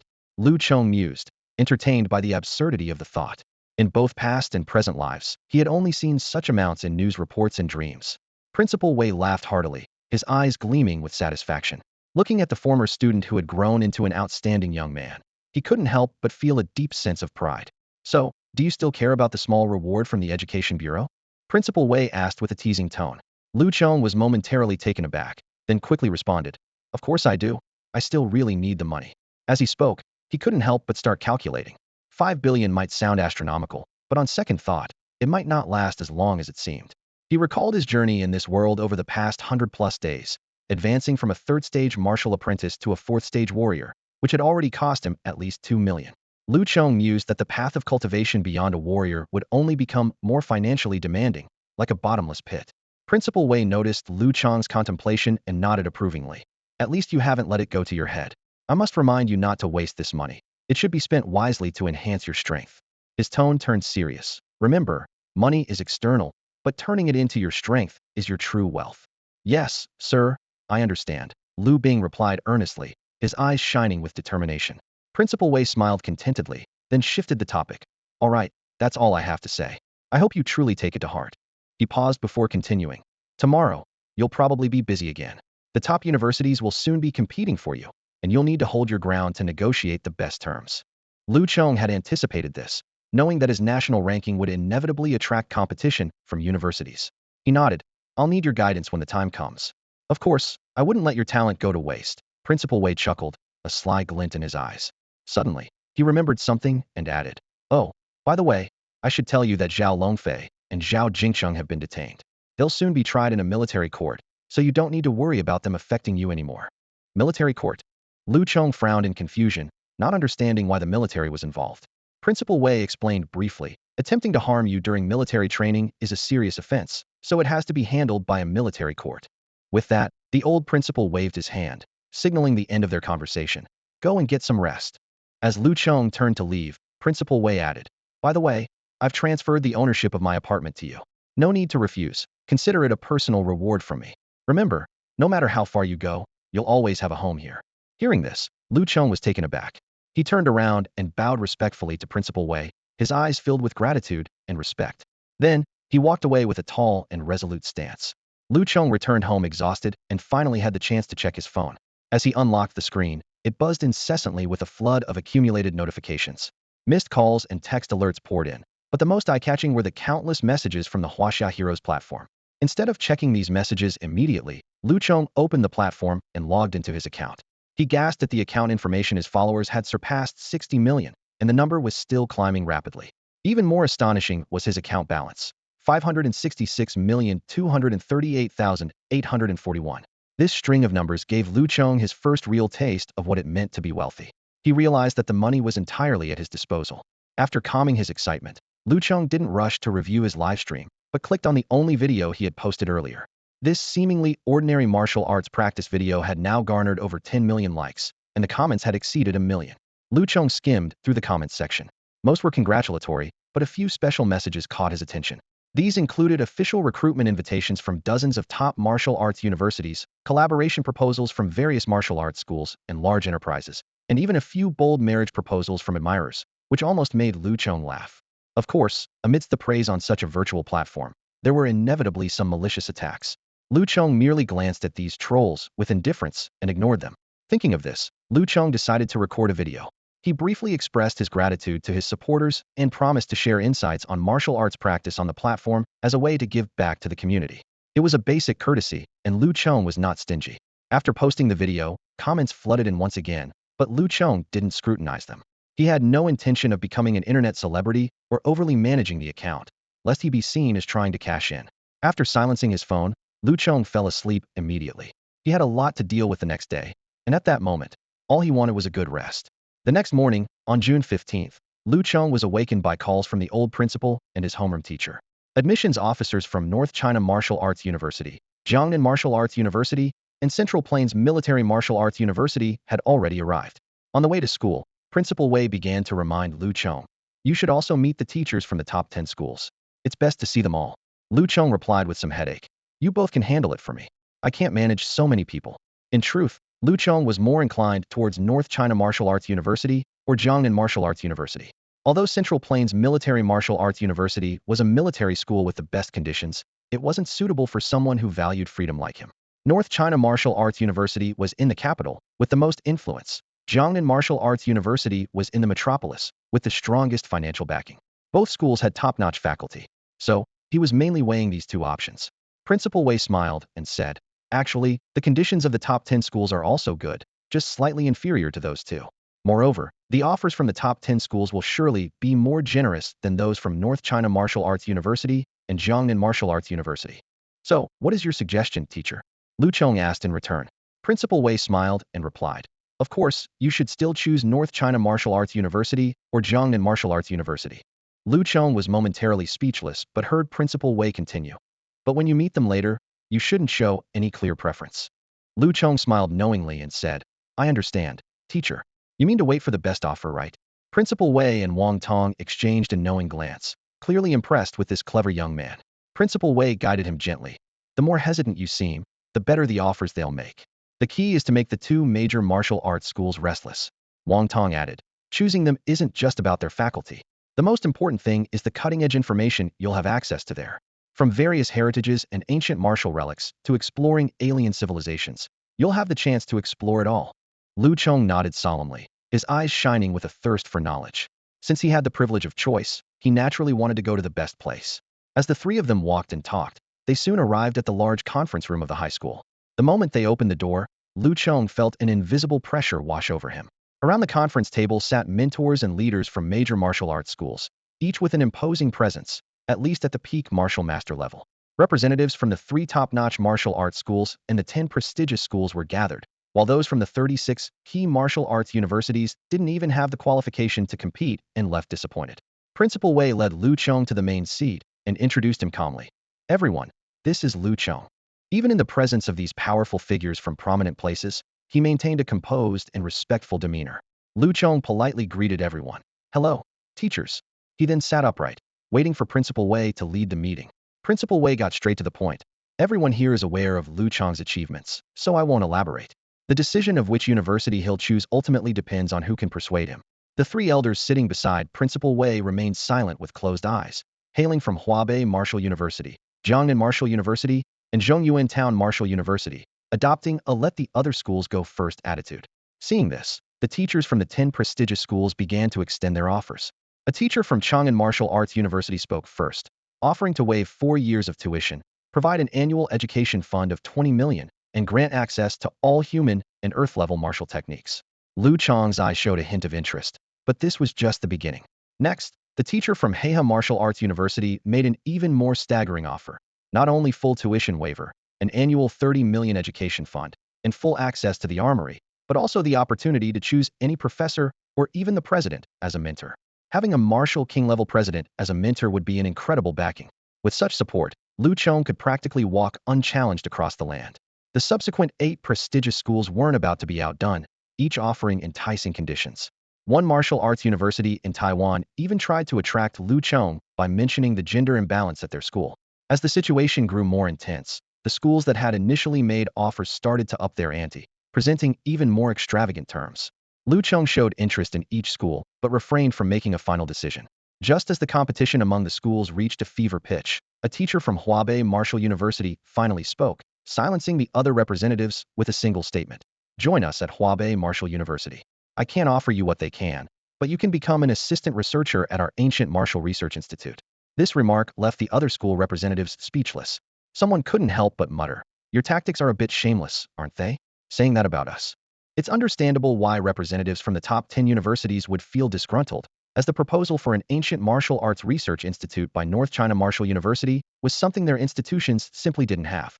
The atmosphere in the conference room turned tense, with expressions of helplessness and envy written all over the representatives' faces. This was clearly an overwhelming advantage, leaving them with no fair way to compete. The allure of the Ancient Martial Arts Research Institute for students was undeniable. Being a researcher meant having the privilege to access and utilize all the martial arts resources of the school freely. Lu Chong's eyes lit up at the thought of losing himself in the vast library of martial arts texts. More importantly, the term ancient martial arts suggested access to cutting-edge ancient martial techniques and possibly the chance to explore mysterious ancient martial sites. It was the possession of such ancient martial sites that enabled the three top-tier universities to establish their research institutes, housing the latest discoveries in ancient martial arts. Lu Chong realized that this was akin to having access to the school's most confidential secrets as a student. Such secrets held immense significance for his martial arts journey and future growth. Whenever the Ancient Martial Arts Research Institute was mentioned, the representatives of the top 10 universities seemed deflated, losing all competitive edge. They could only pin their hopes on the teachers from the other two top-tier universities to compete with North China Martial University. Sure enough, a teacher from Jiangnan Martial University quickly chimed in. "We at Jiangnan Martial University also have ancient martial sites and a research institute. Offering you a researcher position is no problem." He paused, exuding confidence with a smile. "Moreover, we can provide you with an annual project fund of 200 million. These words made Lu Chong's heart race. 200 million. He quickly calculated in his mind, realizing that 4 years of university would amount to a whopping 800 million, surpassing his current net worth. However, a teacher from North China Martial University interrupted Lu Chong's thoughts with a sneer. "Sounds nice, but don't fool the kids. The project funds can't be used freely. They're restricted to ancient martial and exotic beast research." The Jiangnan Martial University teacher retorted defiantly. "So what? As long as you can research and develop new martial arts or complete the ancient ones, these funds can be used personally. Besides, can you even match these funds?" The North China Martial University teacher was momentarily speechless, lacking the authority and resources comparable to Jiangnan Martial University. Amid this tension, an elderly man in a military uniform from Central Plains Martial University spoke up. His voice was deep and authoritative, leaving no room for doubt. "We can match those offers if Lu Chong is willing to join Central Plains Martial University. We can provide everything they promised and increase the annual research fund to 300 million. The elder's sharp gaze fell on Lu Chong. "I've reviewed your record. You're already a second lieutenant, right? When you enroll at Central Plains Martial University, you can be exceptionally promoted to captain." He laughed heartily. "Huh? An 18-year-old captain is a rarity in history." These words landed like a heavy blow, leaving the teachers from North China and Jiangnan Martial University silent. In terms of heritage and resources, Central Plains Martial University, as the premier military academy, was undoubtedly the best in the nation. Lu Chong was deeply moved by the elder's regard, but his eyes instinctively glanced at Principal Wei. He discreetly signaled to the old principal, having already made up his mind. Principal Wei understood, surveying the room before speaking slowly. "Are these all the terms for enrollment? If there's nothing more to add, we'll go back and discuss our decision." The teachers from the universities remained silent, though their gazes towards Principal Wei grew colder. The atmosphere in the conference room became tense once more, as everyone awaited Lu Chong's final decision. Principal Wei's hearty laughter broke the tense atmosphere in the meeting room. He stood up, glanced at the representatives from various universities, and said in a relaxed tone, "Well, that's settled then. I'll give you all a clear answer in an hour." With that, Principal Wei left the meeting room with Lu Chong, leaving Wang Tong to continue hosting the others. Lu Chong understood that Principal Wei's actions were to avoid any awkwardness or inadvertently offending the other university representatives by making an immediate decision. The two of them went to a quiet office nearby. Principal Wei poured a cup of tea for Lu Chong and asked directly, "Have you decided?" Lu Chong didn't touch the tea but nodded solemnly. "Jiangnan Martial Arts University."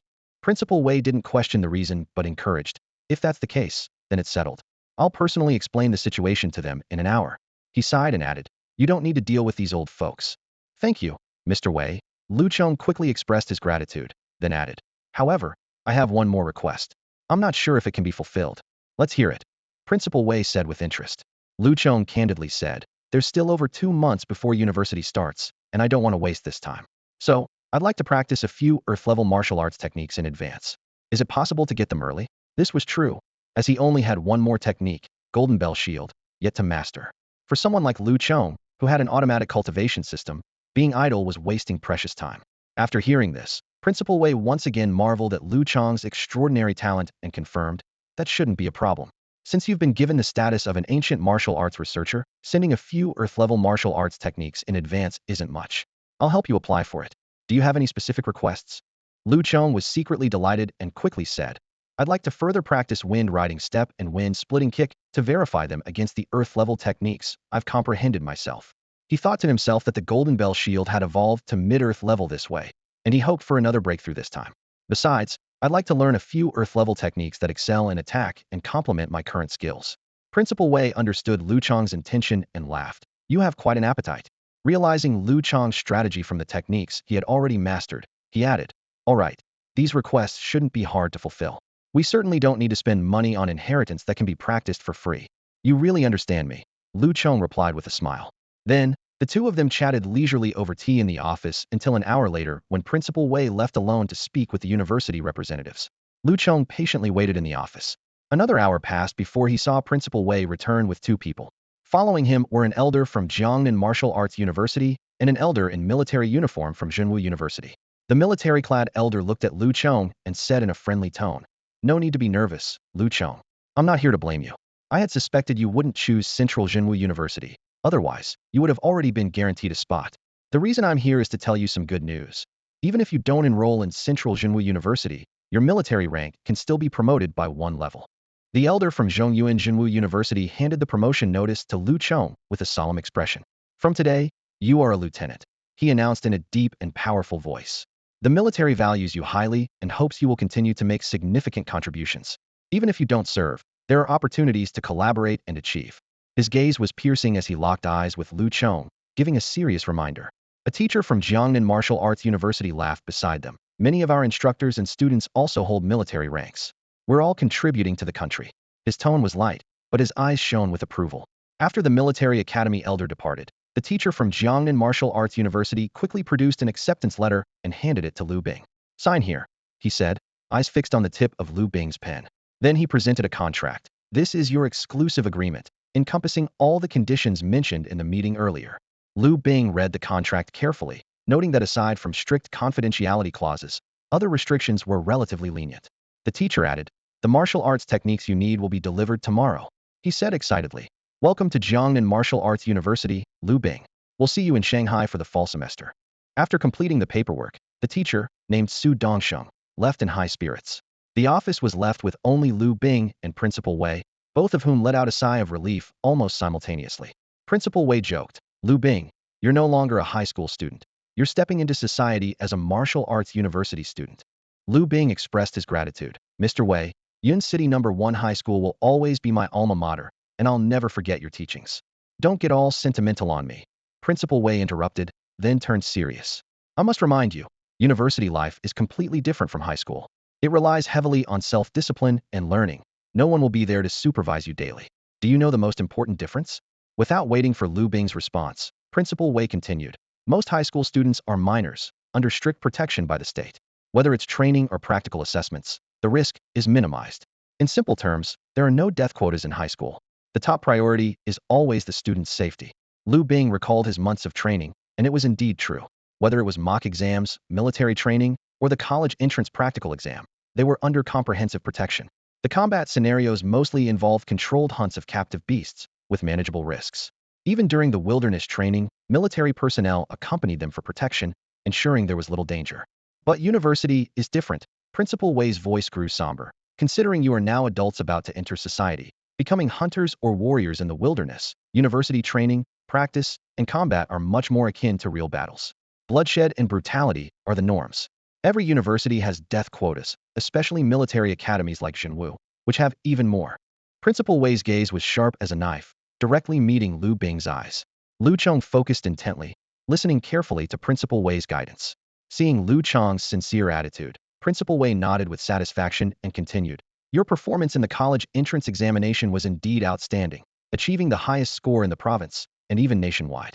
But I want to ask you, do you feel immensely satisfied, even thinking you are unparalleled because of this? Lu Chong immediately shook his head, a hint of humility in his eyes. Our country is full of hidden talents.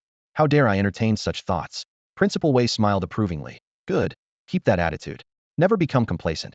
You are only taking the first step in your life. At most, you can be considered a promising talent, but certainly not a strong one yet.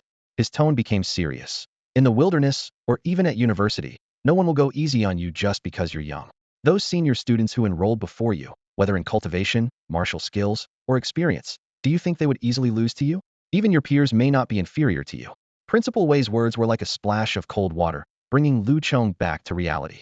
He continued, you achieved the highest score nationwide, but that was under different provincial exam conditions. If you really competed alongside the top scorers from the major bases like Beijing or Shanghai, would you find it as easy? Lu Chong nodded thoughtfully, silently agreeing. If he were to compete with those prodigies, he might not necessarily come out on top, and the score difference would likely be smaller.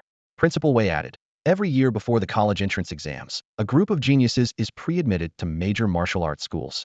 These pre-admitted students are not inferior to you top scorers. Among them are not only high school seniors, but also juniors and sophomores. In fact, every year there are even 14 or 15-year-old middle school students selected to start their university training early. Among these people are those with special physiques or innate talents, almost as if they have an unfair advantage.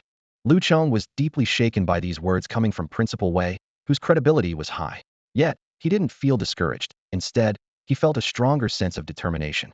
With so many geniuses competing, it would be more interesting and would push him to realize his full potential. Seeing Lu Chong's increasing determination, Principal Wei smiled in satisfaction and said, all right, that's enough for now. The older I get, the more I talk.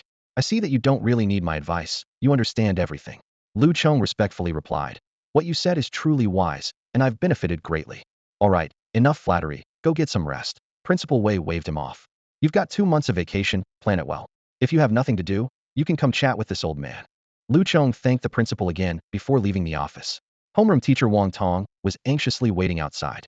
Seeing Lu Chong come out, he immediately took his arm and led him towards his home.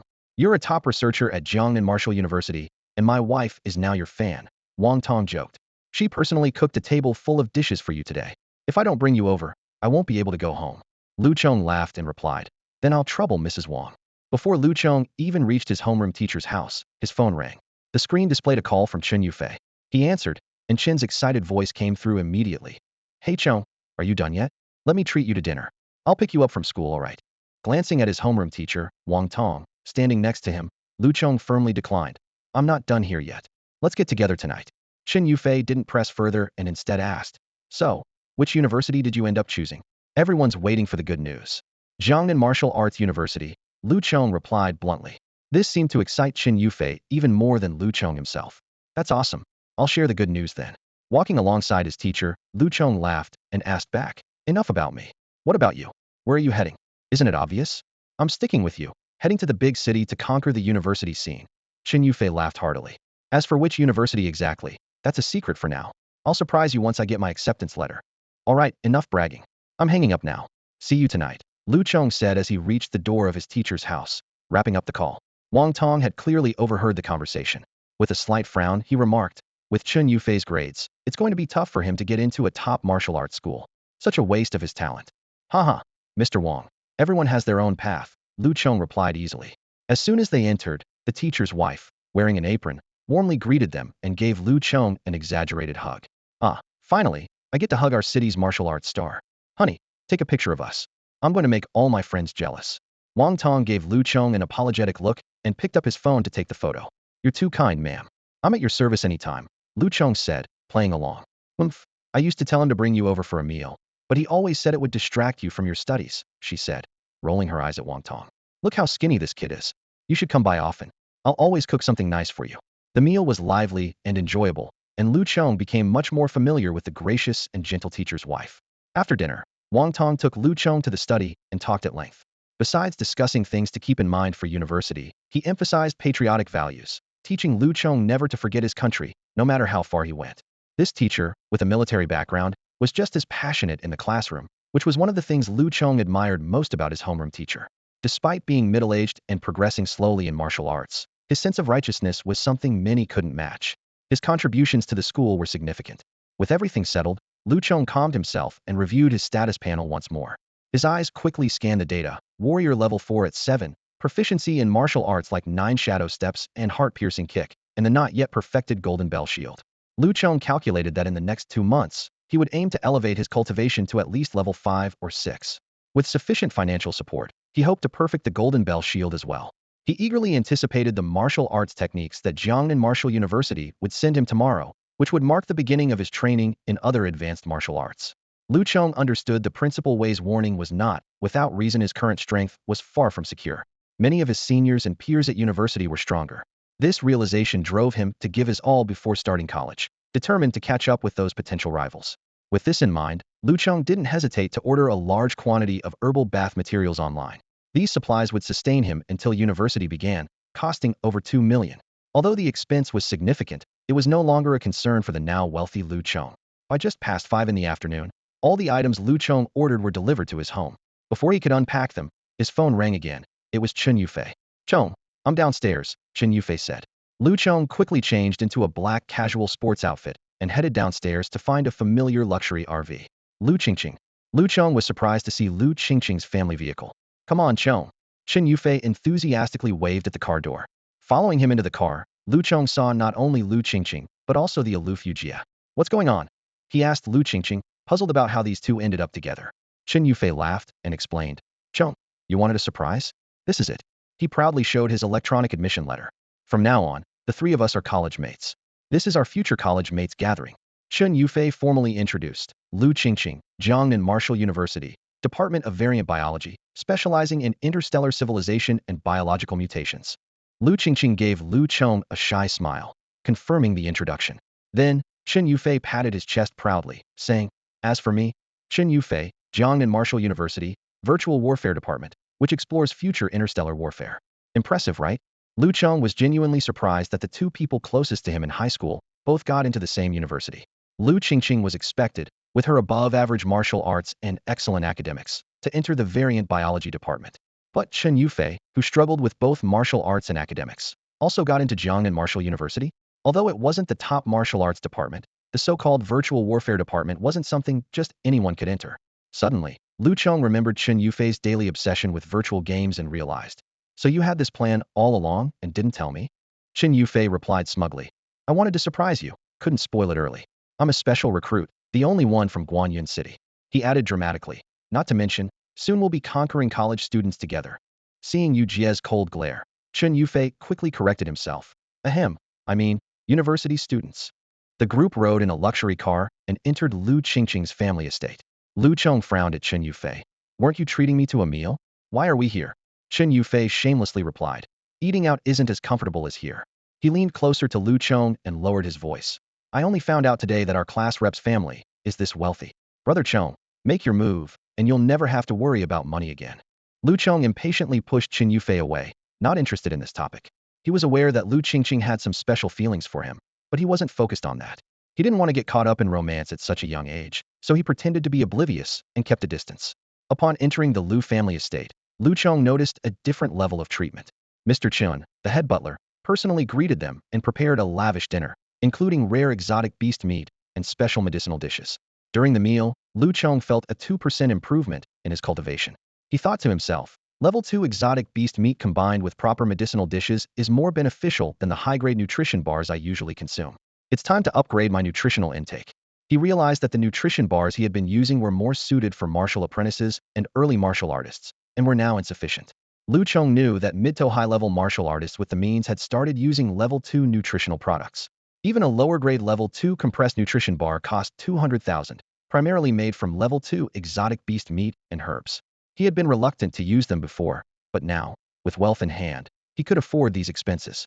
He thought, only this way can I catch up with the top peers before enrolling in university. The dinner atmosphere was pleasant, mostly due to Chen Yufei's endless chatter. "Brother Chong, you might not know this, but Xiang Yueya and Huang Junyan have been admitted to North China Martial Arts University. Although they're not as good as you, they ranked high in our province's college entrance exams," Chen Yufei said somewhat enviously. Lu Chong wasn't interested in these people and only teased, "What? You haven't given up yet? Come on, Brother Chong." Chen Yufei exaggeratedly waved his hand. "I'm a top student at Jiangnan Martial Arts University now. My horizons have broadened. Why focus on one tree and miss the whole forest?" He grinned mischievously. ignoring Lu Qingqing, who was quietly eating her meal nearby. Chen Yufei was no longer hung up on his high school crush. As for Lu Chong, he had no feelings for the so-called scheming school beauty. He knew that in the future, everyone would go their separate ways and rarely cross paths again. After the dinner, Mr. Chen asked Lu Chong to stay behind. Lu Chong, you should know why our young lady chose Jiangnan Martial Arts University, right? Mr. Chen asked earnestly. Lu Chong just nodded slightly, not saying much. Seeing this, Mr. Chen smiled and said, "It's your young people's business, and I really shouldn't meddle too much. But there's one thing I'd like to ask of you." He continued, "When you get to Shanghai, I hope you can look after the young lady a bit." Lu Chong said earnestly, "Mr. Chen, please rest assured. Qingqing is my classmate and friend, who helped me in times of need. Your understanding proves that I have not misjudged you. We will always remember your kindness and will certainly not let you down." After some words of advice, Mr. Chen arranged for a special car to take Lu Chong back to school. Upon returning to his apartment, Lu Chong immediately immersed himself in a medicinal bath and quickly ordered 30 second-tier, low-grade nutrition bars. Each cost 200,000, totaling 6 million spent in an instant. Though it pained him, the thought of accelerating his cultivation made him feel it was worth it.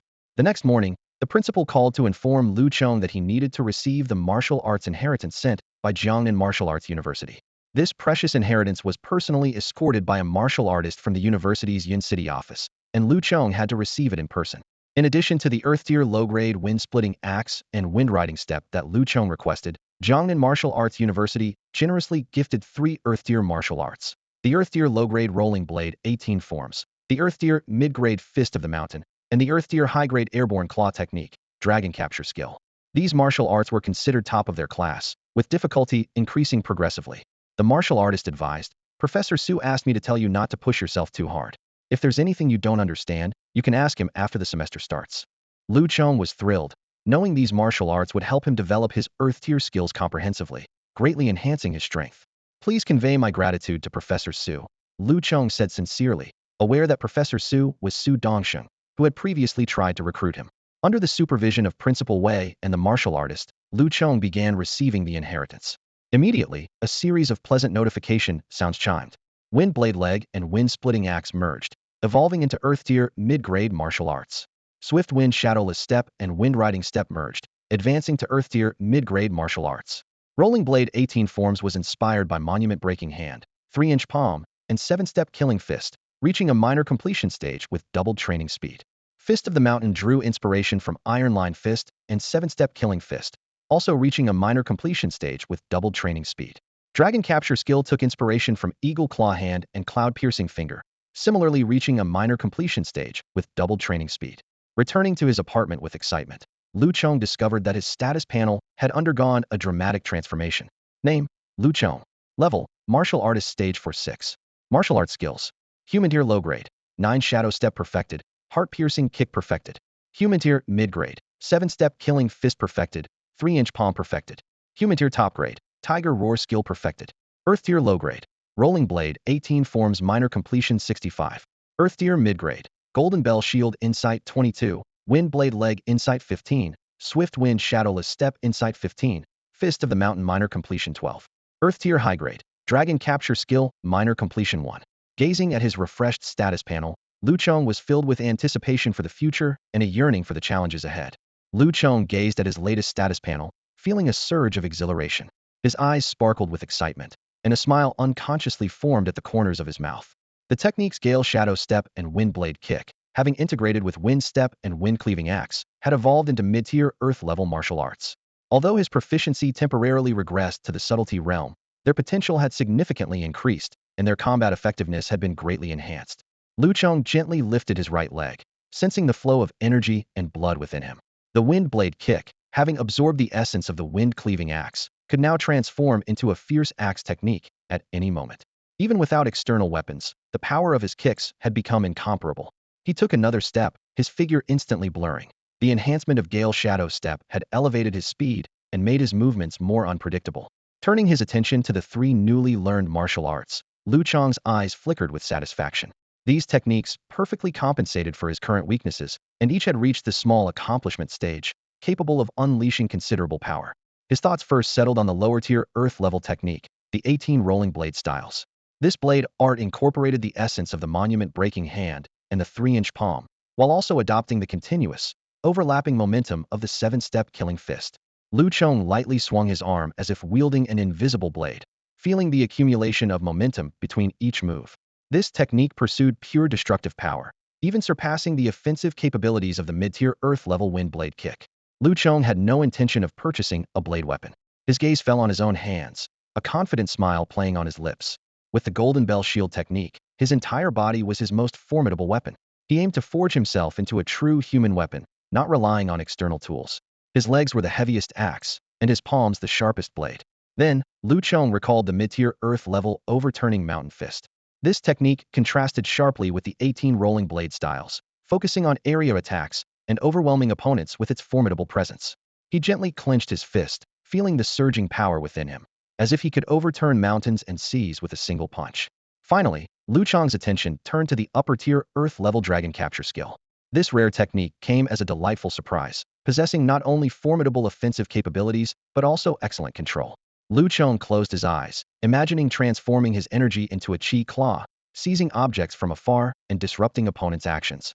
This technique already showed hints of turning the ordinary into the extraordinary.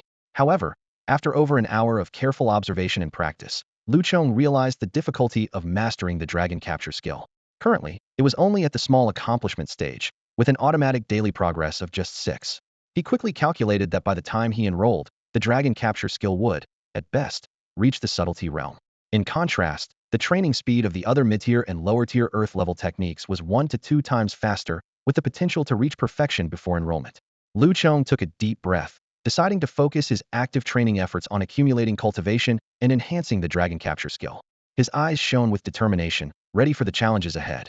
Lu Chong pondered silently, realizing that doubling his cultivation speed was no easy feat. The practice of martial arts, especially the training of Earth-rank martial techniques, had indeed slowed his progress considerably.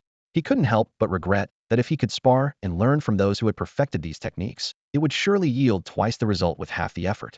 Unfortunately, that was just wishful thinking for now, and he would have to wait until he entered university for such opportunities.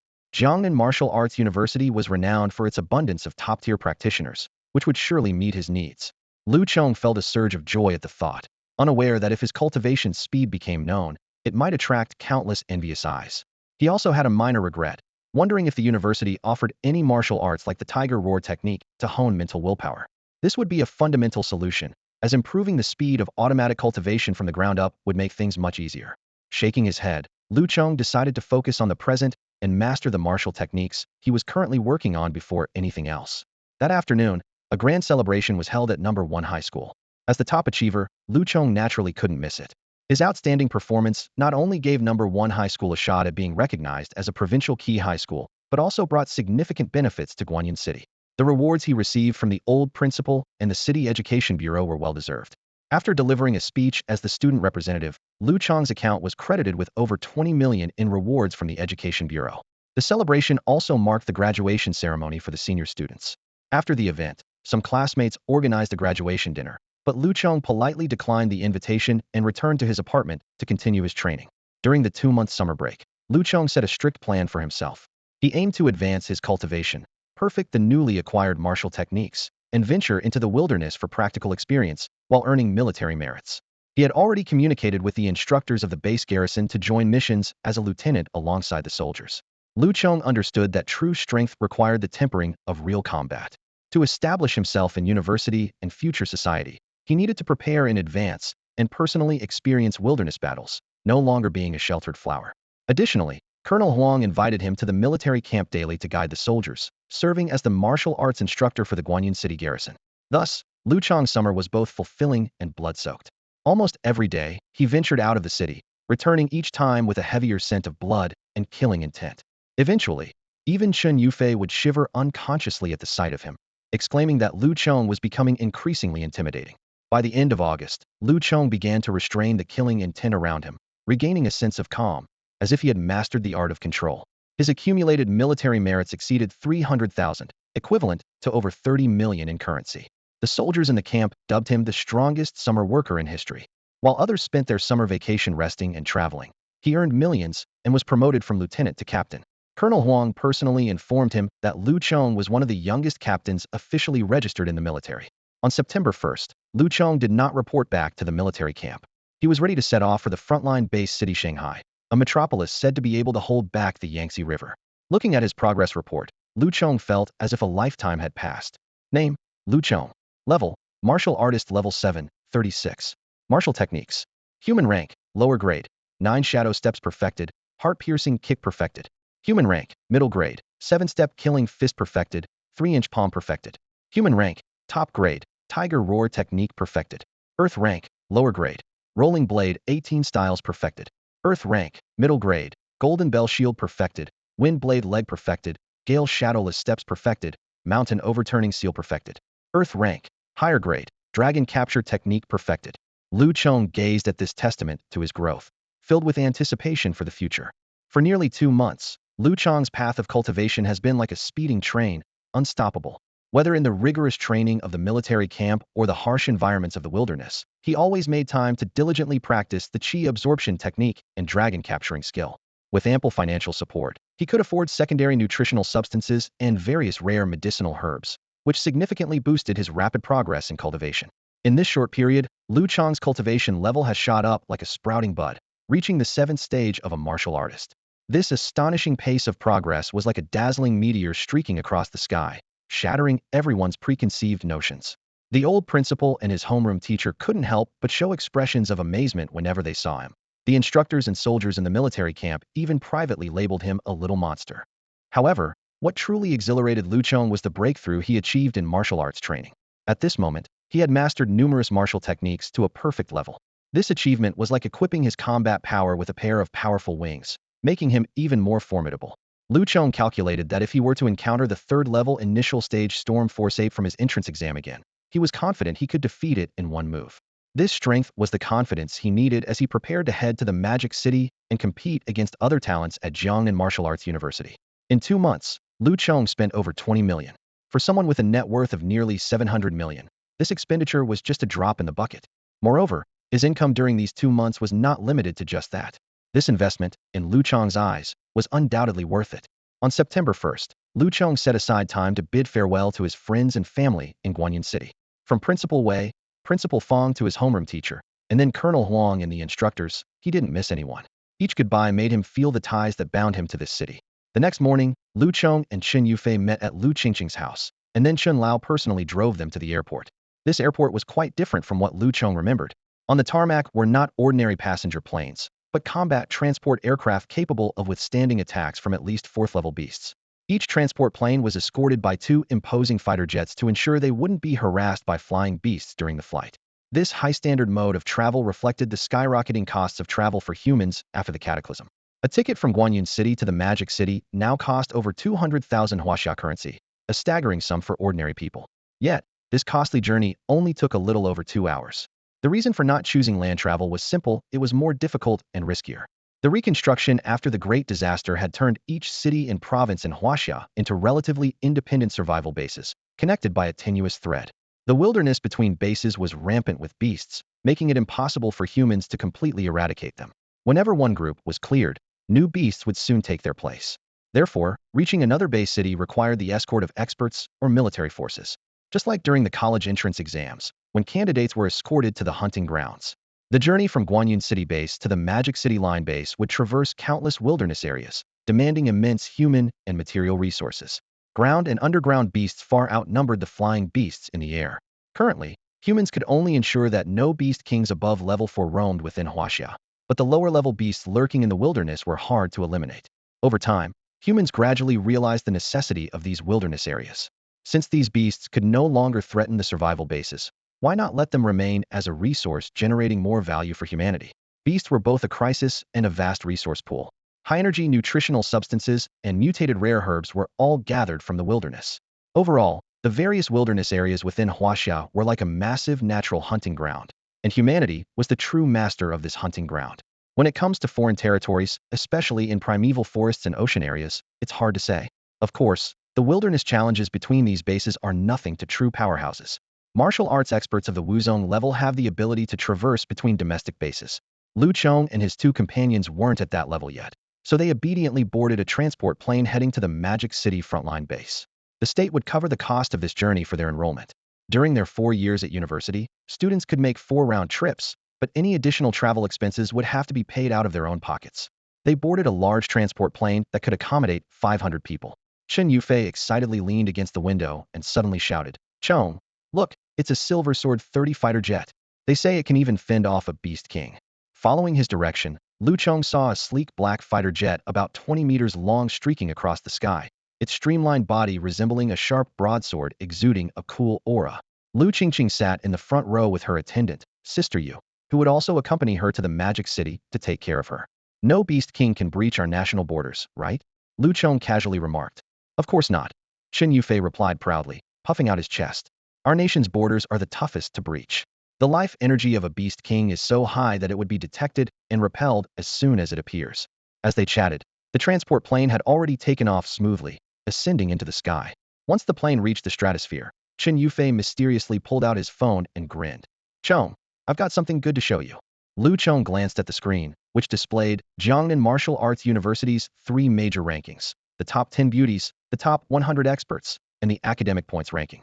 Chen Yufei eagerly opened the beauties ranking and quickly flipped to the top. "Look, Chong, isn't this Wenren Jinghong at the top stunning?" His eyes sparkled as he enthusiastically introduced, "She's not just a pretty face. You can't make it onto the list with looks alone.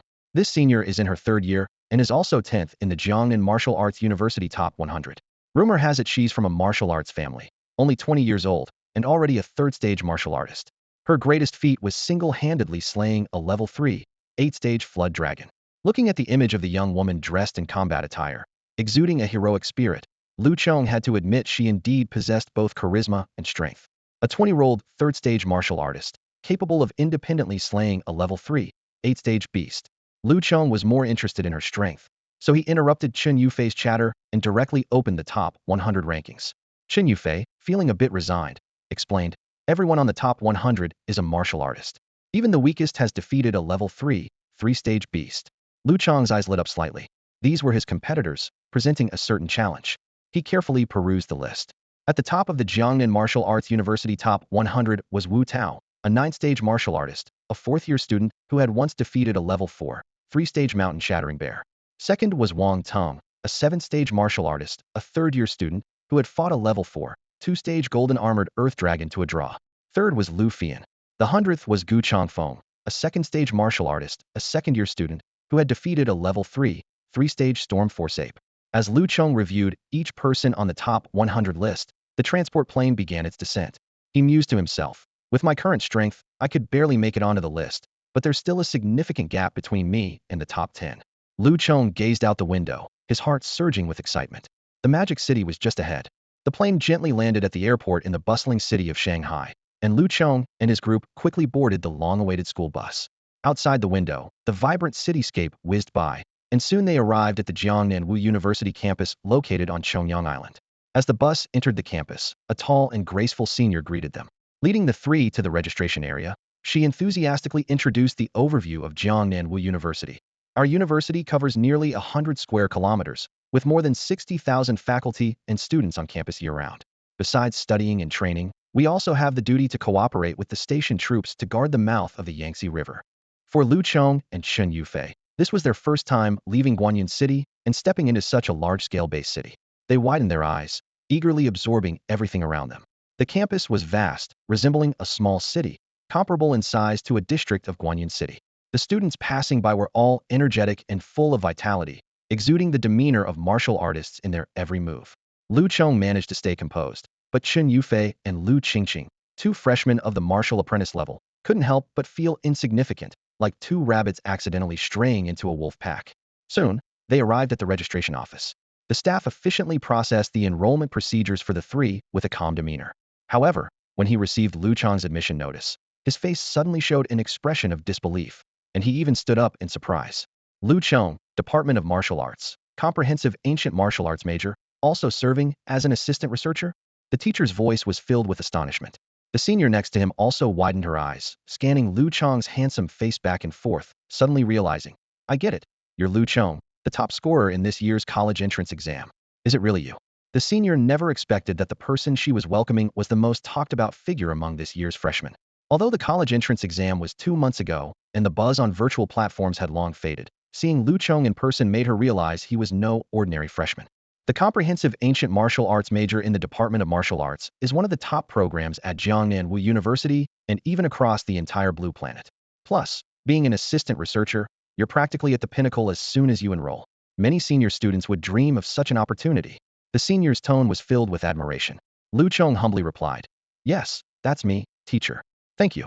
Ever since he saw the Jiangnan Wu University's top 100 list, he had become even more modest. The teacher quickly regained composure, smiling as he meticulously handled Lu Chong's paperwork. Comprehensive Ancient Martial Arts Major, Class 341, Student Number 01.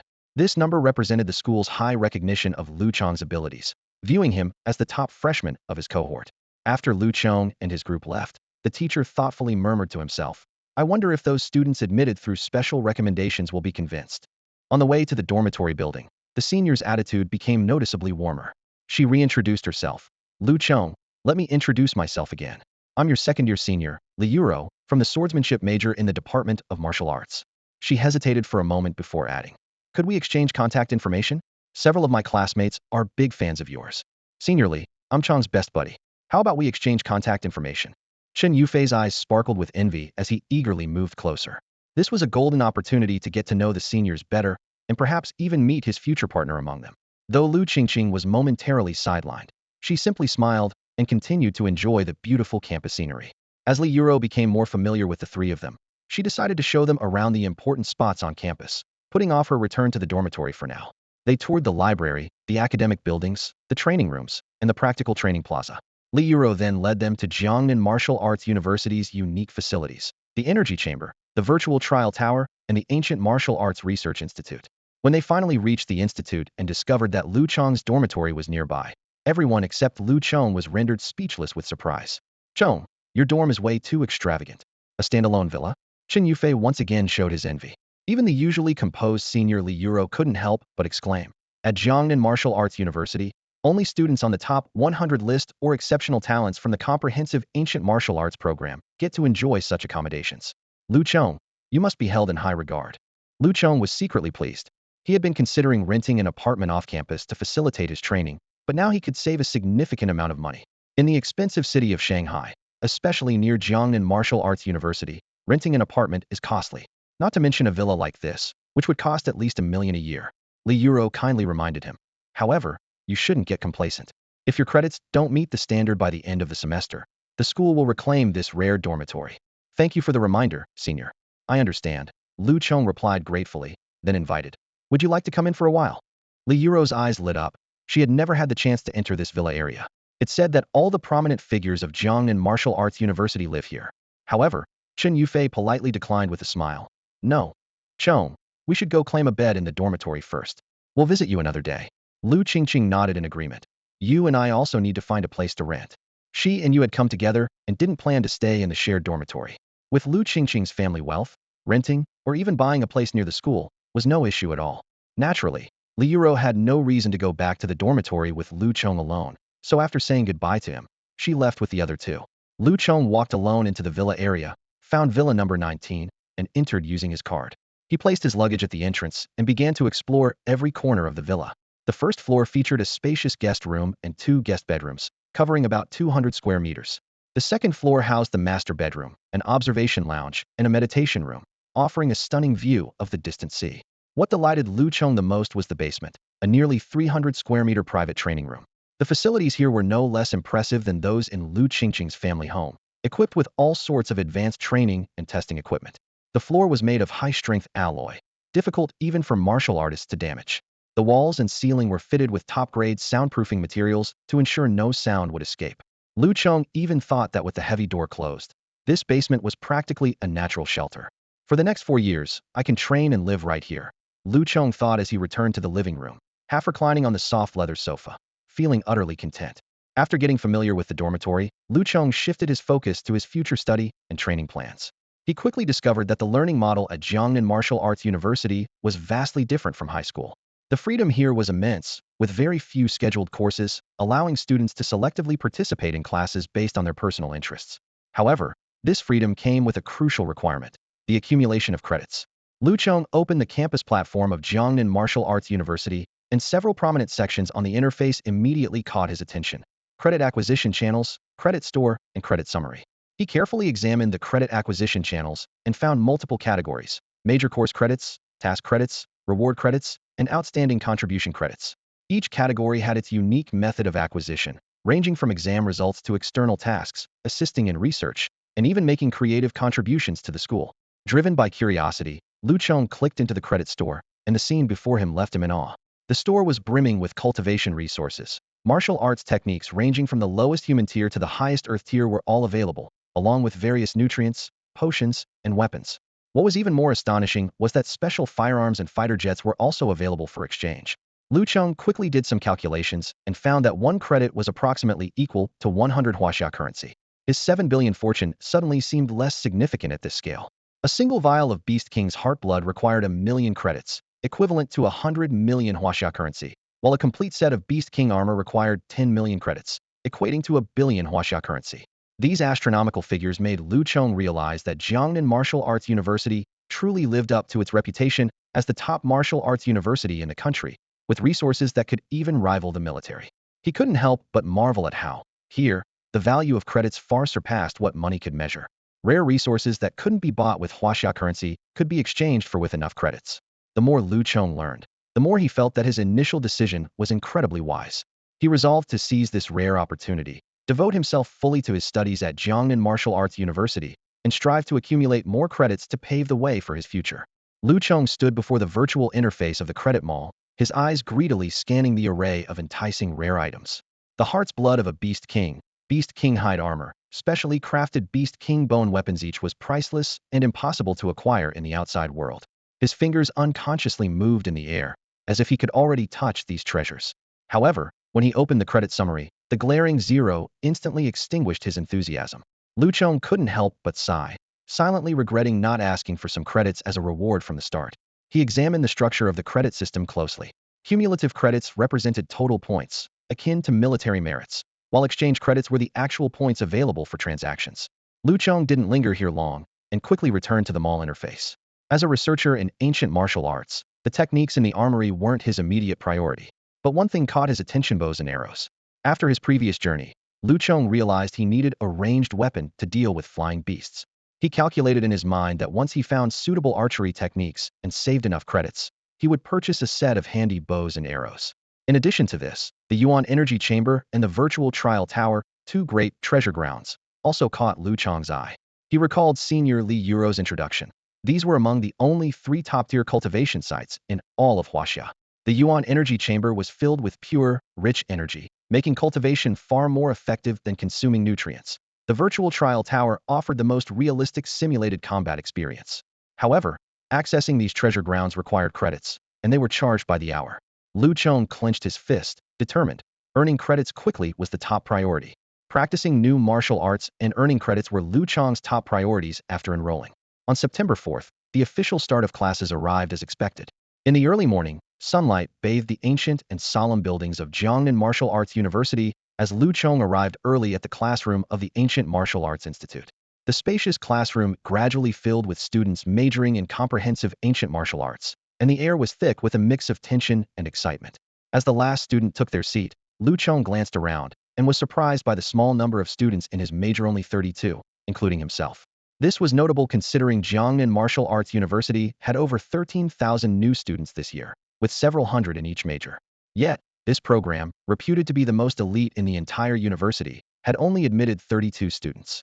Despite the small numbers, Lu Chong had to admit the caliber of this class was astonishingly high. Every student was a certified martial artist, and half of them were high-ranking, above the 6th level. Even as a 7th-level martial artist himself, Lu Chong didn't stand out much here. As he scanned the room, Lu Chong noticed a gender ratio of about 2-to-1, with the males exuding confidence and the females displaying a striking presence. Each of these young individuals was a top contender in their high school classes. However, when these prodigies from across the nation gathered, the atmosphere wasn't as harmonious as one might expect. An old saying goes, in literature, there is no first place. In martial arts, there is no second. Especially among a newly acquainted group of elite martial artists, there was little room for pleasantries. The air was charged with a sense of competition. While Lu Chong discreetly observed his peers, he also felt the weight of their challenging gazes. Being the top scorer in your province, so what? These silent stares seemed to question, anyone here can match you. As for the national top scorer title, it held little weight in the eyes of these confident students, who believed they could achieve the same if placed in a less competitive area like Hedong province. At that moment, a young man with a buzz cut and dressed in sportswear boldly approached Lu Chong, his eyes filled with provocation. "You're Lu Chong?" he asked with a hint of disdain. "I hear you're the only assistant researcher in our class. What makes you qualified?" This was the unique way martial arts students greeted each other. Lu Chong could easily imagine similar scenes playing out in many other classrooms. He was the first to be challenged primarily because of his national top scorer title and the special treatment as an assistant researcher. The nail that sticks out gets hammered down, and right now, he was that nail. Lu Chong didn't want to get embroiled in such pointless disputes, so he calmly replied, "Yes, I'm Lu Chong. As for why I became an assistant researcher, you'd have to ask the mentor." The young man sneered, his tone dripping with contempt. "No need to ask. It's simply because you scored the highest in your exams, but that's only impressive in your second or third tier base. It's not enough to convince everyone here. What makes you think you can stand above us?" With just a few words, the young man had set Lu Chong against his classmates. However, there was some truth in his words. Being the sole assistant researcher among all freshmen implied that Lu Chong was superior to the rest. Lu Chong was not one to back down easily. Hearing this provocation, he decided not to retreat. "How about a match? Then you'll see," he proposed, recalling how Sun Tze had become more respectful after being defeated twice. Instead of getting angry, the young man seemed eager. "All right, let's have a match and show everyone what you've got." "Yeah, yeah." The surrounding classmates started to cheer, with someone even suggesting, "Loser buys dinner." The atmosphere in the classroom became electrifying, with everyone eagerly anticipating the forthcoming duel. The atmosphere in the classroom suddenly became tense, with students eager to move, like a pack of beasts ready to pounce. Even the girls were raring to go, their eyes gleaming with determination. The phrase, "warriors know no gender," seemed particularly fitting at this moment. Just as everyone was about to rush out of the classroom to settle things, a gray shadow flashed by, and a commanding voice thundered, "Stop right there." Lu Chong looked up to see an elderly man with gray hair standing on the podium, his gaze sharp as lightning, sweeping across the room. It was none other than Mr. Su Dongsheng, who had once tried to recruit him to the school. Lu Chong recalled Principal Wei's words. "This university professor is a genuine 6th-level martial master, far stronger than the old principal." At 62 years old, Su Dongsheng is a full 12 years younger than Principal Wei, yet he has already reached such heights. The aura of a martial master pressed down like a mountain, and the students, who moments ago were eager to act, now deflated like punctured balloons, sitting back down with their heads lowered. After all, they had just graduated high school and still held deep respect for their teachers. Seeing this, Su Dongsheng's expression softened, and he spoke in a gentler tone. "I am your mentor Su Dongsheng, or you can consider me your homeroom teacher. Now, I need to teach you the first rule of the school. If you want to spar on campus, you must get approval and certification from the academic office. Typically, the loser loses credits, and the winner gains credits. No one can back out. Otherwise, the campus would be in chaos." Lu Chong's eyes lit up, and he was about to ask a question when the young man who had provoked him earlier beat him to it. "Mentor, how many credits are won or lost?" Su Dongxing's lips curled into a subtle smile as he replied, "Not much, just 100 credits."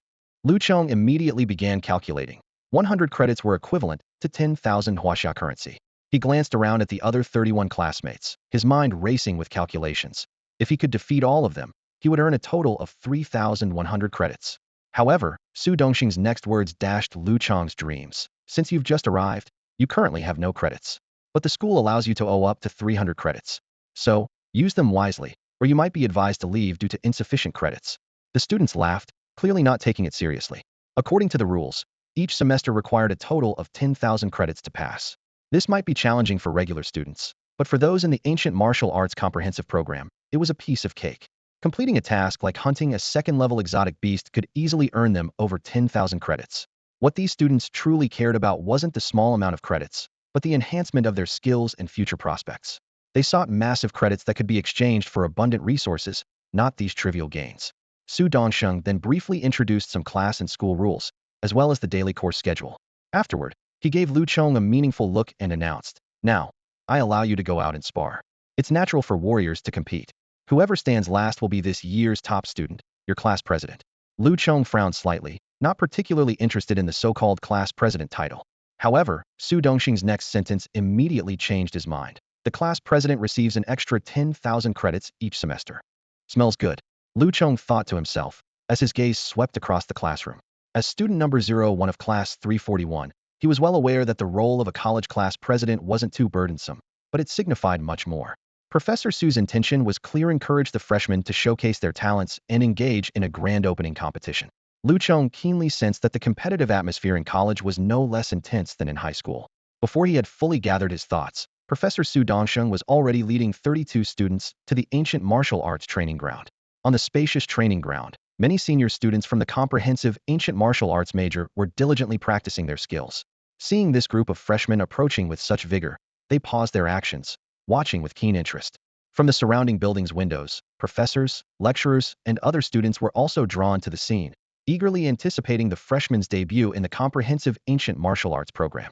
As the most prestigious major at Jiangnan Martial University, the annual opening martial arts duel for the comprehensive ancient martial arts program had long become a campus tradition.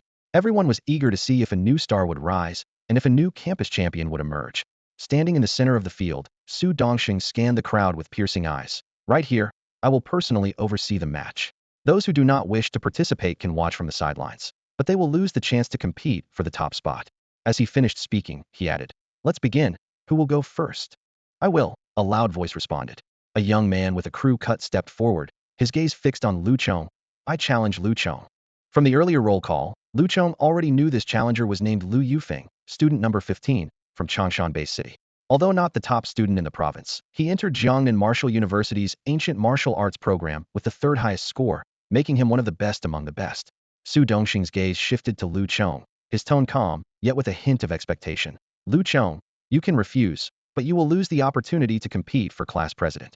In fact, Su Dongxing also wanted to see the true strength of this assistant researcher who had been recruited with generous conditions, to see if he could maintain his position among the gathering of elite freshmen. Without hesitation, Lu Chong, determined to secure this position with academic rewards, replied, "I accept." He walked briskly to the center of the field, cupping his fists in a gesture of respect towards Lu Yufeng. "Please guide me." Lu Yufeng wasted no time, his energy and blood surging instantly, unleashing the momentum of a 7th-rank martial artist like a tidal wave. His speed soared, and in a flash, he was in front of Lu Chong, his palm transforming into a blade, striking fiercely towards Lu Chong's shoulder. Although Lu Chong couldn't recognize this martial technique, he was certain it was of the earth rank. Even more impressive was that Lu Yufeng had mastered it to perfection, a rare feat indeed. Truly a top student in the ancient martial arts program. This only fueled Lu Chong's fighting spirit further. He no longer held back, his own momentum surging, revealing his 7th-rank martial artist prowess. However, instead of confronting Hedon, his figure blurred, disappearing from the spot, causing Lu Yufeng's strike to miss. With his mastery of the Gale Shadowless Step in its perfected form, and having evolved it to a mid-tier earth-rank technique, Lu Chong had already surpassed Lu Yufeng in terms of movement. Watching from the side, instructor Su Dongsheng was secretly astonished not by Lu Chong's martial technique, but by the level of skill he displayed. He clearly remembered that just 2 months ago, when he visited Guanyin City, this student was only a 4th-rank martial artist. At the time, he was quietly lamenting. But who could have predicted that in just a short period, Lu Chong would make remarkable progress, leaping directly to the 7th stage and becoming one of the top talents among his peers. Recalling how this former student could already defeat a level 3 Storm Force ape while still at the 4th stage, and now had improved even further, instructor Su couldn't help but eagerly anticipate this match. On the field, the two figures exchanged blows rapidly, already having gone through 12 moves in the blink of an eye. Lu Yufeng's palm strikes were sharp as knives, yet he could never catch up to Lu Chong's movements. With the exceptional speed and agility of his Gale Shadow Step, Lu Chong managed to dodge at the last moment, leaving his opponent's attacks in vain. "Is dodging all you can do?" Lu Yufeng shouted angrily as he altered his strategy. Instead of pursuing, he struck downward, his energy coalescing into a barrage of astral blade shadows sweeping across the sky. Though this move consumed a lot of energy and its power diminished with distance, it was the best choice to restrict Lu Chong's mobility. Facing the overwhelming astral force, Lu Bing had no choice but to hastily activate his golden light shield to withstand the blade wind. The collision of astral energy and golden light created ripples, and although it didn't break through the defense, it noticeably slowed Lu Chong's movements. Seizing the opportunity, Lu Yufeng charged forward, aiming a palm strike directly at Lu Chong's throat. Yet, this deadly blow first met the resistance of the golden light shield. With a sound like a bell, Lu Yufeng's palm strike was deflected, but Lu Chong's protective light dimmed slightly. "So what if you have body refining techniques? Watch me break through them." Lu Yufeng launched a fierce assault, his palms transforming into a flurry of blade shadows, cutting off Lu Chong's escape routes. After 6 strikes, the golden light shield finally shattered under the pressure. Just as Lu Yufeng was about to triumphantly press his advantage, a sharp pain surged through his abdomen. His body flew nearly 10 meters like a kite with a broken string, and when he regained his senses, Lu Chong was already before him, his fingers poised at Lu Yufeng's forehead. You're strong, but still too careless. I concede, Lu Chong said, forehead beaded with sweat and breathing heavily. It seemed like a narrow victory, but instructor Su Dongxing secretly smirked. The boy's acting was quite convincing, fooling the eager crowd of students around them. For just a few credits, I had to endure so much, Lu Chong mused, continuing to feign exhaustion. Throwing a match and acting, that's truly an art. Mentor Su Dongxiang, with eyes sharp as a blade, glanced over Lu Chong's feigned weak posture and sighed inwardly. Unable to endure this clumsy performance any longer, he declared, Lu Chong wins. You've earned 100 credits. Upon hearing this, Lu Chong suppressed a triumphant smile and maintained his pose of clutching his chest while seated. While inwardly pleased, he was also strategizing. A performance should be complete. Otherwise, how could he easily deceive other students out of their credits? He knew this well, and by deliberately appearing to win narrowly, he aimed to entice more challengers and earn more credits. The recently defeated Lu Yufeng, unharmed, was protesting indignantly. Give me another chance, and I'll beat you. He believed he had only lost by a move and wasn't much weaker than Lu Chong. Professor Su was annoyed by such overconfidence and coldly rejected. No chance this time. You can arrange it privately later. He then turned to Lu Chong with a hint of mockery in his tone. You can rest and recover for half an hour. Do you need it? Lu Chong knew his act wouldn't fool this seasoned martial arts professor, but he had to keep up the charade. So, he feigned weakness and replied, Yes, Mentor, they'll be ready to fight again in half an hour. Professor Su, uninterested in exposing Lu Chong's ploy, turned to the other students. You may continue. While pretending to recuperate by nibbling on a nutrition bar, Lu Chong secretly observed his classmates' reactions. As expected, many showed disdain, thinking the national champion was not all he was cracked up to be. Even the spectators whispered doubts about Lu Chong's abilities. This was exactly what Lu Chong wanted, and he was secretly pleased. Regardless of their opinions, securing the first batch of credits was his priority. In the following half hour, Lu Chong became a quiet observer, carefully studying his peers' battles. The students in the ancient martial arts program were all proud and ambitious. If they didn't truly fight, no one would concede to another. It had to be said, these students indeed had some skills. Lu Chong noticed that almost every student who fought had mastered at least one advanced martial technique, either reaching perfection or being highly skilled. Even those at the 4th level dared challenge higher-level peers. Astonishingly, 2 students managed to defeat opponents above their level with their refined techniques and experience. After this observation, Lu Chong felt more confident. He assessed that none of these classmates were his match. Even Chun Hao, student number 02 from the Hehe base and a provincial champion with an 8th level rank, could be defeated by Lu Chong in 3 moves. Of course, he didn't rule out the possibility of someone hiding their true abilities. The half hour passed quickly, with 8 students already defeated and resting. Lu Chong stood up and requested from the mentor. Mentor, I've almost recovered and can continue. Professor Su, uninterested in exposing Lu Chong's facade, simply scanned the students who hadn't yet competed and said calmly, Anyone who wants to challenge Lu Chong, step forward. I will. Me. I'll go first. Sure enough, inspired by Lu Chong's earlier narrow victory, many students were eager to showcase their skills and seize the opportunity to make a name for themselves. Professor Su sighed inwardly. These students have talent, but their judgment is lacking, choosing to face a tough opponent.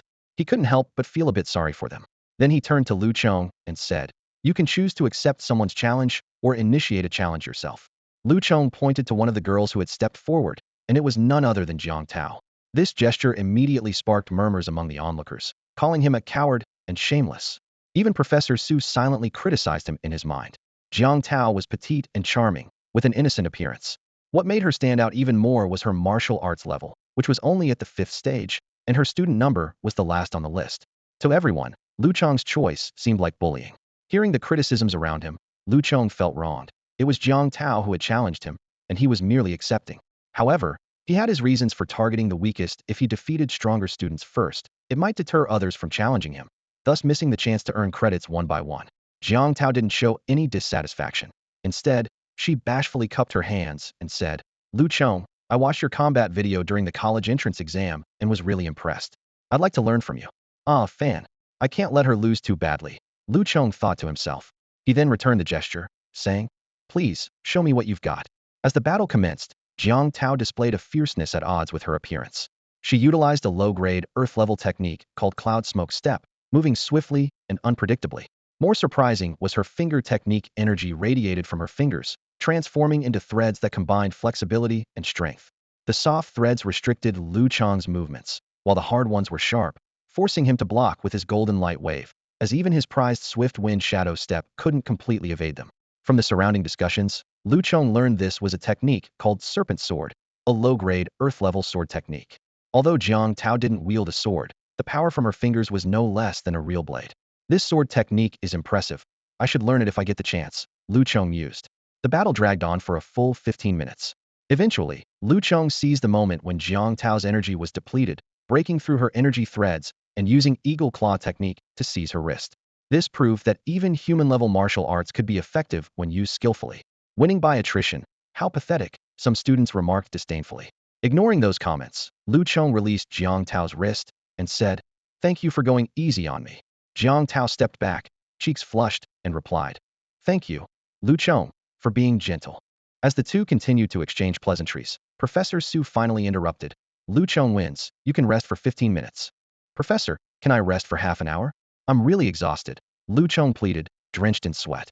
"If you keep complaining, you'll continue now." Professor Su snapped, barely containing his irritation.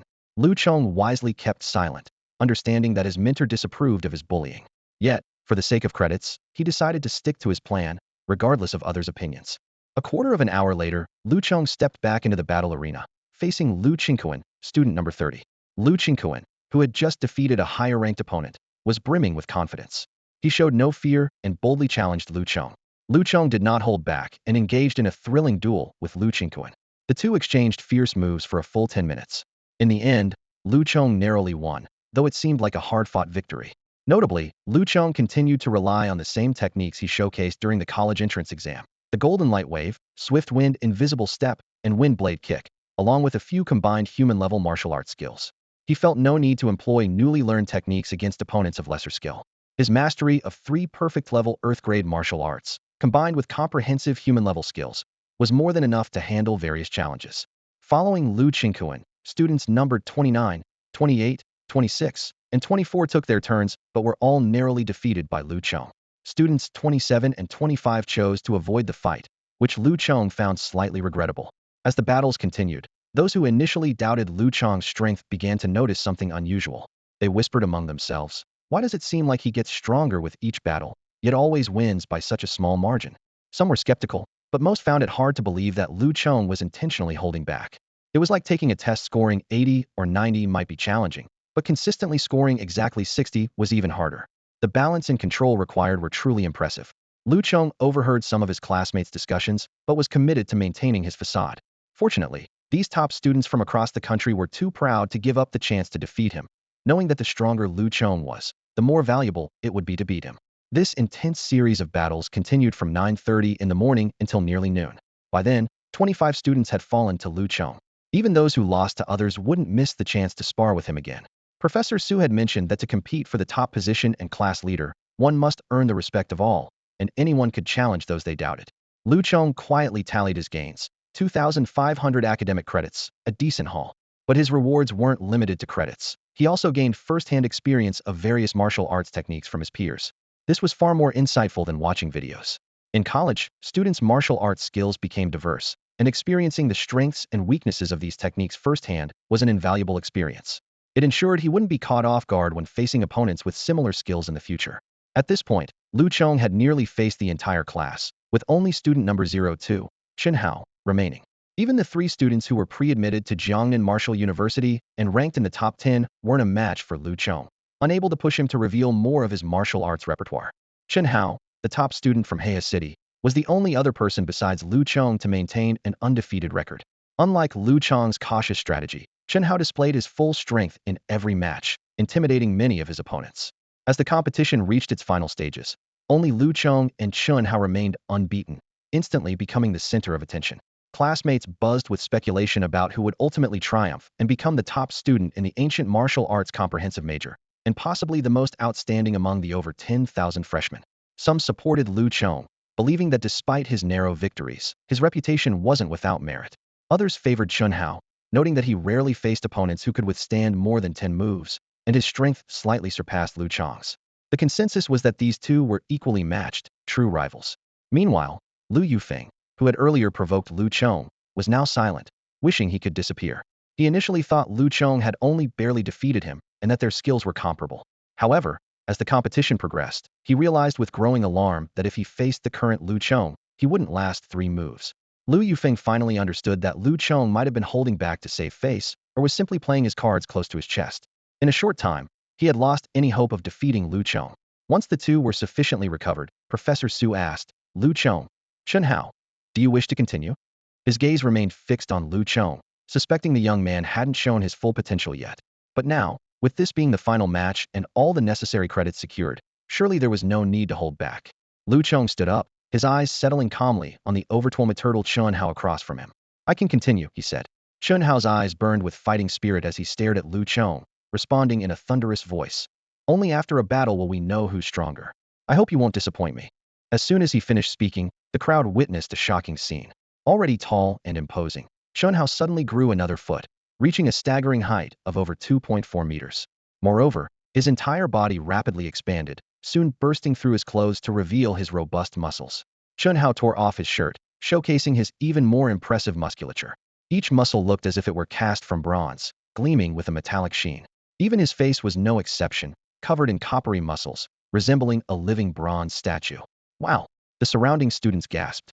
A well-informed student exclaimed, I know what this is, it's the Earth-grade middle-tier body refining martial skill, the mighty Vajra body. I never expected him to master such a difficult skill. And it looks like he's achieved the perfect stage of the mighty Vajra body. How did Chen Hao manage to achieve this? This skill is known to be among the top 10 most difficult Earth-grade techniques. Another student added, compared to Lu Chong's golden light wave, the mighty Vajra body is at least twice as strong, and it's both offensive and defensive. I thought their chances were 50-50, but now I firmly support Chen Hao. An 8th-stage martial artist with the mighty Vajra body is not someone ordinary martial artists can even touch. Even Professor Su Dongsheng, who had been observing with a detached eye, showed a hint of surprise. He thought to himself, Chen Hao was hiding this during the entrance exams. To master the mighty Vajra body at such a young age, there's only one explanation. He has a special physique, a natural divine strength body. The academy has truly found a gem this time. Professor Su's gaze shifted to Lu Chong, feeling a bit concerned. Given Lu Chong's displayed abilities, he might really be in danger now. Lu Chong stared at his classmate, who had suddenly transformed, feeling a surge of uncontrollable excitement. Although earning credits was his initial goal, encountering a true opponent was far more thrilling.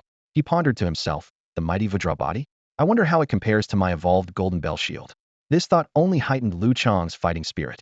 Instead of using his golden light wave, Lu Chong unleashed his golden bell shield, now evolved to an earth-tier mid-grade level.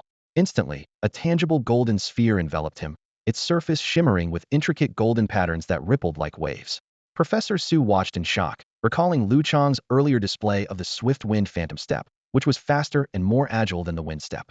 Now, even the golden light wave had mutated, appearing more powerful. This student's martial skills seemed to be continually evolving, leaving him in awe. Chen Hao, seeing the golden glow emanating from Lu Chong, felt his eyes burn with intensity. He let out a thunderous tiger roar and charged at his opponent with giant strides. Each step made the ground tremble, as if unable to bear his powerful stomps. Lu Chong accelerated using the swift wind phantom step, combining it with the mountain lean technique to meet Chen Hao Heiden. One large, one small, one gold, one bronze, the two collided fiercely. Boom! A sound like a resonating bell echoed far and wide, causing the windows of buildings 100 meters away to shake and hum. Students watching the scene covered their ears, feeling extremely uncomfortable. At the epicenter of the collision, both Lu Chong and Chen Hao staggered back after the impact. Each retreated 3 steps before charging at each other again. Boom! Boom!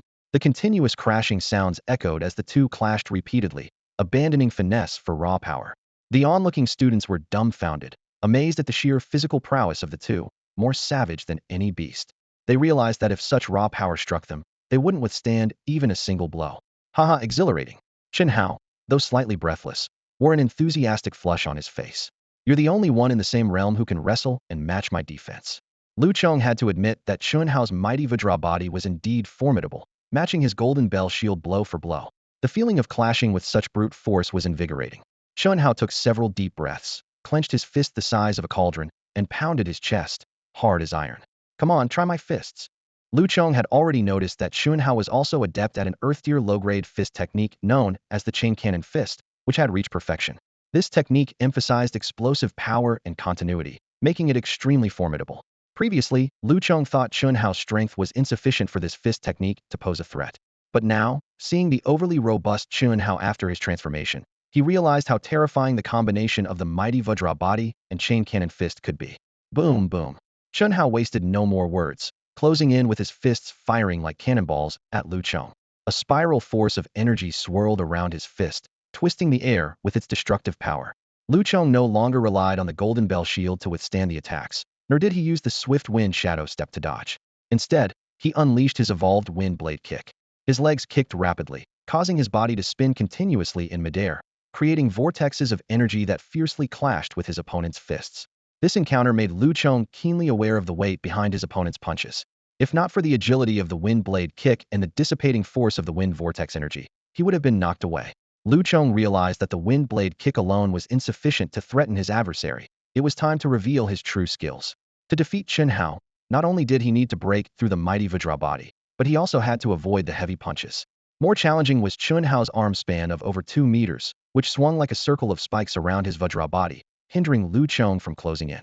After a moment of contemplation, Lu Chong decided to unleash his most proficient attack technique, the rolling blade, 18 formations. Though ranked as a lower-tier earth technique, its power could be compounded. As long as his momentum wasn't interrupted, the ultimate strike of the 18 consecutive moves could even penetrate the golden bell shield. Maintaining his airborne stance, Lu Chong continued to engage with the wind blade kick, while his right hand subtly transformed into a blade shape, gathering strength as he spun. The sharp blade energy on his palm grew increasingly intense, as if forming a legendary sword. Professor Su, observing from a distance, keenly sensed the change and exclaimed internally, "The rolling blade, 18 formations, Lu Chong has mastered it to perfection within less than 2 months. Such talent is rare." Chun Hao also felt the impending threat, particularly from the intensifying blade energy on Lu Chong's palm, which made him uneasy. His martial instincts warned him that if Lu Chong continued to gather strength, even the mighty Vajra body might not withstand it. "Take this punch." Chun Hao roared, his fists becoming more ferocious as his energy surged, forming solid fist energy intended to disrupt Lu Chong's momentum. However, Lu Chong's wind blade kick, now of mid-tier earth rank, was not to be underestimated.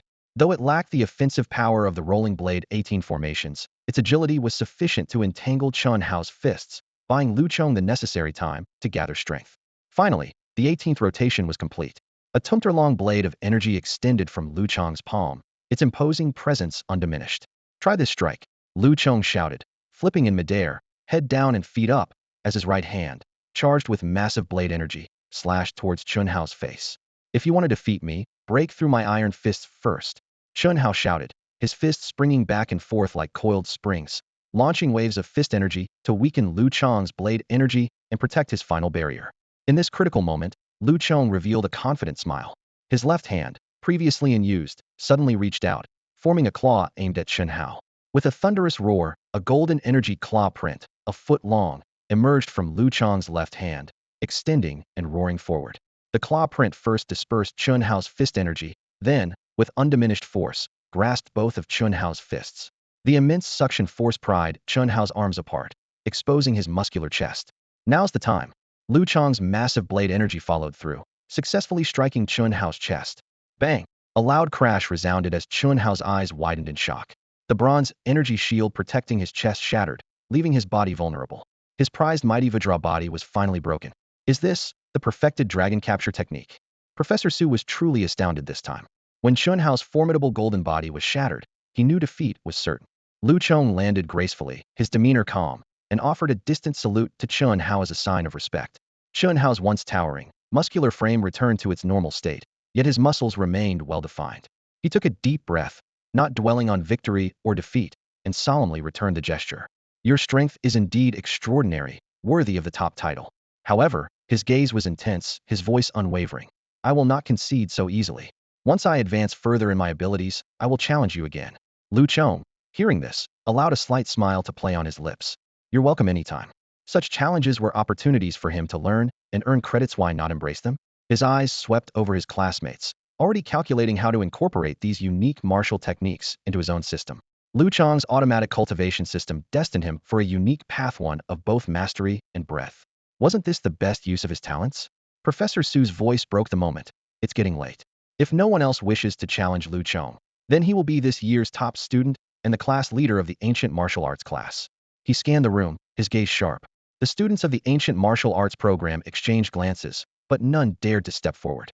The thrilling final battle was fresh in their minds. Lu Chong's display of the rolling blade 18 styles and dragon capture technique highlighted the stark difference in their abilities. Lu Chong had mastered 5 Earth-level martial techniques to perfection, including mid and even high-grade ones. In contrast, most of them had only grasped 2 Earth-level techniques at best, falling short in both cultivation and experience. How could such a gap be bridged? Yet, as Chunhao had said, these top talents from across the nation might temporarily admit defeat, but they would never fully concede. They believed that with enough time and Jiangnan Martial University's rich educational resources, they could eventually surpass Lu Chong. Even if they couldn't match his martial techniques, they could seek breakthroughs in cultivation, combat experience, and adaptability. The path of martial arts is long and arduous, but these young students hadn't lost their fighting spirit. They were full of energy and determination at the prime of their lives. Professor Su saw the fervor in their eyes, feeling both gratified and reflective. Lu Chong was secretly pleased. It seems these classmates will be bringing me plenty of credits in the future, which is great. Seeing no objections, Professor Su spoke again.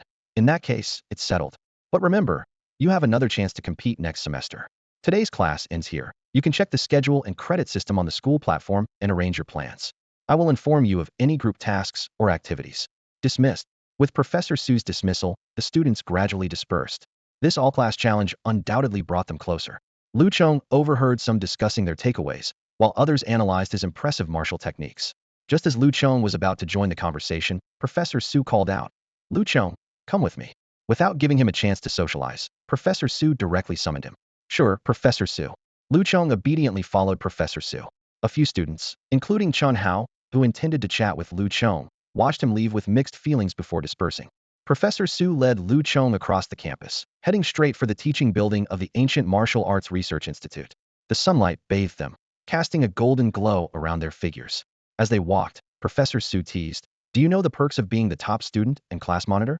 Lu Chong reflexively blurted out, "Earning credits." Realizing his slip, he quickly corrected himself. "I mean, serving my classmates." Professor Su laughed heartily, his laughter echoing through the empty campus. "Huh? Old Wei told me you were money-minded, and I thought he was exaggerating. Turns out, he was spot on." He glanced at Lu Chong, amused. "From what I hear, you're already worth several billion. Do you really care about a few credits?" Seeing that Professor Su was just teasing, Lu Chong candidly replied, "Please don't make fun of me, Professor Su. I'm just afraid of being poor. Besides, I have to earn my own resources for training. Who would mind having more money?" Professor Su dropped his playful tone, becoming serious. "There's nothing wrong with that. In fact, martial artists should strive on their own. That's something I admire about you." "Thank you, Professor Su, you're very wise," Lu Chong complimented. Enough with the flattery. Professor Su waved it off. "Let's get back to your role as the top student and class monitor in the Ancient Martial Arts program." His tone turned solemn. This position is a crucial role among Jiangnan Martial University students. It's not an exaggeration to say it's more significant than us teachers. Professor Su stopped, turning to face Lu Chong. "When we talk about serving your classmates, it's mostly lip service. You don't actually have to do much. But being the top student and class monitor carries a significant meaning. Today's decision isn't just about representing our ancient martial arts program." His gaze locked onto Lu Chong's eyes, growing more earnest. "In other words, the top student of the ancient martial arts program is essentially the top student among your entire cohort of over 10,000 students. You are the strongest among them. Do you understand what I mean?" Lu Chong pondered briefly before realizing. "You mean I have a representative role and can set an example for other students in my grade?" Professor Su nodded approvingly. "Exactly. As the top student, you're the leader of your cohort. The importance of a leader goes without saying. Many students in your grade will look up to you, admire you, chase after you, and even see you as a benchmark." He continued, "So, during your time as the top student, you must lead well. There's another aspect you might not yet realize. As the top student of the entire grade and the class monitor of the Ancient Martial Arts program, you're the link and the anchor for this cohort of students, especially the talented ones in the Ancient Martial Arts program. Imagine the influence you'll have when these students grow. When you call, strong allies will gather." Lu Chong couldn't help but smirk. "Professor, you're painting quite a picture. Isn't that a bit too much?" Professor Su laughed again. "Huh? At least there's a trend in that direction. How you leverage this position is up to you. Remember, students from Jiangnan Martial University have limitless potential."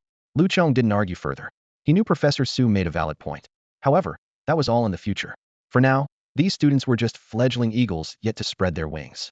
Professor Su continued to advise, "Just remember, being the top student requires the mindset of one. Many would fight for this position, so see how long you can hold it. Also, expect challenges from talented students from other schools. These are opportunities to hone your skills.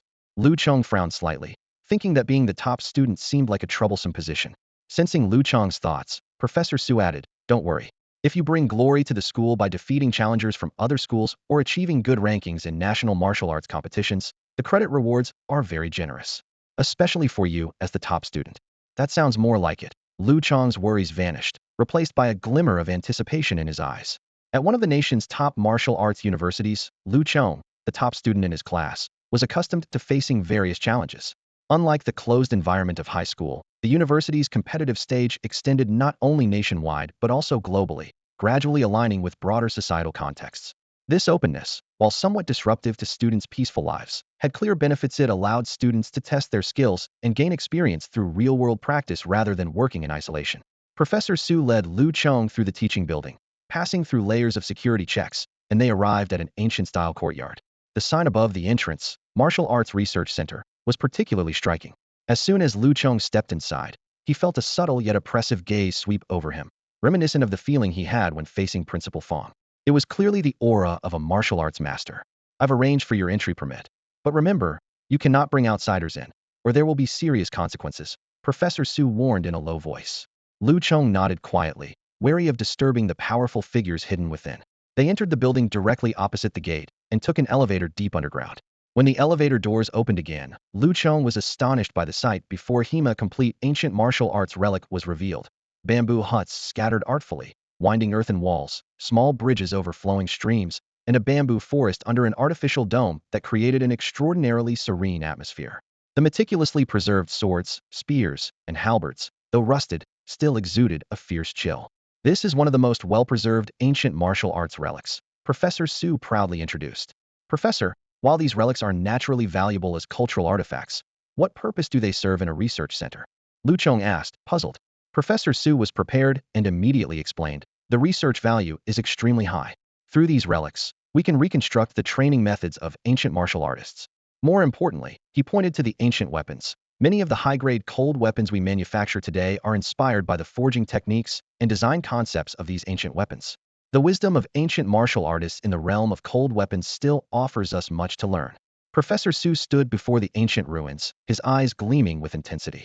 He turned to Lu Chong, his voice tinged with pride.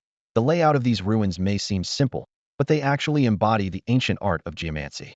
Our school's energy chamber was developed from studies conducted here. Once you experience it firsthand, you'll understand its wonders." Lu Chong listened intently, his imagination captivated by the mysterious energy chamber. Professor Su continued, "The benefits we derive from ancient martial ruins go far beyond that. From their cultivation methods to dietary habits, from daily routines to battle marks, every detail offers us inspiration." Suddenly, he shifted his gaze to Lu Chong with a penetrating look. "But do you know what the most important legacy is?" Lu Chong pondered for a moment before tentatively replying, "Martial arts legacy?" Professor Su nodded slightly, then gently shook his head. "Yes, but not entirely. More precisely, it should be called the legacy of martial philosophy." His voice was deep and resonant. As the saying goes, technique approaches philosophy. When martial arts reach a certain level, they transcend mere skill and become a profound study, even a path. Professor Su's eyes sparkled with wisdom as he elaborated. "We have distilled the art of energy absorption from the ancient martial practitioners' techniques. From their martial arts, we've developed various skills suitable for modern cultivation. These legacies have enabled humanity to evolve alongside the beasts during cataclysms, safeguarding our survival basis." His tone grew more solemn. "But the deeper we delve, the more we realize the vastness of the ancient martial philosophy. The methods they used to create these martial arts, the reasons for their era's decline, the ultimate limits of their cultivation, these are all areas we urgently need to explore." Lu Chong, enthralled, felt as if he had traveled back to the era when martial arts flourished. Professor Su continued, "Records in the ruins tell of people who created extraordinary skills by observing mountains and seas, achieving the ability to move mountains and overturn seas. Others walked with beasts, gaining the power to subdue dragons and tigers. Isn't this the essence of understanding the natural way of the world? That's why we say the ancients passed down the philosophy of martial arts." Professor Su's expression grew serious. "This is the direction of our research and the reason for the establishment of the Ancient Martial Research Institute. The progress of ancient martial studies directly influences the pace of human evolution. If we can't keep up with the beast's evolution, the consequences will be dire." Lu Chong nodded thoughtfully, realizing the critical importance of the Ancient Martial Research Center.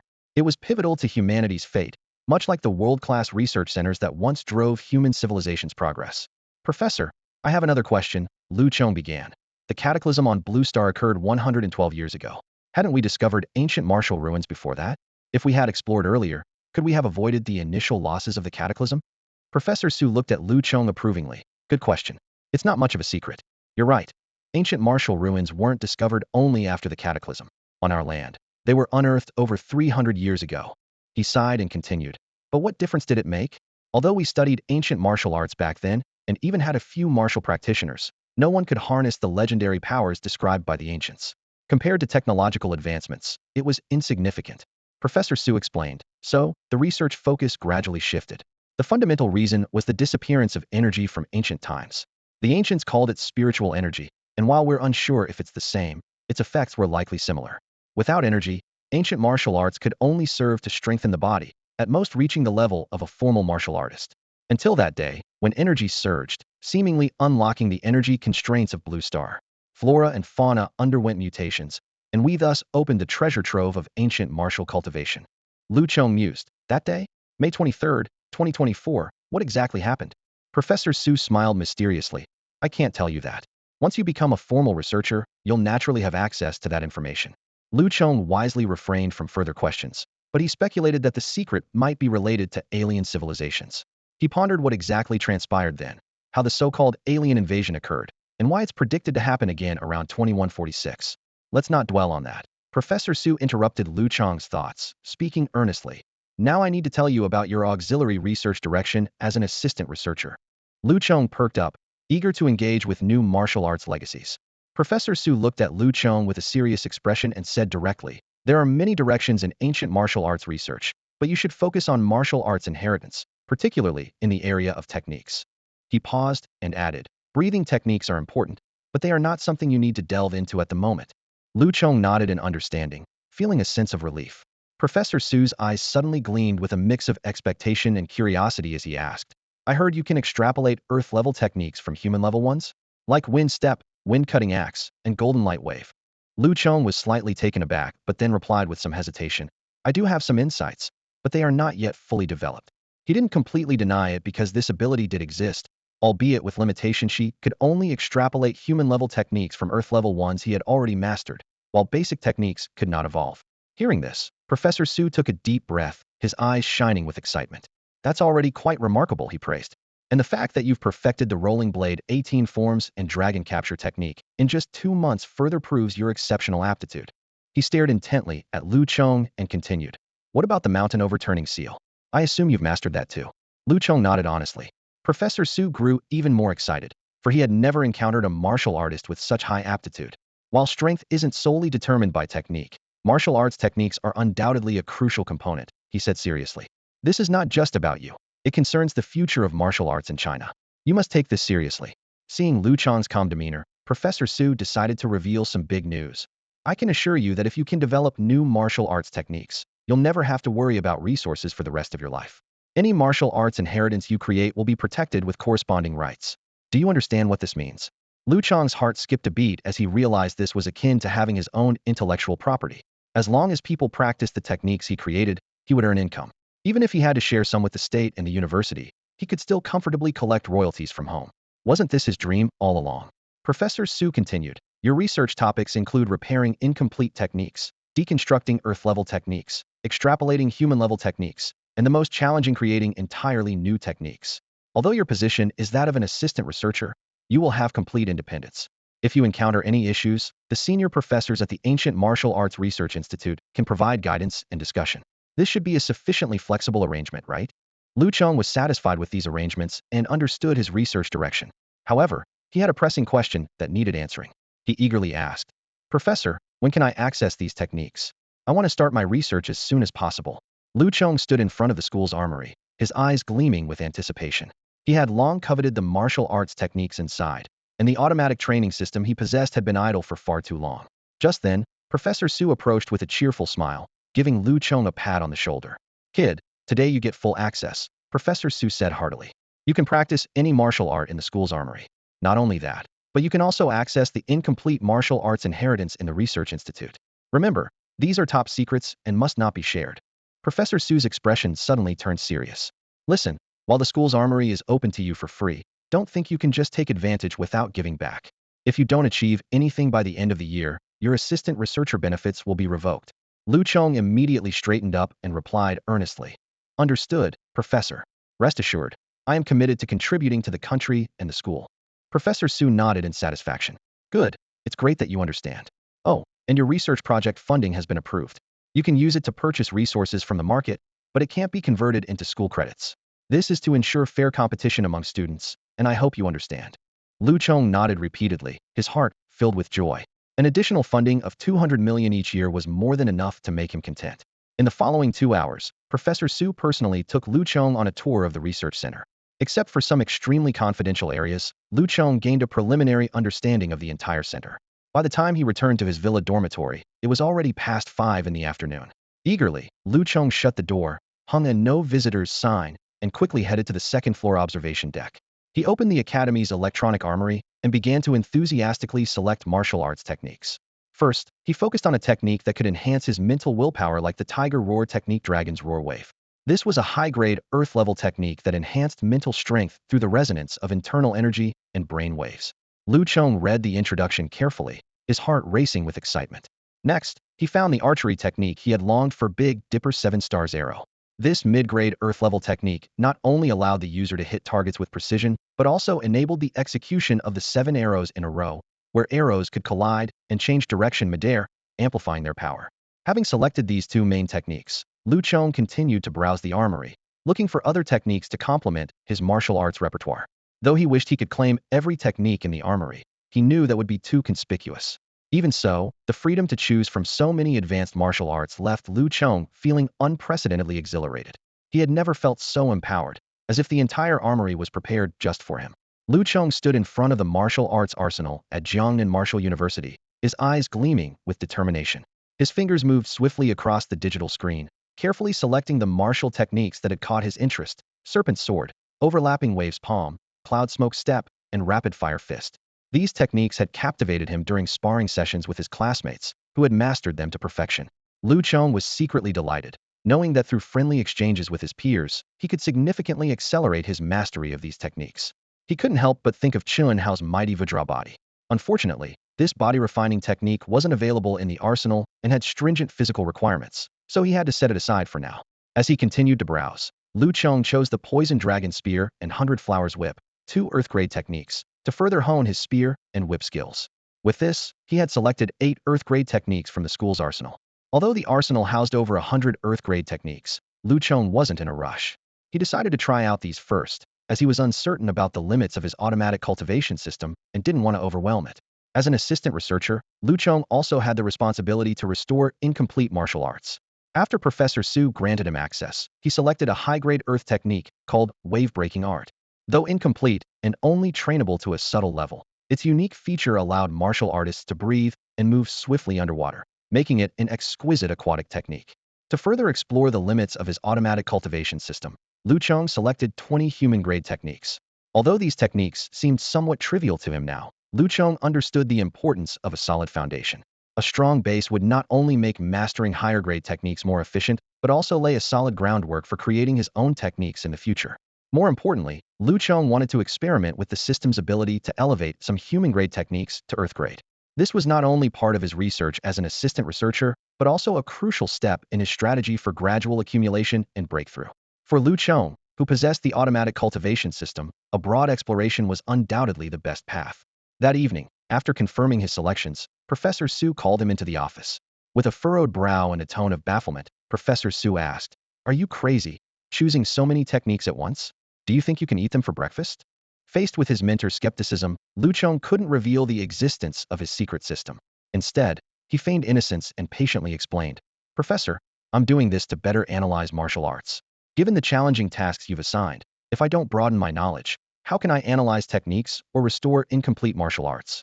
Besides, you've seen the speed at which I learn techniques." Lu Chong stood confidently in front of Professor Su, his eyes gleaming with assurance. He spoke eloquently. "What I'm best at is practicing multiple martial arts simultaneously and cross-referencing them. That's how inspiration strikes." Although his words had a touch of embellishment, Lu Chong's previous achievements were enough to prove his abilities. Professor Su listened, furrowing his brows slightly, and after a moment of contemplation, he nodded. He recalled Lu Chong's astonishing speed in mastering martial arts and couldn't help but marvel. This kid's talent is indeed beyond ordinary. He remembered having given Lu Bing 3 Earth-level martial arts techniques, including the high-grade Earth-level dragon capture skill, thinking it would be a challenge for him. To his surprise, Lu Chong mastered them all within just 2 months. Professor Su took a deep breath, calming his inner shock, and spoke in a more relaxed tone. Just make sure you don't go astray. However, with so many martial arts legacies, it's safer for you to receive them here with me. Just wait. Thank you, Mentor, Lu Chong replied respectfully, though he thought to himself that the location for receiving the legacies didn't matter much. In less than an hour, the jade slips containing the martial arts legacies Lu Chong needed were delivered to Professor Su. Under the mentor's supervision, Lu Chong began to receive each legacy one by one. By the time he had absorbed all the jade slips, it was already late at night. Lu Chong felt his head heavy, as if crammed with an overwhelming amount of information. Seeing Lu Chong's dazed expression, Professor Su couldn't help but laugh. Feeling the pressure now, aren't you? Go back and rest. Lu Chong quickly bid farewell and staggered back to his villa dormitory. He felt like he might crash at any moment because, during the receipt of the 10th martial arts legacy, his automatic cultivation system had already reached its limit and stopped absorbing new techniques. Even so, the constant alerts in his mind made him dizzy. The system notifications came one after another. Tongbei Fist has absorbed experience from Iron Wire Fist and 7-Step Killing Fist, reaching minor success. Serpent Sword has absorbed experience from Cloud Piercing Finger, 7-Step Killing Fist, and other techniques, reaching minor success. Wave Stacking Palm reached minor success. Lu Chong struggled to check his personal status panel, almost overwhelmed by the information. Name: Lu Chong. Level: Warrior level 7, 45. Martial Arts: Human level low grade, 9 Shadow Steps perfected, Heart Piercing Kick perfected. Human level mid grade, 7-Step Killing Fist perfected, 3-inch Palm perfected, Tongbei Fist minor success 88. Human level top grade, Tiger Roar skill perfected. Earth level low grade, Rolling Blade 18 forms perfected, Serpent Sword minor success 45, Wave Stacking Palm minor success 63, Cloud Smoke Steps minor success 56, Venomous Dragon Spear minor success 23, 100 Flower Whip minor success 17. Earth level mid grade, Golden Bell Shield perfected, Wind Blade Leg perfected, Swift Wind Shadowless Steps perfected, Mountain Overturning Seal perfected, Big Dipper 7-star, Arrow minor success 1, Continuous Cannon, Fist minor success 15. Earth level high grade, Dragon Capture skill perfected, Dragon Roar Wave entry 59, Wave Breaking Technique entry 27. Lu Chong noticed that 10 martial arts, not yet perfected, had appeared on the panel. As for the remaining 19 human level techniques he had also received, the system did not display them. Clearly, the automatic cultivation system could only accommodate 10 martial arts at a time for automatic cultivation. Any more would exceed its capacity. There is indeed a limit, Lu Chong sighed to himself. Looks like I have to practice 10 at a time and can't do it all at once. He realized that even with such a powerful system at his side, the path of cultivation still required a step-by-step approach and couldn't be rushed. As expected, Lu Chong found that the progress of automatic training for the 10 martial techniques varied significantly. The two most challenging techniques, Dragon Roar Wave and Wave Breaking Technique, both high-level Earth-grade martial arts, were particularly difficult, with Lu Chong only reaching the entry level. He decided to focus his main efforts on these two complex techniques. For the other martial arts, Lu Chong devised different learning strategies. Techniques like the Serpent Sword, Layered Wave Palm, Rapid Fire Fist, and Cloud Smoke Step could be accelerated through peer exchanges. The rest could be improved by attending relevant classes or consulting specialized instructors.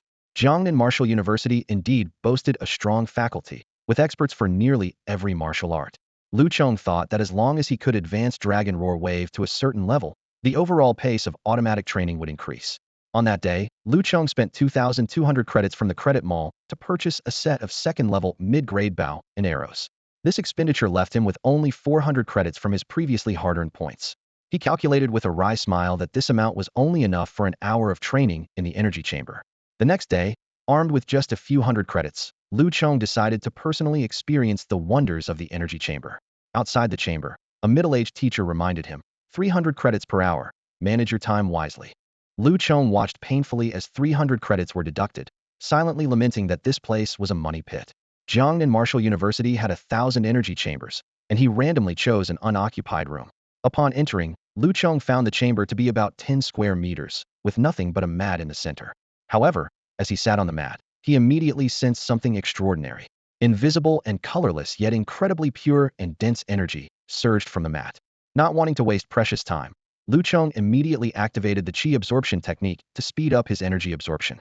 Suddenly, a notification sounded in his mind. Qi Absorption technique detects a pure and dense energy environment, accelerating. Training speed increased fivefold. This astonishing speed reminded Lu Chong of his days as a martial apprentice. Since reaching the 7th stage of martial artist, his cultivation speed had significantly slowed. Even with second-level mid-grade nutritional supplements, his daily cultivation improvement was only 3. Combined with active Qi absorption technique practice, it was merely 6. Yet in this energy chamber, the Qi absorption technique's speed increased fivefold, akin to having a cheat code. Lu Chong roughly calculated that with an hour of active training here, his cultivation could improve by 8. If he could train continuously for 24 hours, he could directly break through to the 8th stage of martial artist. Of course, such a day would cost over 30,000 credits, equivalent to more than 3 million yuan, far beyond Lu Chong's current means. Credits, they're so crucial, Lu Chong thought as he continued to operate the Qi absorption technique. No wonder the academy would rather give me 200 million yuan than just hand over credits. He resolved to earn more credits as quickly as possible. This would not only save a lot of time in cultivating, but also serve as a shortcut to enhancing his strength. Although it costs more than taking supplements on his own, the time saved is far more valuable than money. Lu Chong thought with satisfaction, unaware that at this moment in the Yuan Energy Chamber Monitoring Hall, a middle-aged teacher was staring in shock at the data panel of the chamber where he was. Is this kid on something, or is he cheating? The middle-aged teacher murmured, eyes fixed on the wildly fluctuating energy consumption curve. The absorption rate was almost on par with high-level martial artists. He rubbed his eyes and, after confirming he wasn't seeing things, quickly picked up the phone to report to his superior. Hello, it's me. There's a student named Lu Chong whose energy absorption rate is abnormal. At this rate, he'll drain the chamber dry, the middle-aged teacher said, his tone full of urgency. In less than 10 minutes, a reply came. Don't worry, he's the top freshman this year. Exceptional talent is to be expected.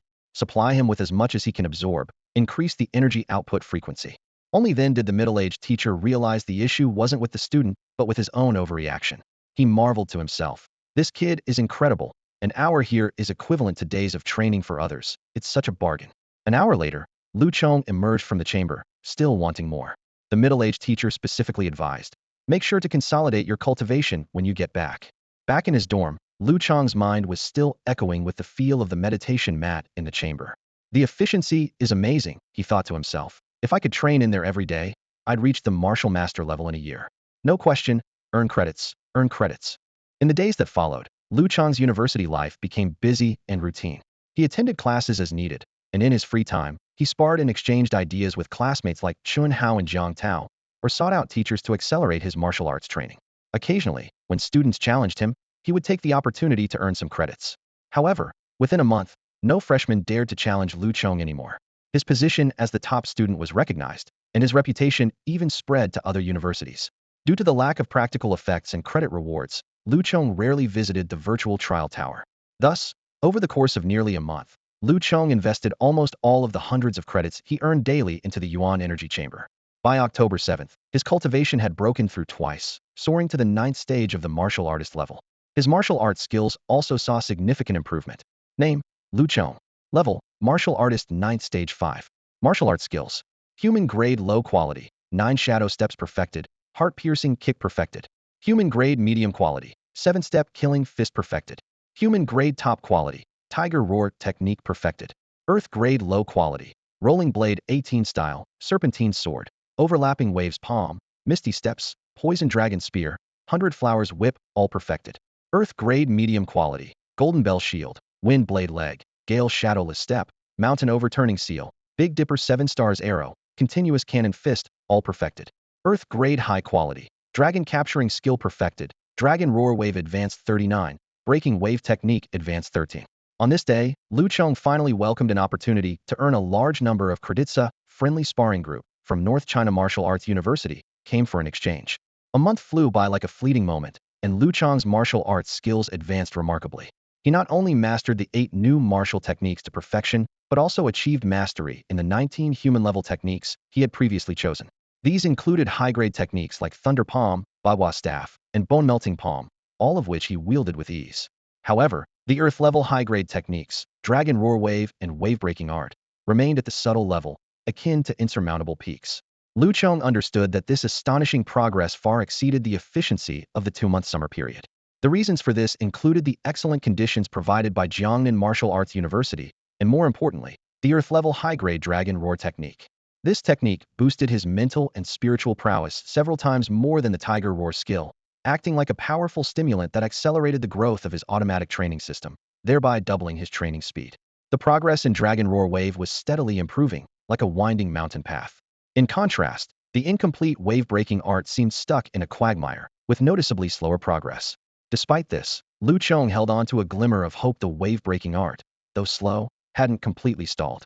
This meant he had a chance to develop this incomplete martial art to its full form and eventually achieve perfection. Perfecting this martial art held significant importance. Success would not only earn him substantial academic credits, but also establish his position in the Ancient Martial Arts Research Institute, securing his role as an assistant researcher. The promising prospect of fame and fortune unfolded slowly in Lu Chong's mind.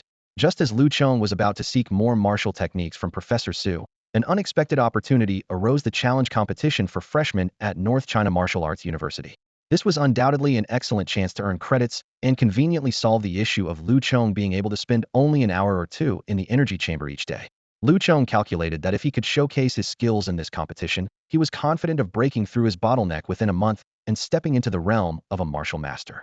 The school's rule was that only students with martial master cultivation could lead teams for external tasks. Lu Chong, unwilling to be subordinate to others, naturally wanted to lead his team. When that happened, credits would continuously flow in, and his cultivation would rise accordingly, creating a positive cycle. With this in mind, Lu Chong immediately approached Professor Su to sign up for the exchange battle between the two universities. However, his request left Professor Su astonished. What? You want to challenge all the exchange students from North China Martial Arts University by yourself?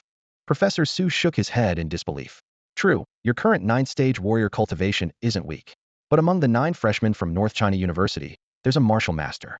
Even if you manage to defeat that martial master freshman, can you handle the others coming at you one after the other? In such exchange battles, there's no time for a break. Despite his mentor's skepticism, Lu Chong remained firm. Don't worry, Professor. When have I ever boasted? Professor Su, however, was unmoved. No. This isn't child's play. It concerns the honor and reputation of Jiangnan Martial Arts University. How can I let you take the lead? The rivalry between the northern and southern schools remains fierce. They're not here with good intentions. He emphasized. Besides, this isn't just up to me. The school authorities won't let you act recklessly. You better put away those little schemes of yours and don't let the credits blind you. Professor Su quickly saw through Lu Chong's true intentions. Lu Chong, with a sly smile on his face, volunteered. How about this? I'll go first. Once I fall, the others can take over. He was already aware of how much the school valued this exchange match. Participating students would receive credit rewards regardless of the outcome, with winners earning a generous reward of 10,000 credits. A glint flashed in Lu Chong's eyes as he calculated. If he could single-handedly defeat 9 opponents, that would mean 90,000 credits. Considering he had only accumulated just over 10,000 credits in the month since he enrolled, he was already planning how to allocate this fortune, not sparing a thought for giving his classmates a chance. Seeing Lu Chong's determination, Professor Su sighed and said, I originally planned for you, as the top student, to go last. But since you're so confident, you can lead the charge. Just remember, you need to take down at least 3 opponents. I guarantee I'll exceed that. Lu Chong replied joyfully, his eyes shining with determination. The lure of 10,000 credits was enough to make him give it his all. Just 3 opponents? He resolved to fight through all 9, even if it meant pushing himself to the limit. On October 8th, the main field of Jiangnan Martial Arts University was bustling with activity. Although it was just a friendly exchange between freshmen from 2 universities, it captured the attention of the entire school. The rivalry between the 2 schools had a long history, with the fierce battles at the annual National University Martial Arts Competition becoming a tradition. This time, the freshmen from Huabai Martial Arts University had taken the initiative to challenge, clearly testing Jiangnan's strength. Not only the freshmen, but also the sophomores, juniors, and seniors had come to witness the spectacle. Among them, the most eye-catching were Wenren Jinghong and Lu Fian, 2 third-year students from the Ancient Martial Arts Comprehensive Program, ranked 10th and 3rd in the top 100 respectively. Although Wenren Jinghong's ranking was lower than Lu Fian's, her reputation was even greater. This stunningly attractive student, known for her bold attire, topped the beauty list of Jiangnan Martial Arts University. Remarkably, the powerful Lu Fian willingly followed her lead, content to play a supporting role. At the highest point of the eastern stands, Wenren Jinghong stretched lazily, her graceful figure drawing audible reactions from those around. Yet, under Lu Fian's sharp gaze, those admiring looks quickly averted. Let them look, it won't hurt anyone. Wenren Jinghong remarked nonchalantly, her voice alluring. Lu Fian simply acknowledged with a nod, her keen eyes continuing to scan the surroundings. I heard there's a formidable freshman from the capital this year. I wonder if our juniors can hold their own. Wenren Jinghong sighed. It would be great if we had a promising talent emerge. Last year's loss to Huabai Martial Arts University is still fresh in my mind. Wu Tao and Wang Tung are training relentlessly in the wilderness, vowing to avenge that defeat. But unfortunately, that person from Huabai is too strong. We'll probably have to wait for him to graduate before we have a chance. Lu Fian silently clenched her fists, then relaxed them with resignation. Indeed, that individual's strength was overwhelming, single-handedly keeping Jiangnan Martial Arts University in the shadows. On the bleachers by the field, Chen Yufei's voice suddenly rose, drawing the attention of those around him. Wow, the 9 students from North China Martial Arts University are no joke, he exclaimed dramatically, his eyes filled with surprise and concern. Chen Yufei quickly scanned the information on his phone, speaking rapidly to those nearby. They're either specially admitted or top scorers from various provinces. Each one of them is quite impressive, and I just managed to find their details now. His gaze lingered on one name, his voice tinged with a slight tremor. The strongest one is called Zhao Yuntian, a specially admitted student who joined North China Martial Arts University 6 months early. Plus, he's already a second-degree martial artist, far surpassing his peers. Chen Yufei was surrounded by a bevy of beauties. On his left was Lu Qingqing. On his right was their newly acquainted senior, Li Yuro, and next to her were 7 or 8 of Li Yuro's classmates. However, these girls were clearly not focused on Chen Yufei. Their eyes were all fixed on a figure on the field, resting with eyes closed. Lu Chong. Li Yuro explained softly. These girls are Lu Chong's little fans. They've been following his personal account since the live broadcast of the college entrance exam. She paused and added, after Lu Chong enrolled, I introduced them to him in person. But since Lu Chong is always busy with his training, they aren't very familiar yet. It was this sense of distance that made these seniors hold Lu Chong in even higher regard. To them, Lu Chong was the top freshman, an assistant researcher at the Ancient Martial Arts Institute, and a legend beyond reach. Upon hearing Chen Yufei's news, the girls were visibly shocked. A senior hesitantly spoke up. Lu Chong surely won't lose, will he? I remember he defeated a third-level storm ape during the college entrance exam. Chen Yufei shook his head, his tone serious. It's hard to say now. Zhao Yuntian isn't just any second-degree martial artist. There's a rumor that he once single-handedly hunted down a third-level, sixth-segment beast. These words made Li Yuro and the others even more anxious. However, Lu Qingqing, contrary to the others, said confidently, I still believe in Lu Chong. He's made significant progress in the past few months. It's just that he hasn't had the time to hunt beasts in the wild, so he hasn't made it onto the top 100 list or had any dazzling achievements. Chen Yufei agreed, giving a thumbs up before turning to comfort the other girls. However, their worry had already spread. The surrounding bleachers were packed with over 20,000 people, mostly freshmen who had come to witness the anticipated showdown between the two universities. They were especially eager to see just how strong their school's mysterious top student really was. But when they saw the lineup from North China Martial Arts University and learned about their skills and achievements, many wore expressions of shock and anxiety. Besides the second-degree martial artist, the other 8 students were all 9th-level martial artists. Such a lineup instantly made the atmosphere in the stands tense. 9 freshmen from North China Martial Arts University stood on the field, exuding an impressive aura. Their battle records were outstanding, with each having hunted down a level 3 exotic beast. This team was clearly the elite, cultivated with the university's best resources. In contrast, the lineup from Jiangnan Martial Arts University seemed somewhat lacking. Although they all came from the school's strongest ancient martial arts program, their skills varied widely. None of them were martial masters, with most at levels 7 or 8, and the highest barely reaching level 9. This disparity in strength made the outcome of the competition worrisome. In the center of the stands, the leaders of Jiangnan Martial Arts University looked grim. Presiding over the situation was Vice President Zhou Yuantong. Despite being 80 years old, Zhou still had jet black hair and a youthful appearance, known for his fiery temper and renowned as a powerful martial king. Seated beside Vice President Zhou was Professor Su Dongsheng, the class advisor for the Ancient Martial Arts program. At 68, Professor Su appeared much older by comparison. This highlighted the difference between a martial king and an ordinary person. Those who haven't reached the martial king stage have a life expectancy of about 120 years, while Vice President Zhou could easily live to 200.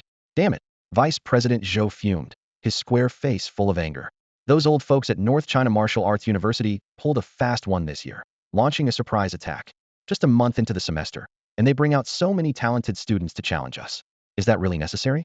This wasn't how things were done before. His voice boomed like thunder, unconcerned if the professors from North China Martial Arts University heard him.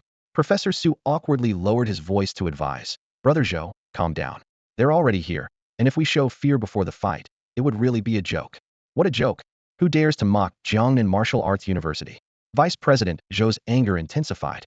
Fight if we must. Anyone afraid is a coward. Tell your students to go all out and show the spirit of Jiangnan Martial Arts University.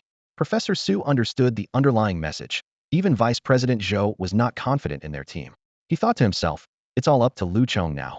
If he can take down 3 or 4 opponents, we won't be entirely humiliated. He was also curious to see the results of Lu Chong's month-long intensive training, as the student hadn't tested his skills in the virtual trial tower, leaving Professor Su unsure of his abilities. On the field, the students from both universities were ready. As the freshman leader, Lu Chong naturally took on the role of captain.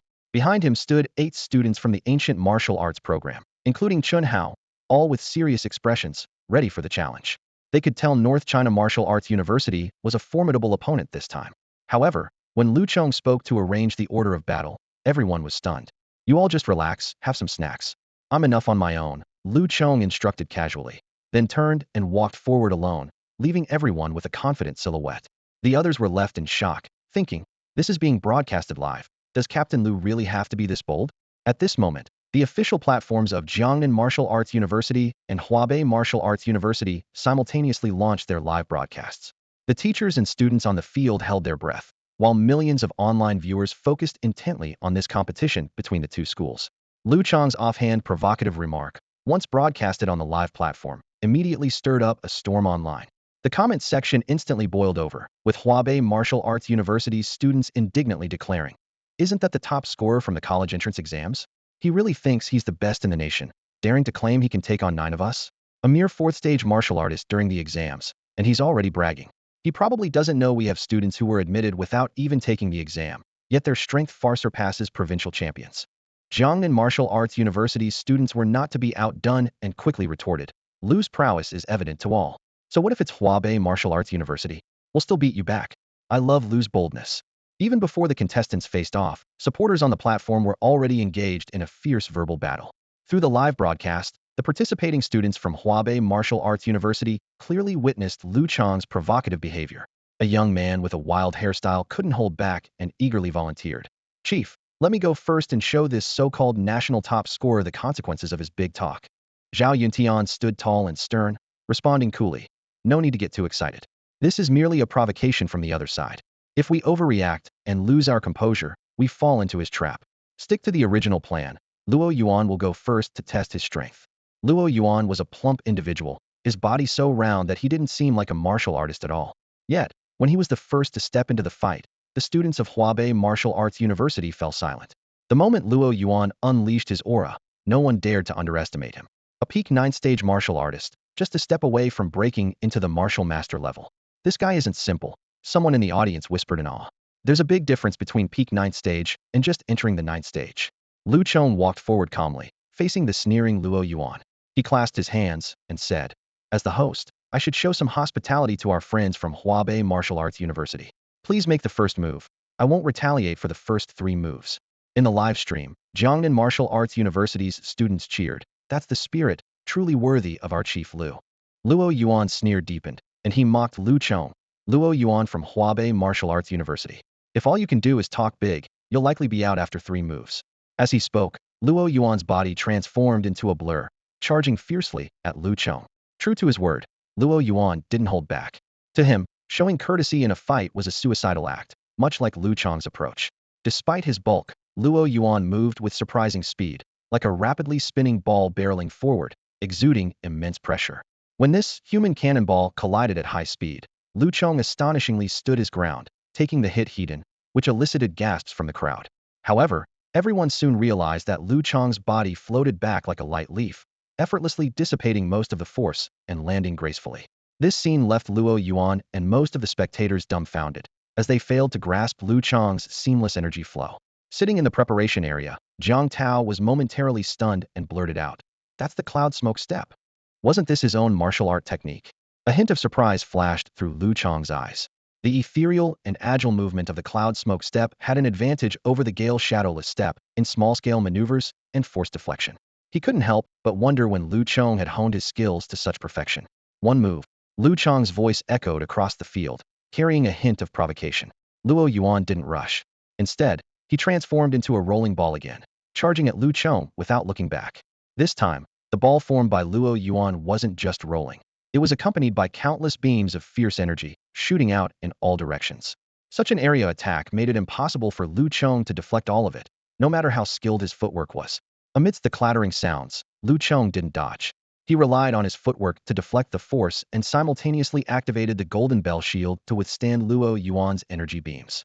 Waves of golden light surrounded him, forming an indestructible defense barrier. This was the martial technique Lu Chong had used during the college entrance examination battles, and now it was even more refined. Golden light wave at the perfect stage, an audience member exclaimed. That's not the main point. Didn't you notice Lu Chong's cultivation level? Another voice chimed in. He's already reached the 9th level of a martial artist. I've been following him for a while. During the college exams, he was only at the 4th level, someone added. In just 3 months, he's broken through multiple times to reach the 9th level. What kind of miracle drug is he on to achieve such an insane rate of improvement? As Lu Chong unleashed the golden light wave, his aura revealed his cultivation level, and the audience finally noticed. The 9th level of a martial artist. Although not the most dazzling among the two schools, compared to his previous level, this progress was truly astounding. Even his classmates, like Chun Hao, were bewildered. Just a month ago, wasn't he at the 7th level? While they were still stuck in place, he had already advanced to the 9th level. The 9th level of a martial artist was undoubtedly the top among the freshmen at Jiangnan Martial University. Second move. Lu Chong called out as he continued to fend off the energy beams. It wasn't about showing off. Lu Chong aimed to defeat his opponent with minimal effort. Going through 9 opponents in a row wasn't a joke. To achieve it, he needed to conserve energy in the early stages. By allowing 3 moves, he could better identify his opponent's weaknesses and turn the tables. Luo Yuan was clearly provoked by Lu Chong's words. He stopped holding back and began spinning at high speed like a top. The fierce wind roared as Luo Yuan spun, and a solid ring of energy formed around him. Lu Chong's heart skipped a beat. This was undoubtedly a perfected blade technique, similar to the rolling blade 18 styles he'd practiced. The more momentum, the greater the power. Clearly, Luo Yuan was countering his earlier strategy. You're letting me have 3 moves? Fine. As long as my momentum isn't interrupted, the power of this whirlwind slash will become increasingly terrifying. Let's see how you handle it. However, when Luo Yuan's momentum reached its peak, with energy extending 2 meters beyond his body, he suddenly realized Lu Chong had vanished. By the time he spotted Lu Chong again, he found him standing 100 meters away, watching him leisurely. Damn it. Why don't you just leave the field? Luo Yuan shouted in frustration. Lu Chong stood in the distance, chuckling. I only said I'd let you have 3 moves, not that I'd stand still and let you hit me. I never said I'd face you heat-in. You can build your momentum, I won't interrupt. But even when you're ready, it doesn't mean you can hit me. What now? Are you just going to hold it in? Luo Yuan's face turned red with frustration as he realized he'd fallen into Lu Chong's trap. In the first 2 moves, Lu Chong hadn't dodged but faced him heat-in, giving Luo Yuan the illusion that Lu Chong intended to engage directly. Who would have thought that when Luo Yuan finally gathered enough momentum, Lu Chong would use his superior footwork and speed to run so far away? How could he catch up? By the time he did, he'd have lost all his momentum. Luo Yuan roared, hurling himself like a bursting balloon toward the distant Lu Chong. No matter what, even if it meant mutual destruction, he wanted Lu Chong to pay a price. Unfortunately, Lu Chong didn't give him the chance. With Gale Shadowless Step combined with Cloud Smoke Step, he circled the field, maintaining a distance of over 100 meters from the furious Luo Yuan. If you have the guts, stop running and take my 3rd move. Luo Yuan was on the verge of exploding, his eyes red with anger. As Lu Chong ran, he called out, not satisfied with 3 moves? Want me to stand still and let you hit me? Boom. Finally, Luo Yuan couldn't hold it any longer. The energy he'd accumulated exploded, bursting in all directions. It was powerful, but by the time it reached Lu Chong, it had already lost its strength. The 3 moves are over. Now it's my turn. Lu Chong's voice, ghostly and sudden, reached Luo Yuan's ears. Before he knew it, Lu Chong had already returned, delivering a wind blade kick that sent the severely weakened Luo Yuan flying, landing him back at the North China Martial University's preparation area. 4th move. Lu Chong lowered his leg, the outcome already decided. He had said he'd allow 3 moves, and he meant it. The 4th move was a decisive finish. Lu Chong felt a surge of joy in his heart as he secured 10,000 points, a shrewd glint flashing in his eyes. The rules of the freshman exchange match between the two schools were straightforward. A participant loses if they concede or are forced out of the designated area. While it wasn't a fight to the death, the match was enough to reveal one's true abilities. Luo Yuan was sent flying by a strike from Lu Chong, tumbling on the ground several times before coming to a stop. He gritted his teeth and stood up reluctantly, anger boiling within him. That guy cheated. If we had fought heat-in, the outcome would still be uncertain. Luo Yuan felt wronged, believing he hadn't even utilized half of his strength before being defeated. Zhao Yuntian frowned slightly, his tone stern. Enough. You're still too naive. In a real battle, who would give you the chance for a direct confrontation? Go and rest. He then turned to another student. Qianfeng, you're up next. Don't give the opponent any breathing room, but don't rush either. Even if you can't win, try to exhaust him as much as possible. The student named Qianfeng, known for his explosive hairstyle, had been eager to fight and responded confidently. Don't worry, I'll at least force him to use his full strength. Meanwhile, the audience and live streaming platforms buzzed with heated discussions, opinions clearly divided. Supporters of Jiangnan Martial University overwhelmingly backed Lu Chong. Chief Lu is incredible, taking down an opponent with ease. How many matches do you think Chief Lu can win in a row? At least 3, right? Conversely, the voices supporting Huabai Martial University were mostly found on the live streaming platform. What's there to brag about? He just used a bit of cleverness. Let's see him fight fair and square. Exactly. If Luo Yuan hadn't been careless, Lu Chong would have lost for sure. As Qianfeng took the stage, the chatter gradually subsided. Everyone held their breath, waiting for the second match to begin. Huabai Martial University, Qianfeng. Qianfeng clasped his hands in greeting and provocatively added, I don't need you to go easy on me. Save your tricks.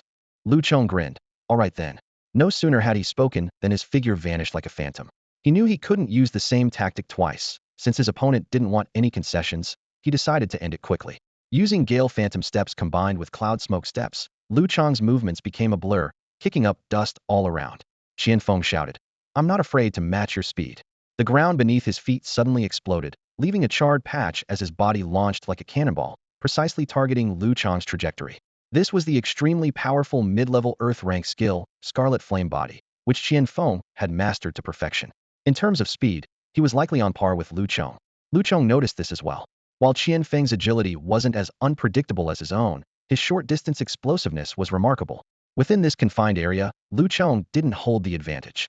Seeing Qianfeng charging with astonishing speed and momentum, intercepting his path, Lu Chong decided not to dodge further and instead chose to confront him head-on, throwing a punch directly at his opponent. I've never feared a frontal assault. Qianfeng sneered, his palms flying as fiery red qi erupted like flames, meeting Lu Chong's fist. However, just as their fists and palms were about to collide, Lu Chong's move suddenly shifted, transforming his punch into a claw. 2 qi claw imprints extended from his palms, firmly gripping Qianfeng's hands. A powerful suction followed, and before Qianfeng could react, his entire body was pulled off course. Qianfeng's eyes widened in shock as he watched Lu Chong pass by, astonished by what had just happened. He wanted to turn and change his move, but the suction from the dragon capture skill, combined with his own inertia, was too great to react in time. Lu Chong seized the moment, and just as he was parallel to his opponent's body, he delivered a powerful palm strike like a sudden thunderclap, precisely targeting Qianfeng's neck from behind. Caught off guard, Qianfeng could only hurriedly muster his protective qi to shield his vital areas. However, when Lu Chong's palm strike landed, Qianfeng realized his grave mistake. This was no ordinary 3-inch palm but a layered wave palm, a low-grade earth-tier technique infused with layer upon layer of qi. The cascading waves of qi erupted like a tide, instantly shattering the defenses at Qianfeng's neck. The immense force that followed drove Qianfeng headfirst into the ground, knocking him out cold. Had Lu Chong not withdrawn his power in time, this strike could have taken Qianfeng's head off. What appeared to be a simple 3-inch palm was actually a brilliant disguise for the profound technique of the layered wave palm. Lu Chong's intention was merely to conceal his true martial skills from others. Such a skillful combination of martial techniques could only be achieved if both forms had reached perfection. With Qianfeng down, the outcome was decided. As the people from Huabai Martial Arts University carried him away, the surrounding spectators and those on the platform remained immersed in the shock of this lightning-fast battle. What just happened? Did any of you catch Lu Chong's movements? How many moves did he actually use? It seemed like he defeated a fellow 9th-level martial artist with just 1 move. No, it must have been 2 moves. Excluding the footwork, he first feigned an attack, then delivered the deadly 3-inch palm. But something's not right. Qianfeng came in strong, so why did he miss? It was almost like he deliberately offered his neck to Lu Chong. You're all wrong. Look at the analysis from the experts on the platform, someone exclaimed. Lu Chong's movements were too fast. In that split second, he also used the dragon capture skill, which diverted the opponent's attack and disrupted his balance. Dragon capture skill? The crowd gasped. Is that the school's most difficult high-grade Earth-tier dragon capture skill? That's right, the analysis continued. Moreover, the experts believe that Lu Chong has mastered the dragon capture skill to perfection, using it with complete control. On the main stand, Vice Principal Zhou widened his eyes slightly. looking at Professor Su, who appeared somewhat dazed, and whispered, "This kid has hidden his skills well. Rather than just the moves, he used a combination of several martial techniques. If I'm not mistaken, besides the wind step and cloud mist step, there's the feint of the rapid-fire fist, the pull of the dragon capture skill, the shell of the 3-inch palm, and the final deadly layered wave palm, and each one mastered to perfection." Even Vice Principal Zhou found it hard to believe at this point. Professor Su gave a thumbs up to Vice Principal Zhou, admiringly saying, "Your insight is impressive as always. I couldn't see it, but I do know that these are indeed the techniques Lu Chong has been practicing." Professor Su was also at a loss. He knew Lu Chong was practicing these martial techniques, but he hadn't expected him to progress so rapidly. Cloud mist step, rapid fire fist, layered wave palm, weren't these just given to Lu Chong a month ago? How has he perfected them all so quickly? Lu Chong silently noted the substantial gain of 20,000 credits in his mind. This amount was enough to support continuous training in the energy chamber for 3 days and nights, paving the way for him to break through to the martial master level. The thought ignited a burning desire within him to grow stronger. In stark contrast to the jubilation at Jiangnan Martial University, the atmosphere at the Huabai Martial University camp was somber. 2 consecutive defeats had left the visiting challengers in an awkward position. Not only were the team members on site experiencing low morale, but even the students supporting them on the live streaming platform couldn't hide their disappointment. Zhao Yintian. Let Zhao Yintian take the stage. Chief Zhao, victory is assured with you. The calls rang out repeatedly on the platform, urging the chief martial artist Zhao Yintian to step up. After 2 losses, they desperately needed a victory to reverse the situation. Zhao Yintian glanced at the leading professor on the distant high platform, who nodded slightly, giving him a sense of relief. In a cold voice, he said, "I'll go." As the captain and strongest member of Huabai Martial University, he understood that their morale had taken a severe hit. If Lu Chong continued to win, even if he turned things around later, their mission's purpose would be severely compromised. After all, Huabai Martial University had meticulously planned this surprise challenge not merely to secure a narrow victory, but to decisively defeat Jiangnan Martial University and establish themselves as the top institution in the country. The news of Zhao Yintian personally entering the fray was like a bombshell, instantly electrifying both the venue and the live streaming platform. The Huabai side erupted with thunderous cheers. Chief Zhao is formidable. With his martial prowess, he will surely crush Jiangnan Martial University. To him, the chief of Jiangnan is merely a stepping stone. In contrast, the reactions from Jiangnan Martial University were more complex. While there were voices of support, there was also a significant amount of concern and apprehension. Some whispered, "Lu Chong has already fought 2 opponents and expended a lot of energy. Can he still win against Zhao Yuntian, who is at the martial master level?" Others remained confident, saying, "Trust in Chief Lu. He defeated a level 3 beast at the 4th stage of a warrior. Now at the 9th stage, defeating a 2nd stage martial master shouldn't be a problem." On the east stands, Wenren Jinghong's enchanting eyes moved between Zhao Yintian and Lu Chong. She softly asked, "Yinzi, who do you think will win?" Lu Fian replied calmly, "Zhao Yintian." Wenren Jinghong shook her head slightly. "I actually think our junior Lu Chong has a better chance. It's a woman's intuition. Lu Chong is not to be underestimated." Lu Fian was slightly taken aback, as it was rare to hear Wenren Jinghong speak so highly of a male student. Even the top 2 on the school's ranking, Wu Tao and Wang Tong, failed to catch her eye. After a moment of contemplation, he said, "Let's wait and see. If he truly has such capabilities, we might consider inviting him on our next mission." On the field, Lu Chong's expression turned serious upon seeing Zhao Yintian enter. He knew well that the martial prowess of Huabai Martial University could not be underestimated, and strength alone wouldn't determine the outcome. Moreover, this was an opponent he had never faced before, with little video footage available, making it even harder to predict. The audience both on-site and online grew, most holding their breath in anticipation, while the live platform buzzed with encouraging messages. Zhao Yintian stopped 10 meters in front of Lu Chong, his expression stern as he clasped his hands, and said, "Zhao Yintian from Huabai Martial University." Lu Chong cupped his hands in return, his eyes glinting with caution. "Please." As soon as the words left his mouth, both of them instinctively raised their protective shields of energy, preparing for the unknown battle ahead. Zhao Yuntian's body was enveloped in a layer of armor-like energy, unique to the martial master level. Unlike the martial artist level, a martial master's energy can be sustained and seemingly solid, maintaining its power even at a distance. As Lu Chong's protective barrier took shape, Zhao Yintian attacked. With a swift motion of his hands, 2 intersecting energy blades sliced through the air, closing the 10-meter gap in an instant without losing any force. Lu Chong, unable to dodge, had no choice but to withstand the attack heat-in. Clang! Clang! The deafening clash echoed across the field. Lu Chong was forced to retreat 3 steps before he could dissipate the force. He was inwardly shocked. Was this the prowess of a martial master? Such a long-range attack was beyond his reach. Zhao Yuntian's hands moved rapidly, summoning more energy blades. Lu Chong knew he couldn't remain passive and immediately employed his swift shadow steps, charging towards his opponent. However, Zhao Yuntian was determined to keep his distance, retreating while continuously releasing a barrage of energy blades like a relentless storm. Faced with the faster blades, Lu Chong countered by launching powerful punches to intercept them. He executed the earth-level continuous cannon fist with precision, timing each punch to meet the blades just a meter away. The rapid-fire punches soon outpaced Zhao Yuntian's blades. Some punches even surged forward, targeting Zhao Yuntian. Unfortunately, the energy of a martial artist dissipates too quickly, losing most of its power beyond 10 meters, unable to threaten him. Despite this, their long-distance exchange was nothing short of spectacular. The spectators were enthralled, as if witnessing two high-speed machine guns firing at each other from afar, intense and breathtaking. The duel between Zhao Yuntian and Lu Chong was intense, with both sides fighting fiercely. Zhao Yuntian's sword strikes rained down like a storm, each one precise and aimed directly at Lu Chong's vital points. Despite Lu Chong's ghost-like, elusive movements, he struggled to completely evade the attacks. Lu Chong countered with his powerful punches, skillfully shattering the incoming sword light and redirecting the excess force back at the rapidly moving Zhao Yuntian. The clash was so intense that the ground around them was left pockmarked with craters of varying depths. This astonishing scene worried the onlooking students from Jiangnan Martial University. They could see that although Chief Lu was holding his ground for the moment, the situation was precarious. Lu Chong's energy and vigor were noticeably weaker than his opponent's, making the defensive stance hard to maintain. Chief Lu needs to get in close to turn the tide, someone shouted. This immediately drew a retort from the supporters of Huabai Martial University mingled in the crowd. Getting close? Dream on. Even if Chief Zhao lets him approach, so what? Our Chief Zhao's close combat skills are even more formidable. Oh, then tell us, what impressive close combat moves does Zhao Yuntian have? A Jiangnan student retorted defiantly. A Huabai student nearly fell for the bait but quickly clammed up.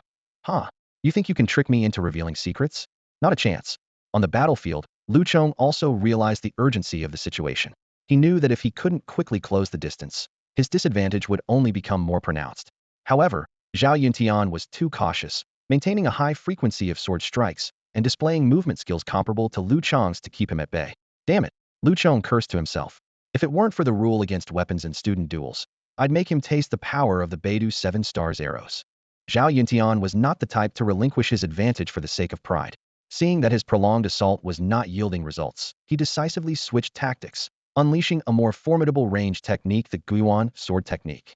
Zhao Yuntian formed his fingers into a sword, launching a barrage of sword shadows far denser than the previous sword light. These solidified sword shadows traced elegant arcs in the air, converging into a sharp point aimed directly at Lu Chong.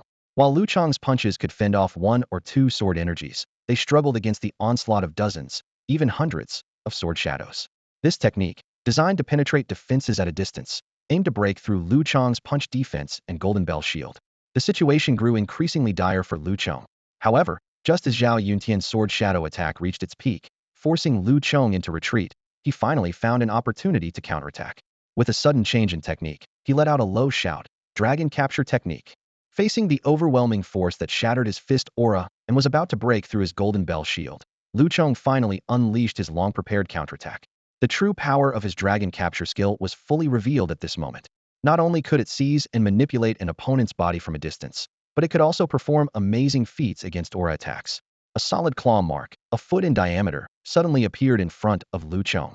The intense suction force was like an invisible vortex, enveloping all the sword aura within it. In the next moment, the concentrated sword aura abruptly changed direction. Guided by the powerful pull of the claw mark, they turned around like arrows under command, directly targeting Zhao Yuntian. Zhao Yuntian's face changed dramatically, clearly not expecting Lu Chong to mount such a stunning counterattack. The returning sword aura moved even faster than before, tearing through the air with a sharp whistle. Zhao Yuntian had no time to dodge and hurriedly raised his arms, pushing his aura armor to its limits. However, his previous full-force attack had been too fierce, leaving him unable to fully defend himself. The sword aura, like a storm of arrows, instantly shattered the armor on his arms. The residual force forced Zhao Yuntian to stagger backward, leaving cracks in the ground beneath his feet.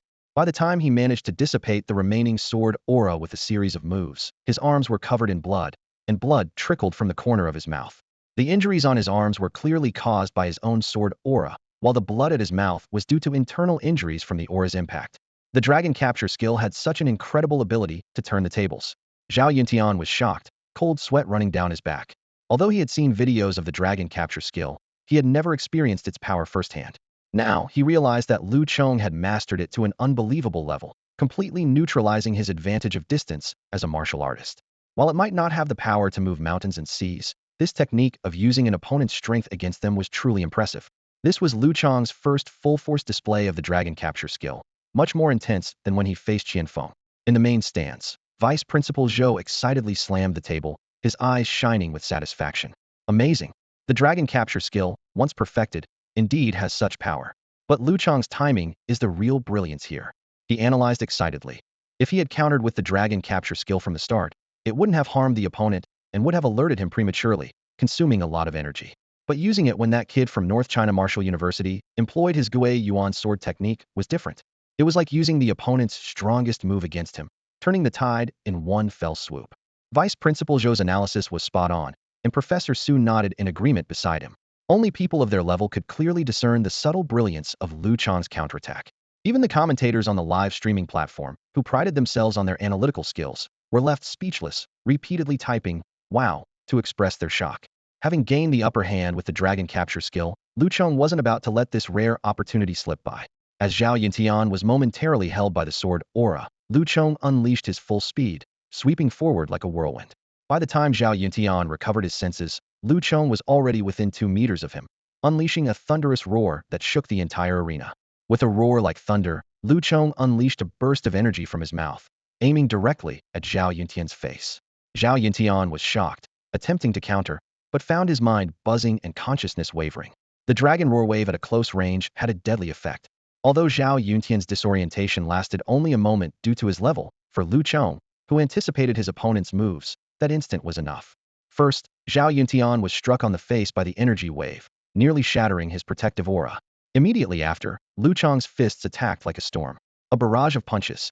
Lu Chong's fists were as fast as lightning, relentless as rain, hitting Zhao Yuntian's weak spots with precision. Zhao Yuntian instinctively tried to dodge and counterattack, but he couldn't withstand the violent onslaught. He retreated continuously, with Lu Chong in relentless pursuit, giving him no chance to catch his breath.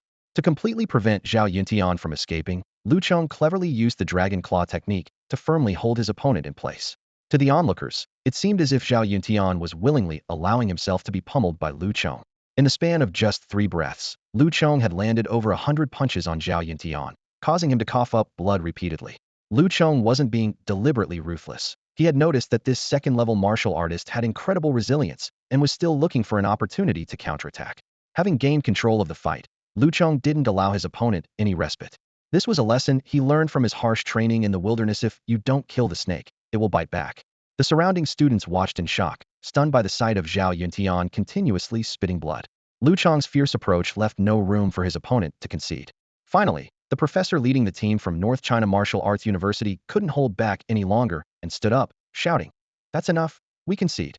Only then did Lu Chong retreat, but he remained vigilant, keeping his eyes on the bloodied yet unyielding Zhao Yuntian, ready to strike again if necessary. This freshman champion from North China Martial Arts University was formidable both in strength and willpower. Zhao Yuntian coughed up 2 more mouthfuls of thick blood and stammered, "I haven't lost." Just as Lu Chong was about to attack again, his vision blurred, and the professor from North China Martial Arts University stepped in front of him. "You've won." The professor supported the staggering Zhao Yuntian, his expression heavy yet forcing a smile. "In student competitions, it's enough to make your point."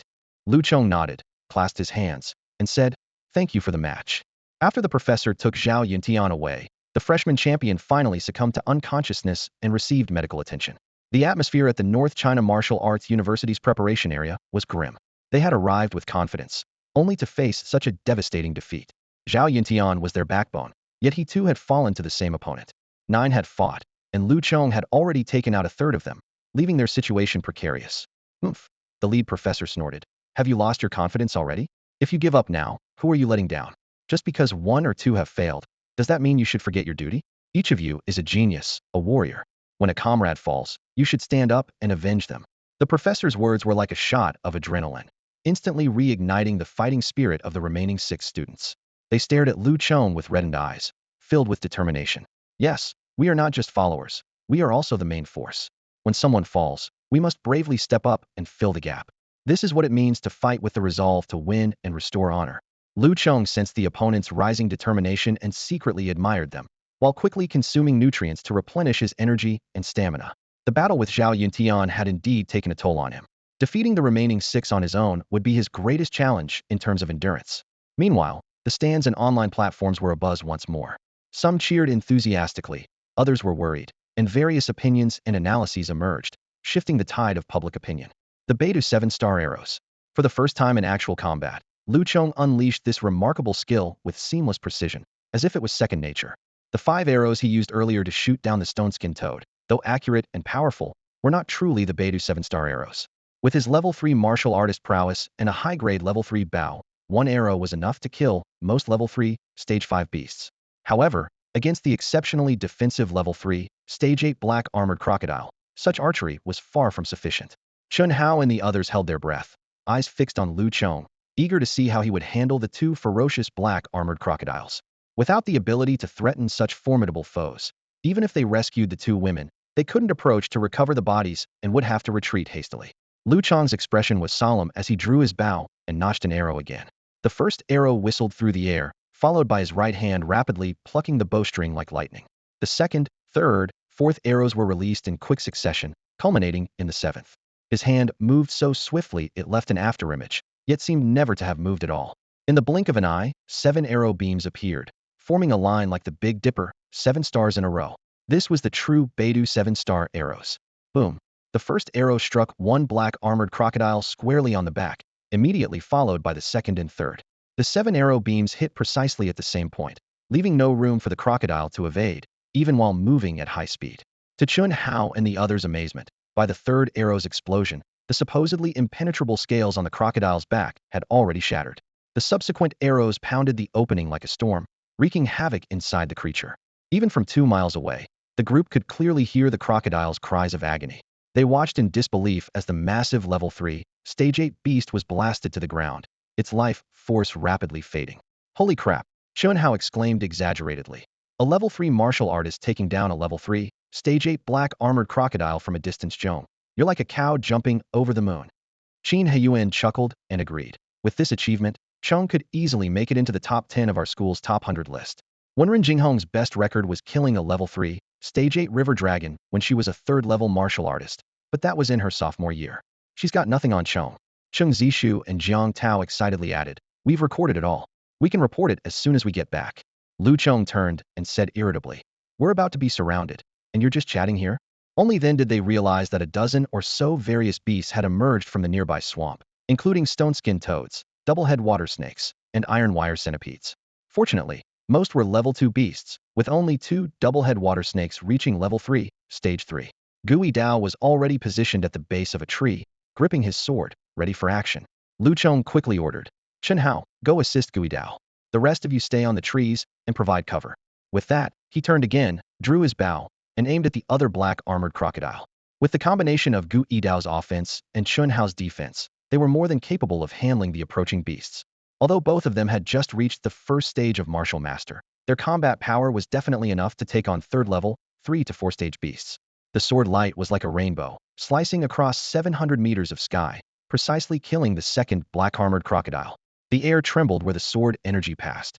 Lu Chong felt a wave of exhaustion within him, his energy nearly depleted. He quickly took out a crystal-clear 3rd-level nutrient from his pocket and swallowed it without hesitation. Instantly, a warm current spread through his body, rapidly converting into abundant vitality. Lu Chong exhaled deeply, feeling his strength gradually returning. In terms of enduring combat power, he was undoubtedly the backbone of the team. Meanwhile, the 2 women they had rescued were now out of danger. Surprisingly, they weren't intimidated by the perilous scene before them. Instead, they remained calm and quickly dragged the carcasses of the beasts Lu Chong had slain, running towards the tree where Lu Chong and the others were. Thank you for saving us. One of the women, who had a beauty mark on her face, said breathlessly, her eyes gleaming with gratitude. Lu Chong nodded in response, his tone flat. No need to thank us. Climb up the tree first. His gaze remained vigilant, scanning the surroundings, indifferent to the women's appearance. The woman with the beauty mark looked around, her face slightly pale. The commotion had attracted more and more beasts from all directions. Some were even mid to high 3rd-level beasts, and they were closing in on the tree. The situation was critical. They were now besieged atop this tree. Chun Hao and Gui Dao worked seamlessly together, their sword lights weaving a deadly net, having already slain over a dozen beasts. But faced with the endless swarm of beasts, they were beginning to struggle, sweat beading on their foreheads. Brother Chong, what do we do? We can't get out, Qin Huan said, his expression serious, a hint of urgency in his voice. Yet Lu Chong remained calm. He ordered in a deep voice, collect all the beast corpses. We're preparing to retreat. Faced with such a large number of beasts, even Lu Chong dared not linger recklessly. Chun Hao and Gui Dao were momentarily taken aback, frowning in unison. At a time like this, you still want to collect corpses? With so many beast carcasses, we can't possibly run. Lu Chong's lips curled slightly into a confident smile. He took out a grappling arrow with a long rope from his backpack. A glint of determination flashed in his eyes as he said, bring all the beast bodies up. Qin Huan, Cheng Zishu, you two prepare to retreat first. With that, Lu Chong swiftly climbed to the top of the tree, about 30 meters above the ground. He knocked an arrow and aimed into the distance. The arrow shot out with a whoosh, the rope trailing behind it like a snake, quickly spanning 500 meters and embedding itself into the base of a tree beyond the swamp. Lu Chong gave a tug, and the rope pulled taut, forming a gentle slope. Qin Huan's eyes lit up, giving a thumbs up in admiration. Brother Chong, you're brilliant, huh? He quickly understood Lu Chong's plan to use the rope for an aerial retreat. The surrounding beasts couldn't fly and would be left watching helplessly as they escaped. Stop chattering and hurry up. This tree won't hold against the beast horde. Lu Chong admonished Qin Huan, his tone tinged with urgency. Qin Huan immediately lay his long spear across the rope. With a swift slide, he shot down like an arrow, easily avoiding the surrounding beasts. Once they escaped the shallow swamp, they would be out of the beast's territory, and the beasts were unlikely to pursue them further. Cheng Zishu followed suit, wrapping his vine whip around the rope, and slid across successfully. While Lu Chong directed Jiang Tao to harvest the beast corpses on site to lighten their load, he turned to the two rescued women. It's your turn. The women hesitated, glancing at the beast carcasses they had brought back, before following along the rope one by one. Observing this, Jiang Tao grumbled. What are you looking at? They didn't kill these beasts. Despite her displeasure, she worked swiftly, dissecting an 8-meter-long black-armored crocodile in moments. Through her skillful handling, the massive beast materials were compressed to fit into a single backpack. Seeing more and more beasts gathering, and some already targeting the rope for ranged attacks, Lu Chong frowned. There's no time.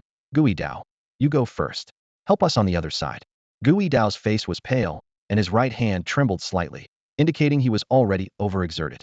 In contrast, Chun Hao, having activated his great Vajra body, transformed into a 2.5-meter-tall muscular giant and could still hold on for another 15 minutes. Without hesitation, Gui Dao leaped up to the treetops, grabbed a rope, and slid toward the opposite bank. As he was halfway across, just 12 or 13 meters above the ground, danger suddenly appeared. A third-level, second-stage stone-skinned toad leaped from the swamp, reaching an astonishing height of 8 meters. With a croak, the toad spat a deadly poison blob from its mouth. Normally, such an attack would not pose a threat to Gui Dao. However, hanging from the rope, he couldn't dodge. To avoid the attack, he'd have to let go and fall into the swamp, where he'd surely be overwhelmed by surrounding beasts. Gui Dao's expression was serious, yet fearless, as he prepared to jump down and fight the beast to the death. Jiang Tao gasped, unable to bear witnessing the impending tragedy. Don't worry, came Lu Chong's shout from afar. Before his words even finished, a streaking arrow intercepted the stone-skinned toad's venom. Following closely, a second arrow whizzed through the air, piercing the toad's skull. Gui Dao relaxed, glanced back at Lu Chong, and accelerated his slide to the opposite bank, landing safely. Jiang Tao patted her chest, still shaken but smiling. Almost forgot about you. Chonggu, the sharpshooter. By this time, she had already completed the dissection of the second black-armored alligator. Lu Chong surveyed the area, noticing more beasts gathering, and frowned. There's no time. You take the collected beast corpses across first. Leave the rest to me. Jiang Tao wasted no time, grabbing 2 backpacks filled with black-armored alligator materials and slid to the other side. Though beasts attempted to intercept her, Lu Chong's 3 arrows ensured her safe arrival. Chun Hao, it's your turn, hurry. Lu Chong called to Chun Hao, who was holding off the beasts alone under the tree. Chun Hao turned, grinning. Chonggu, you go first, I can handle it. Take the lower path. Indeed, with Chun Hao's physical strength, he was still uninjured and as fierce as ever. Lu Chong barked. Nonsense, when I say go, you go. No arguments, I have my own way. Although Chun Hao's great Vajra body was formidable, it had its limits. If a high-level third-stage black-armored alligator bit him, it would break his defense instantly. The alligator's bite force was truly terrifying. However, Chun Hao remained unmoved, defying Lu Chong's order for the first time. Lu Chong felt both touched and exasperated. Damn it! Is this the time to play hero? With that, he leaped down from the tree, grabbed Chun Hao by the collar, and hurled the 600-pound man up to the treetop. Go! Lu Chong kicked Chun Hao, sending him flying. Chun Hao had no choice but to grab the rope and slide down. Chong go! Chun Hao looked back at Lu Chong with reddened eyes. Get out of here! I'm about to go all out. Lu Chong laughed and cursed, his spirit rising. Boom! With Gui Dao and Chun Hao no longer defending the tree, it was finally besieged by the ferocious beasts. Some crashed into the trunk, while others climbed up, all targeting the lone human on the tree. Lu Chong. Chong, hurry over here! Chun Hao shouted urgently as he slid to the opposite side. However, his call came too late. The tree Lu Chong was on was swaying dangerously, battered by the surging beast horde, with the trunk emitting ominous cracking sounds. If he attempted to cross the rope now, he would certainly fall into the churning swamp below as the tree toppled. For Lu Chong, this escape route was no longer an option. To make matters worse, as the beasts drew closer, the power of the Beidou 7-star arrows was significantly reduced at such close range, rendering them almost useless. Chong, we'll help you. Qin Huaxia shouted hoarsely, recognizing Lu Chong's predicament. He and the other team members were ready to risk returning to the swamp. Stay back! Lu Chong's thunderous voice commanded, or you're out of the 87th squad. Don't worry, I can handle this. His tone was firm and unwavering. Before he finished speaking, Lu Chong had already turned to face the beasts climbing the tree. His fists rained down like a storm. Each strike precise and lethal. This was the medium-grade, earth-level skill, the rapid-fire fist. The force of his punches was like a sword, killing level 2 beasts instantly and knocking level 3 beasts off the tree into the horde below. Not giving the enemy a chance to recover, Lu Chong swiftly changed his technique from rapid-fire fist to overturning mountain palm. This medium-grade earth-level skill was even more powerful, with each strike covering a 5-meter radius. In just 4 punches, he cleared the beasts around the tree, leaving only the severely injured. Having temporarily stabilized the situation, Lu Chong didn't rush to escape. He first sent the beast corpses on the tree across the rope to the other side. The bodies of these level 2 and level 3 beasts were worth over 100,000 battle points, or credits, a significant haul. Chong, why are you still worrying about collecting bodies at a time like this? Chun Hao and the others were dumbfounded, unable to believe what they were seeing. Lu Chong grinned and shouted back, of course, we can't waste them. They're all ours. As he spoke, he quickly bit into a nutrient supplement, feeling his depleted energy and vitality rapidly recover. Then, Lu Chong unleashed the overturning mountain palm again at the beasts gathering below the tree. After several rounds of attacks, the tree beneath him was nearly stripped bare by the force of his strikes, leaving only a meter-thick trunk standing. Around the roots, the bodies of beasts piled up like a mountain. Seizing the opportunity, Lu Chong continued to unleash the overturning mountain palm with one hand, while his left hand performed a claw-like gesture dragon capture technique. The claw marks descended, lifting the beast corpses and sending them across the rope. His teammates on the other side were stunned, watching in awe. Does Chong have to go all out like this, juggling attacks and body collection like a production line? The most astonishing thing was that Lu Chong not only thought of this, but actually executed it. One hand using overturning mountain palm, the other using dragon capture technique. His movements were seamless and fluid. This level of control was unmatched by anyone present. While Lu Chong focused on collecting the spoils, Chun Hao and the others, initially worried, quickly snapped out of their daze and began receiving the hard-won bounty. Each corpse was worth thousands or tens of thousands, and the short time's harvest exceeded their half-month accumulation. Our gap with him is really this wide. Gui Dao didn't participate in collecting bodies. Instead, he marveled while keeping a wary eye on the beast's movements.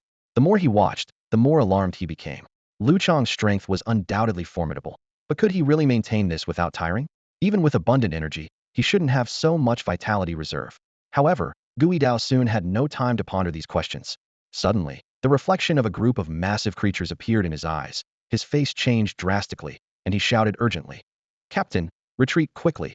The black-armored crocodiles are coming." Lu Chong had already noticed the unusual situation and didn't need Gui Dao's reminder. The commotion from the deeper part of the shallows startled the group of black-armored crocodiles. From a higher vantage point, he saw a mass of black scales surfacing on the water, numbering at least 100. Most striking were 2 giant crocodiles, each nearly 10 meters long, evidently the dominant leaders of the group. This sight made Lu Chong's scalp tingle. He knew it would be impossible to subdue such a large group of crocodiles alone, and being surrounded would leave him with no escape. Time to retreat, he thought to himself. He then unleashed 4 more powerful strikes towards the tree roots, forcing the approaching beasts to retreat. Leaping onto the rope, Lu Chong used his swift and agile steps to move as if on solid ground, swiftly gliding down the swaying rope and covering 100 meters in the blink of an eye. Watch out, Chong! Qin Heyuan shouted anxiously from the other side. Boom! The tree behind Lu Chong was hit again by the frenzied beasts, causing the rope to shake violently. Yet, Lu Chong's body moved with the rope's sway, maintaining perfect balance. Astonishingly, after running 150 meters, he turned around while still retreating, drew his bow, and let arrows rain down on the beasts below.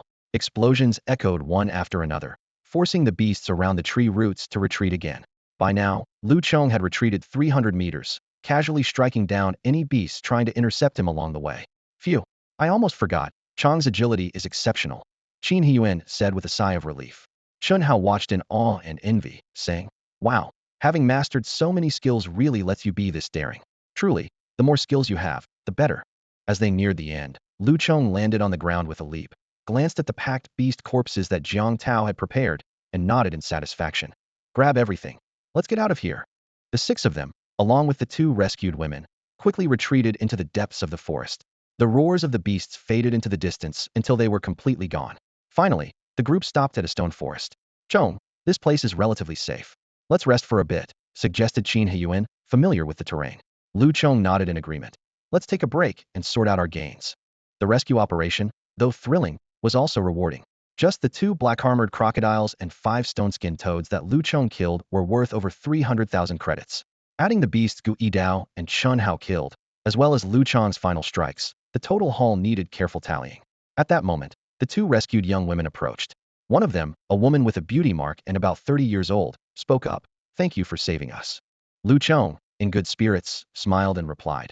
No need to be overly polite. We help each other out. Are you guys a student team? The woman asked with a smile, a barely noticeable glint in her eyes.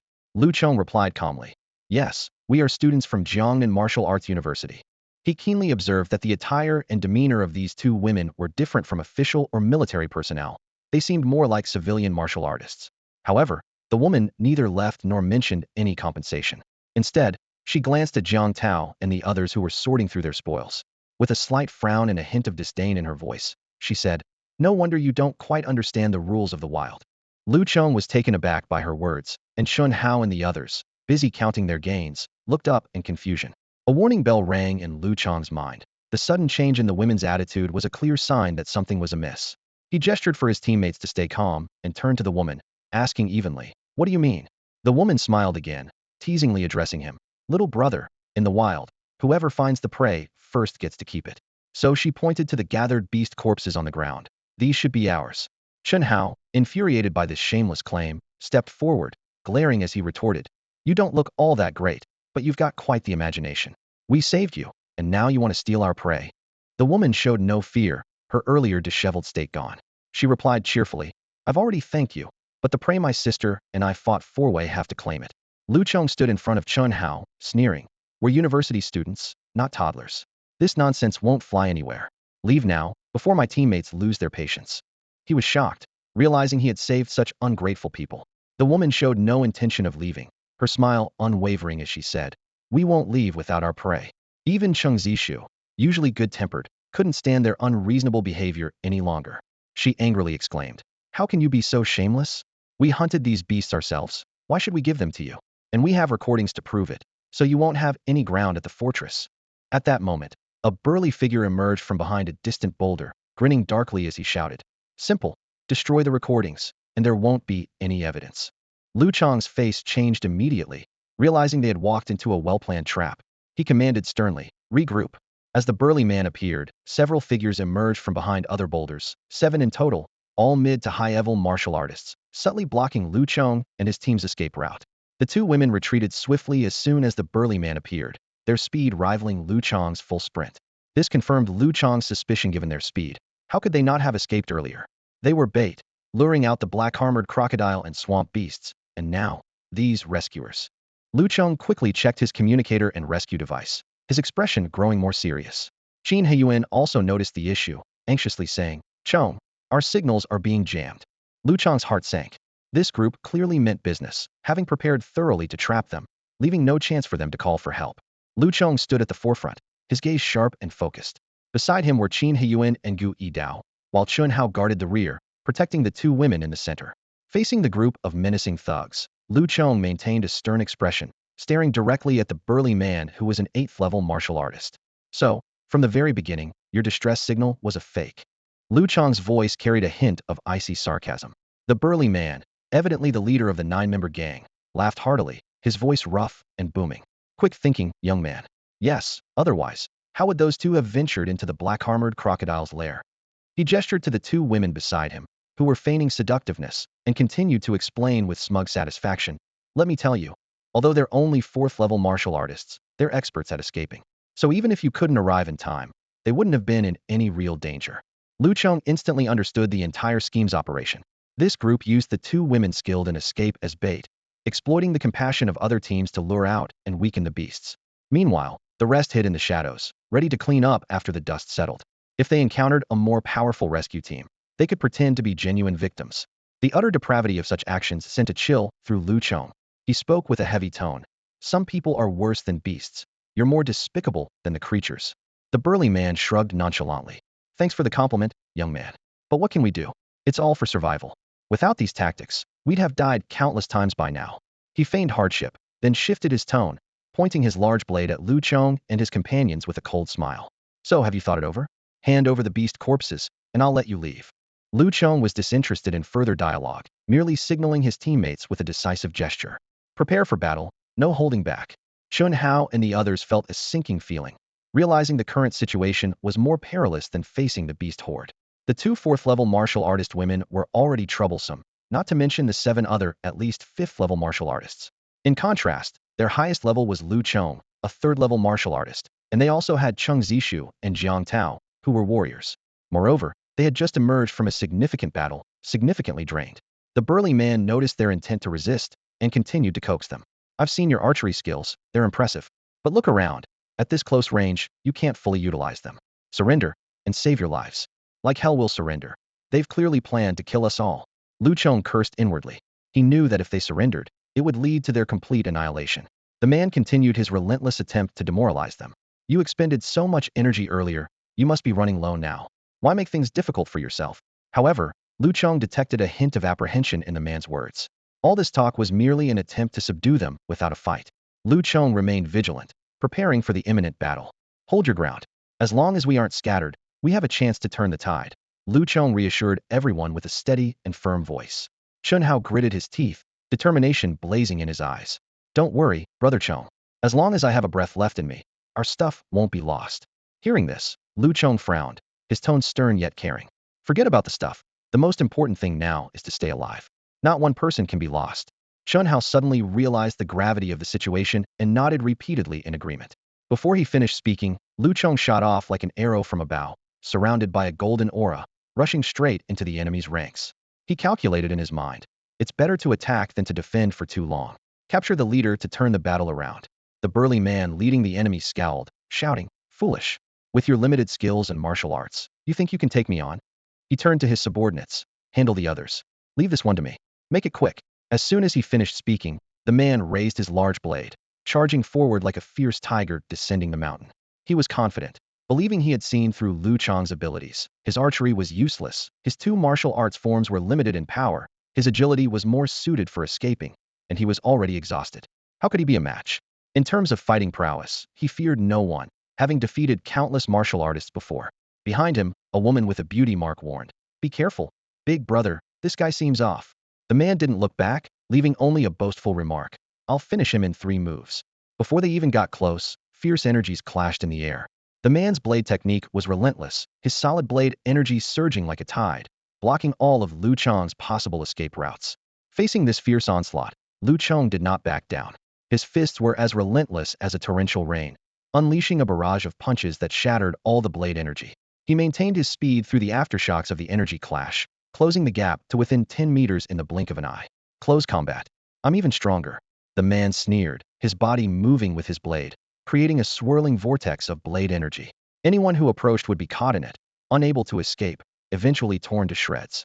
However, just 5 meters away, Lu Chong's chest suddenly swelled and then collapsed. He let out a thunderous dragon roar, an invisible sound wave piercing through the seemingly impenetrable blade vortex and striking the man's head with precision. Buzz. In an instant, the man stood frozen as if struck by lightning, his blade vortex momentarily stalling. Seizing this fleeting opportunity, Lu Chong unhesitatingly unleashed his dragon capture technique, his body darting forward like lightning. The distance between them shrank to just 3 meters. In the blink of an eye, the man barely regained his senses, reacting swiftly to counterattack with his blade. But by then, Lu Chong's right hand had already formed a flower-picking gesture, holding a razor-thin blade between his fingers. The flower-picking finger technique at its finest. The blade sliced through the air like a lightning bolt, tracing a mysterious arc between them, hitting the man's throat with flawless accuracy. Thud! A soft sound followed as the blade pierced through the man's throat, emerging from the back of his neck, and landed 20 meters away at the feet of the two women. The man widened his eyes in disbelief. He tried to speak, but could no longer make a sound. Lu Chong left him with cold words. No need for words. If you live worse than a beast, then die like one. Before his words faded, he vanished from the battlefield like a specter. Lu Chong decisively abandoned the two terrified women and turned like an arrow toward the enemies surrounding Chun Hao and his group. Although it took him only 2 minutes to take down the enemy leader, Chun Hao and his companions were on the verge of collapse. The relentless assault from 6 mid to high-level martial artists came like a storm. Chun Hao, Qin Yuan, and Gu Yidao fought desperately, putting their lives on the line. Chun Hao transformed into a 2.5-meter-tall muscular giant, enduring most of the attacks with his robust physique while unleashing a barrage of punches to keep the enemies at bay. Despite his formidable defense, his body was covered in wounds from the continuous onslaught. Gu Yidao abandoned defense entirely, wielding his blade to unleash a flurry of sword energy, countering attack with attack. If not for Qin Yuan's spear skills deflecting fatal blows, Gu Yidao would have fallen long ago. In the center, Jiang Tao and Cheng Zishu were not idle either, using their sword and whip to assist in fending off stray attacks. The 5 of them worked seamlessly together, not an impenetrable defense, but the best they could manage under the circumstances. Yet they were well aware that this defense couldn't last, not only due to the enemy's strength, but also because they were already exhausted from previous battles. Just as they were about to be overwhelmed, 6 streaks of light suddenly descended from the sky, striking the 6 attackers with pinpoint accuracy. With 2 muffled sounds, 2 5th-level martial artists fell dead, arrows piercing their hearts. The remaining 4 reacted quickly, managing to block the sword energy in time, suffering only minor injuries. The surviving 4 were petrified, turning to see Lu Chong slowly descending from 6 meters above, his bow gleaming under the sun.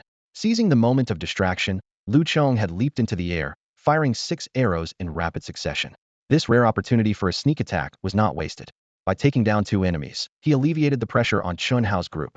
However, without advantageous terrain, Lu Chong had no choice but to land. The 4 remaining adversaries were stunned, unable to believe what they had witnessed. It wasn't until then that the 2 shocked women regained their senses and shouted, "Our leader has been killed." The 4 finally noticed the body 100 meters away, their faces turning pale with fear. In just moments, their leader had perished? They had been so confident of victory, with plans for a swift resolution, only to find the tables turned. Lu Chong landed steadily on a large rock, letting out a slight sigh of relief. Taking advantage of the enemy's hesitation, he quickly consumed an energy bar. His Qi cultivation technique sensed his depletion and kicked into overdrive. Familiar sounds echoed in his mind as his vitality and stamina rapidly recovered, giving him the confidence to confront the remaining foes. With the immediate threat neutralized, Qin Yuan finally grasped the situation and exclaimed in disbelief, "Chong has killed someone." Chun Hao was covered in wounds, his clothes soaked with blood, yet he gritted his teeth and stood firm. "So what if I kill?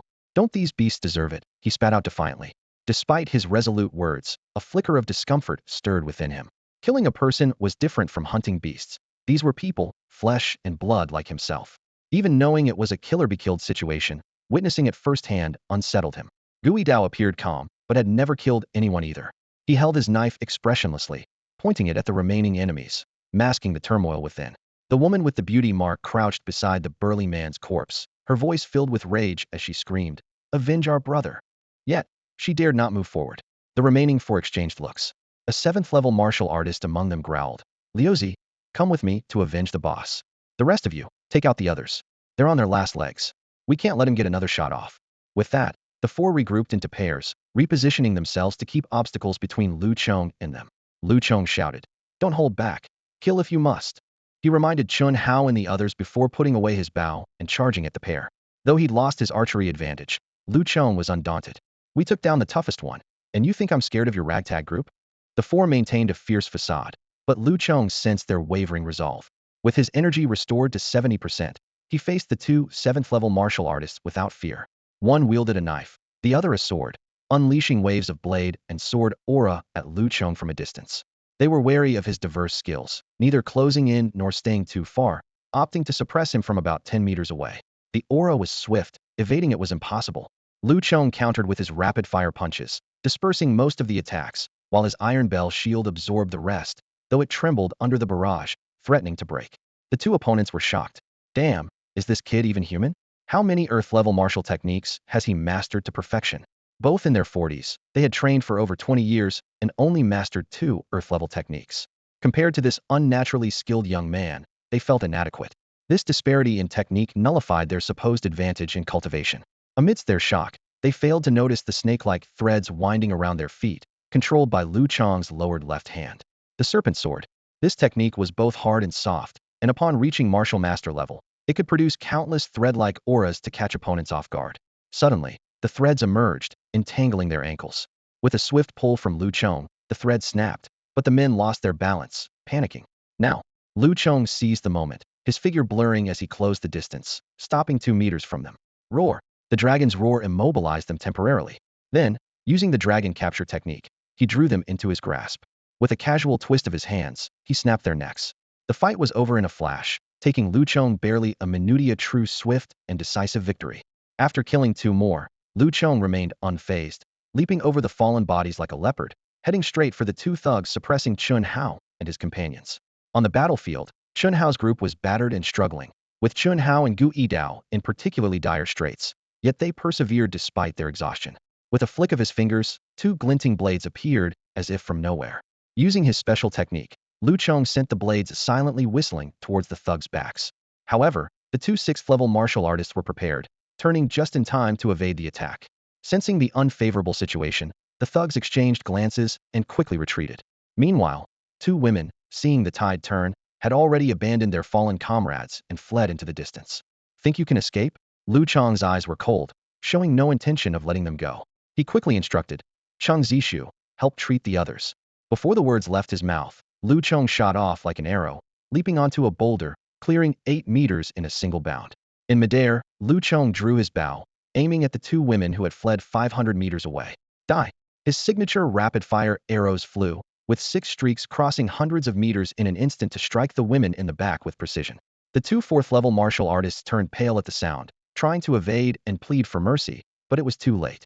Lu Chong's arrows were devastatingly powerful, capable of piercing through even a 3rd-level 8th-rank armored crocodile, let alone them. The arrows tore through their bodies, leaving nothing behind. Landing smoothly, Lu Chong wasted no time, leaping up again and targeting the remaining 2 fleeing 6th-level martial artists. With a slight smirk, he once again released a volley of arrows, a silvery line of death, taking down one of them instantly. Run again, and you'll be next, Lu Chong called out sternly. The last survivor halted at his words, trembling as he turned around, sweat forming on his brow, and dropped to his knees, pleading, No, I won't run. Spare me, young master. Seeing the fate of his companions, the thug dared not move recklessly. He lamented internally, Are all young people this fierce nowadays? If only I hadn't provoked these students. Lu Chong stood firmly on the boulder, his bow still trained on the thug 300 meters away, ordering coldly, Find and disable your jamming device, then kneel and wait. If you try anything, you know the consequences. Cautious of a trap, Lu Chong didn't approach rashly. Once the jamming device was deactivated, he could report to the fortress and have the authorities take the thug into custody. More importantly, Chun Hao and the others were severely injured and urgently needed medical assistance from the fortress. Under the threat of Lu Chong's bow, the last thug didn't dare make a move. He cast a reluctant glance at the dense forest over 200 meters away, but ultimately complied, going to disable the jamming device obediently. 200 meters, that's the line between escape and death. The dense forest lay right ahead. Once inside, he could evade Lu Chong's lethal arrows. However, the fugitive knew that this young student was more cautious and ruthless than he had imagined. There was no way he would allow such an escape. Lu Chong quickly lifted the communication block and contacted the fortress to report the situation. The fortress took it very seriously and instructed them to wait in place. In less than half an hour, a fully armed team of warriors arrived at the scene with medical equipment. These were no ordinary soldiers, but a specially trained martial arts squad from the military, led by a top-level martial artist with the rank of colonel. The arrival of these elite martial artists left the isolated criminal with no power to resist, and he was taken away, ashen-faced. The colonel, appearing to be in his 40s, approached Lu Chong, saluted him with a standard military gesture, and smiled, I'm Wang Chongshan. You must be Captain Lu Chong. Lu Chong quickly returned the salute. Hello, Colonel Wang. I'm Lu Chong. Wang Chongshan lowered his hand and cast a sharp gaze over Lu Chong and his companions, sighing. It's hard to believe you're just a group of college freshmen. We've already got a preliminary understanding of what happened. If the information is correct, these criminals are wanted outlaws known as wilderness wanderers. They have been moving through various wild areas domestically and abroad, committing murder, robbery, and engaging in all sorts of evil deeds, even trading with underground markets, especially foreign forces, to make a fortune. So, you shouldn't feel burdened. They deserve their fate. Lu Chong glanced at Chun Hao and the others receiving medical attention. Seeing their relieved expressions at Wang Chongshan's words, he felt slightly at ease. Thank you, Colonel Wang. We really had no other choice. But, if I may ask, is there any reward for assisting in capturing these fugitives? Lu Chong asked, a bit embarrassed. Wang Chongshan laughed heartily, evidently surprised by Lu Chong's directness. Of course, there is, and it's quite substantial. Come on, I'm curious to know how you managed it. Let's head back, and we can sit down and talk more. With a wave of Colonel Wang's hand, the medical team had already treated Chun Hao and the others' wounds, placing them on stretchers and loading them into the ambulance. Subsequently, Lu Chong was personally invited by Wang Chongshan to ride in the armored vehicle back to the fortress.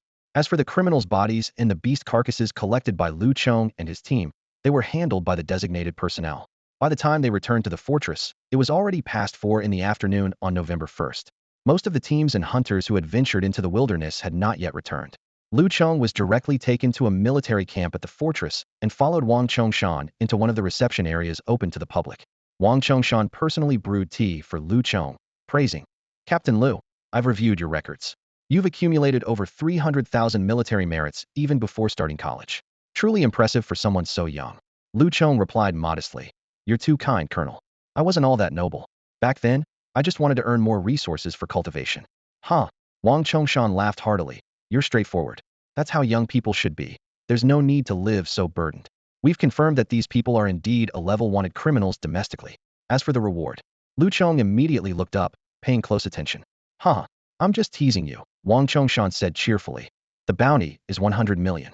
However, given your status, it can be converted to 1,000,000 military merits or 1,000,000 academic credits. How you choose is up to you. Lu Chong's eyes lit up with amazement. 100 million, 1,000,000 credits. The reward for taking down criminals was astonishingly high. Lu Chong stood in the office, looking at Wang Chongshan with resolute eyes. He took a deep breath and said, I still want the credits. After all, it's not just my achievement. Wang Chongshan nodded slightly, waiting for Lu Chong to elaborate. Without much hesitation, Lu Chong continued. This reward also needs to be shared with my teammates. Without Chun Hao and the others helping to ease the pressure and hold off the others, it would have been difficult for me to take down those criminals alone. Besides, the resources I need are mostly concentrated in school, so it's more suitable to convert the reward into credits. Wang Chongshan nodded approvingly, respecting Lu Chong's choice.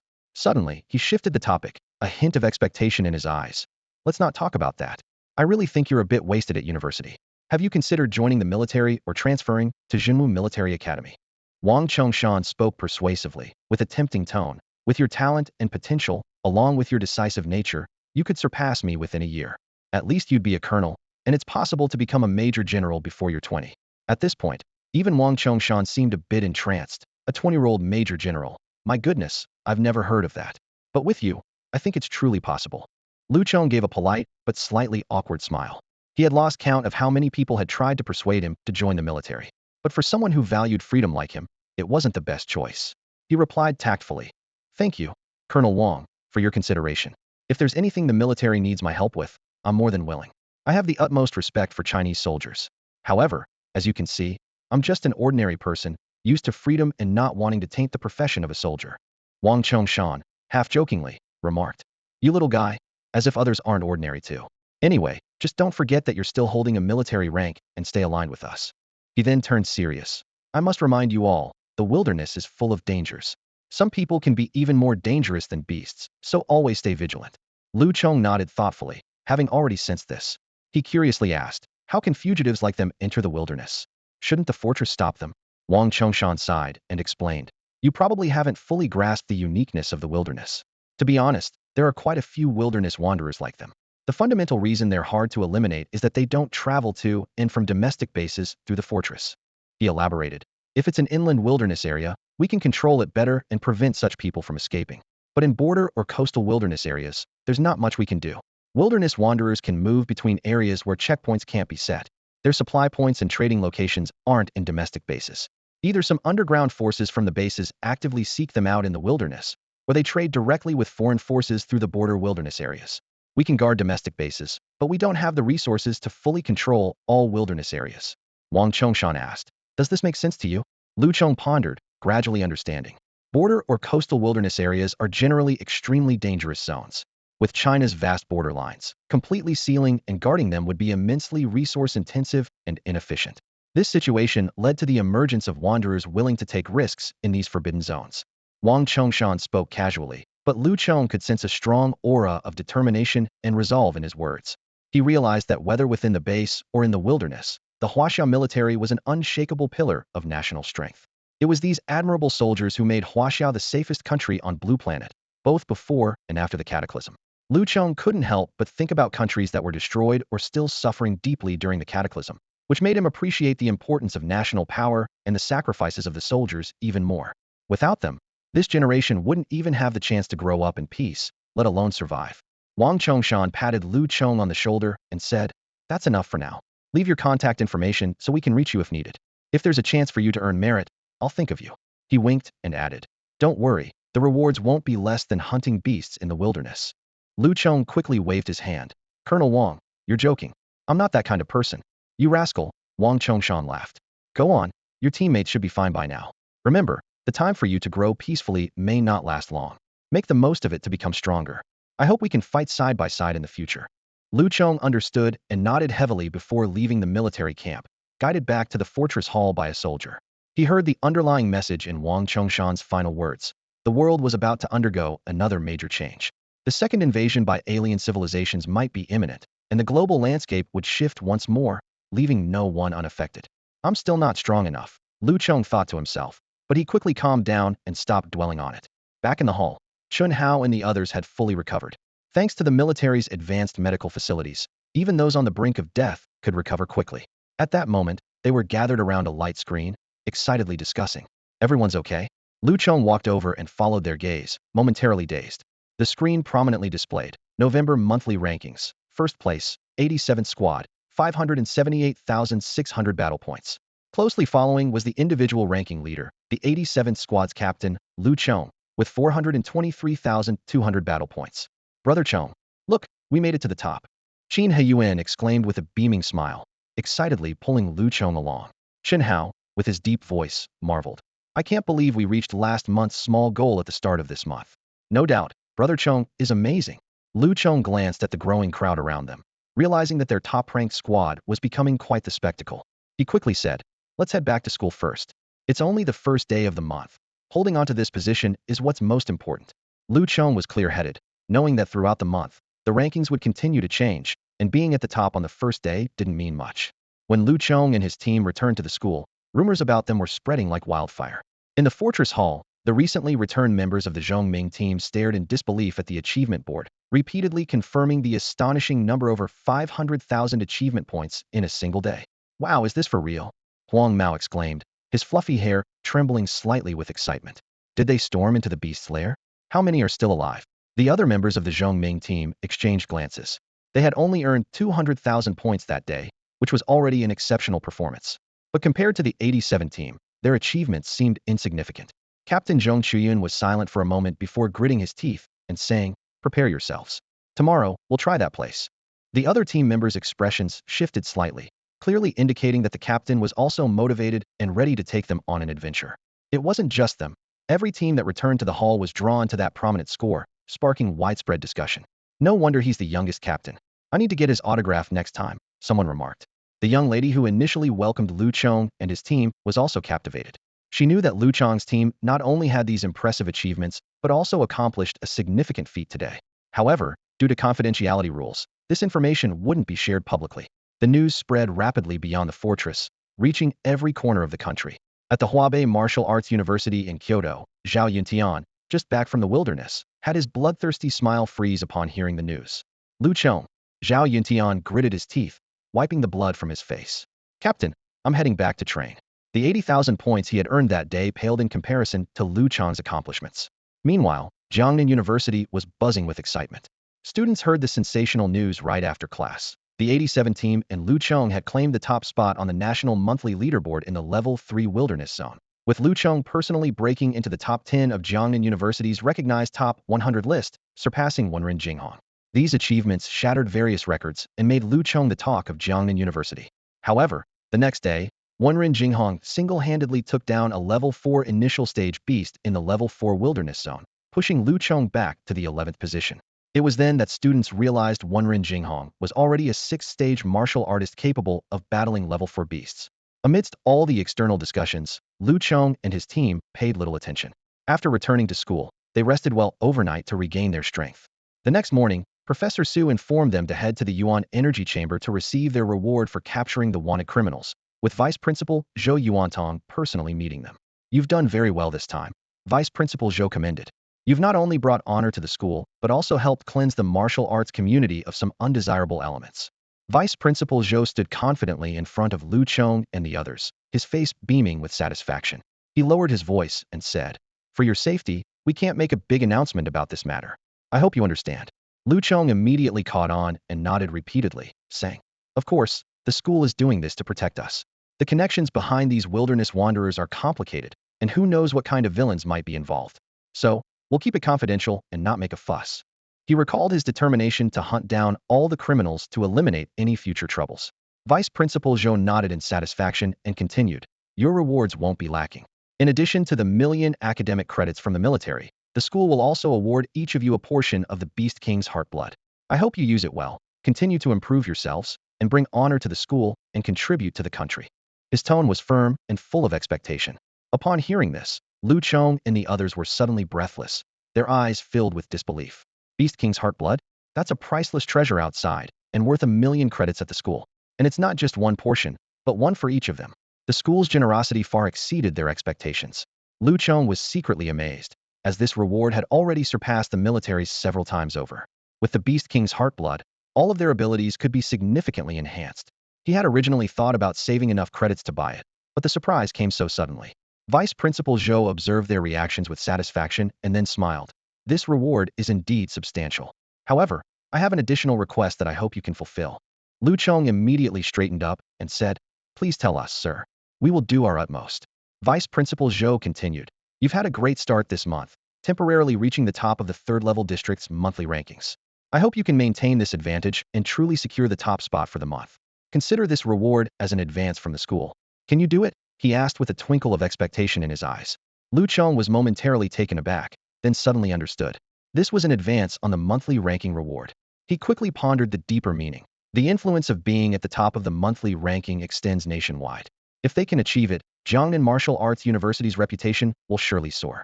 This will not only increase national investment in the school, but also make next year's recruitment much more effective. The principal's foresight in advancing the reward is truly visionary. Lu Chong secretly gave a thumbs up in his mind, then solemnly promised, "We will give it our all and ensure we complete the task." Vice Principal Zhou laughed heartily. "It's not really a task. If you can do it, great. If not, I won't ask you to pay it back. The school also hopes you can quickly improve your skills to participate in this year's National College Martial Arts Competition. But don't worry, the competition rewards are separate and won't be deducted from this." Lu Chong and the others felt a surge of excitement. The school's high expectations filled them with motivation. Vice Principal Zhou continued, "You're only freshmen, so our expectations for your performance in the martial arts competition aren't high. Just gain as much experience as you can, and next year, bring us a good result." He pointed to several exquisite boxes on the table. "The Beast King's heart blood is right here. Prepare yourselves well, and you can absorb it. How far you can go depends on your own fortune." With that, Vice Principal Zhou personally stood guard for them, overseeing their absorption of the precious Beast King's heart blood. Lu Chong and the others were filled with gratitude and secretly resolved not to let the school down. P.S. Happy New Year, and may you have a prosperous year of the tiger. The heart blood of the Beast King is potent and fierce, far surpassing the pure and gentle energy found in the elemental energy chamber. Its absorption depends on an individual's foundation and capacity to withstand it. Vice Principal Zhou personally led 6 students into the spacious Level 4 elemental energy chamber, guiding them to sit in a meditative position while explaining the precautions in detail. "This is a once-in-a-lifetime opportunity for you to absorb the Beast King's heart blood. If anyone wants to wait for a better chance, now is the time to back out," Vice Principal Zhou said, scanning each of their faces. Chun Hao and the others exchanged glances, remaining silent. They understood that this might not be the optimal moment, as their limited foundation would affect their absorption efficiency. However, waiting any longer would only widen the gap with Lu Chong, especially for Jiang Tao and Cheng Zishu, who were the weakest. They were determined not to be left behind. Moreover, missing this chance would mean losing the opportunity to enter the school's top 100 rankings and compete with Lu Chong in this year's martial arts tournament. After weighing the pros and cons, the five of them made a unanimous decision. They sat firmly on their cushions, adjusted their breathing, and prepared to seize this rare opportunity with all their might. Since no one is backing out, let's begin. I will stand guard here. Vice Principal Zhou reminded them again. The absorption process is extremely painful. If anyone can't hold on, I will intervene. In front of each of the six was a vial of crimson blood, which, though separated from the Beast King's body, still swirled lightly in the test tube as if boiling. Open it and drink it immediately without hesitation.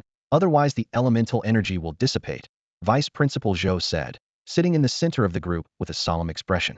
Without hesitation, Lu Chong was the first to open his vial and swallow the blood in one go. The others quickly followed suit. The metallic sweet taste filled their mouths instantly, but Lu Chong didn't have time to focus on the flavor. A burning sensation began in his stomach, as if a fire had been ignited inside him. This heat quickly spread to his organs, bones, muscles, and skin. His entire body turned fiery red, emitting waves of steam from his head, creating a terrifying scene. The others were in similar, if not more severe, states. Except for Chun Hao, who had practiced the Vajra body, the rest couldn't help but groan in pain, curling into balls. In the monitoring room, Professor Su, who had arrived unnoticed, was closely observing the situation in the elemental energy chamber. He murmured, "These kids really have courage." Beside Lu Chong stood a short white-haired elder intently watching the surveillance footage. Though not tall, he had a radiant complexion, a flowing beard, and an aura of otherworldly grace. This was Zheng Qian, the principal of Jiangnan Martial Arts University, and one of the few peak martial kings in China. In front of Principal Zheng, Teacher Zhang appeared particularly nervous. After all, this elder, over 150 years old, was a legendary figure who had survived since before the Great Catastrophe. Rumor had it that if Principal Zheng merely stomped his foot, the entire southern region of China would tremble. Zheng Qian looked kindly at the screen and cheerfully asked, "Xiao Su, are these the students you mentioned?" Professor Su respectfully replied, "Yes, sir, especially Lu Chong. His progress has been rapid. He's now a third-level martial master. Also, it's him who is working on the martial arts restoration I told you about." Zheng Qian contentedly stroked his white beard and nodded. "Not bad, not bad. If he truly succeeds, bring him over for me to see." He then inquired, "How much do you think they can absorb? The school won't suffer losses, right?" Professor Su understood the principal's concern about the school's investment, as the heart-blood of 6 Beast Kings was equivalent to 6 billion yuan. He quickly assured, "Rest assured, sir, they are definitely worth it. This year might be challenging, but next year, defeating Huabai Martial University and Zhongyuan Town Martial is not a big issue. By then, the state funding and support will surely exceed our school's investment." Principal Zheng gave Professor Su a glance. "You make it sound like I'm stingy. Of course, I'd be happy to see old Tang and little Gao humbled. They won the last 2 times and even dared to mock me. Ignorant. At worst, I'll just catch a few fish from the sea to make up for the loss. It's been a while since I've had fish." Professor Su was startled, realizing the fish the principal referred to were the sea's dominant Beast Kings. Suddenly, Principal Zheng focused on the monitor and exclaimed, "Whoa, this young man is impressive, breaking through so quickly." Professor Su and Teacher Zhang were almost shocked out of their wits by the principal's uncharacteristic exclamation, thinking this esteemed elder was quite unconcerned with decorum. Meanwhile, Lu Chong was deeply immersed in the exhilaration of his cultivation. He hadn't expected the heart-blood of the Beast King to be so effective. Just 2 minutes after consumption, he heard urgent notifications in his mind. The Na-Chi technique sensed the powerful energy, causing his cultivation speed to soar 100-fold. In less than half an hour, Lu Chong's level surged from a 3rd-level martial master to a 4th level. This pace was astonishing, given that it would have taken him at least 10 more days to break through. Even more surprising, after the breakthrough, the Na-Chi technique's operation speed did not diminish, as if equipped with a super engine, frantically absorbing and accumulating energy. The energy contained in the Beast King's heart-blood was extremely potent, yet it dissipated quickly. If not absorbed rapidly, a significant amount would be lost. Lu Chong understood this well and immediately activated the Qi Absorption technique, instantly doubling his absorption speed. However, the increased cultivation speed was just the beginning. A scorching sensation surged through his body like a tidal wave, impacting him from the inside out. The pain felt like thousands of needles piercing his heart, growing more intense. Lu Chong gritted his teeth, realizing this was a test of endurance if his body couldn't withstand it. Vice Principal Zhou would intervene to sever the remaining power of the Beast King's blood. His goal was clear. The longer he endured, the greater the improvement. Fortunately, Lu Chong's body was inherently strong. Thanks to his training in the Golden Bell Shield, his physique far surpassed that of martial artists at the same level, possibly even exceeding the natural strength of Chun Hao, who practiced the great strength Vajra body. This advantage allowed him to endure the scorching sensation ravaging his body, further refining his physique. Time passed slowly amidst the pain. Beside Lu Chong, Jiang Tao and Cheng Zishu also broke through, reaching the 9th stage of martial artistry, and continued to progress rapidly. However, their bodies were inherently weaker, and they were enduring excruciating pain, nearly fainting. A substantial amount of the beast blood's energy was wasted, and steam rose from their bodies as if they were in a steamer. Vice Principal Zhou frowned slightly, ready to intervene at any moment. But he soon noticed that these two female students gritted their teeth and persisted, determined to absorb the energy and break through to the martial master realm. Vice Principal Zhou understood that they were inspired by Lu Chong, the top student, and did not want to fall behind. He nodded inwardly, recognizing not only their improvement in strength, but also their willpower. Gui Dao and Qin Hyun were in slightly better condition, but were still in considerable pain, silently enduring it. Only Chun Hao, with his special physique and the great strength Vajra body, appeared relatively at ease. However, his energy absorption efficiency was still not as high as Lu Chong's, and it took him 2 hours to break through to the 2nd stage of martial mastery. Following closely, Gui Dao and Qin Hyun also reached the 2nd stage of martial mastery. Meanwhile, Jiang Tao and Cheng Zishu, driven by incredible willpower, bit into the yuan condensing fruit hidden in their mouths, forcing themselves to break through to the martial master realm under extreme conditions. In the monitoring room, Principal Zheng stroked his beard with satisfaction, nodding approvingly. Professor Su beside him was tense and excited, clenching his fists and watching the screen intently. The performance of these young individuals undoubtedly demonstrated their inner determination to become strong.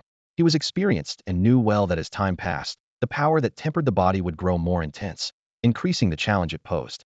At that moment, Principal Zheng suddenly exclaimed, yanking out a strand of his beard, and pointed at the screen with wide eyes. "Did you see that?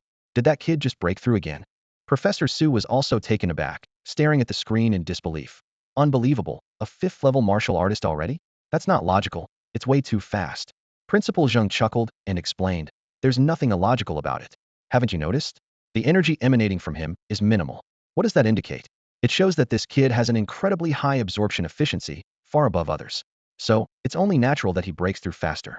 Professor Su suddenly realized that after careful observation, the mist above Lu Chong's head was indeed very thin, indicating that he had absorbed and refined most of the energy. But was it really that natural? Lu Chong had the highest cultivation level, so theoretically, he should require the most energy to break through, making him the slowest. Yet, he was the fastest, even surpassing the 2 girls in the martial artist realm. The gap was only widening. An 18-year-old, 5th-level martial artist. Professor Su's mouth hung open, unable to close, his shock evident. At that moment, Principal Zheng suddenly cried out in dismay, interrupting Professor Su's thoughts. "Oh no, when did my beard fall out?" He lamented, holding his beard with a sorrowful expression. Professor Su didn't respond, thinking to himself, "You pulled it out yourself earlier, don't try to blame us." Meanwhile, Vice Principal Zhou in the secret chamber also focused his attention on Lu Chong, his gaze full of surprise and admiration. He thought to himself, "This kid remains unmatched. He certainly made good use of the Beast King's heart blood." In the blink of an eye, another half-hour passed. Jiang Tao and Cheng Zishu, who had been gritting their teeth and enduring, suddenly experienced a surge in their energy, finally breaking through to the martial artist realm. Moreover, with the support of the Beast King's heart blood, their cultivation surged again within an hour, reaching the peak of the 1st level of martial artist, firmly establishing themselves. However, at this point, the 2 girls could no longer hold on and fainted. Vice Principal Zhou murmured quietly, "Lasting until now is truly remarkable." Saying this, he reached out and extracted the remaining Beast King energy from their bodies. Seeing their faces gradually relax, he finally felt at ease and no longer paid attention to them. Going from the 8th level of martial artist to the 1st level of martial artist is not a waste, Vice Principal Zhou evaluated quietly. About an hour later, Chun Hao's energy surged again, breaking through from the 2nd to the 3rd level of martial artist. Following closely were Gui Dao and Qin Hyun, who also broke through in succession, reaching the 3rd level of martial artist. However, both reached their limits and fainted. Vice Principal Zhou did the same to rescue them. "These kids, I don't know where they get the motivation, insisting on holding on until they pass out." Vice Principal Zhou sighed, recalling that he didn't have such willpower when he was young. With the 4 out of their pain, only Lu Chong and Chun Hao remained in the secret chamber, gritting their teeth and persevering. Their foundational strength surpassed the others, and their body-refining techniques played a crucial role at this moment. Another half-hour later, Lu Chong's energy suddenly surged again, reaching the 6th level of martial artist under the astonished gaze of Vice Principal Zhou and those outside, like Principal Zhang. At this point, he also felt extreme pain, as if his entire body no longer belonged to him, with a sensation of being on the verge of exploding from the overwhelming energy. Every breakthrough seemed to escalate the pain. Lu Chong's mind was a blur, almost at the brink of fainting. But he was unwilling to give up. Such an opportunity was too rare, possibly a once-in-a-lifetime chance. The improvement in cultivation was secondary. The crucial part was the strengthening of the body, which would benefit him for life. If he could endure a bit longer, his body could be fortified even more. But he really wanted to sleep. Lu Chong felt dizzy, his consciousness starting to blur. At that moment, a prompt suddenly echoed in his mind. Golden Bell Shield senses intense stimulation and automatically evolves into an Earth-grade supreme level. The pleasant sound was like a shot of adrenaline, instantly reviving Lu Chong, who was on the verge of fainting. He opened his eyes wide, his mind clearing up. Huh? Golden Bell Shield. Lu Chong was thrilled to discover that this skill could evolve. In an instant, he felt a significant increase in his body's endurance, as if infused with new vitality. On the panel, the level and progress of his Golden Bell Shield had undergone a dramatic change. Earth-grade Supreme, Golden Bell Shield Mastery at 23. Lu Chong understood that the evolution of the Golden Bell Shield was akin to expanding his body's capacity, allowing it to endure stronger tempering. This external manifestation of enhancement was reflected in the rapid advancement of the Golden Bell Shield's cultivation progress. 23, 30, 50. Microlevel 1-5. With this astonishing speed of improvement, Lu Bing gradually adapted to the stimulation of the Beast King's blood on his body, even beginning to feel a hint of comfort. Vice Principal Zhou had been prepared to step in and help, but seeing Lu Chong not only withstand the ordeal, but also continue to grow in power, he was secretly amazed. This kid is actually holding on. At this rate, he might break through to the 7th stage. Meanwhile, on the other side, Chun Hao finally broke through to the 4th stage of Martial Master. However, that was his limit, and he soon passed out. Vice Principal Zhou nodded in satisfaction, stripping away the remaining domineering energy to let Chun Hao recover on his own. Reaching the 4th stage from the 1st is already impressive, truly worthy of being a descendant of the Qin family from the northeast. In the chamber, only Lu Chong remained, persevering. 2 hours later, his cultivation broke through again, successfully reaching the 7th stage of Martial Master. At the same time, the evolved Earth-grade Supreme Golden Bell Shield also returned to a state of perfection. However, the energy of the Beast King's heart blood was still not exhausted, and the raging pain surged again, the extreme pain shooting directly into Lu Chong's mind. In the monitoring room, Principal Zhang stroked his beard, chuckling. This little guy is already quite impressive. Holding on until now is no easy feat, however. After 3 consecutive breakthroughs, the stimulation from the Beast King's blood is escalating, no longer sustainable by willpower alone. Professor Su chuckled to himself. You better not speak too soon, lest you end up pulling out your beard again. Lu Chong, this kid, is a miracle in himself. He's here to create even greater miracles. Lu Chong kept reminding himself. I can't sleep. Sleeping would mean wasting this golden opportunity. Although his spirit was nearly at its limit, he continued to persevere.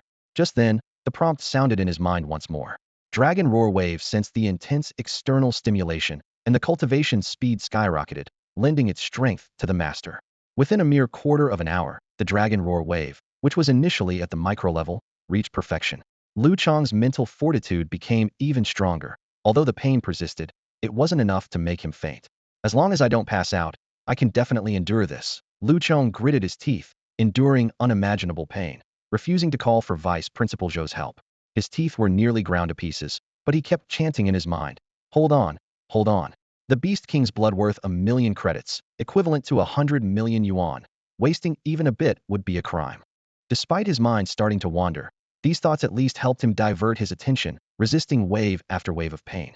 It's no exaggeration to say that Lu Chong was enduring pain far beyond the limits experienced by Chun Hao and the others earlier. His mental resilience was so strong that it prevented him from fainting as a self-protective response like the others. Instead, he felt every ounce of the agony with full clarity. Vice Principal Zhou couldn't help but feel a touch of admiration as he watched Lu Chong's face twist and contort in pain. This kid's endurance was simply beyond imagination. More than 2 hours passed, feeling like a century for Lu Chong. Finally, his cultivation surged once again, breaking through to the 8th stage of Martial Master. At that moment, the excruciating pain receded like a tide, as the energy from the Beast King's heart blood was exhausted. An indescribable sense of relief filled his entire body. and Lu Chong felt as if his physique had transformed, brimming with boundless strength. He exhaled deeply for a full half-minute, creating a gust of air that swirled through the chamber. Lu Chong didn't open his eyes immediately. Instead, he first checked his status panel. Seeing his level, martial skills, and various abilities, he couldn't help but marvel silently. The Beast King's heart blood, how terrifying it is. He estimated his strength had at least doubled, perhaps even more, making it hard to accurately assess. In the monitoring room, Principal Zheng inadvertently plucked out a tuft of his beard, wincing in pain. Professor Su, too focused to tease the principal, stared intently at Lu Bing, muttering to himself, 8th stage of martial master at 18, and proficient in so many martial skills. This kid might just shine in this year's martial arts tournament. In the chamber, Lu Chong opened his eyes, meeting Vice Principal Zhou's bright, piercing gaze. He asked, somewhat puzzled, Principal Zhou, are you all right? Vice Principal Zhou shook his head and asked in return, tell me honestly, how do you feel now? Any discomfort? And what about your current strength? Lu Chong answered honestly, my body feels great. As for my strength, it's hard to say right now. After a brief thought, he continued, previously, I estimated I could barely contend with a 3rd level, 9th stage beast, with the outcome depending on my performance. Now, I should be able to match a 4th level, initial stage beast, roughly equivalent to an ordinary 1st stage martial grandmaster. But martial grandmasters can fly, which I still can't do. Vice Principal Zhou, excited, said, let's go, before the others wake up, let's head to the virtual trial tower. I'm just too curious. The virtual trial tower stood tall in a corner of the Jiangnan Martial Arts University campus, its 100-meter crystal structure shimmering with a technological glow. Lu Chong had never set foot there since enrolling, always believing that such virtual platforms didn't suit his training style and were less effective than intense practice in the energy chambers or real combat in the wilderness. Vice Principal Zhou led Lu Chong through a spacious hall to the end of a corridor on the 3rd floor. On both sides of the corridor, every 3 meters, there was a heavy mechanical door emitting a cold metallic gleam. I haven't seen any records of you in the virtual trial tower. Do you think it's not very helpful to you?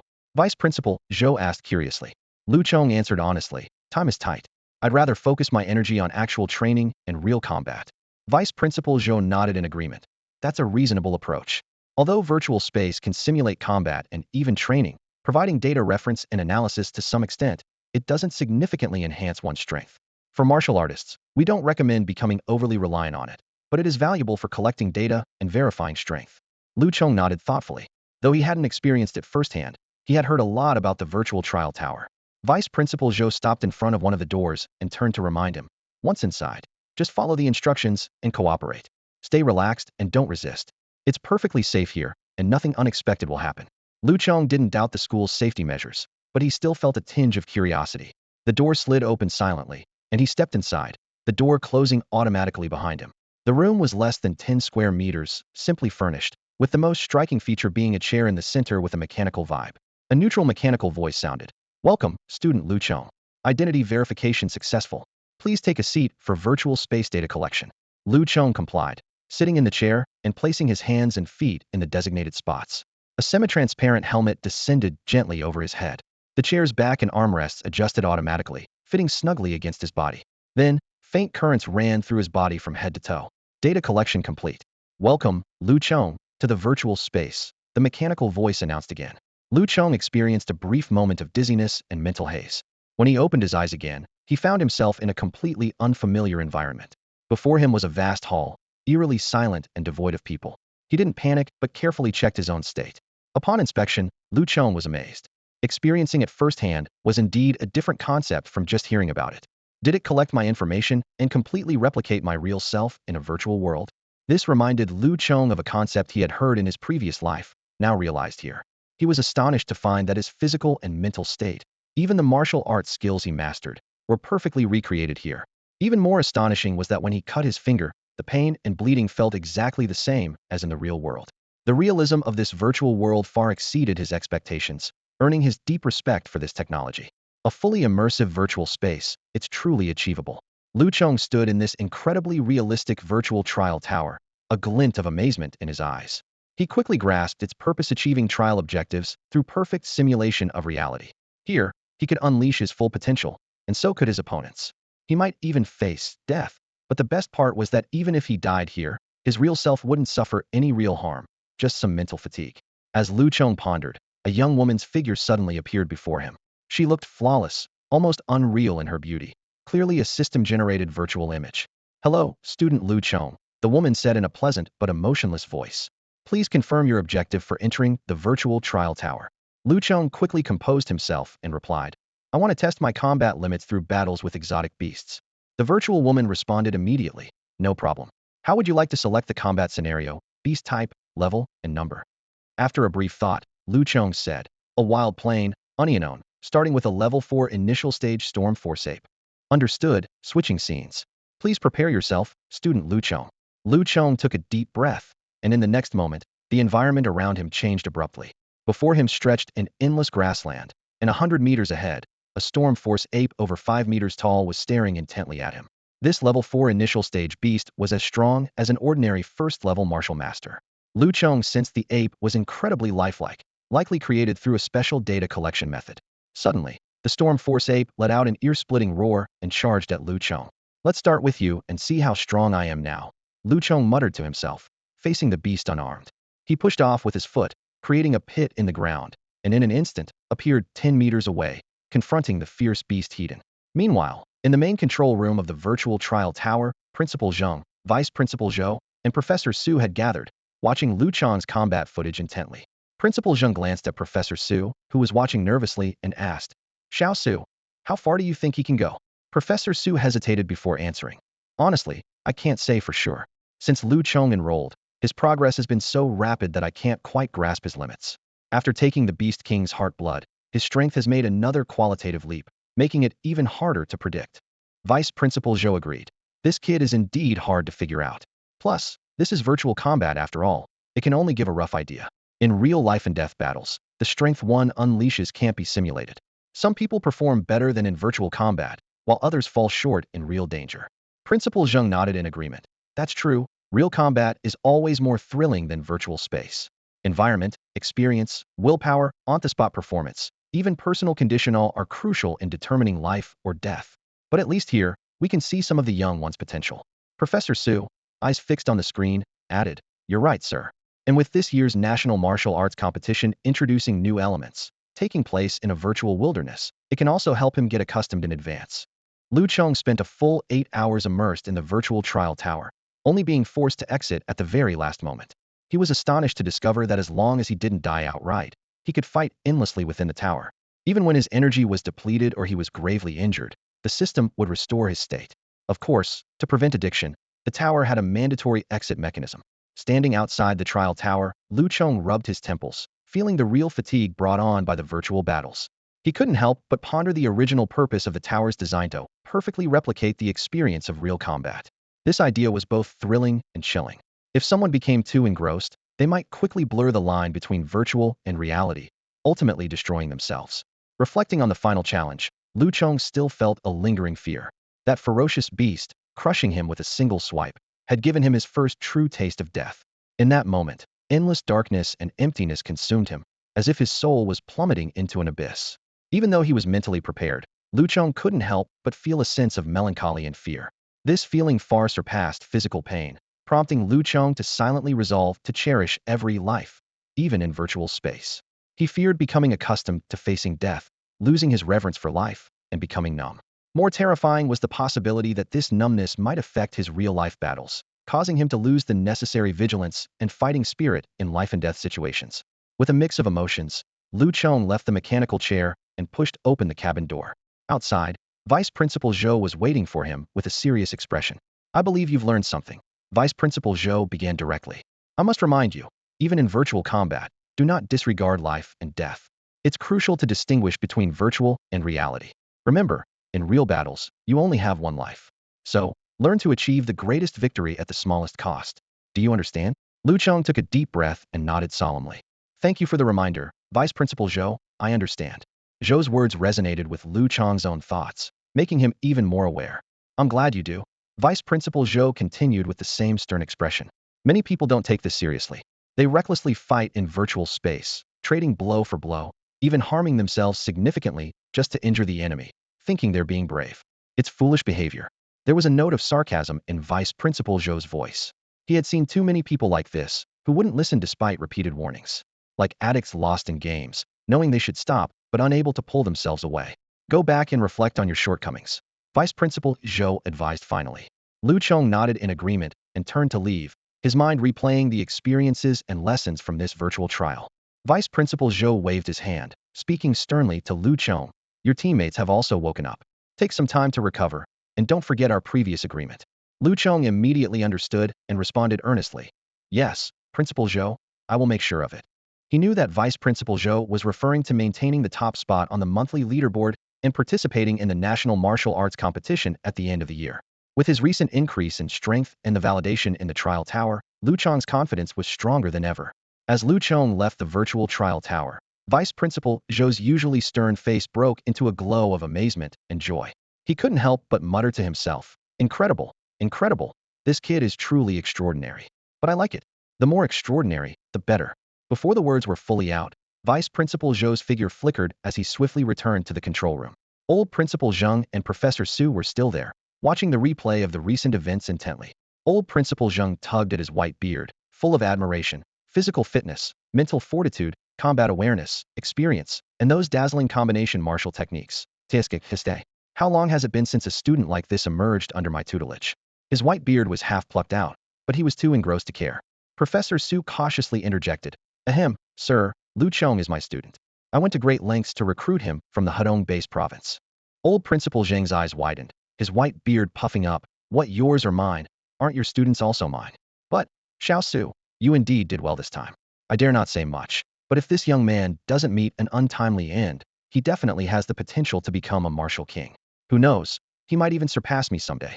Professor Su didn't dare to argue, but internally he was stunned by old Principal Zheng's evaluation.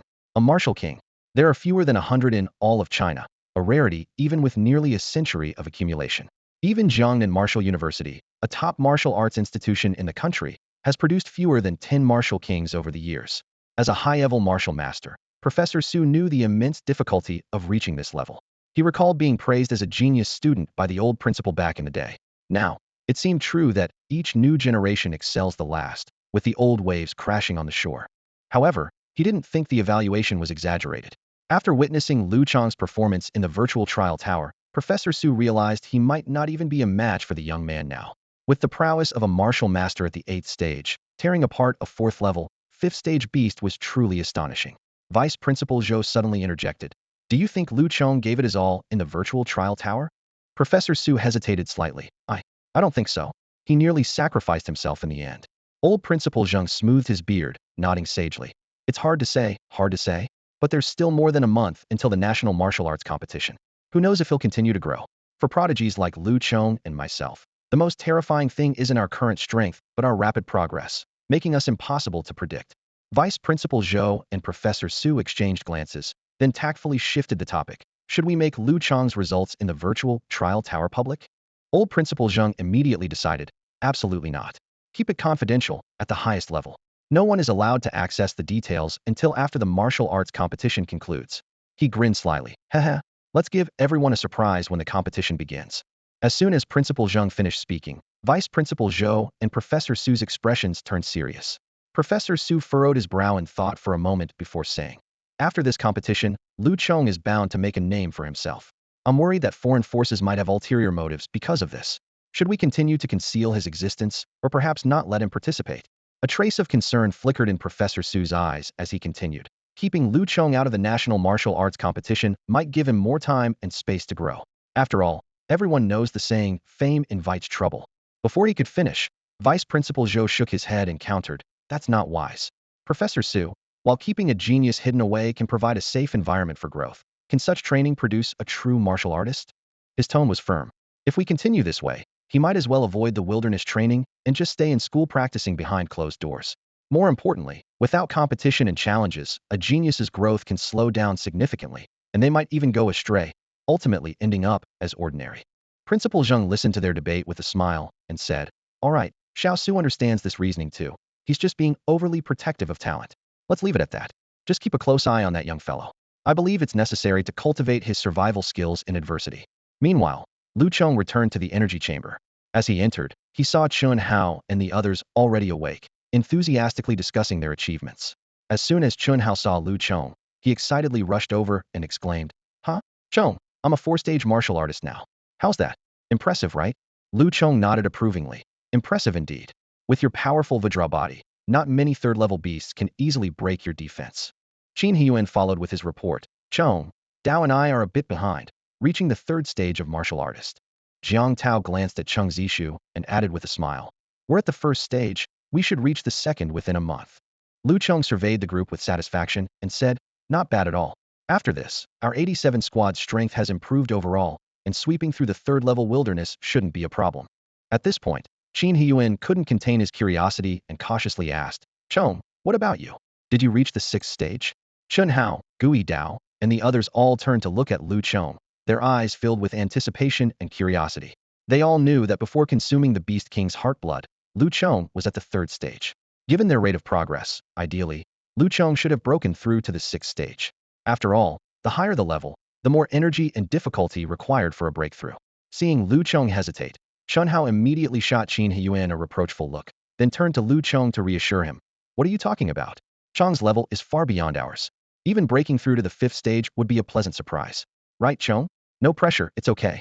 While comforting Lu Chong, Chun Hao couldn't help but feel a slight sense of smug satisfaction. Chun Hao felt a surge of joy, thinking he was finally catching up with Lu Chong in martial arts progress and wouldn't be a burden. However, when he heard Lu Chong candidly admit that he had reached the 8th stage of a martial artist, it struck him like a bolt of lightning. What? 8th stage? Chun Hao's eyes widened in disbelief. Chong, can you say that again? What stage are you at now? Lu Chong smiled and repeated, don't get too excited. I really am at the 8th stage now. Just lucky, that's all. About the same progress as everyone else. This statement hit Chun Hao like a heavy blow, leaving him dizzy. He stammered. You call that the same? Going from the 3rd to the 8th stage, how many breakthroughs did you make? 5. Qin Hiyuan interjected mercilessly. 5 consecutive breakthroughs. Chong, you've probably set another record. Many have used the Beast King's heartblood, but none have achieved what you have. Qin Hiyuan shook his head with a wry smile, sighing.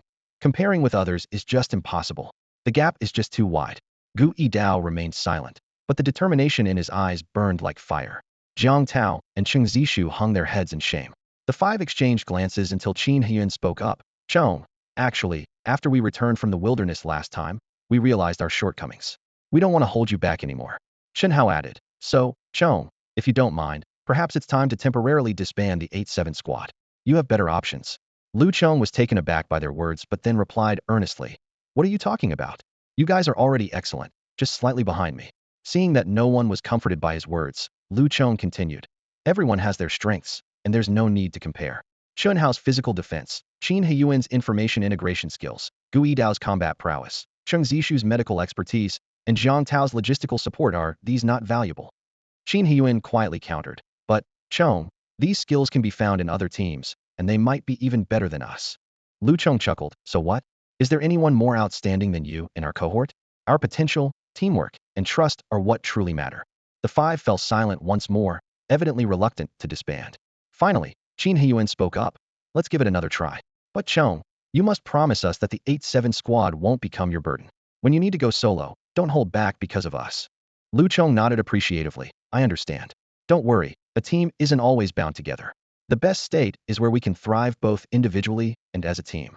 Lu Chong's words were powerful and resonated with Chun Hao and the others, leading to a consensus. Their collaboration was flexible and adaptable. They worked together seamlessly when needed and operated independently when necessary. This freedom benefited Lu Chong and provided more opportunities for the others to grow. For now, they continued to venture into the wilderness to hunt beasts, forming a team that clearly had the upper hand. With their consensus reached, any lingering doubts among the team members vanished. By November 3rd, Team 87 was ready to set out once again. Each member had significantly improved their skills, filled with confidence, and aimed to top the monthly performance leaderboard. Chong, we didn't go to the wilderness yesterday, and our ranking dropped to 5th, Qin Hiyuan reminded as they headed out. Lu Chong nodded, his eyes filled with determination. No worries, we'll climb back up today. This time, we're heading straight for the black-armored crocodile's lair. 2 days ago, Lu Chong wouldn't have dared to venture into the black-armored crocodile's lair so easily. But now, the challenge was no longer daunting. Not only him, but Chun Hao and the others were also eager and ready for the fight. By 9:30 in the morning, Lu Chong and his team arrived at the familiar shallow water area. Chong, let me handle this. Chun Hao volunteered to act as bait. Lu Chong glanced around and cautiously said, be careful. Qin Hiyuan will go with you. Work together and don't rush. They chose a 30-meter tall bald cypress tree, providing a vantage point over the entire shallow area. Gui Dao and Jiang Tao guarded the base of the tree, preventing any swamp creatures from approaching. Cheng Zishu stayed in the tree with Lu Chong, ready to intercept any threats that might escape Lu Chong's attention. With everything set, Chun Hao and Qin Heyuan left the tree and headed towards the shallow area. Along the way, they easily dispatched a few low-level beasts. Upon reaching the water's edge, they threw the carcasses of their prey into the water. The scent of blood quickly spread, luring out the lurking black-armored crocodiles. In less than 15 minutes, a mass of black emerged on the water's surface, huge black-armored crocodiles, most of which were at level 3. Get them on land, Lu Chong instructed through the communicator. Got it, Qin Heyuan responded promptly. Chun Hao and Qin Heyuan immediately turned and ran, with the black-armored crocodiles, unsatisfied with the carcasses in the water, swiftly pursuing them onto land. Various swamp creatures also emerged, attempting to block their retreat. I'll handle the black-armored crocodiles. You deal with the other beasts, Lu Chong ordered decisively, bow in hand, as arrows flew. The air buzzed with the sound of arrows, raining down like meteors, precisely taking out the level 3 black-armored crocodiles surrounding Chun Hao and Qin Heyuan. With his martial arts prowess at the 8th level, Lu Chong didn't need the Beidou 7 stars arrows. A single arrow shot was enough to kill a high-level black-armored crocodile. The remaining creatures were left to Chun Hao and Qin Heyuan. The commotion also attracted many swamp creatures to the tree where Lu Chong was stationed. But under the assault of Gu Yidao's blade and Jiang Tao's sword, no creature could approach the tree. Cheng Zishu wielded a whip of vines, knocking down any beast attempting to climb the trunk. The 6 worked in perfect sync. Their efficiency in killing beasts was akin to a harvest. Across the battlefield, arrows whistled, blades and swords flashed, vines lashed, and the cries of beasts echoed. A thrilling hunt was underway. In just half an hour, the area around Chun Hao and Qin Heyuan was littered with the corpses of over a dozen black-armored crocodiles, along with the remains of various other beasts scattered around. The thick scent of blood filled the air, attracting more powerful black-armored crocodiles from the shallows. Lu Chong's arrows rained down like a relentless storm, providing a steady and rapid defense line for Chun Hao and Qin Heyuan. Suddenly, 2 massive black-armored crocodiles, each 10 meters long and at the peak of level 3 strength, burst from the water and charged at them with astonishing speed. Lu Chong held his breath and focused, the bowstring in his hands vibrating with a hum, almost creating an illusion. He thought to himself, last time I couldn't take you down, but this isn't your time to be arrogant. The Beidou 7-star arrows shone once more, and the arrow barrage spanned nearly 1,000 meters, precisely hitting the heads of the 2 crocodiles. The immense impact instantly flipped them over, staining the surrounding water red with blood. After dealing with these 2 giants, the remaining crocodiles were no match. The 6 of them went on a rampage in the black-armored crocodile's lair, and by around 3 p.m., no other beasts dared to show themselves, prompting them to finally stop. Cheng Zishu asked in astonishment. Chong, have we wiped out all the beasts here? While taking a bite of a top-grade level 3 nutrient, Lu Chong smiled and replied, not quite. There are still plenty of beasts hiding in the shadows, waiting for an opportunity. But they won't dare to come out anytime soon. He looked around and continued, we've had a good harvest today. Cheng Zishu and I will stay here to keep watch, while the rest of you help with gathering the bodies. Gu Yidao and Jiang Tao immediately rushed to assist Chun Hao and Qin Heyuan. The number of beasts they hunted today was astounding, and collecting the bodies and resources would take considerable time and effort. By the time they had moved all the beast corpses out of the swamp, an entire hour had passed. After confirming there was no danger nearby, Lu Chong left his post in the tree and regrouped with the others. Qin Heyuan exclaimed excitedly, Chong, what a great haul. I roughly estimate we scored at least 1.2 million battle points today. Lu Chong glanced at the sky and smiled. Let's gather quickly. We need to return to the fortress before nightfall. This time, not only Jiang Tao but everyone, including Lu Chong, got involved in collecting the beast corpses. By nearly 6 p.m., they finally finished, just as the military transport vehicle arrived. To their surprise, it was Wang Chongshan, whom they had met just days ago, who came to escort them. Seeing the mountain of beast corpses, even this experienced military officer couldn't help but exclaim, wow, when I heard you needed a transport vehicle, I came personally. But I didn't expect you to have taken down so many beasts. Lu Chong calmly thanked him. Colonel Wang, we appreciate your help. Wang Chongshan suddenly focused on Lu Chong, his eyes lighting up. Wait a minute. Lu Chong, am I seeing things? Your cultivation? Lu Chong sheepishly explained. Well, after our last achievement, the school rewarded us with the Beast King's heart blood. Wang Chongshan nodded slightly. No wonder, no wonder. But then his eyes widened. Hold on. Last time, you were only at Martial Master level 3. Consuming the Beast King's heart blood shouldn't have shot you straight to level 8. That's unbelievable. Lu Chong just chuckled. Just lucky, that's all. Wang Chongshan realized he had still underestimated this talented student and remarked, Impressive. It's such a shame that I can't recruit you. Otherwise, I'd drag you into the army myself. That's all for today. Thank you so much for watching. I hope you guys enjoyed. If you wish to have another part of this recap, please give us at least 1,000 likes. Please don't forget to comment and subscribe to our channel for more content like this. Until next time.